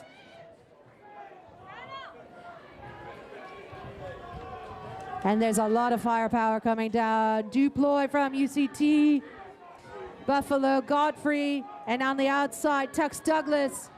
But it is the deploy crew coming in home first. That gold going to them. Tux Douglas, second. Buffalo, just ahead of the UCT Van der Vaart crew. Walter Sisulu, Tawanse in lane 4, following on behind University of Western Cape, which turns out to be a quad. Just 2 names on the program. Up next, the junior men's second single sculls. And in those lanes, we will see Jeppy Nell, lane 1, Mosapioe from St. Albans in lane 2, Ethan Miller from St. Albans in lane 3, Alex Holmes and Benedict's lane 4, Montley from Jeppy in lane 5, and Janssen van Rensburg from Jeppy in lane 6. That's 3 Jeppy scullers, 2 from St. Albans, and 1 from St. Benedict's.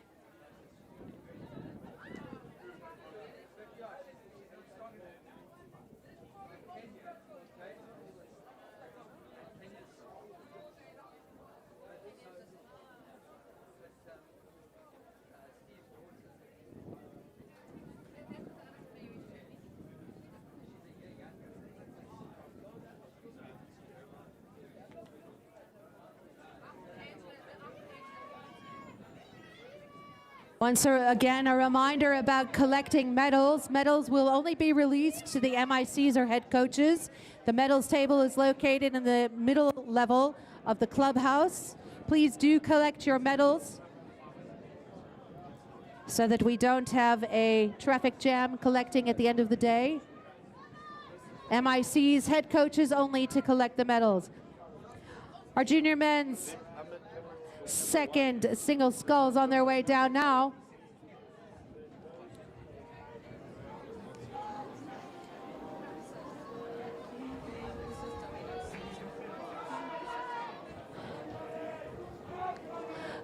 St. Albans Miller looking nice and strong. Montley from Jeppy. That's lane 5. I think he might be the one to beat. He's the one going for gold. Montley smells that gold. And he is going. Moreno Montley, Jeppy. St. Albans Ethan Miller looking like he's got his nose into the second place position, but third place is up for grabs. Alex Holm from St. Benedict's.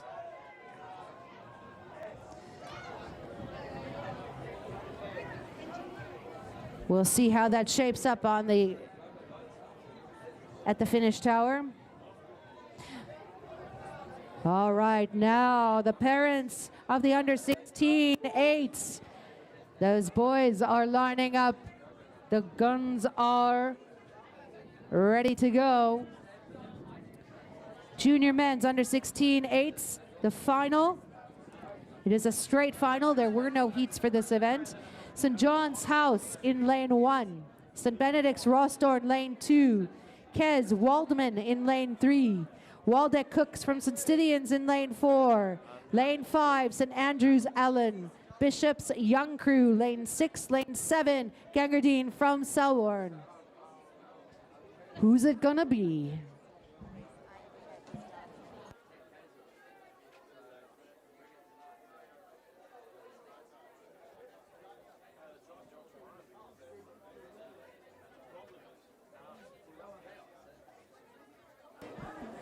I'll be listening for Grandpa House, cheering from St. John's.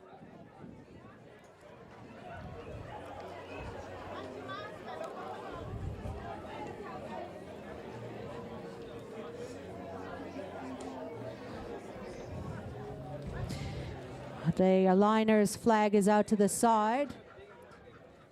We're just about to start. Our nervous St. Stithians mom standing next to me.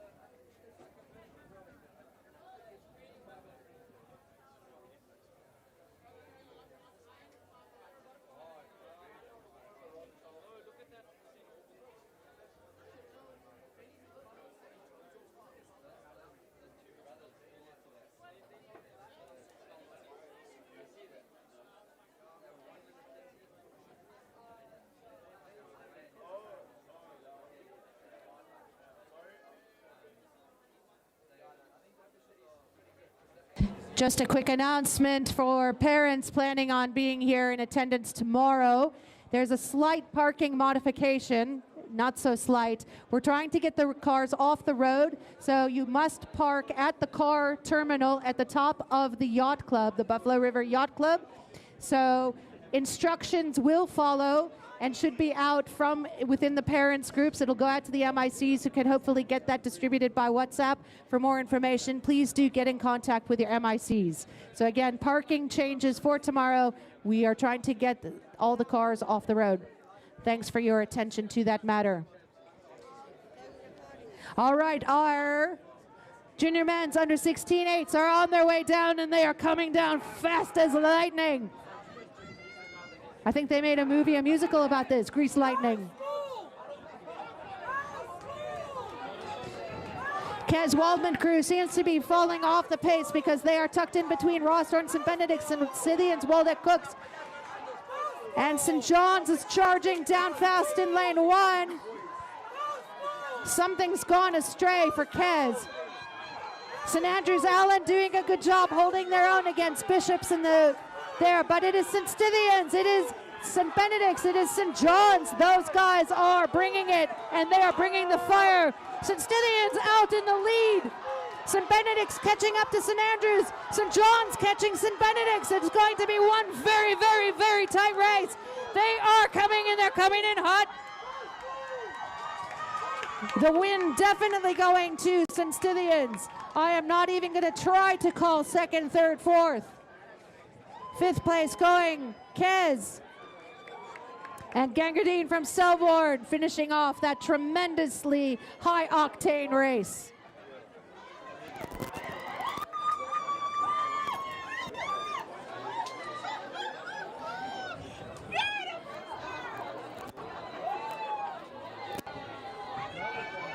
You people make my heart pound. I can't take this. I think I need a doctor. All right. Next up, the junior women's first, Coxed 4. I see Riccardi and Riccardi loading off the jetty. Let's hear it for Ravens and Tucks.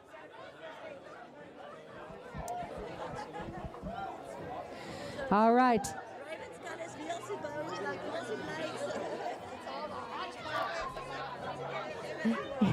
It is a straight final for the junior women's first Coxed 4s. PGRC Dawson in lane 1, Coleman Claret in lane 2, Capito St. Andrews girls in lane 3, Chiquitamba from St. Stithians in lane 4, St. Mary Zulu in lane 5, and Somerset Wilcox lane 6.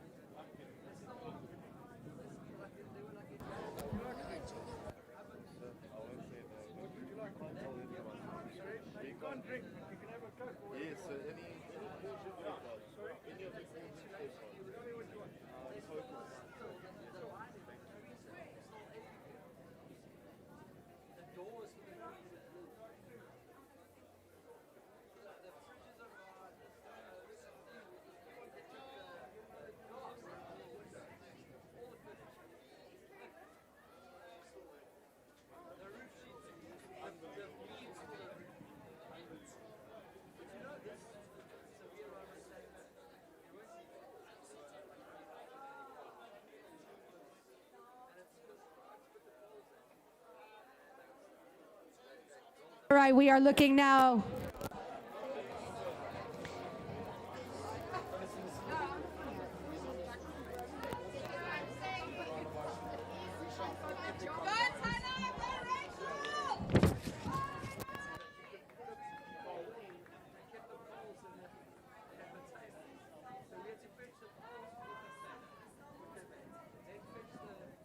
Sorry, I had equipment failure on the mic.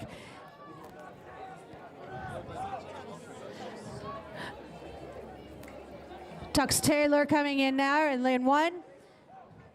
And Tux DRC Whitfield in lane 4 over the line, second place position. It is the Hill crew from UCT PGRC in lane 3. No, it was me. It was a...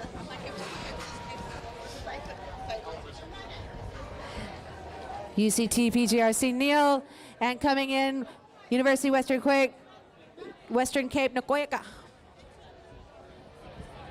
Up next, it is a junior women's under 16 Coxed fours. Somerset Appleby lane 2, Fundycook from St. Stithians in lane 3, Holy Rosary de Kaiser in lane 4.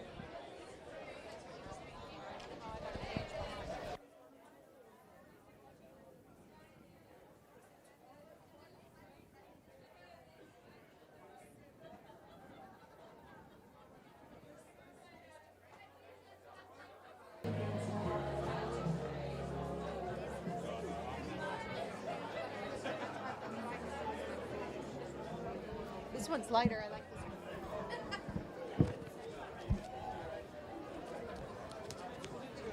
Hi, baby. I burnt it. I was braising searing a shoulder, lamb shoulder, oil sloshed up, and I think it's a 3rd-degree burn because it's like bruising, like the blood is building a bit. And I was telling Rob this morning that my nail hit it, and it like. You're giving me goosebumps. Luckily, it looks worse than it feels. I didn't want it in the sun anymore. No, 100%, because it's going to make it worse. Yeah, and you don't want, with the blood pooling in there, you don't want an infection. So. Because I'm going to get Are you going back to the hotel?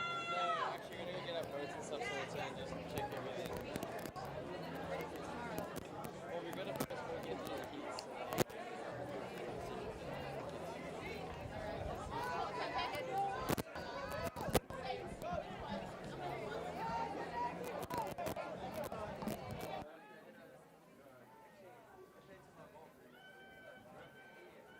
3 boats on their way down. Medals guaranteed. Somerset, St. Stithians, Holy Rosary. It's a pretty tight race, I must admit.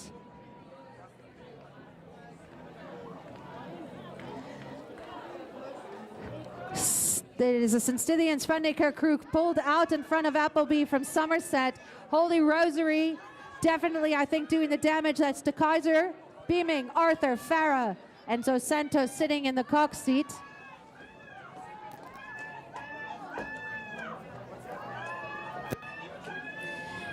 Fundycook, Logan Lewis, Susi and Soli. They're coming in from St. Stithians in lane 3, second place position. That means silver. Holy Rosary can smell that gold. It's coming in quick. De Kaiser, Beaming, Arthur, Farah, Dos Santos bringing her girls home into the gold medal position. And St. Stithians looking for that silver. Somerset, Appleby, Governor, Carl Rue, and Carla Cook sitting in the cock seat. I can see Carla shouting down her team, "Let's go, ladies, bring it home." What? Millie. All right, it's Millie. I got the inside scoop again.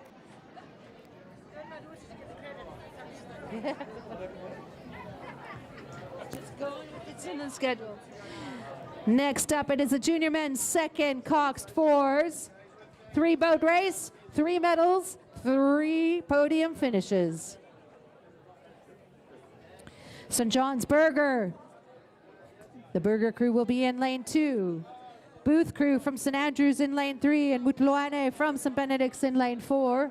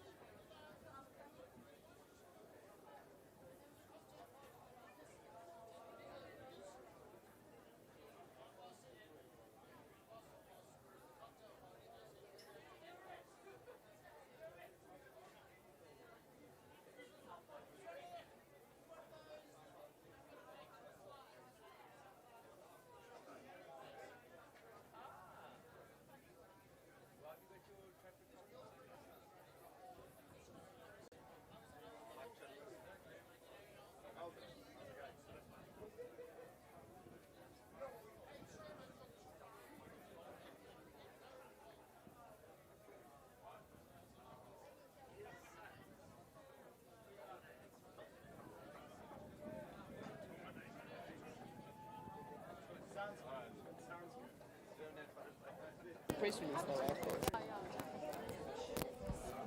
2 more minutes till we set loose the dogs. The junior men's second, Coxed fours, and once again, St. John's, St. Andrews, St. Benedict's.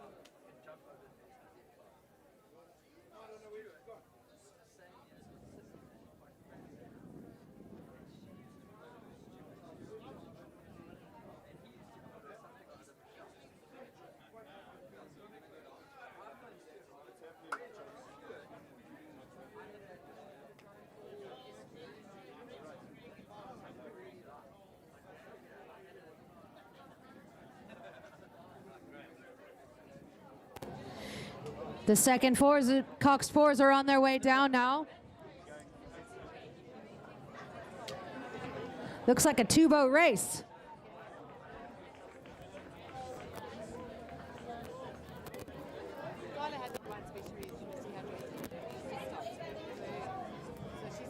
St. Benedict, St. John's doing the duty. St. John's Burger Crew, Burger, Akuti, Kluti, Remba, Fandayar in the Cox seat, and St. Benedict's Mutluane, Peliso, Khan, Atrache, and Rafael dos Santos in the Cox seat.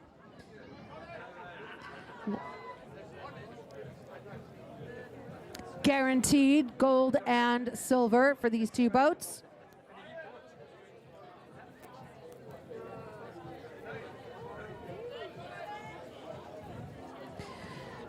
St. Benedict's ahead of St. John's as they come into the finish. Both boats looking strong. But I think that's Noah Rana in the Cox seat. That is not Nikilan van der Jaar. And that's a win for the Mutluane crew from St. Benedict's. And St. John's Burger going for the silver. Next up, the junior men's first single sculls.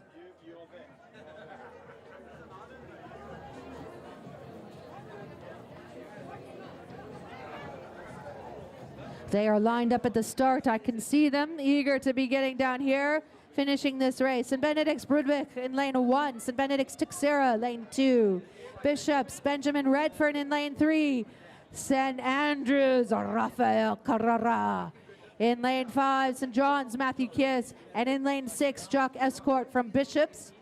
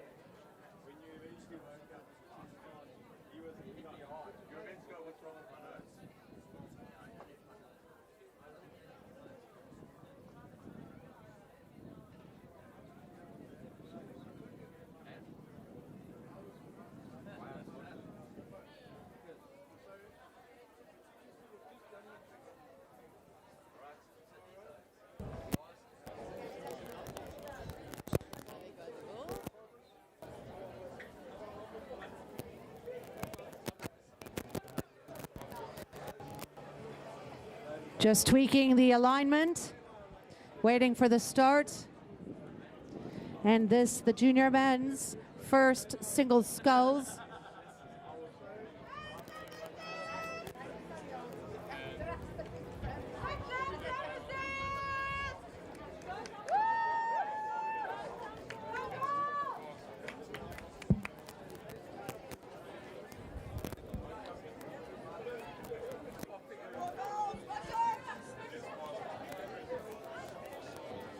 And they are on their way down now. Our scullers looking for that podium finish.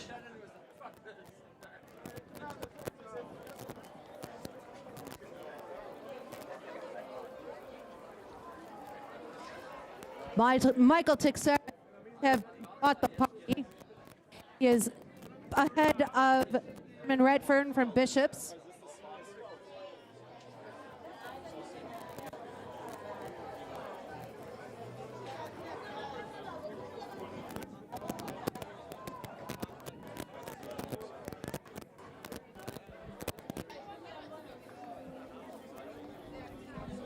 Calum Rudvig having a look over at his teammate Michael Tixera, saying, I want to be up there with you. Those guys racing hard, and they are coming down fast in lanes 1 and 2. St. John's Kias in lane 5. He is also out there in the front of the pack. And it looks to me as if Tixera and Kias are doing what needs to be done to get into the first and second place positions.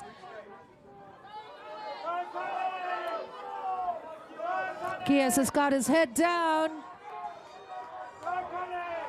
Teixeira is throwing everything he's got. That head is up, the back is going, and it is man-to-man, bow ball to bow ball as they come into the finish. It's going to be tight. It might be that Kias just has a bow ball ahead, but I'm not at a good angle.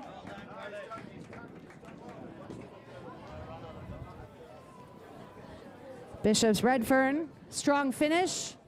Strong finish for St. Andrews Carrara. And Brudvik from St. Benedict's.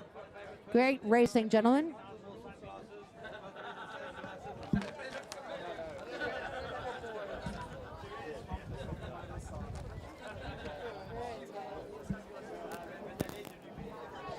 Next up, it is the final, straight final for the junior women's first Coxed Fours. PGRC Dawson in lane 1, Coleman from Clarendon lane 2, St. Andrews Capito lane 3, Chiquitamba and Stillians in lane 4, St. Mary Zulu lane 5, and Wilcox from Somerset in lane 6.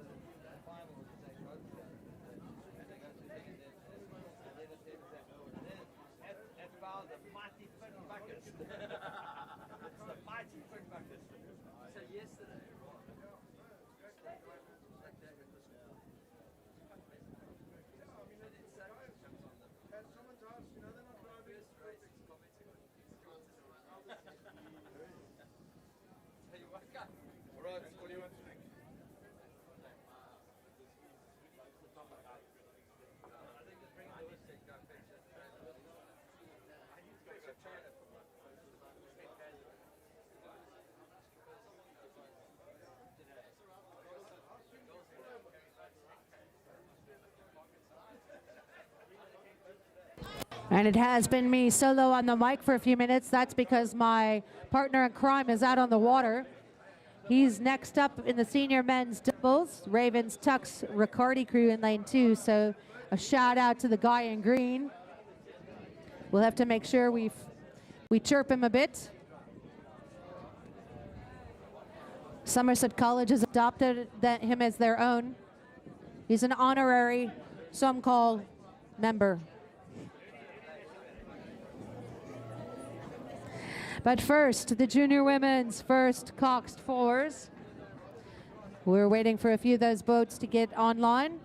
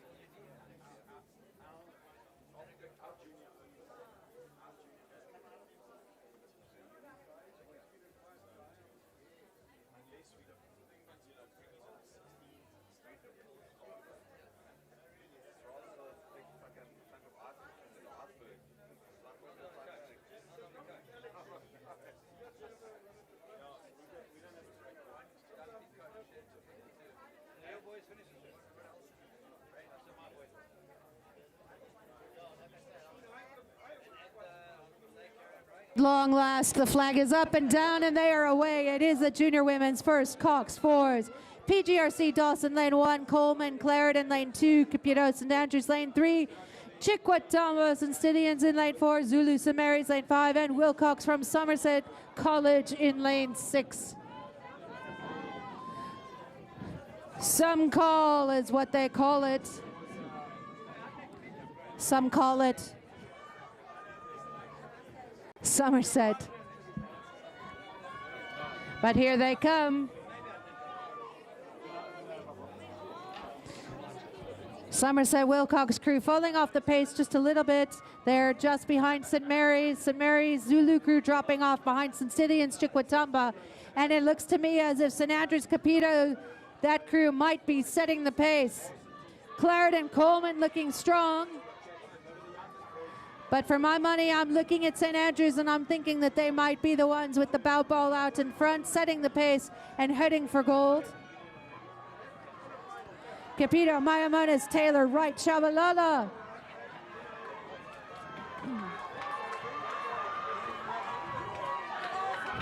Coleman, Rennie, Hardwanger, Hen, and Assam in lane 2. St. Stidians, Chiquitamba out ahead with the nose ahead of both, ahead of St. Mary's and St. Andrews. It is now Chiquitamba crew making their way to the gold medal. And the race is on for second, the race is on for third. Clarendon pushing. It is St. Stidians over the line. Waldeck Cooks, her hand up in the air. It was a tight race between St. Mary's and St. Andrews for the silver. A hard-charging Clarendon Coleman crew coming in, followed by PGRC and Somerset. Next up, my partner in crime, the guy on the mic, the guy in green, it's Ra Riccardi and his son, Jake. They're in lane 2 representing Ravens and Tucks. UCT Bucker in lane 1. UCT Chakaya in lane 3. University of Western Cape Madale in lane 4. Tuck Mearns in lane 5. Buffalo Rowing Club has got the brothers Godfrey. That's Ed and Ben. Ed is a sucker for punishment. He has been out there race after race after race after race after race today. We'll see what fire they bring to this. And they are on their way, it looks like.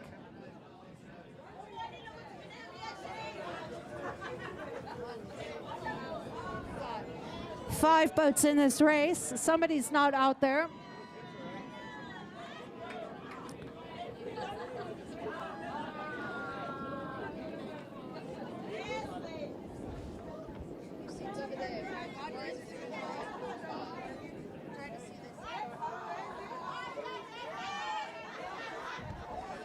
Between the glare and the angle, it's hard to see the bow walls, but it's UCT, it's Riccardi and Co., and it's Buffalo Godfrey. Those guys are doing all the damage. But Godfrey and Godfrey and Godfrey and Godfrey. And Rob Riccardi in the bright green in the middle. But it's UCT Bucker just ahead of the Riccardi crew, but it is Godfrey and Godfrey from Buffalo out in the lead. This race is theirs. The gold is on. UCT Bacher and Van der Voort coming in for the silver place. And third, bronze going to Riccardi and Son. Keeping it in the family. Tux Mearns, that's Bryn Rollins, Shane Mearns in from Tux. University of Western Cape Madale coming in now, finishing that race off.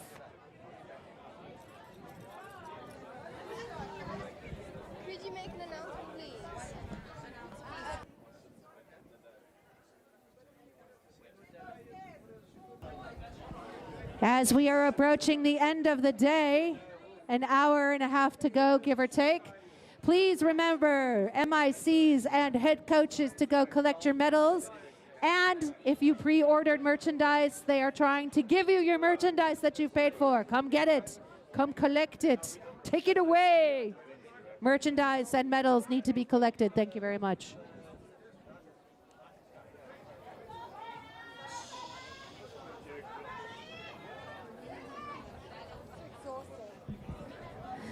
All right, next up, the junior women's under 15 quads. DSG Tungata, lane 2. Nzunzu from Clarendon in lane 3, and Cook from Somerset, lane 4. Guaranteed medals, podium finishes for all. Who's it gonna be? Gold, silver, and bronze.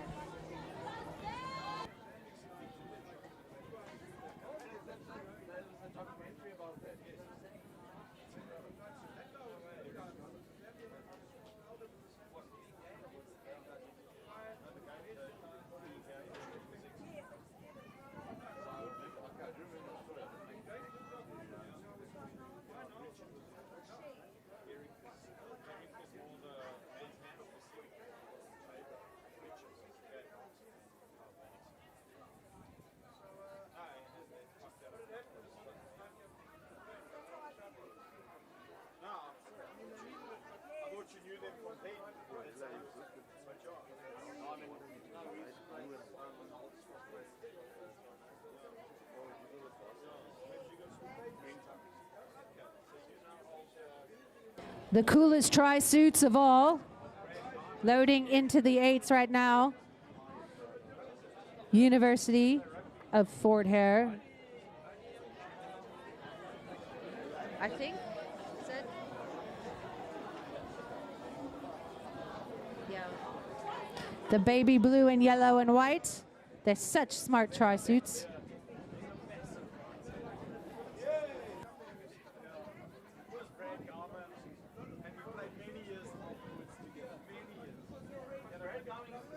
Here comes the silver, bronze, and gold medal boats on their way down for the junior women's under 15 quads.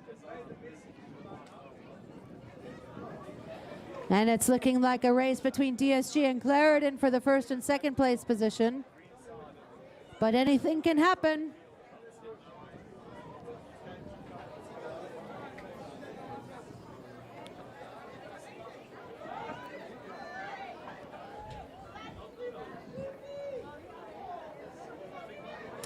Clarendon and Nzunzu crew, Oleta Nzunzu, Rachel Hewiston, Chloe Dick, Ashley Steenkamp, and Leela Steenkamp. The twins, they're in the Clarendon boat, and that Clarendon boat is out in front. DSG Tungata, followed by Somerset Cook crew. Actually, I think Somerset might have passed DSG Tungata. It's looking like Somerset is in now the silver medal position.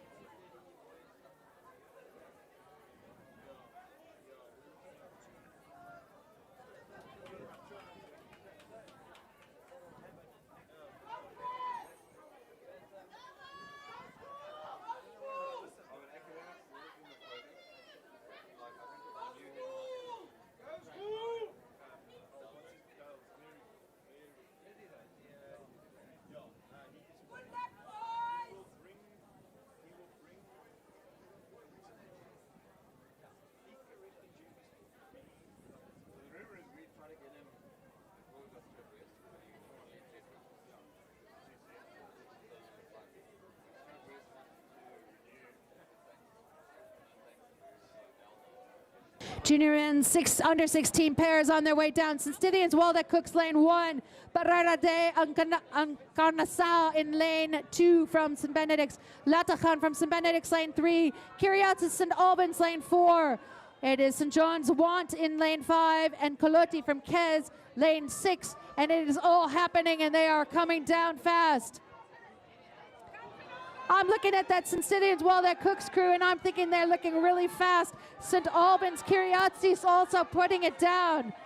St. Benedict's Latachan making a move. But it is the St. Albans Kyriatis crew out in the lead. St. Stithians Waldeck Cooks giving St. Benedict's a run for their money as they come in first, second, third place positions. St. John's and St. Benedict's in the Barrera de Encarnação in the fourth and fifth place positions. Fabulous racing from these young pairs, under 16 junior men's pairs.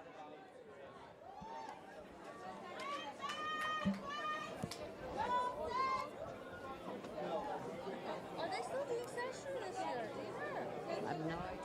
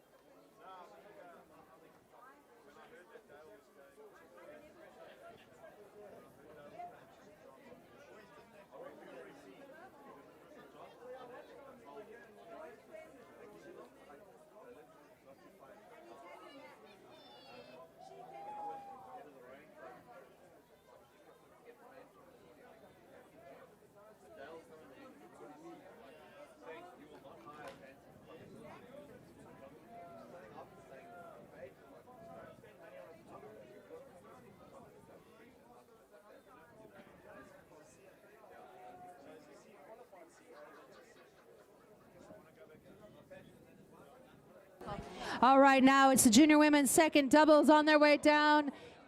Ngoma from St. Stithians in lane 1, Callow from DSG lane 2, Badat from St. Mary's in lane 3, Deadlifts from St. Andrews lane 4, Rennie from Clarendon lane 5, Mayer from St. Mary's in lane 6. They're settling into the race. I only see 4 boats out there. So 2 of the boats must have scratched. 2 St. Mary's boats.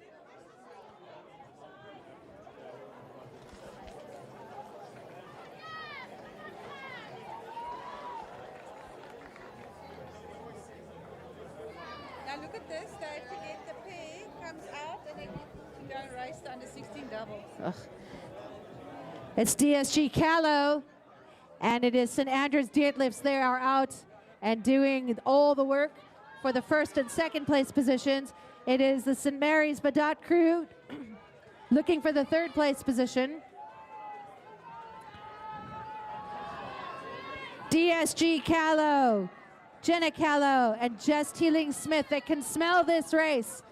And they're looking over their shoulders at St. Andrews. St. Andrews can see them in lane 1. And it is a race to the finish. DSG is putting everything into it, and they are a fast-moving boat. And they might just take this away from St. Andrews. St. Mary's coming in.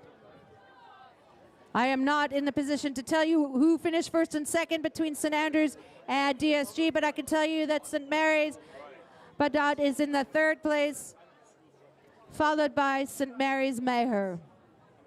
Next up, a final for the senior mixed 8s. Walter Sisulu University Dimbaza Crew, lane 2. UCT, the Hill Crew in lane 3. And Sifo from University Fort Hare in lane 4.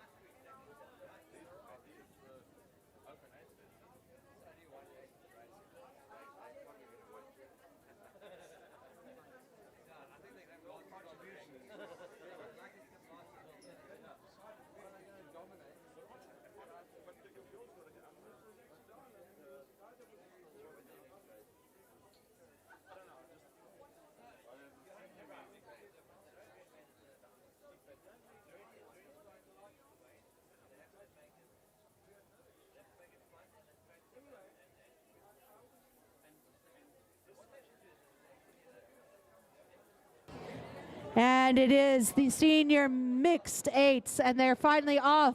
It is Walter Sisulu lane 2, UCT lane 3, and Fort Hare in lane 4.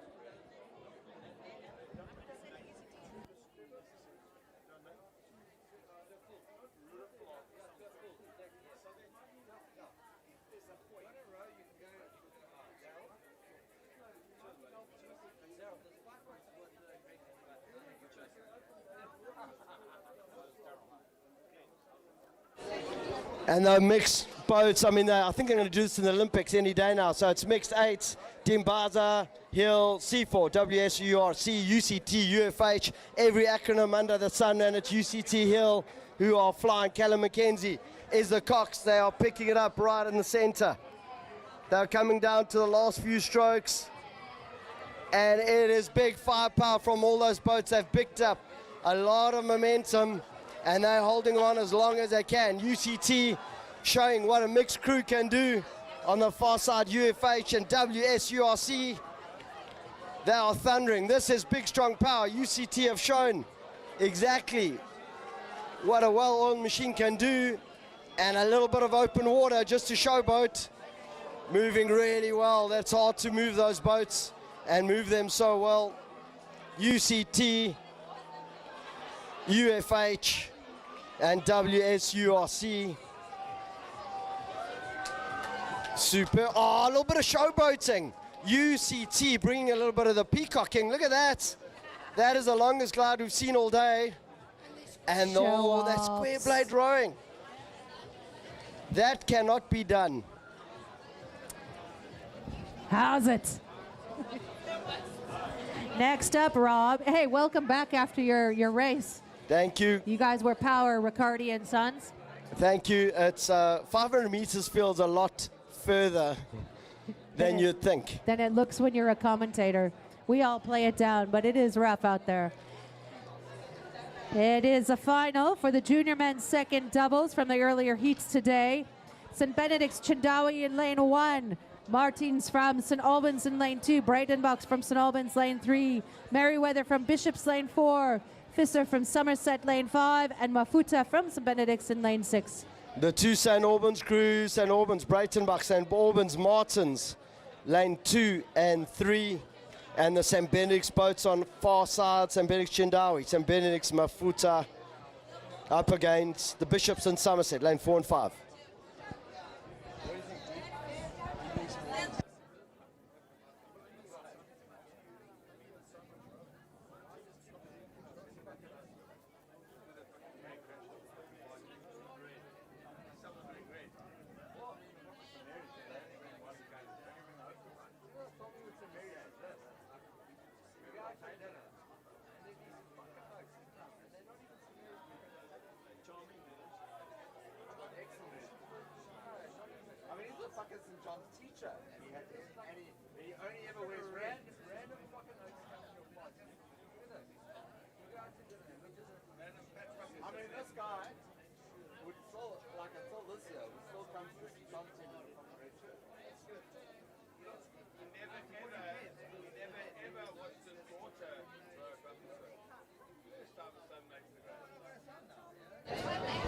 And the race is underway. They are rocketing down here. Not many strokes on the inside. St. Benedict's crew are having a look over their shoulder.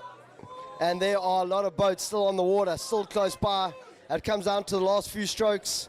Who wants it the most? St. Benedict's doing quite smartly there in lane 1, but in the middle, keep an eye on St. Albans, Breitenbach crew.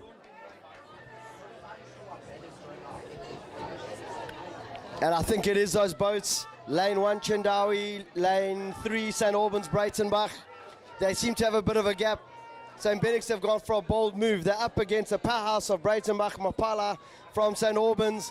And St. Albans are showing exactly how much power they've got. St. Benedict's are still hanging in there. They are rating up.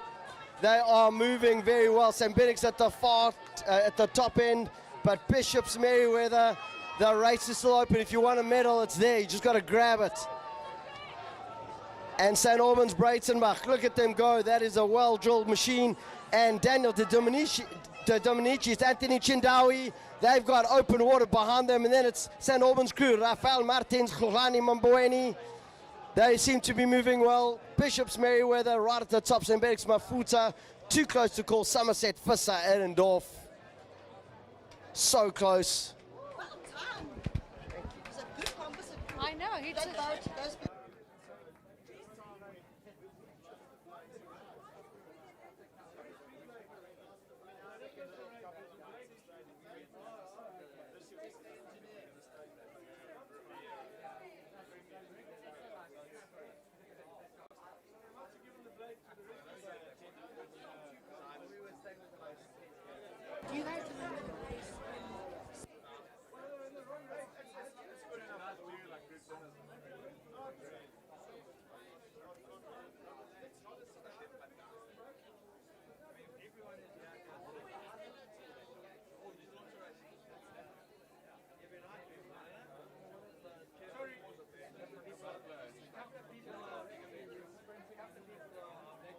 All right, Rob, it's a big race, and you've got some skin in this game.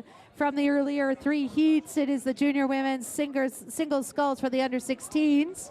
And they've gone already, and it's all lanes 1, 2, 3, 4, 5, and 6. It's a full house. PGRC Bugler in lane 1. Kate Zillan from Holy Rosary lane 2. Emmy Riccardi from Holy Rosary lane 3. Shaylin King from Holy Rosary lane 4.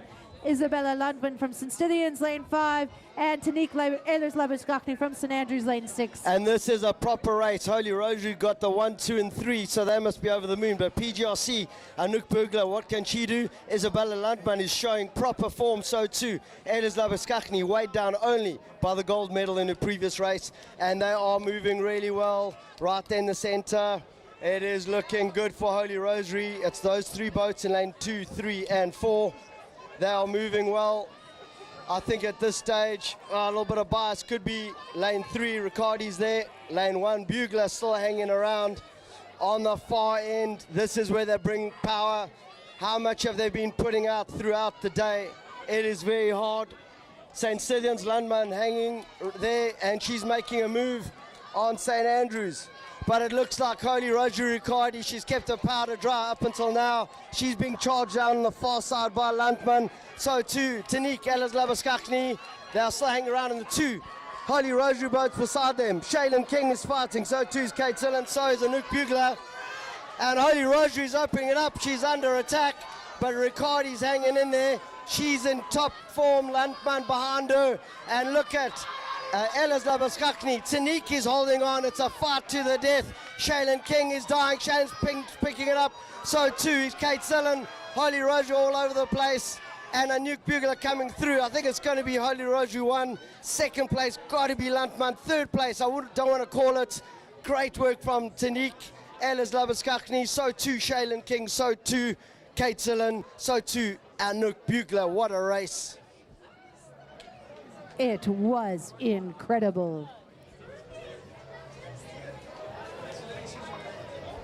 And that was a proper race.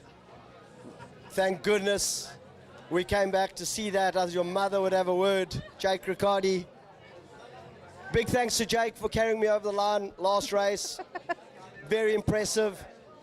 I remember just shouting, "You owe me, you owe me." All righty, Rob, we're not done yet. Junior men's under-16 doubles up next. That's a final from the earlier heats. St. Stithians Doble lane 1, Onyanekwe from Jeppe in lane 2, McGregor from Somerset in lane 3, Perton from St. Albans in lane 4, Bishops Douglas lane 5, lane 6, Raga from Grey. And we've seen some fantastic racing out of these young guys so far the last 2 days. And I think we are going to see some serious fire. They are on fire from upcountry. Jeppe, Clinton, Onyanekwe, Scott Van den Ven from the Jeppe crew. They're going to be tough to beat, but we've got the coastal boys, Ethan McGregor, Joshua Grobler. They're from Somco, and they've come here for one purpose, and that's to take a win here. St. Stithians Dobler, that's Samora and Matthew Anstead. They are strong. And they've got everybody under here, because you've got Peton, Liam Kiriatsis, St. Albans. This is a full house, full house. It's a full house, and these jet engines have a lot of power to them, and it will be an exciting race watching these doubles coming down. And there's not much strategy. You close your eyes and you push.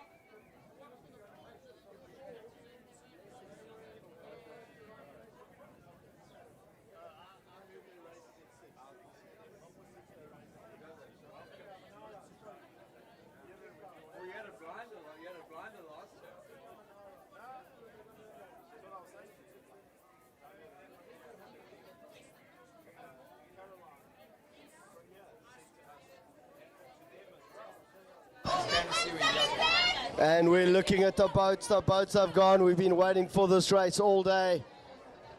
And they're right on top of each other, and there's been an issue. I think it's okay. Umpires on top of it. It's a Bishop's crew. Seem to be going a bit skew. I don't think it's causing an issue. Only for them and St. Albans, Pearton have got so much power, but those boats are coming right on top of each other. The angles are not favorable. Clinton on Yanekwu, and they are squishing in the Somerset McGregor crew. They are moving. I think it's safe. Umpires trying to keep things tidy, and they are moving right at the top. You've got Grey Rugger staying out of trouble, but those boats are right on top of each other. It is hard. Clinton on Yanekwu, Scott van den Ven for Jeppy.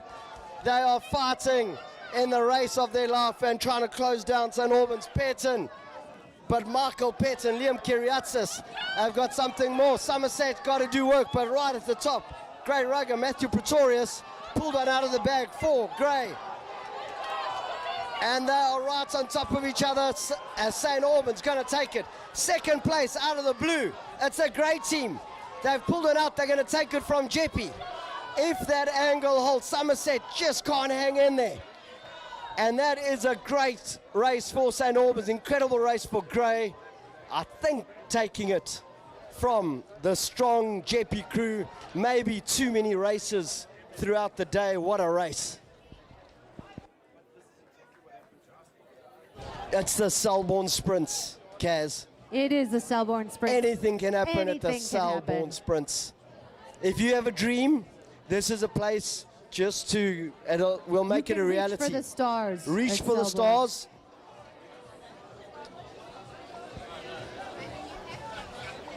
What's up next, Rob? I think we've got the senior women's 8s. Senior women's 8, you've got UFH in Tanjana, UCT PGRC Composite Crew Hill, lane 3, UFH in Tanjana again.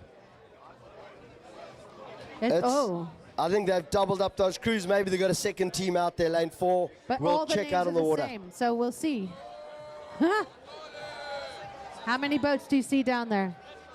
But I see an 8 going right now. I see 2 boats out there. And what's this boat here? I think that's a women's. I see 3 boats out there. But they're not at the start. We'll see. Maybe they start without them. Yeah, so I think they St. just put in John's the 8, crews. Stroked by Matthew Herman. Cox St. by John's. Bradley Anderson, who has not put on enough sunscreen. Bradley Anderson looking really good. Top athletes. His mother rose for Ravens up at Victoria Lake Club in Johannesburg. I think she might be watching. She might be watching. We say how's it to Wendy. All the best to you, and I know you'll be racing this weekend or rowing for Ravens, doing a top job in your Falcon. My phone just went ding. I suspect I know who that is. Yeah, it could be her. Anyway, lots of love to you.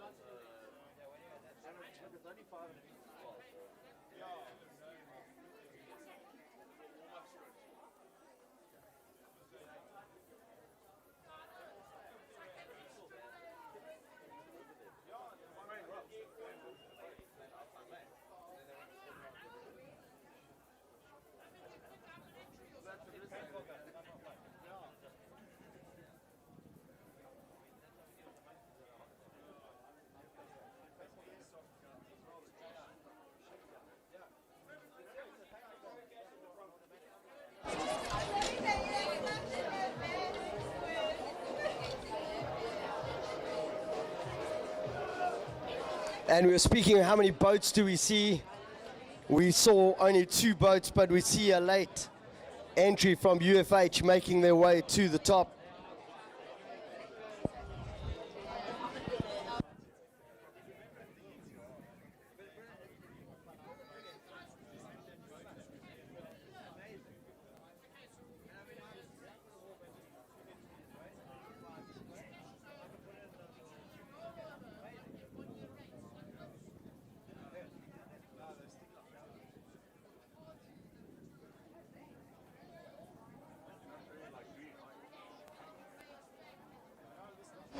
And they didn't wait for the crew. They allowed them to go down. UCT, PGRC. They are in lane 3 on the far lane, UFH and Tanjana. And the Octs are on their way down. Good composite crew for both those teams. We did see one of the other octuples going out, and I think they may have to do the row of shame back down the course. They might just. I think they're just a little bit late, and that is unfortunate. But PGRC, UCT, they've thrown the team back in from that mixed 8, and they are rowing yet again. Good position, good strong start, and they've got momentum, and they are moving really well. Good connection, good drive, and they are ahead of the UFH and Tanjana crew. Bakamela, Sikom, Kutu, Matiana, Adam, Janchi, Memadoze, and Mona in UFH. But it's a composite crew, UCT, PGRC, Hill, Nil, Till, Kabish, McDonald, De Klerk, Lamont, Gush, and Buhagja. I probably murdered that. Sorry, Aaron. I'll beg for forgiveness, but they are moving, and that is a great team. They've not had much time to train, and they look like they've been training all season. Nice and controlled, great rate, great movement from that boat. So too is UFH and Tanjana. They came here to give it a go, and that's what they've done. Maybe a boat length, but that is close racing. Well done to those crews. And that's it. They pick it up, UFH, all the way through to the finish line.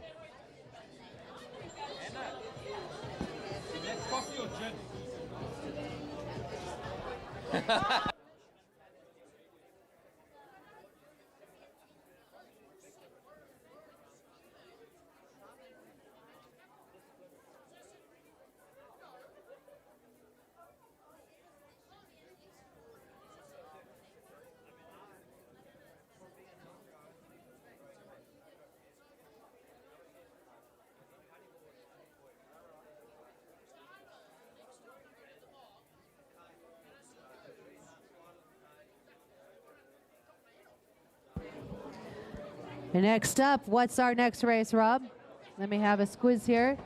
It is a 2-boat race, the B final for the junior women's first quads.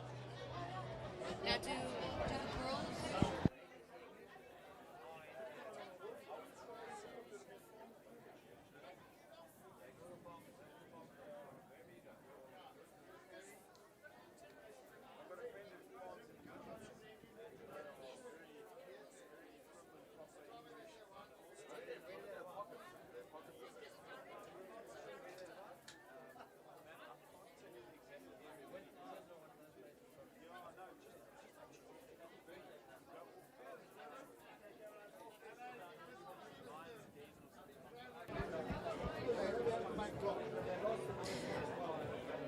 So our next race, the junior women's first quad, Clarendon versus St. Mary's. That's the Willis crew from Clarendon up against Zulu from St. Mary's.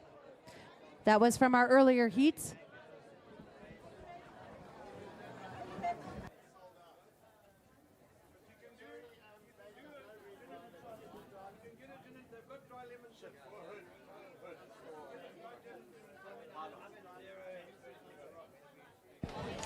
And the UFH crew, they did as much they could. They raced up there. They were so close to the start, but they just couldn't get there in time. Too many moving parts.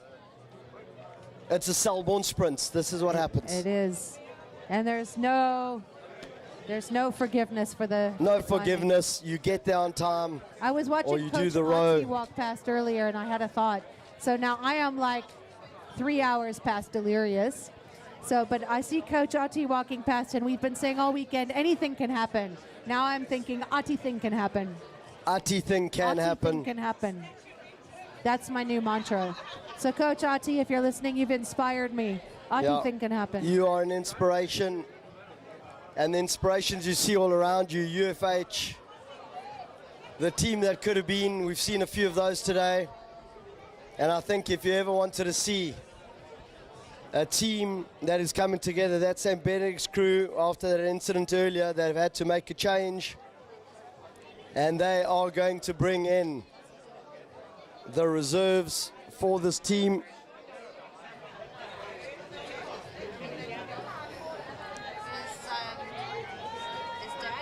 And the question is, who's going to take the reins from Marty Michele Rohrbeck? Probably a good idea just to rest him.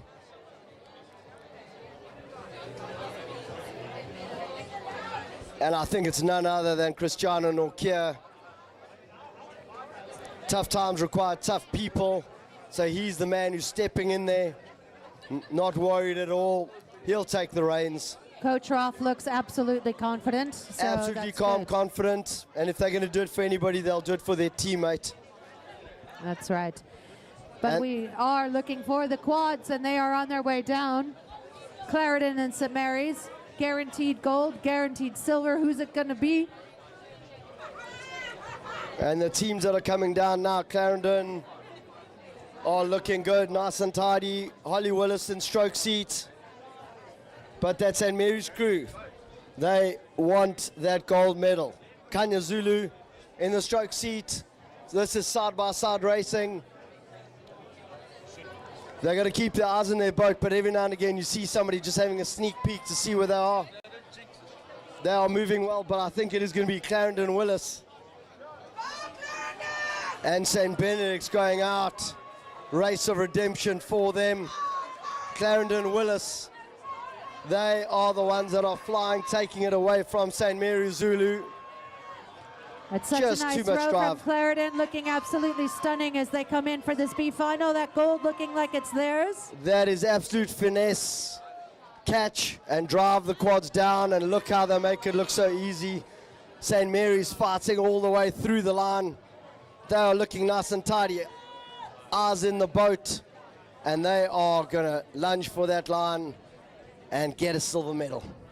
All right, we know what's up next. It's the B final for the junior men's first eights. What? Yeah, we'll see. So in lane 1, Buffalo Kloss crew. It's the Carrara crew from St. Andrews College in lane 2. St. John's Herman in lane 3. Thompson Selborne from Selborne in lane 4. And Jeppy Pereira in lane 5.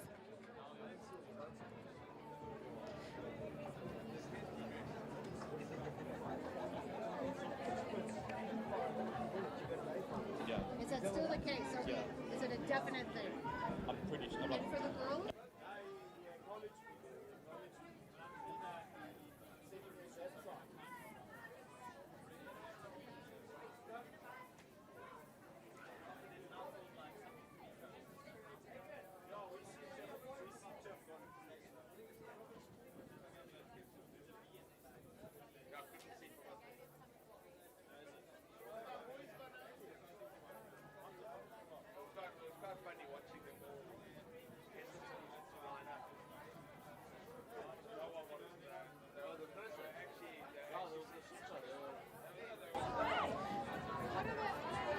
All right, so it looks like Buffalo Rowing Club isn't out there. Jeppy, we don't see them out there either. So it might be a 3-boat race, Rob, for the junior men's first 8 B final. What?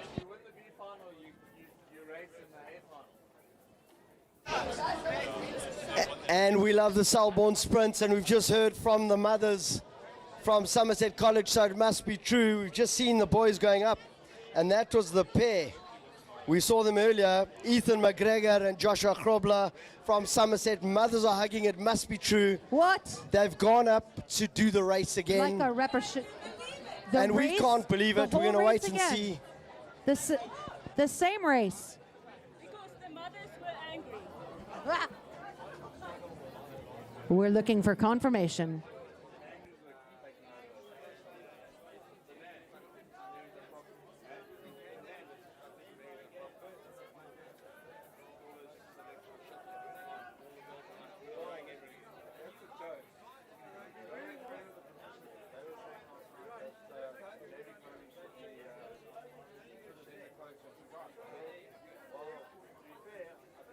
Aligning that B final, those 8s for the first 8s.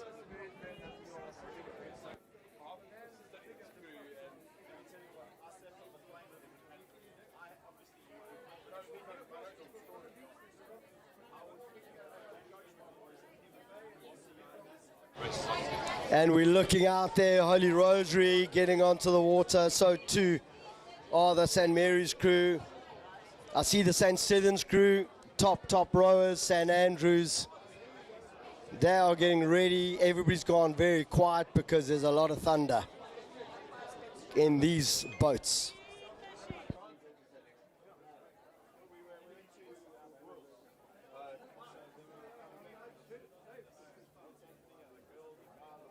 And looking on the water, St. Andrews, St. John's, Selborne, Buffalo, we don't see them. Jeppe, we don't see them. Nice space between these boats.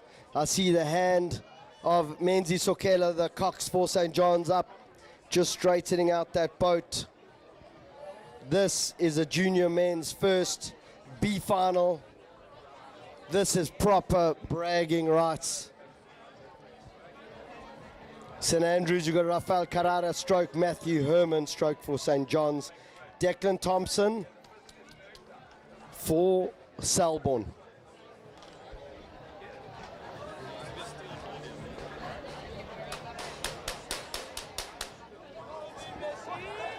And the flag is up, the flag is down, and they are gone. Good movement from those boats. No time for mistakes. You've got to find connection, you've got to find drive.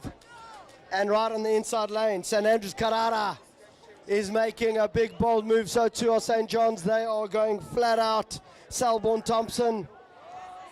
They are moving really close to each other. This is great work. Right in the center, St. John's looking nice and tidy. You can't call it. They are so close. They look like they're in a straight line. We'll find out as soon as they come closer. Selborne making good movement right at the top. Selborne, hometown boys done good. We're going to see what they're able to do, but St. John's looking nice and tidy. Connection, movement. St. Andrews as well. Selborne have got something to prove. They are moving nicely. St. John's maybe just a little bit ahead of St. Andrews now. They are moving. St. John's find one gear. They find another gear. They're ahead of St. Andrews. Selborne are fighting to the death. Eyes closed, they're going to push right through the line. St. John's have got this race. They're going to take it. Second place still open. It's either Grahamstown, it's either Selborne. St. Andrews still pushing all the way to the end. Selborne fighting to the death. Selborne might have it, but St. John's are going to take it. Selborne, I think, might have just snuck through that strong St. Andrews team. We will find out. Good racing from those crews. That was impressive. I almost hurt my neck. They were going so fast watching them go past. That is proper speed. To build up speed in those boats, not an easy thing. All right, next up it is the junior women's under 16 pairs. St. Stithians, Bueta in lane 1. Duplessis from St. Stithians, lane 2. De Kaiser from Holy Rosary, lane 3. Lane 4, the Curl crew from Somerset. And in lane 5, Holy Rosary, Arthur crew. Yeah, so St. Stephen's got 2 boats in here, Holy Rosary as well. And then the Somerset Curl Governor crew, lane 4. So we do know a lot about Claire De Kaiser. Good strong rower, good athlete. Brother Nick rode at UCT, ex-Ambenics boy. May have rode with Jake Riccardi at one stage of his life. Aaron Beaming is a real find for the Holy Rosary crew. Has been rowing really well. And then it's the duo of Holy Rosary, Arthur and Farah. That's Gemma Lee and Marley. We know them well, been friends since they're little. And they found true speed in the pair. Let's see what they're able to do.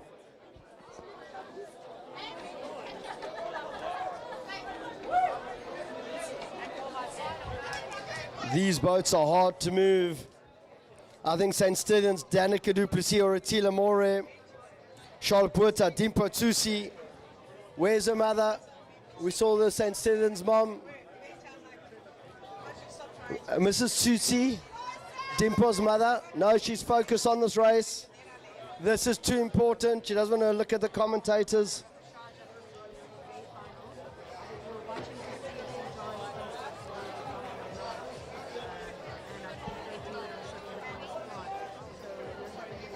Those boats are right on top of each other, not enough space.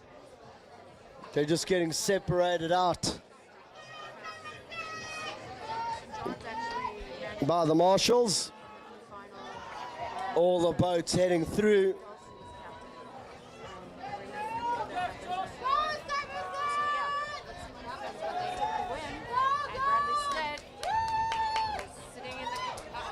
No, they're not. They're not.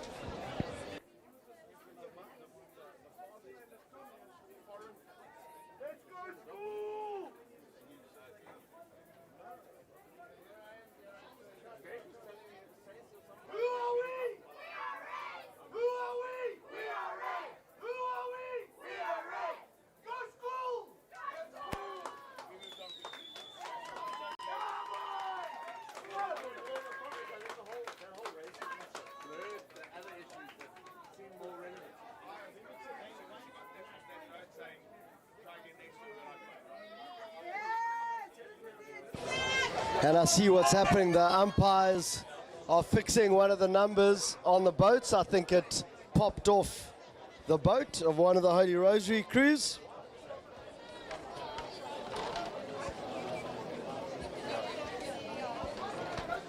And I think that was clear to Kaza Aaron beaming for Holy Rosary.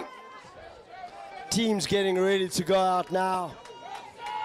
The big thunder, the big guns.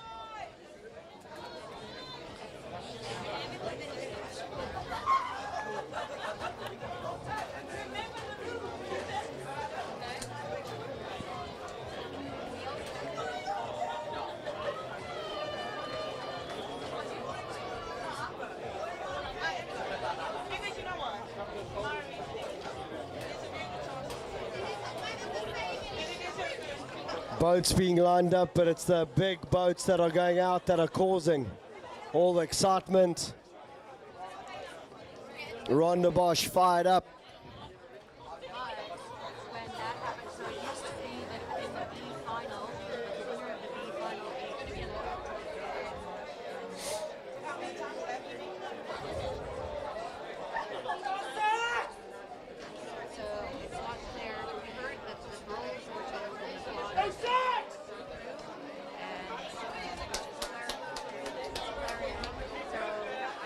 And the race is underway.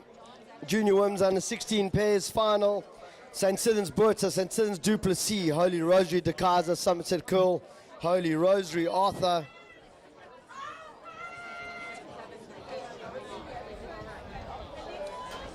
And the umpires are keeping them nice and tidy. Holy Rosary De Kaiser in the lead, Somerset Curl just going a little bit skew there. Right at the top, you've got Holy Rosary Arthur. Boats moving well. Holy Rosary, they've just gone ahead of Somerset, just having a problem there with the blades, but St. Sidon's Duplessis on the hunt. So the two St. Sidon's boats closest to us are doing well.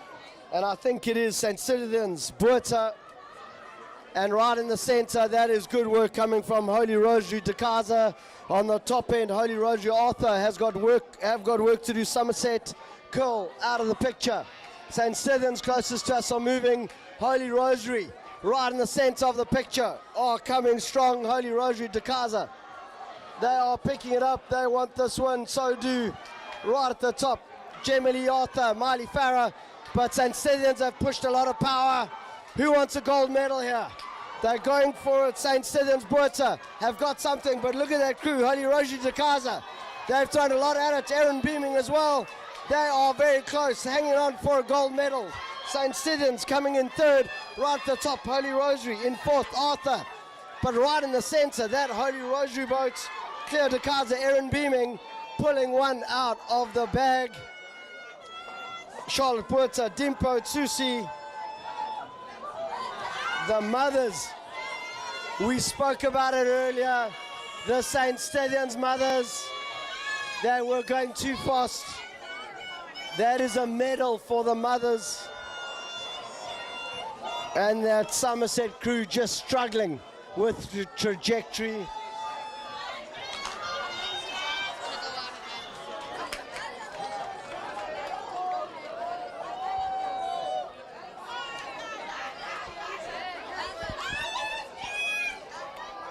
What an absolutely superb race. The mothers of St. Stithians shouting the girls across the line. What great work, Charlotte Puerta, Timpo Tsusi. This is the rerow of the doubles, isn't it? And I think this is a rerow of the doubles, I've called it. I've called it out early. And Somerset College are going. We're trying to make sure we know who's in there. Somerset College thought St. Albans, they could have a chance. Raga, Somerset. But St. Albans, Pearson have got other ideas, so too Jeppy, Onyaneku right at the top, Grey Raga. And St. Albans have picked it up. They are holding that pace. Grey Raga right at the top. And Clinton Onyaneku, Jeppy are fighting to the death. Somerset McGregor just off the boil, but look at St. Albans go. Clinton Onyaneku is firing for Jeppy, and they might take it from Grey. Grey Raga are very close. They are coming across the line, and I think just that aggression from Clinton Onyaneku, Scott Van den Ven for Jeppy. And that is a swap from the previous race, because I think it was that Grey crew who could have been second in the previous race. But what great rowing. Somerset McGregor, Ethan and Joshua giving it a go. They thought they were close, and that was much closer. And that was a fair race. Well done to those crews.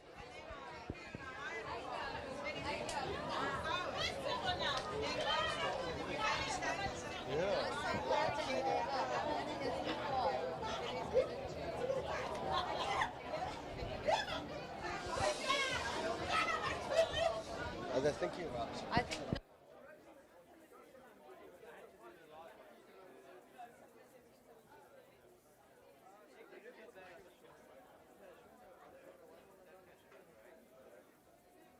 the next race, we spoke about it for some time. This is looking like it's the St. Albans race. St. Albans, the three crews, Aiden, lane 2, Muller, 3, Mugivi, 4. And the two Jeppy crews, Jeppy Nason, lane 1 and lane 6. And Rondebosch, Connor Wyatt, Adam Arnold. The solitary crew from the Cape.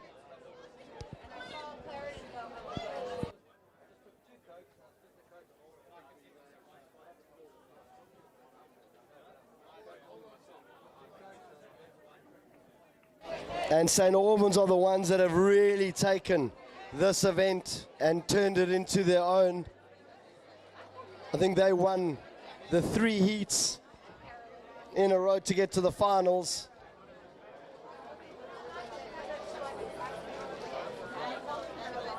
But if we've got the Jeppy crews and Rondebosch crews who want to change everybody's mind, take the title from St. Albans.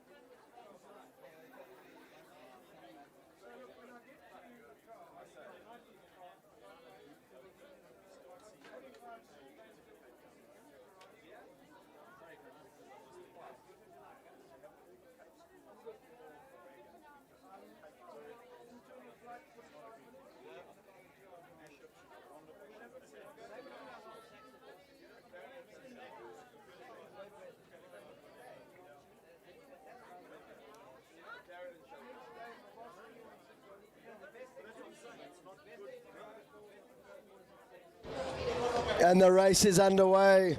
Junior men's first doubles race. The 3 St. Albans boats in the center. Jeppy, lane closest to us, lane furthest to us. And then the Rondebosch crew, Wyatt. But the St. Albans crews are taking it out.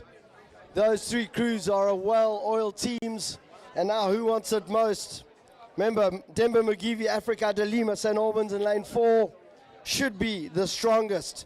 Maddie Aiden, Liam Franken, St. Albans should be number 2, but everybody's going to have a different mind about this. Luca Muller, Calvin Damon, strong athletes in the center. making a strong move. Jeppe are trying to hold on, so too's Rondebosch. But here comes a powerhouse of St. Albans. They're picking it up. My man is going to be on Maddie Aiden. He's got an ability to increase that boat like you haven't seen before, and he's doing just that. Maddie Aiden, Liam Franken are pulling one out. They are 2 on the Aiden roster, but they're going to take this. That is strong, powerful rowing behind them. St. Albans Muller, St. Albans Mugivi, too close to tell. They're still moving, but I think Maddie Aiden's thrown enough power at it, and he's going for that slide over the line. And 1, 2, and 3 St. Albans, that is for certain. The JP crew's doing really well. Inside land, Nason over the moon with that win, I think, over JP Root. Rondebosch closing that off.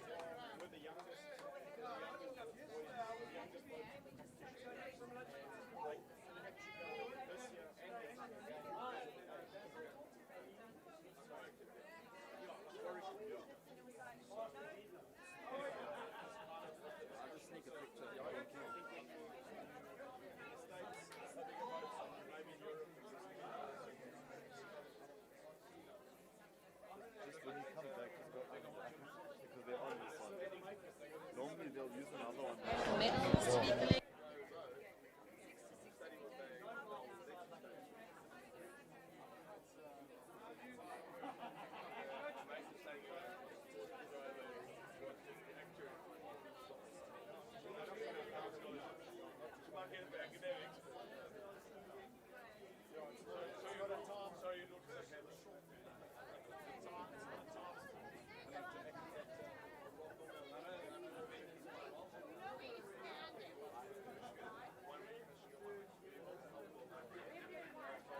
First, we've got the university races, senior men's 8.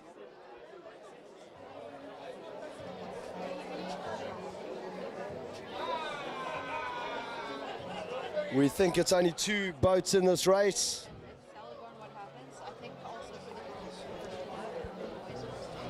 I think it's UFH, UCT, UFH C4, lane 2, lane 3, deploy. So deploy brothers. Lane 3, let's see what they're able to do.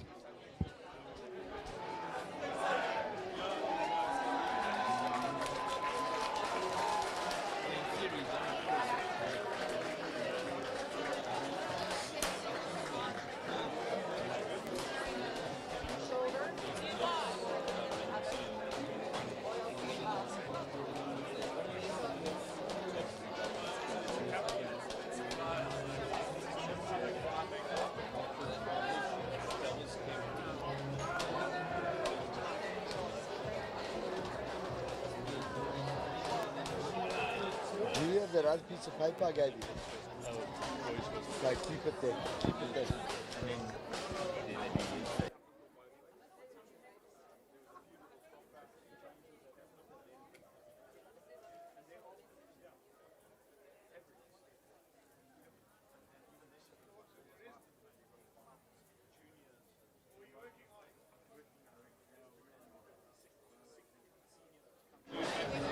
So it's UFH, University of Fort Hare versus UCT, University of Cape Town.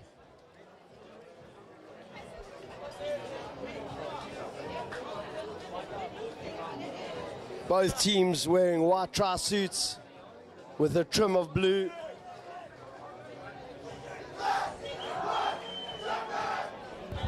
And it is coming, the A final. And that's why Jeppy saved themselves. You hear the boys. They know what's important to them. They're going to take the Buffalo race out. To Regatta control. I just stopped you. And the announcers were now. Okay. All right, now go. Can I have your attention, please? Can the Tux coach please come to Regatta control?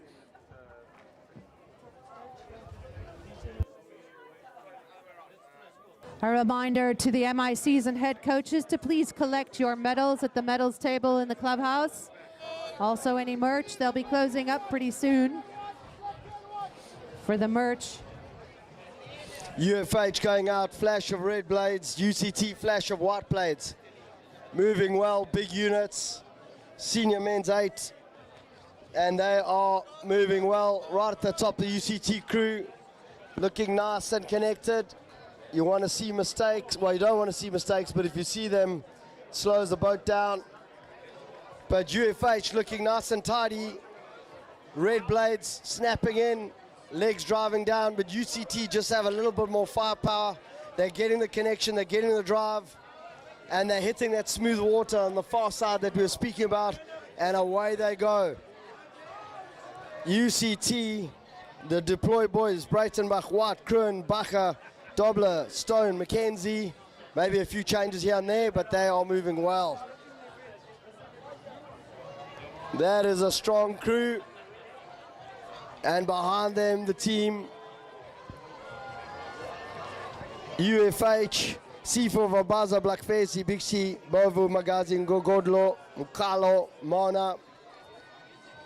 Those red blades, and they're going to come through second in the senior men's 8.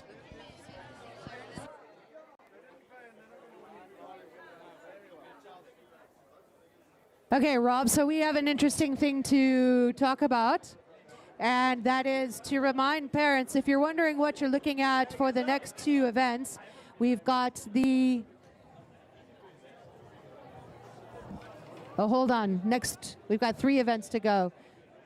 2 events. No, I lied. 2 events. Okay. So the junior women's first quads up next, followed by the junior men's first 8s.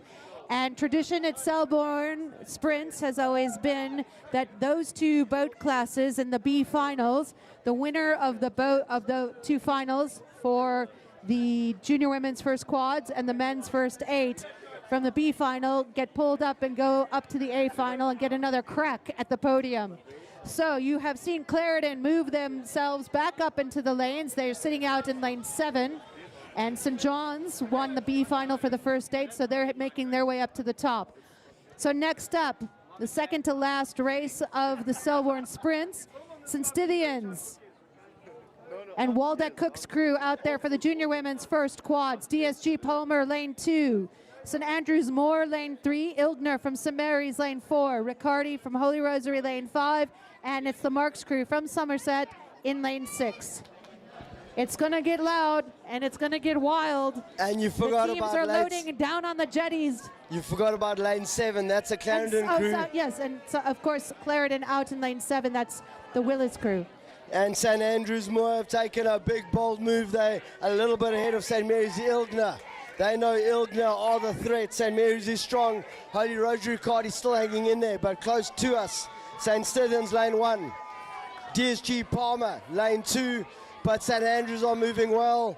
They are trying to keep the mighty St. Mary's away, and they're doing a superb job. They've gone out hard. Holy Rosary still hanging in there just off St. Mary's. On the inside lanes, DSG Palmer on her birthday. St. Stithians, Waldeck Cooks. And now who wants it the most? You drive all those days spent pushing, training, giving it your best.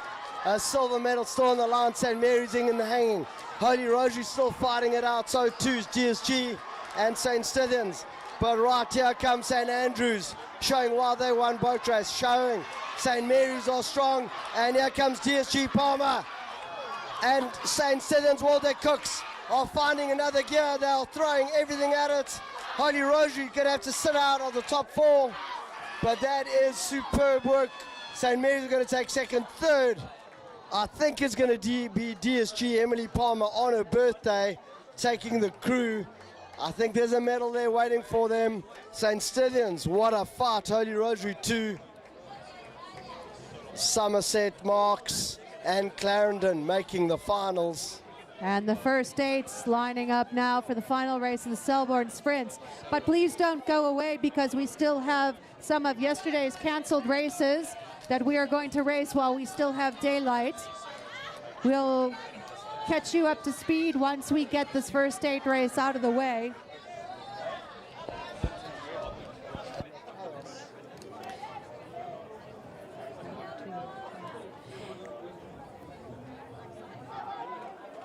It's only 4 races to follow. So the junior women's under 19 first quads. The junior men. What?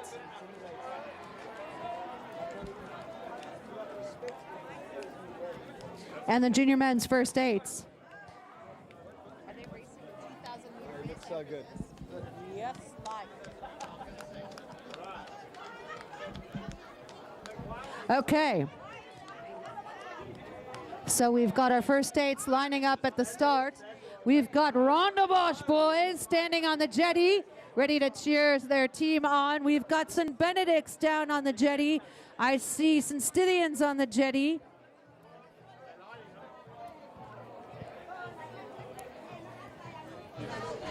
And when all these teams come down to the jetty, I've seen that jetty go so low down it's underwater. And what a privilege to witness such an event. Bishop's Bacher, lane 1, St. Stithians Kaplan, lane 2, St. Benedict's. It was Michele Robeck, but Cristiano Norkia has had to take the position of stroke. They've put Callum Brudvig back in the boat. You've got Cairns, the Fun to Favor boys, lane 4, lane 5, Ellis Rondebosch, and Sachs Fletcher, lane 6. They're going for the next race. Are they going for the next race? So maybe.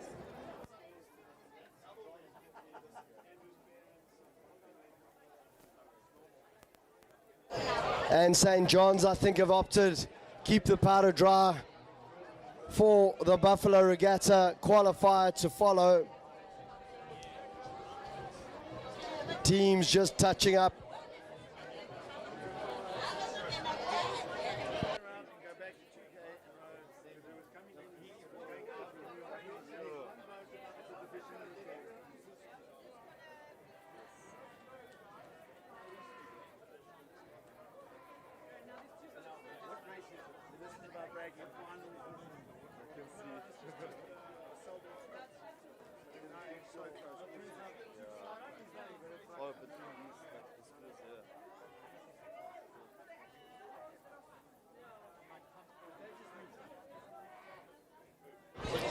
And the boats are just tip-tapping into their lanes.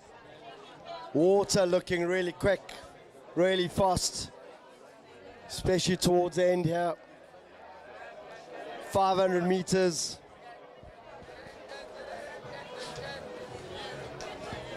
St. Benedict's just straightening out a bit. Blue blades.